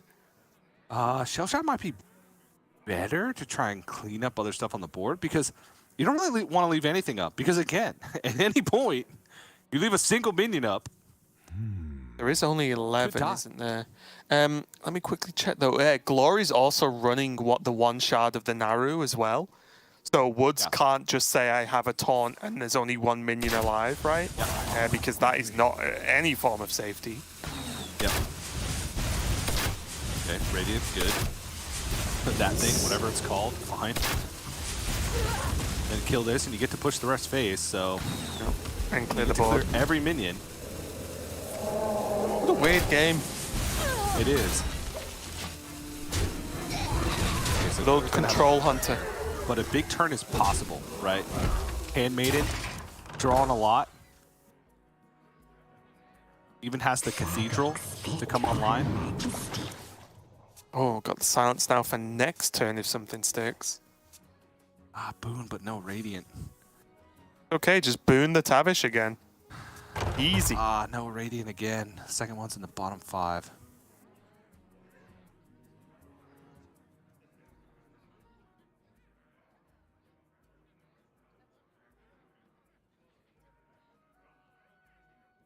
And no Priestess either. Like, that was, I'm sure that's what the Zola was picked up for earlier, was just the Priestess, so you could go really heavy. And to be honest, I don't know if there's a good shot to win from here. Because this needed to be like the board to end all boards, right? Force your opponent to have lethal or you will kill them. And this board is just not that board, right? Right. 15 though. Bear in mind, Woods does not have any spells in hand yet. Okay, does now. It's going to be enough, right? Let's see. Hero power, stag charge, hero power is 7. Yes, that's enough, because you can use your weapon. Yeah, he's got weapon, he's got Krakenbane and the spells and hero powers to get through the majority of the Kyrian, and then just has to have vision of the stuff on board to end the game. And it looks like, TJ, we're going to game number 5. That's right, yep. And you know what? That was a very interesting game in how kind of both players approached it. Woods played it very patiently. But at the end of the day, it worked out quite well because holding on to a lot of those cheap spells gave more flexibility later on, right? He was just kind of using the expensive stuff early on, just kind of getting it out of his hand, right? The piercing shot, holding on to these Krakenbanes, holding on to the spines for as long as possible. And then Glory, like, just pushing just enough to force things out. And his game plan was to use the first boon turn to stabilize, right? Gain the armor from the Plated Beetle, gain the health from whatever that Naga's called, and then use the Handmaiden to try and find Priestess, to try and find Radiant Elemental with the second boon to make that, okay, you kill me or I win. That type of board, right? And just didn't hit enough good stuff off the Handmaiden. Priestess and the second Radiant Elemental were in the bottom 5 cards of the deck. So the game plan didn't work out, but I don't think any other game plan would have worked out. I think he gave himself the best odds to win.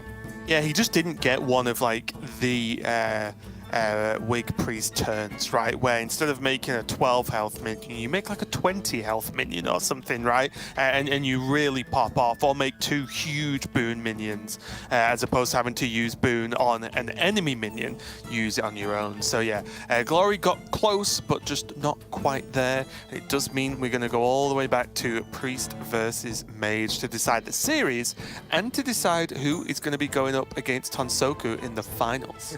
This matchup is like, you got to build a big board really fast as the priest, because if you like bide your time and wait, you're gonna get blizzarded, and then you're gonna get parroted, and then you're gonna get sanctumed, and then if all else fails, you're gonna get ruined. And then, if that fails, you're going to get more dreshed. And all along the way, you got flurries and snow flurries. Yeah. And more flurries from the Commander Savara that got 2 rank 2 flurries. Oh yeah, by the way, there's a Theatar that can steal your Serpent Wig. And a Varden Dawn Grasp that can freeze your board even more. So, it's like, get out ahead. That is an opening though, right? Cathedral, Slither Spear, School Teacher. Like, okay, that's okay. You can work with that Scribe as well for turn 2. All right.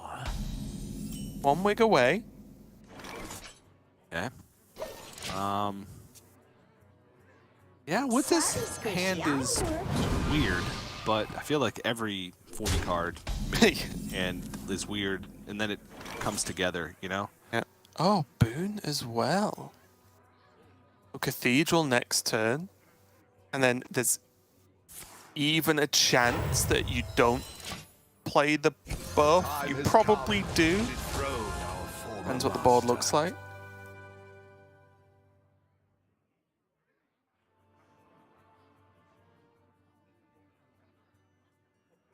There's options, right? It could be Cathedral, double trade, which looks bad. Maybe even just go face. And then next turn, there's like potential, like either School Teacher, use the Cathedral on the School Teacher, or if you go face and only 1 minion dies, then you get to just boon on that as well. But it looks like Glory's just going to say, nope, I want the Renathal gone, clear that one off, and I'm going to at least try and make sure Slither Spear sticks around. Yeah. This is not bad, right? Next turn could be a Thrive, Slither Spear, Wig. Whoa. Oh, and another Wig picked up. Who So, here can spell okay, just gonna Zinjari? play the strongest Anybody? thing though. Yeah, this makes sense, right? Because he's just saving everything for being able to use the location and boon on the same turn to just get absolute max value. It does make sense. Yep. Yeah, only a cold case to try and slow Glory down, and it just won't. Oh. Oh, what? Okay, I thought he was gonna just go Cathedral on the Slither Spear, and then just go like Devour Boon. You want the boon to be much bigger. Usually boon happens much later. But this is interesting too because this is a bless that was picked up from the Noggling. Oh no, it hit both the Slither Spear. Oh jeez. Unfortunate. That's 4 extra damage. It keeps the school teacher alive though, which is interesting. Because Woods doesn't really have a play. Even though I agree about the boon, you normally want it a bit later. I think in this matchup with all the freezes, I think you want just 2 minions that can punch every turn. And it is the Slither Spear that's gaining attack anyway, so when you boon, it does hold the attack, right? Yeah. Tricky one. Surely, though. Surely it's now boon it's a now. boon. This is okay. a huge boon. Your purpose. And might as well spend the mana on the Slither Spear. It's not doing anything. It resets the Wig in hand to give you more options for next turn. Glory's like, just don't have anything. Like, oh, Blizzard and Parrot. This is it. Blizzard, Pirate, Varden. Double Parrot. Disgusting. But, to be fair, while Woods is doing all this, if that's what he goes for, he isn't actually killing Glory, and Glory could just spend it, just keep going Serpent Wig, keep buffing up the health, use hero power to just heal minions, because Blizzard doesn't do a lot of damage. Oh, there's another boon? Another boon, but... Yeah. Yeah, I guess you just go for it. I like it. You just put too much health on the board. This is one of the... I seem to be alone here, but one of the reasons I think the Priest versus Shaman and Mage matchup doesn't feel as bad as at least some people think it does, because they still have to kill the minions, and when you do something like this, like, okay, they can keep freezing them, but how do they actually deal this much damage? I know. Like, there's still so many turns of freeze, right? There's another Grey Sage Parrot.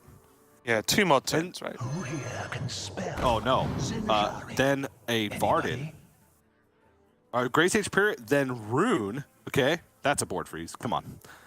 Then Savara, which has a Blizzard in it. It would be Cold Case, Blizzard, and Rune at that point. And then Varden. Okay. I mean, let's be honest as well. There's probably Fuck, Aid Station. Oh, man. There's probably just Finley as well, right? Which will then draw locations and things like that. Location, flurry. Yeah. But still, look. Oh, there's one. But look, how does he get through? He actually just needs, say it all together, Mass Polymorph. Yep. Not in the deck. That's Actually, what Rune of the Archmage. Yeah, it's in Rune of the yeah. Archmage. It's in the deck. And shock horror, TJ, the decks come down to, oh, well, I guess he needs Rune of the Archmage to do something. Oh, jeez. Yeah. Because Glory is not all in, right? But effectively, because there's no boons left, he can make like one big minion a turn. Yeah, and I think if this board is mass polymorphed from a rune. Yeah, but one thing to bear in mind as well is he can make one big minion a turn, but that probably only needs one attack to go through to win, right? And there's a lot of freezes being used right now to stop this happening. I still have no faith that an attack ever gets through. Like, I have faith. Farted, Savara with a blizzard in it. Hasn't even drawn the flurries. Wait, can he amalgam something that gets him out of this? There's no if you amalgam another amalgam, you can get a starfish. True. And the Oh. boons don't. Oh, Queen Ashara. wait, Okay, I like it. what can that even do? Well, you have the spells for the weapon, right? With Wig. You could just roll the Colossal. You could just roll the spells and try and get stuff. Like, I think there's enough options. You could just have a third Wig with the ring. Oh, the weapon would be so close, though, right? Like, Yeah, no, that's at what I mean. 11? I actually think Ashara is just a really solid pick up there when you consider the things he could have been offered. Yeah. And now Woods is the weapon running out. deals 10 max, right? It's deal 2 damage after you cast a Right. spell with 5 durability.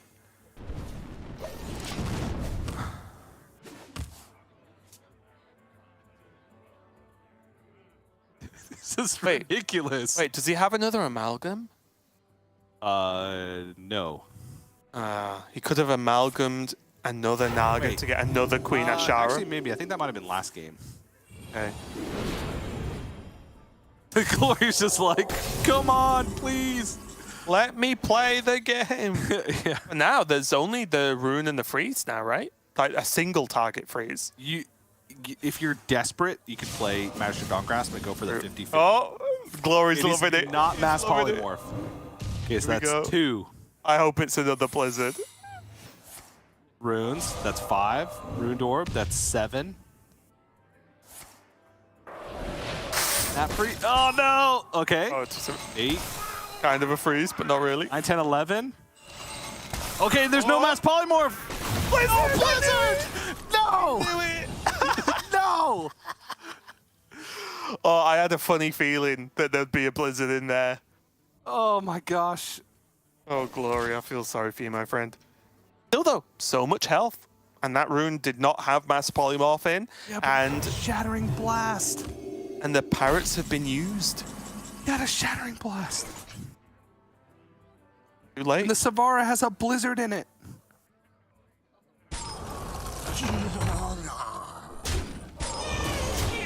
Oh, the Shattering Blast with all the... Oh, no!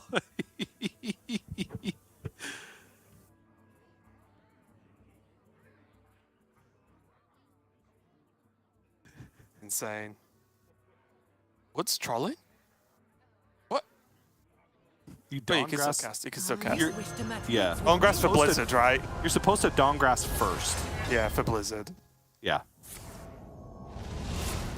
I have an idea. Oh, That's the whole case anyway. still. But he still gets to trade off. Glory is going to lose it. It's a tiny TJ. Yeah. And the problem now is sudden. Wait. If one minion sticks, he can win. sun sets. And one minion's gonna stick. Oh, wait, yeah, that's true. For some reason, I thought you had the clear. He doesn't have the clear. One minion sticks. And there's enough stuff in hand to do it. There's no Devours left. Oh, the amalgam. Okay, explosive runes. He has second Radiant. Yeah, and you only really need one. And you have Priestess. Oh, Zola for the Priestess. Oh, but you can't clear your board. He's limited on board space.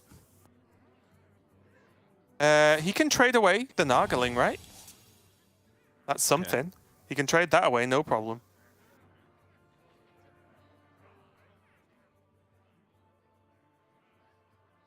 He's got to think, though. Is it ever worthwhile at this point for him to try and Samuro this? He has to think very quickly if he actually has lethal or not. Does have Bless, that's 9 health already. We're going up to 11 there. I'll lock this in quick. Needs to Zola. The Priestess. 13, 14, 15, 16, 17 is one off.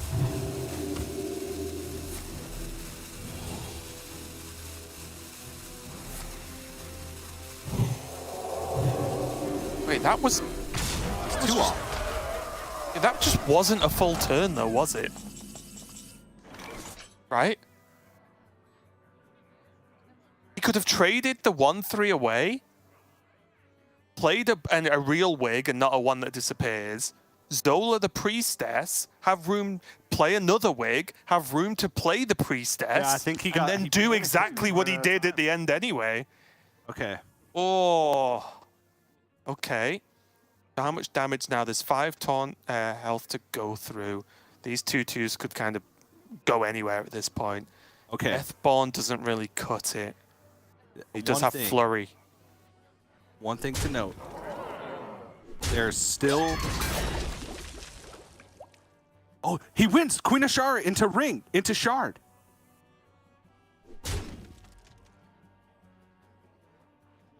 Is there any way to gain life? Is there cold case in the deck? He used the cold case last... Is there? Oh, there's a cold case in the Commander Savara. Wait, Deep Water Evoker in hand. His board is full. He can ping. It's fine. He pinged face. Wait. So it Ring plus Shard, that's it. Wait, what? We have plotted long This He didn't expect the Queen of Shard. Whoever expects direct damage True. from Wig Priest. Can't argue with Whoever that. expects it. That's insane. Xalatath plus a spell grabs the win from the clutches of defeat there for Glory, and it does mean we are having that all APAC final that Derek has dreamed of since he was a mere boy. Congratulations to Glory, but that someone will sit and work out that priest. I'm too tired right now, but someone will work out that last turn or second to last turn from Glory, because he missed a lot of stuff. Yeah, I think you're right. I think instead of the you go Priestess, Zola the Priestess.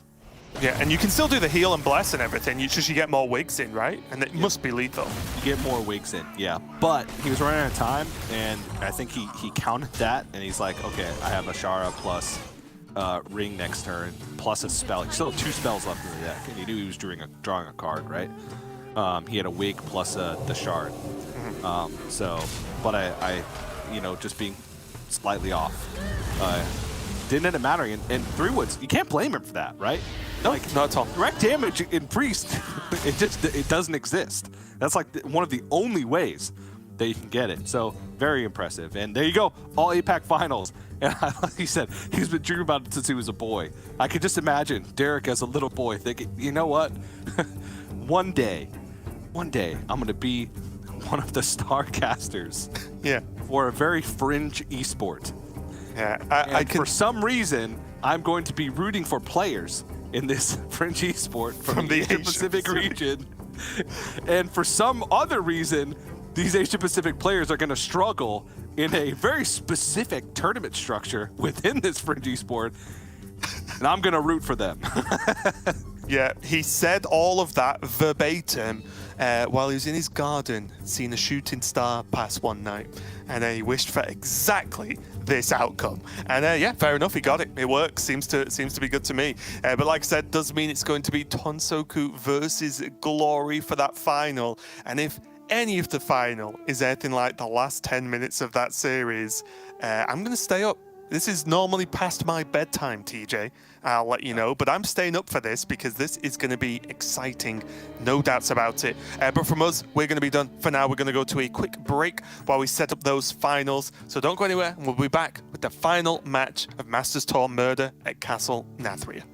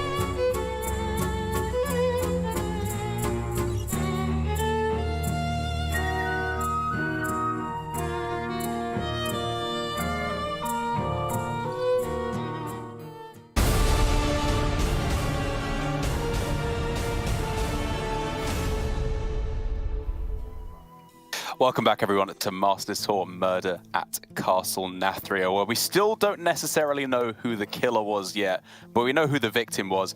It was everyone who's not from Asia Pacific, because Edelweiss finally, after so much heartbreak, Masters Tour after Masters Tour, we're getting an APAC champion. It's guaranteed, baby. Well, and I think there's really just no other explanation except that Gia is not here on the desk. Nothing else can really explain it. We've had a APAC-filled top 16 and then top 8, and now to have Glory versus Tansoku in the finals. You couldn't ask for more as an APAC fan, right? I know you're just filled with glee here, particularly with how that last series ended. Oh yeah, that was an insane end to that semi-finals there. And you know, as I was saying in the chat, exactly how I wanted APAC to be guaranteed a Masters Tour champion, with just some pretty gosh dang bad Hearthstone play at the end there, and that's what we expect from APAC. You know, they play the absolute best of Hearthstone and the absolute worst of Hearthstone, and just nothing in between.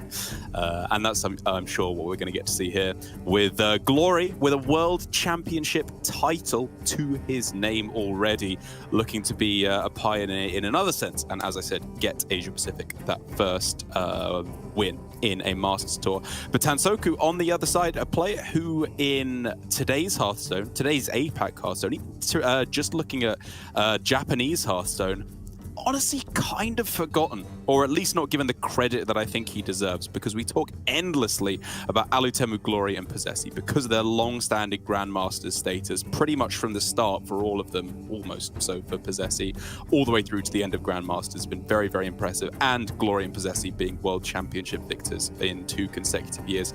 But Tansoku's been here from the start. Like, Lorinda was posting VODs of these two players playing against each other in 2018. Tansoku's been there since even before that, and now we're getting to see a real big tournament victory to get him back up to the top of players' notoriety in terms of APAC players.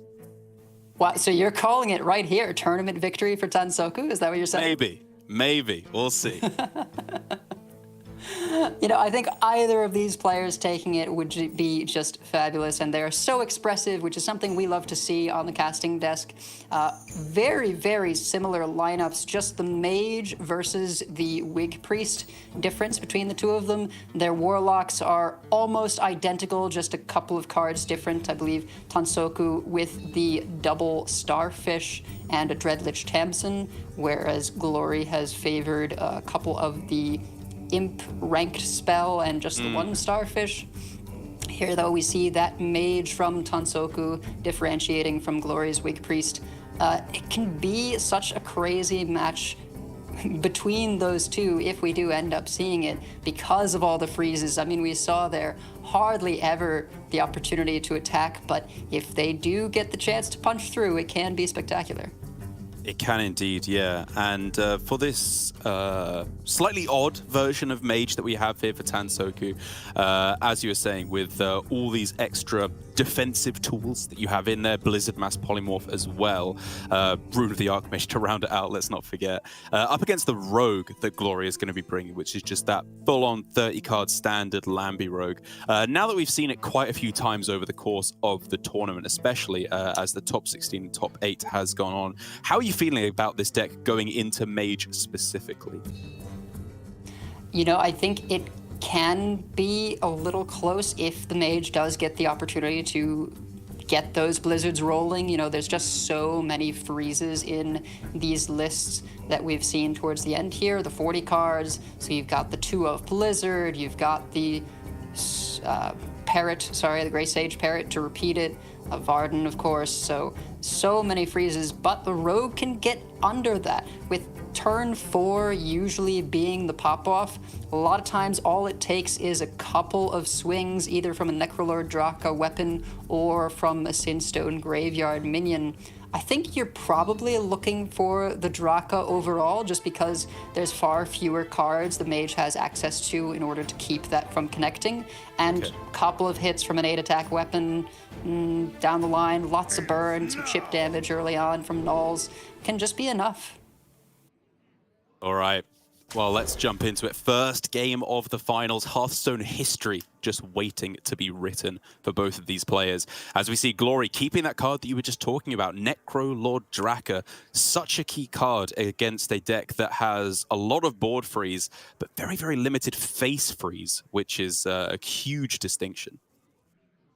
Yeah, just the 2 of Amplified Snow Flurries, so with the 40-card deck, you figure that's the lower odds option in terms of getting frozen out. So I do like the keep here, even if normally I think you're looking for, tradables, Wild Paw, nulls, etc. Glory might just feel that he needs a really big Necrolord Draka weapon to get over the finish line in this matchup.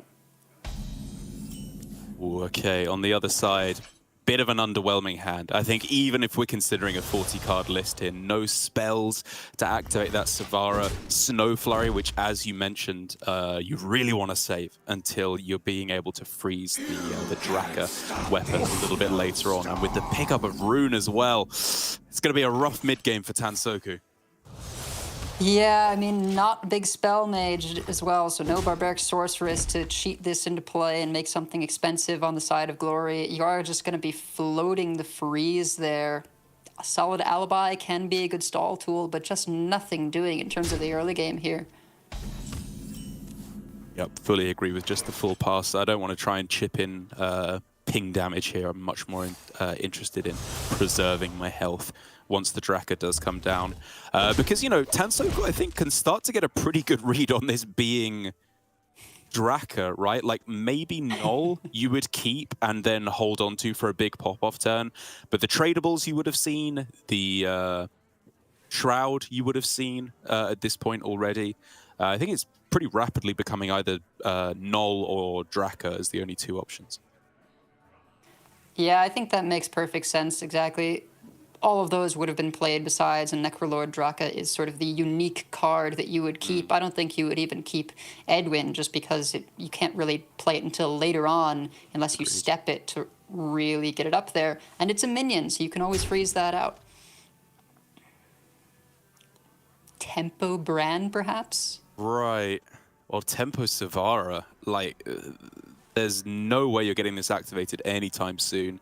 Especially because you don't want to play the solid alibi until much, much later in the game.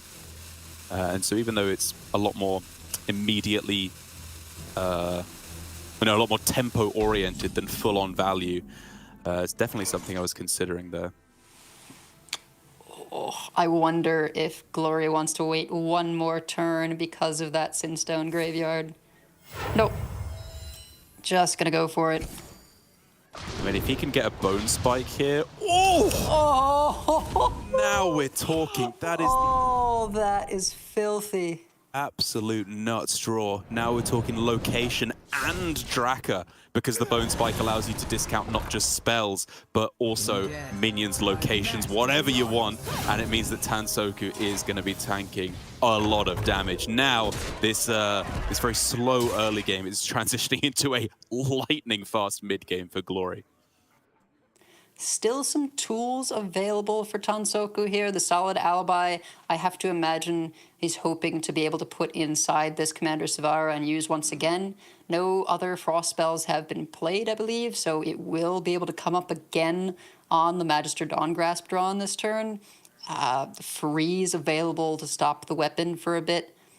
So lots of tools available, although I don't know. It still may not be enough. I think that's sort of the frustrating thing playing against this mage is so many ways of just stalling and stalling and stalling that until you've gotten your way through a chunk of the stall tools, you never quite know where you're at.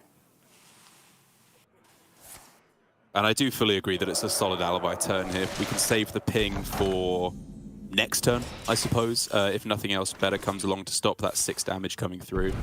But meanwhile, Glory with just probably the best top deck in his deck of Shroud to keep the draw coming. But that is no Krakatoa and no Edwin. 2 very, very low value draws. Yeah, they will be helpful on the following turn if you want to go in on another cemetery charge. Could even see maybe a Shadow Step on the Draka if you're feeling like you're that out of resources. It's always a bummer, though, to just have to, I don't know, do you make the swing here? You could just go in, right? That's 2 minions in play that have stealth.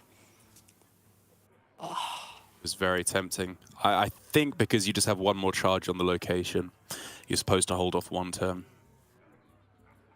Maybe the Shadow Step on the Draka. That's the part I was considering. But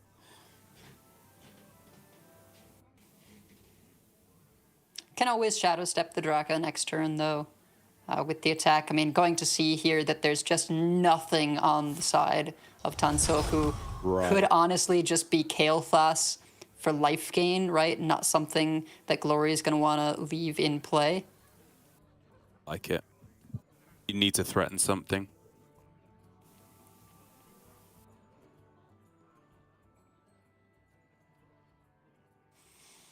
I don't even see, like, say you hold it for the top deck of Denathrius to go Kael'thas Brand Denathrius on turn 9.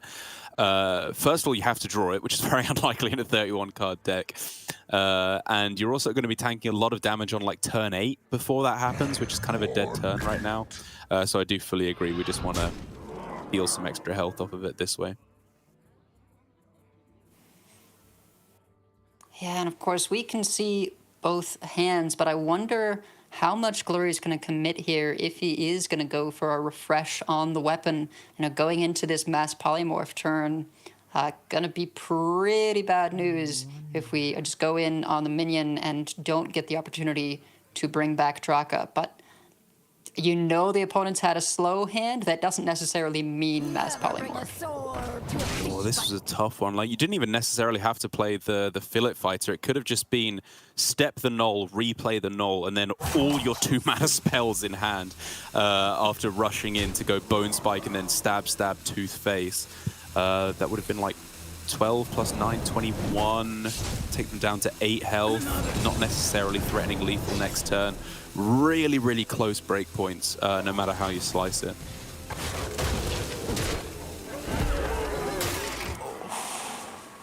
Yep, loads of damage here. I guess the question is, do you go for the Polymorph or the Dawn Grasp? I think you just need more spells to be able to play Savara, get another solid alibi back.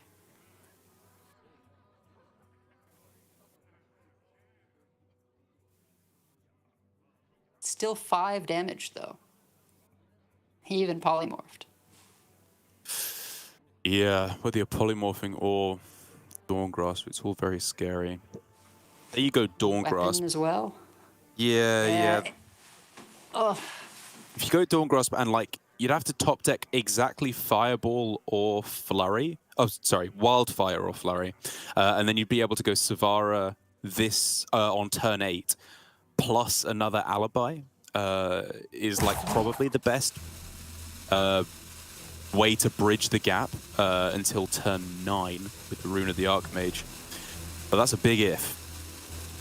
And even then, you're still just preying on Rune of the Archmage. I think the armor does kind of put you over the edge in terms of having to go for this. But gonna be reliant on a lot of factors to come through here for Tansoku, both top decks and Rune of the Archmage rules. Obviously, first things first, everything goes to the dome. Interesting, okay. Wow, it doesn't even swing. Thinking if you're stepping Draka, even though it's a 6 damage weapon just for 1 damage, you know, it's still 1 damage. If you're going to override the weapon, it might be worth it. Yeah, a little bit odd there. I understand it. It is the best step target if you are assuming that something like a polymorph is going to come out, or that they're just going to freeze your minions. But I have to agree, you want to end this as quickly as possible. If you're going to step the Draka, you figure you've got a Door of Shadows that's going to get infused if these minions die, 2 of them being at 1 health. And then Wicked Stab. Wicked Stab, it's a pretty good size weapon. You're not going to use all of those charges. Yeah. Was a close call. And Tansoku on the other side with his own very close call, because Bran into Barden is where my head would be at first of all. But then I start to think, do I actually want to kill these minions? There's no silence in the deck, so freezing them for the moment is kind of good enough. I don't want to activate any Door of Shadows that are in the hand. Perhaps there's just a better way to spend your mana. Like self-pinging your Barden. All right, thanks for your service. Yeah, you don't see this too often, the odd scaling, so it goes from 3 to 5, another upgrade available on either of the ghosts. So something like a Reckless Apprentice pickup could really start swinging things the other way in terms of just loads of damage.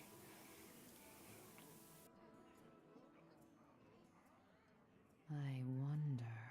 All right, so what are outs that we have available? There is 8 14 available right now, so Tooth off of the door offers you instant lethal.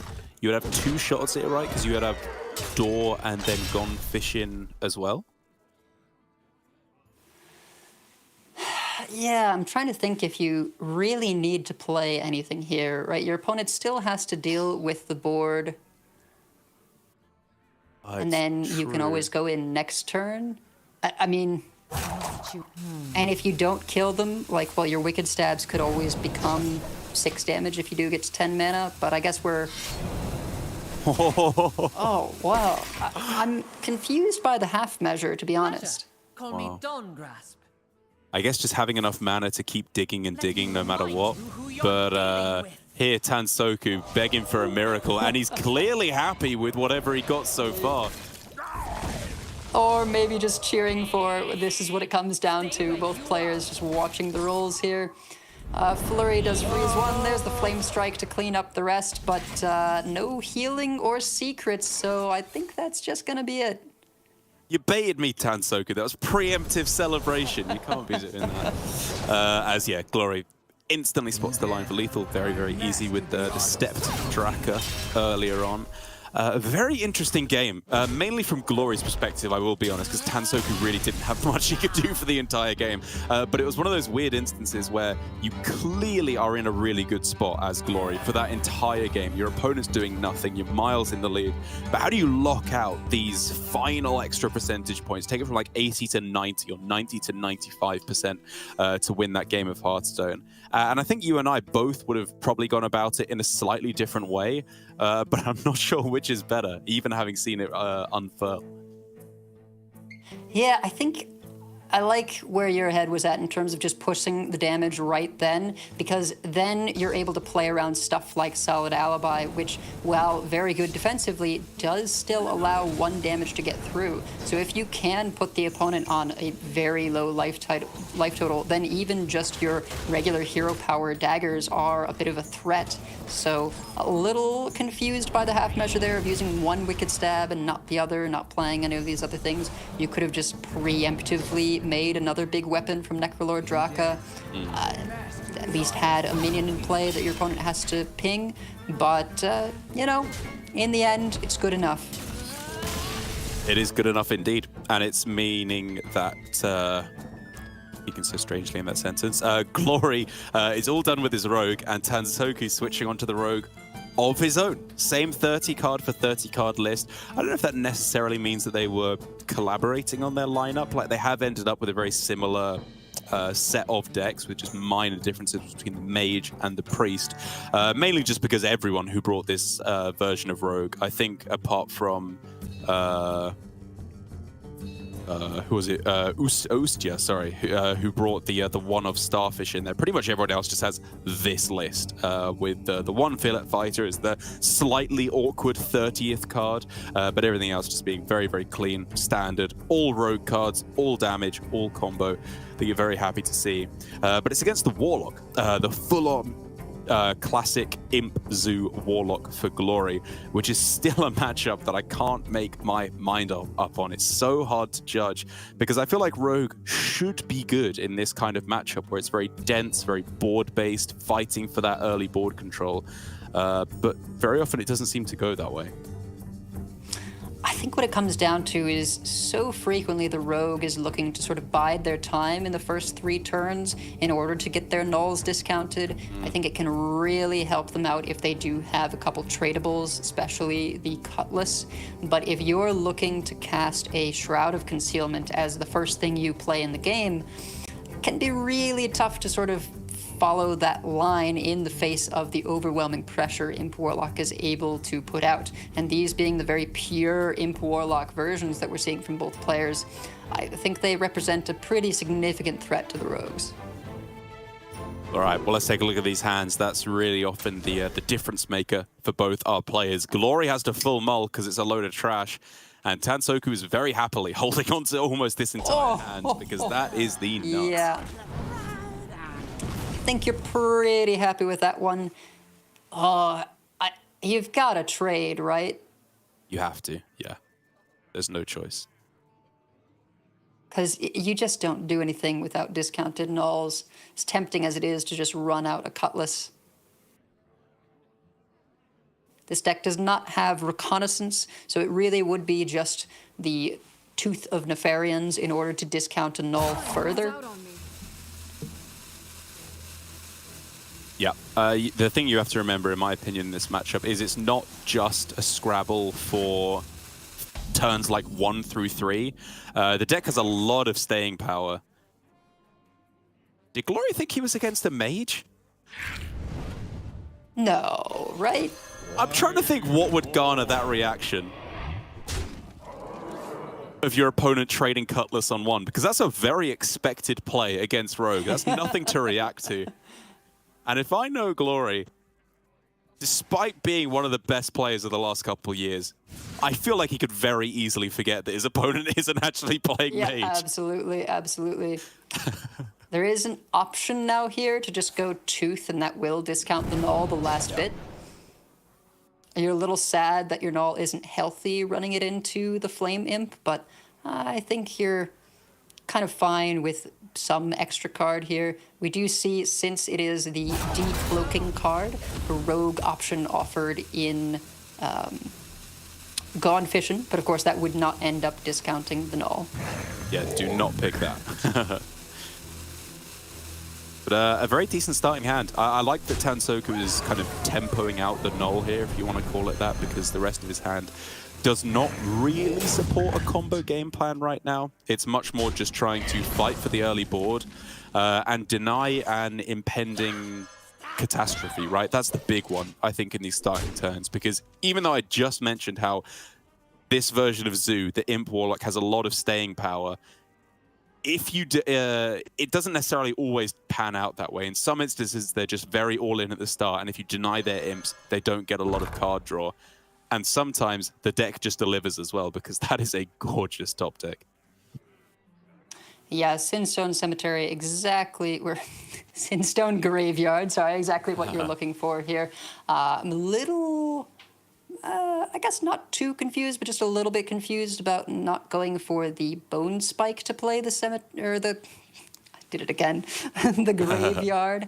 I would imagine you do want to play Fillet Fighter and the SI7 Extortion this turn, although you could always Bone Spike, get the taunt out, and the Extortion's still free. Yeah, I think I'm a fan of this line. Go Extortion and trade into the 1/1 if you want. You could just not play the Extortion on this turn, which allows you to either trade or kill off like a Mischievous Imp, a Flustered Librarian, whatever you're expecting in the next couple turns.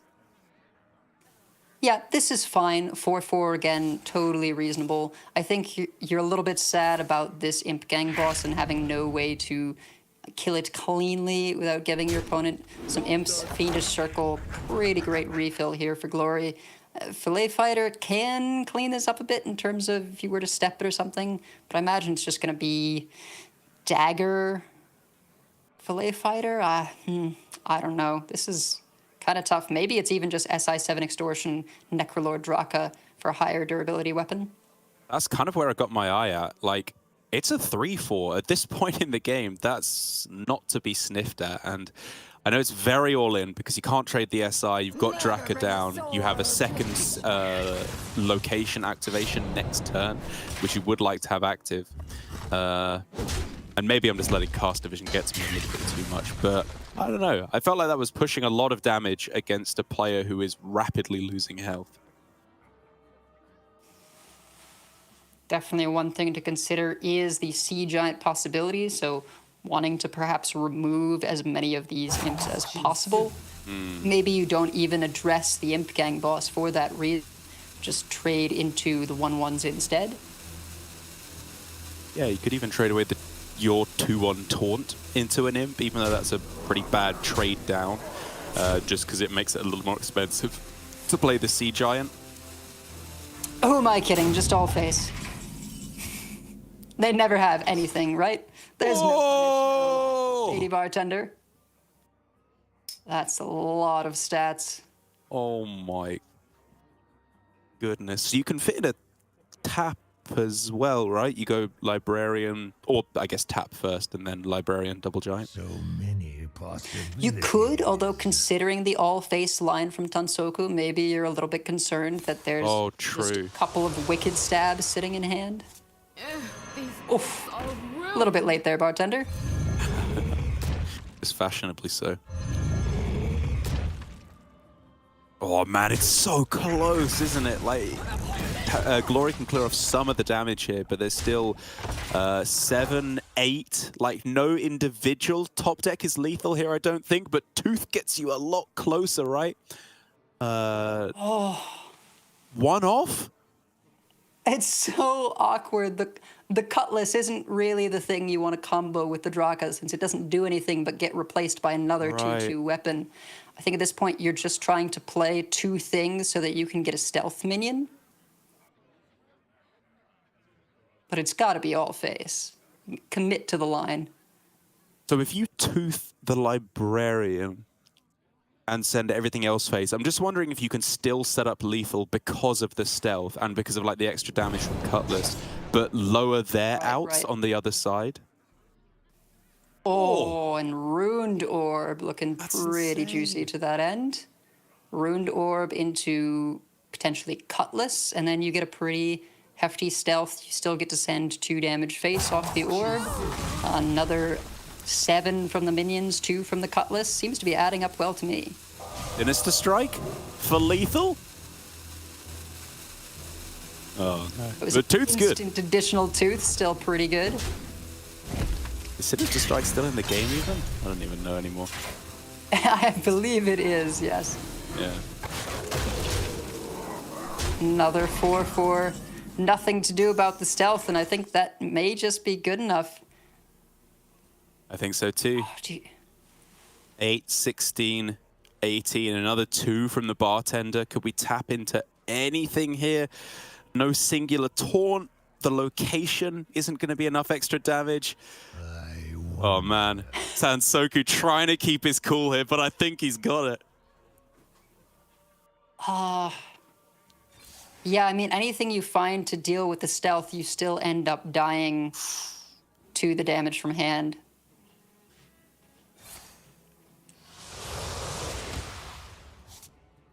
Even if he got second Grimoire there, it still wasn't enough.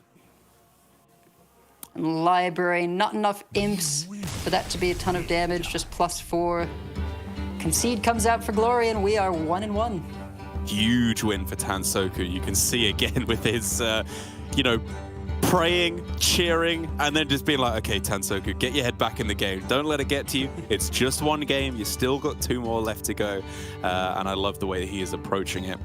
Because overall, that was such a difficult game to pass there for Tansoku. Those last couple turns, I think, you asked 10 different Hearthstone players what the best line was, you're going to get 10 different pan outs because the branching paths start happening so quickly, whether you trade the extortion or whether you just play it, whether you go for the line that you were talking about with Fillet Fighter plus extortion that turn instead of the Guard the City, which is, I think, a very, very valid way to think about the turn. Whether Glory doesn't get 1 extra tap in, I don't know, maybe that makes the difference between being able to clear the board if he top decks another Grimoire of Sacrifice. I don't know, so many different ways to go about it. And I think Tansoku did play really well, actually, for the most part. Yeah, absolutely. This rogue just demonstrating its power. Really happy to see both of these in the finals, kind of have the presence of Lambie with us here. But it's just so huge that location produces stealth minions. I think that's one of the main reasons this deck is able to exist, is because even if you don't get a huge minion to connect more than once, so frequently it's just that one swing that you're looking for. That's right. The one swing is all that's needed, as we are right now at 1 game apiece. Both the rogues ticked off, which means the Imp Warlock for both players, Mage for Tansoku, that one we've already seen so far this series, and will now see again. And the Priest for Glory, which is going to be fascinating when we do get to see that. Yeah, fascinating. It always stresses me out seeing the Priest and Mage face off. I think a representation is the immovable object and the unstoppable force, right? I know those are both in completely different classes. That's what it feels like, right? You just got freeze after freeze and multiple solid alibis, potentially extra off of Sivara or Dawngrass Piro. It's just, you know, I'm going to keep stopping you until eventually maybe I'll get the clear. And the priest is just, I'm going to keep piling on stats and making a minion that you cannot clear. So could end up coming down to that mass polymorph, which is a differentiator for this mage list. But for this matchup right now, I'm really curious to see how Tansoku's very unique list will stack up against the Warlock, because I think traditional, if we can call it that, considering it's existed for like 2 weeks maybe, traditional version of this Skeleton Mage is quite good against the Imp Warlock. You're able to get these very powerful pings, very powerful board clears with the Reckless Apprentice, a lot of board control options as well, in addition to just all the freezes that you've mentioned. This one is a lot more diluted with top end, that makes your early game plays a lot less consistent to be hitting. But right now for Tansoku, and I think his smug grin betrays this quite well. He's actually hitting a good enough starting hand. He's keeping up on board, discounted a Deathborn, and he's just spending his mana efficiently turn after turn. Yeah, oddly enough, maybe a little unlucky to have the 2/2 to play there, giving Glory the option of just trading in the 1/1 Imp and getting these 3/3s in play. Probably better overall, but now it does give access to a 5-card draw if you wanted to get the Bloodborne Imp down. And I think we'll just stick with 4. Hope for the location. I think it's worth it for the potential to get absolutely. an extra 4/4. Even if it looks like he just missed a card draw in this instance, I'm pretty sure it was the correct way. Now, could be a Deathborn here. You do only get 2 hits. I think seeing the 2 mana left open and nothing done, you can recognize there is no Vile Library in hand. So maybe you bide a little more time with the Cold Case. Man, I'm just sat here thinking I'm so sad that Tansoku didn't get the 1/1s off of the Dungeoneer. It would have made such a big difference here. Absolutely. It would have been very clean. You just make the 3 trades into the 3/3s and just get a whole ton of skeletons. And it's just going to chill here for a turn. Or, well, I suppose not, because it's not the Deathborn. But drawing cards here instead. And get some pretty good outcomes. A freeze on the Snow Flurry, Varden to slow things down some more, solid alibi if he needs it again. It's just the mage special from Tansoku, right? You just stall, and no deck can break through this iron-strong defense. Yeah, I do wonder where the attacks are going to go. I feel like going face might be a signal of Deathborn. But, you know, it's always hard to say. There is the Grimoire of Sacrifice available for Glory. Maybe, you know, you don't know it was discounted necessarily if it was just picked up now. So you could be thinking about Deathborn going into this turn 6, which would be the natural turn to play it. Yeah, I mean, the main thing I'm definitely thinking about here is Sea Giant, but then as you say, you can clear up Deathborn so cleanly here. This was definitely the first line I was looking at from Glory. I was then wondering if you're supposed to fit in a Flame Imp as well. But Glory actually just says enough is enough. Like, he's got Imp King Refarm for next turn if this is cleared. If not, he can go, I don't know, tap Imp Gang Boss, tap Mischievous Imp. If it's frozen, maybe you just go for a Starfish. Everything looking up really good for Glory. Yeah, one of the better freezes to Starfish as well, given that they're all 3/3s and an 8/8. Nothing has been buffed artificially in size by Vile Library. So in terms of damage value for using your Silence, I think this is pretty much as good as it gets. Speaking of that freeze, even if whether or not there is a Starfish in your opponent's hand, you still need to very heavily consider the Varden. Because it's clearly good here, right? No one is denying that in terms of just stalling yourself out a little bit longer, more time to draw Archmage Dawn Grasp itself. But do you need to save it for something even bigger? Is this just a turn where you go solid alibi plus cold case in order to buy yourself some health, get some more tutus to try and set up that Deathborn as well, and save the Varden for a bigger board. Yeah, I think I like the solid alibi here. I don't know between Cold Case and the Dungeoneer which is better. You know, Dungeoneer has the potential to draw you a better out, such as that Mass Polymorph or one of your Blizzards or something. But definitely I like this over the Dawn Grasp, and it works well with the curve, right? You then have Dawn Grasp into Dungeoneer next turn, so that's probably why the Cold Case.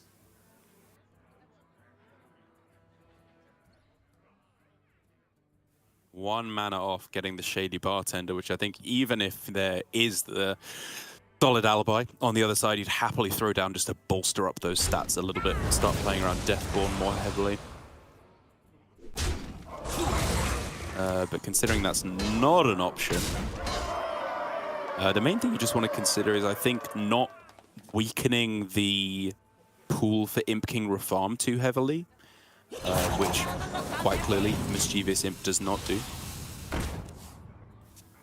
Yeah, even uninfused, you know, I was a little bit surprised when I first realized that this card always summons another 3/3, so it's just 4 mana, 6/6 Right. stats.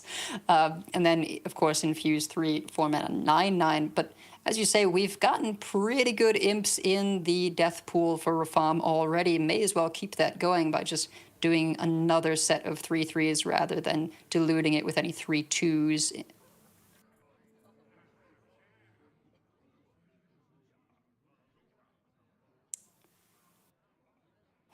Reckless clears up a couple of these, 3 with the Yeah. hero power. So Reckless doesn't really clear up very well right now, but when will it becomes the question. Like, if you Varden this turn, Yeah. What are the outs that allow you to actually clear next turn? Bran is okay, sure, but it's still not necessarily good enough still on its own right. You need like Bran and Wildfire to be fully clearing this. So I do think this has to be Varden on this turn, just because it's too much damage. The Apprentice isn't clearing enough. But I'm still just kind of scratching my head as to what the out needs to be for Tansoku to stay in the game next turn. Well, the Frost spell roll this time around, you know, looks pretty significant, right? Being able to use one of the 1/1s to freeze the giant and then setting up a nice Deathborn turn. Finally, I think Tansoku has been hoping to do that this whole time, and just prays that there's not something to keep that from happening. For Glory, you got to feel for just... Okay, here's another freeze. All right, when am I going to get to swing with these minions? There, you know, I can make them huge with this Bartender. Is that good enough? Do have the Starfish turn, though, and that's what I'm looking at. You can always Grimoire on the end of it to get rid of these pesky 1/1s. Yeah, I think the real problem here is that he was looking for the location there, which would have offered him... I think actually one off lethal in that instance, but he looked very sad when he didn't have mana anymore for location plus Starfish after trading a couple times. But either way, it's a, I think, very opportune time to go for the Starfish. Of course, launch all this damage to the dome and force your opponent to have the answer, which again, right now, is not there. Yeah, like it's a juicy Deathborn, but it's just not good enough. And of course, the Starfish silencing away the freeze ability from these 1/1s, it might just be time to play this Finley and hope for something better. What does the Apprentice actually do? Clears off the 2 smaller imps, obviously, damages the Void Walker, and you got 1/1 trade in, and then 2 health, 4 health, 1 health, 1 health on the remaining minions. It's so you have to risky leave something up. Anything up. I think you can make that play and only leave Starfish up at the end of it. Sure. Yep, that would be the one you want to leave, right? Doesn't get buffed by Rafam. Exactly. Haven't seen Library this whole time. Oh, Deathborn. Okay, that does the same thing pretty much, right? Yeah. Does it, though? You leave up an extra minion, right? Unless you find exactly Flurry off the Finley? I guess, yeah. Wow, well, GG. Man. Oh my goodness. Yeah, Maybe I plus just two, plus miscounted. 2, just enough.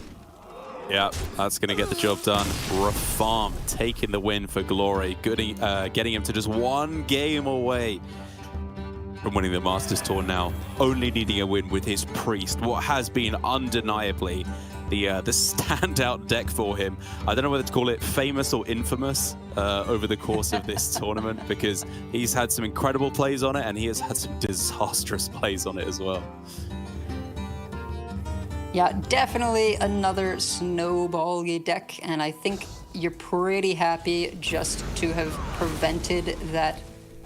Sorry, no, we just saw one Imp Warlock get through. You're pretty happy to see an Imp Warlock for your opponent, which is one of the better matches for the Priest, assuming you're able to keep them from snowballing too heavily. Although there is no Najak Hexen in the deck list for Glory, there is a pair of School Teachers. And of course, no partner in crime. School Teacher has honestly performed pretty well, though, in terms of just finding some niche cards. We've seen Devouring Swarm, pretty good. Loads of switcheroos or other just draw minions, which is frequently what you're looking for. Additionally, there was that Location, not something you really see people run naturally, but did just give tons of health to the minions in that earlier game we saw. All right, Edelweiss, I get it. Partner in crime sucks, and I was putting my name on the line saying that I think it belongs in the deck. You don't need to rub it in, okay? I'm a noob. I get it. It's fine, it's fine. We all make mistakes. Not partner in crime, my perfect prince. But yeah, I'm willing to concede that I think this is just the list of the list of priests you want for this tournament. The only other thing I would consider is like going all in on the spell version of the deck, which is pretty much an entirely different archetype at that point, just cutting all the Nagas and going in with the Powered Fortitude and School Teachers. But for this one, I'm right there with you. I think the School Teacher has been absolutely fantastic, giving you more activations with the Serpent Wig, and just these get out of jail free cards. Like there's a wide array of priest cards or priest spells for 3 or less mana that give you a whole bunch of different tools for whatever the situation should arise.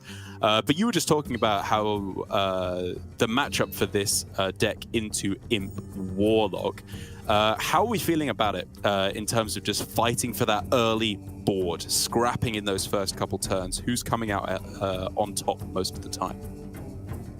I mean, you can really get a sense just from the opening hands most of the time.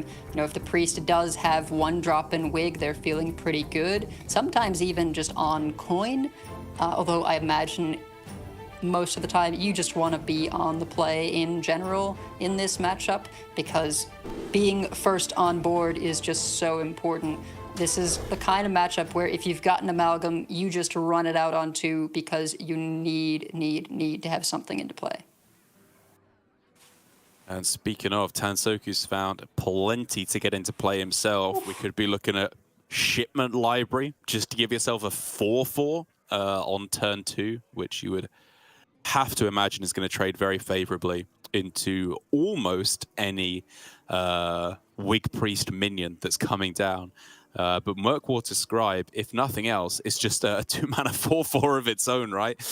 With the Wig on top of it, which means this could get really interesting. Strong openers from both players here, being able to go coin Murkwater Serpent Wig for a 4/4 of his own. But again, Tansoku on the play does have that, you know, first to field advantage, and with the location able to wake up and effectively be free on turn 4, it's going to be an uphill battle.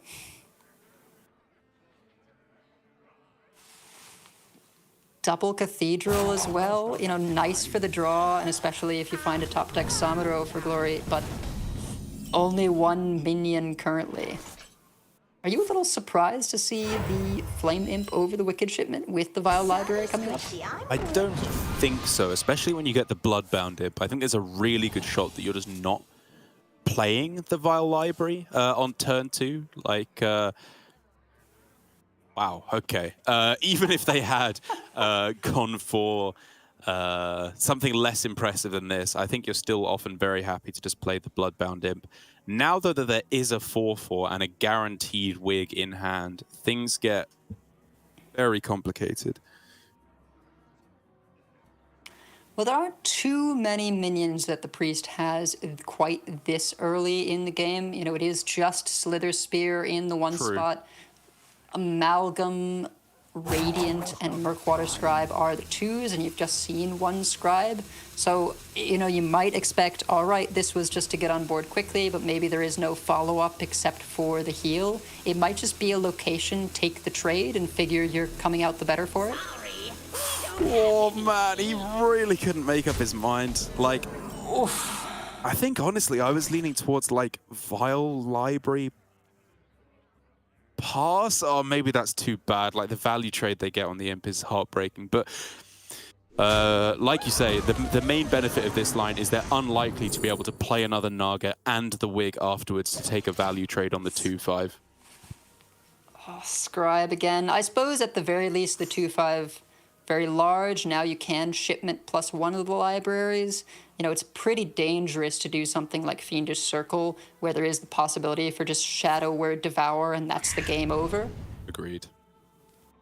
Yeah, I think if there was no Devour, you would just go Fiendish Circle, because they don't have the answers they need to kill it, and then you just go double Library GG next turn.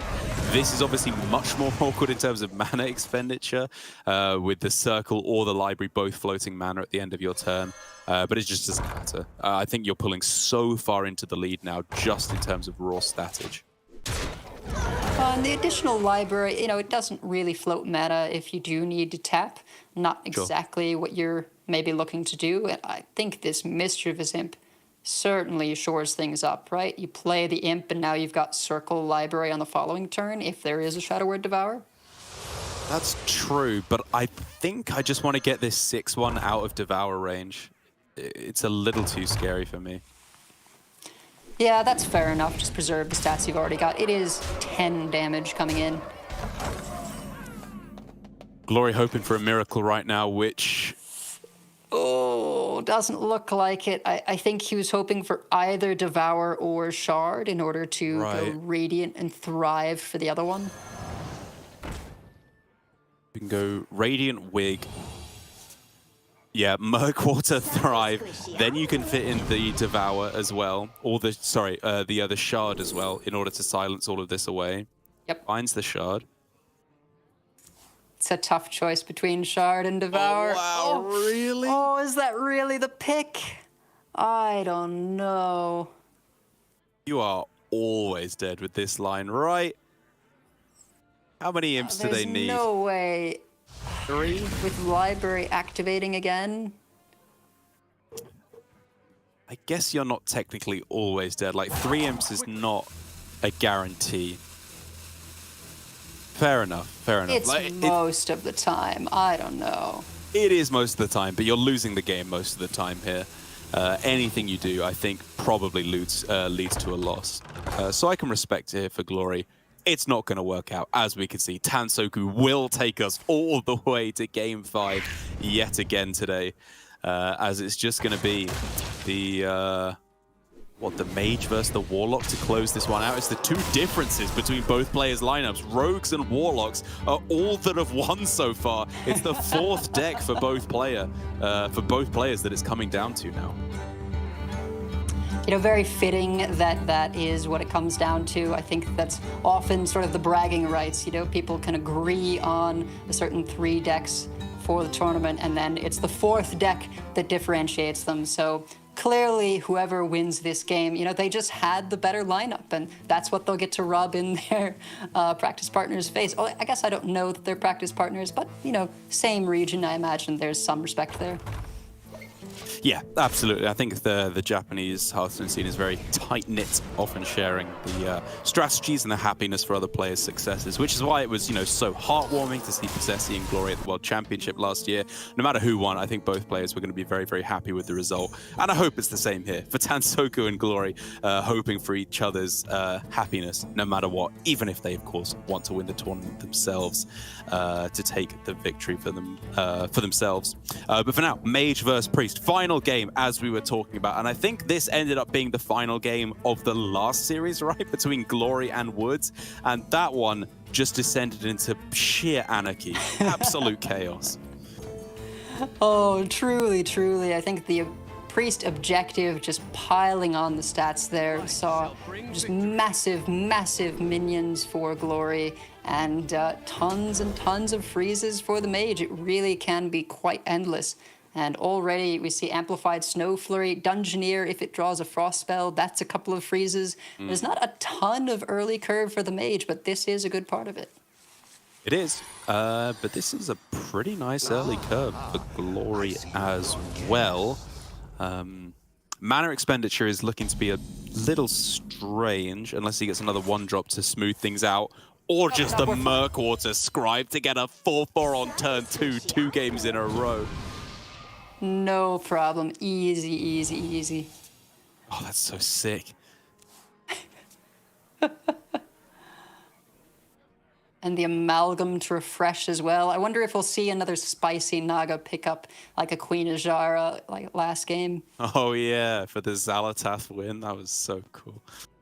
But it's only really for Tansoku here, the powerful start that's keeping him in the game. Because even though this is very strong for Glory, he's going to be winning this early game most likely. Tansoku doesn't need to win, he just needs to stall. And I think this hand stalls pretty well. I'm also looking at that Theatar, which coming down on curve, knowing your opponent has a wig, stealing that wig can leave a Priest just in the lurch. No ways to start building up stats, and I think should Tansoku see it, that's got to be the pick. It's to let rip with the freeze now, which, you know, ensures a minion left on board, most likely. Which is a big deal, you know, to fight back against any subsequent plays that came down on this next turn. A ping, in addition, allows you to take out most 2-drops. If there was another Murkwater Scribe, something like that, you're looking to be able to trade off a little bit more effectively. But in this instance, a 2-3 does not trade very well because you have to Frostweave Dungeoneer here. Oof, and Wildfire's good, but not what you're hoping for in this instance. Even though there is the risk of Shadow Word Devour, I think you still prefer to have the freezes rather than not. And, well, maybe it works out in this particular case. You're a wizard.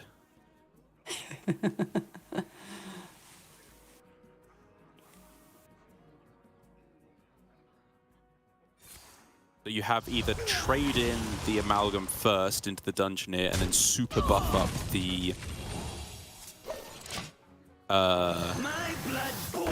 Scribe. Scribe, why am I forgetting that? I was thinking Note Taker, Diligent Note Taker for some reason. They're writing down, yes, apologies. The Scribe, or you could make one massive minion. And I do like here that Glory is going a little bit wider rather than all in on one minion, just so freeze is a slightly less devastating outcome. Yep, and I think this is going to be swapping Wildfire for Wig here, even though Dawn Grasp and Polymorph not great for the Priest. I think you're still looking at those as tools you want to hold on to more than Wildfire in this particular instance. Does Wildfire mean you already heal for one? Play it? No. I think it does. I don't think it does anything. One more damage, right? Yeah, I don't think it does anything. Yeah, nothing wonky like that. That would be cool, though.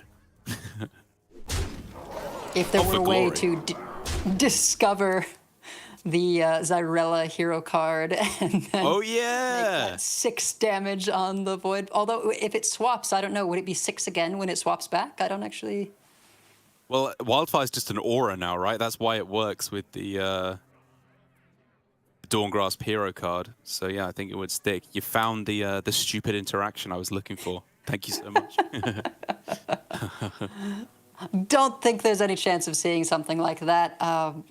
There is, I suppose, a possibility here, and this is a stretch, but possible. School Teacher a couple of times has offered identity theft. And if you pull the Magister Dawn Grasp from the opponent, you get to have Wildfire on that hero power. Now we're talking. This is the level of irrelevance and stupidity I crave in casting. That's the good stuff. Oof, Handmaiden not feeling great without a wig to fuel it at this point. Locations are able to keep the draw rolling. Oof. Shard might just be something you have to play to juice things up. Yeah, I think for now I'm happy with Amalgam to get a bit more stats on board, trade the other one into the Theater. Valish is something you're very, very happy to find, especially with a Radiant in hand. And as you said, plenty of card draw with the locations, rotating back and forth, one and then the other, drawing a card every single turn. Well, it may take something unorthodox to pull this one over for glory, because we can see that mass polymorph is present still, a couple of freezes. As long as Tansoku is able to pick up additional card draw down the line, things are looking pretty good. Having denied the opponent a wig, that is an extra piece of card draw right there. Cleaning up the board very, very effectively, though, to be fair to Tansoku, without having used any of his real big game enders, right? Or any of the really hardcore stall cards like Varden, Mass Polymorph. Even the Apprentice hasn't had to be used yet. So the onus, is very much on Glory here to find some way back into this game. And Stormpike Aid Station? Maybe that little bit of extra juice he needs to swing this one back. Yeah, it worked so well for him in the previous version of this matchup, so could do so once again in his mind. We do see the Mass Polymorph available, but that's just not something I feel like you can play around as the Priest. You try and commit not too much. I think very happy to see the second wig come up off of that Thrive in the Shadows. Otherwise, still kind of sitting dead in the water without that recursive buffing. It's kind of the engine that knits the whole deck together. Going to activate the Handmaiden, keep the cards flowing. Still behind on board for now, though. Oh, Boone is a spicy top deck as well. Obviously, this is all just kind of paling against the Mass Polymorph that we know is in the other hand. Yeah. Let's roleplay as Glory for the moment. Right now, we're feeling good. So tragic in the end, but I think you've got to say it's not there and just go in on this board. Pelagos picked up. That's another pretty solid one. Of course, with the extra Valish means you could still find the other Valish. You don't quite have board space to play both Boon of the Ascended if you do go for the Valish. True. But I suppose one kind of holds another in reserve. Maybe this is just the sort of, as all in as you can go in a single turn. And if this gets polymorphed, so be it. But there's, with the Handmaiden, pretty good number of cards remaining, even with the sort of massive investment on this turn. That's right. There's follow-up. There's major follow-up, actually, with just like, say there is a Mass Polymorph and there's a board full of sheep left on both sides. That Shadow Devour is going to be absolutely monstrous. Pelagos Devour to just suck up all the sheep. That's huge. And then a Boon as well, if you like.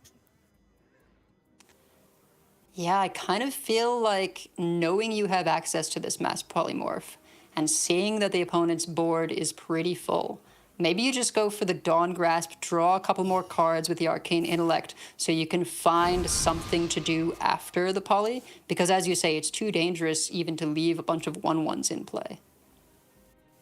The Mass Polymorph is a spell school, right? It's arcane, I believe. It is. And one of few, it would be a 50-50 with the Arcane Intellect to be replayed off of Magister Dawn Grasp. Which is a huge flip in this matchup.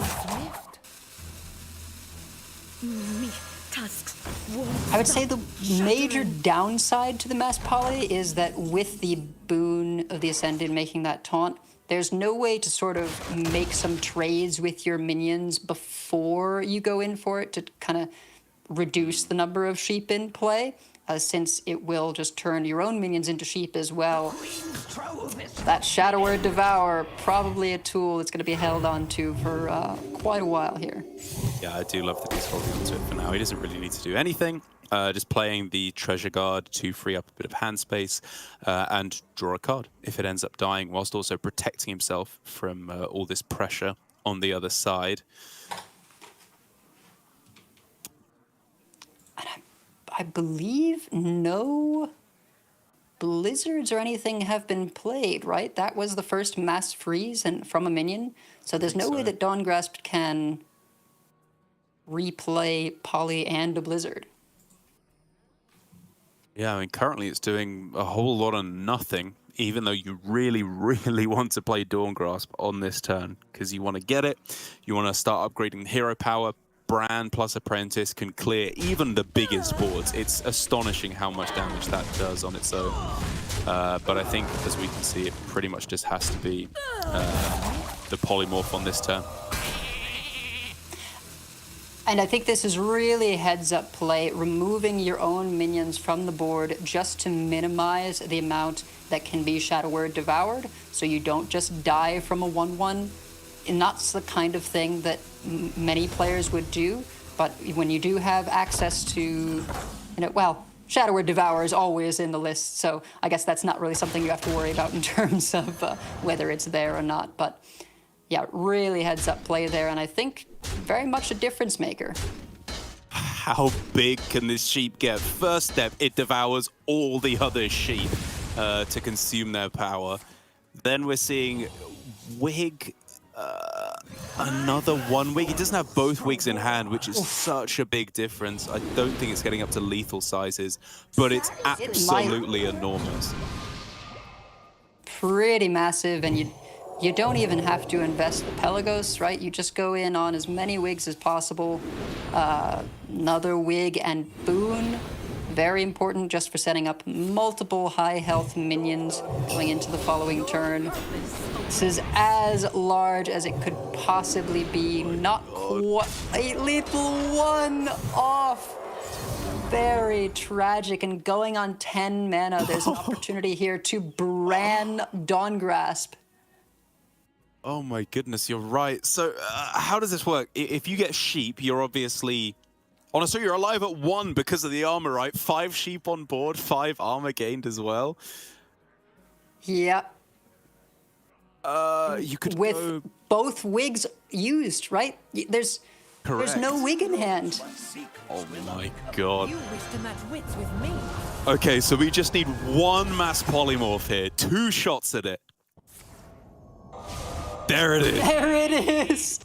Oh my goodness. Oh, the cold case as well. Yeah, it there... just makes it even tougher to kill.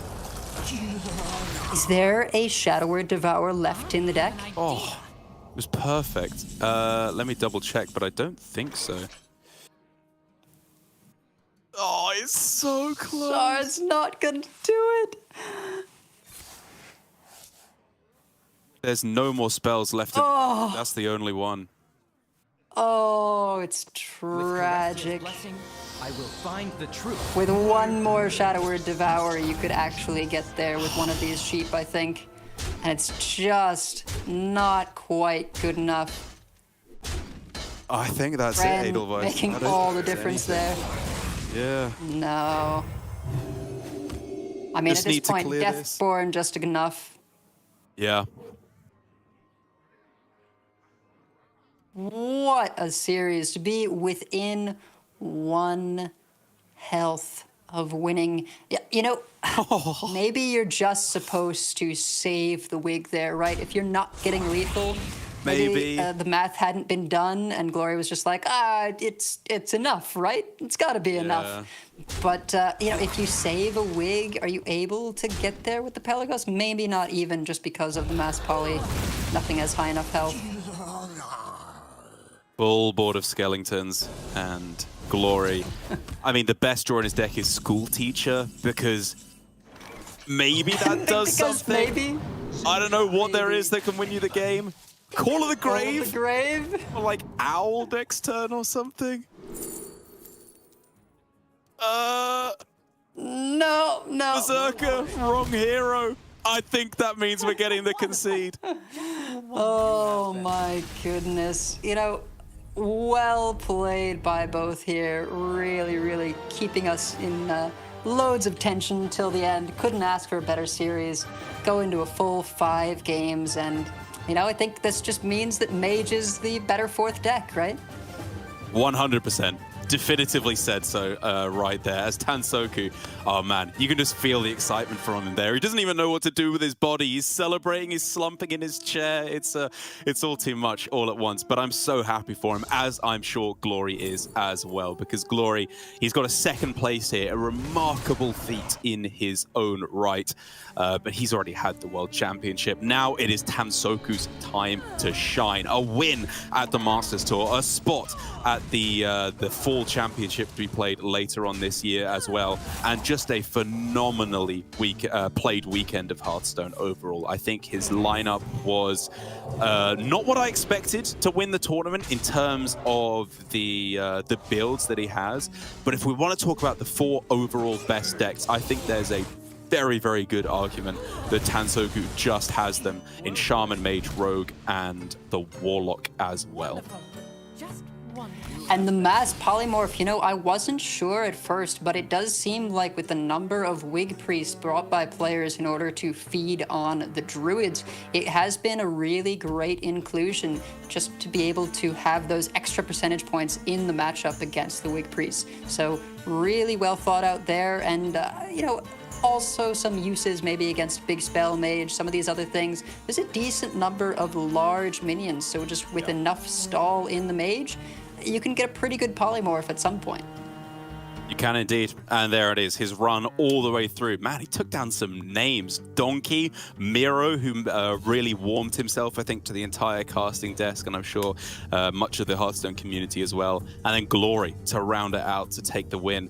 I'm so happy for Tansoku. So happy for Asia Pacific, of course. I feel a little bad, like, stealing Gia's thunder here as someone who is not actually from Asia Pacific, just coming over and colonizing all the hype, but I'm happy in proxy for her, and hopefully when she's back with me in GM next week, she can help me lose my mind a little bit less, like happened in this particular Masters Tour. But yeah, huge win for Tansoku, huge win for the Japanese community as well. I saw a little bit on Twitter just before this game started that everyone was cheering for him or Glory, just the whole community coming together. So excited to have a Japan versus Japan final. And I couldn't have asked for anything better. Full game 5, and I think Tansoku playing out of his mind. Really good stuff. Yeah, I'm sure Gia has been paying full attention to these games as well and sharing in your enthusiasm. Excited to catch that on the GM cast next week. But, you wouldn't be a proper Brit if you didn't sort of steal that thunder there. Of course, exactly. It is her qualifying and not being on the desk that allowed this to happen, so you can thank her for that. Yeah, and I will certainly do so, but I believe that means we are all wrapped up for Masters Tour Murder at Castle Nathria.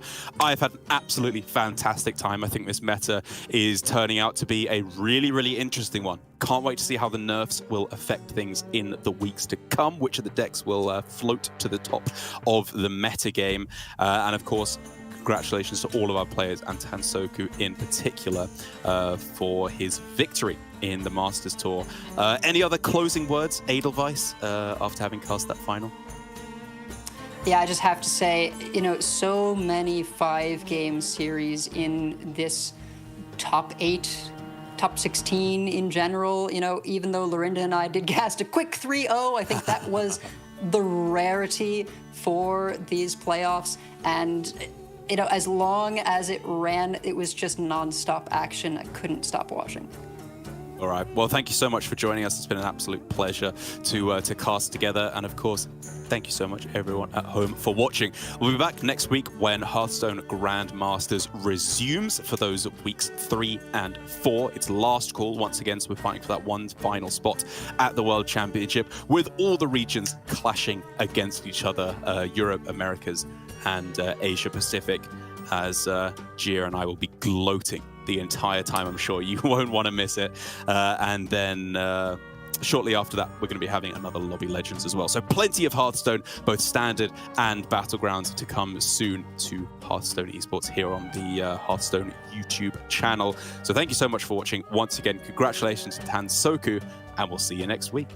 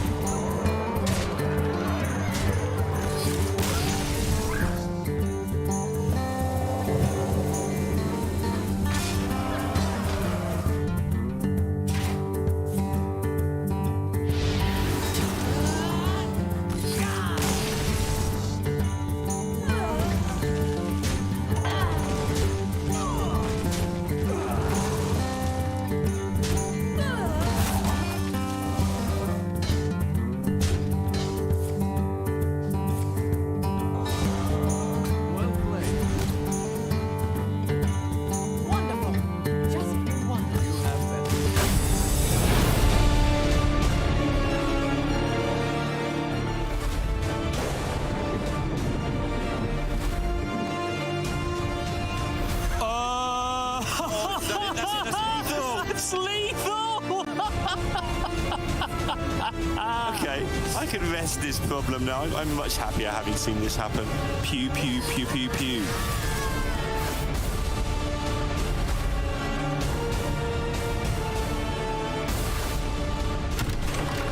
The Cleric is still alive, the Pyro ready to whirlwind, the Amulet of the Undying coming down, the Boar's getting it done, Dravo concedes, and Pocket Train is the winner of Masters Tour Vashir. What a performance.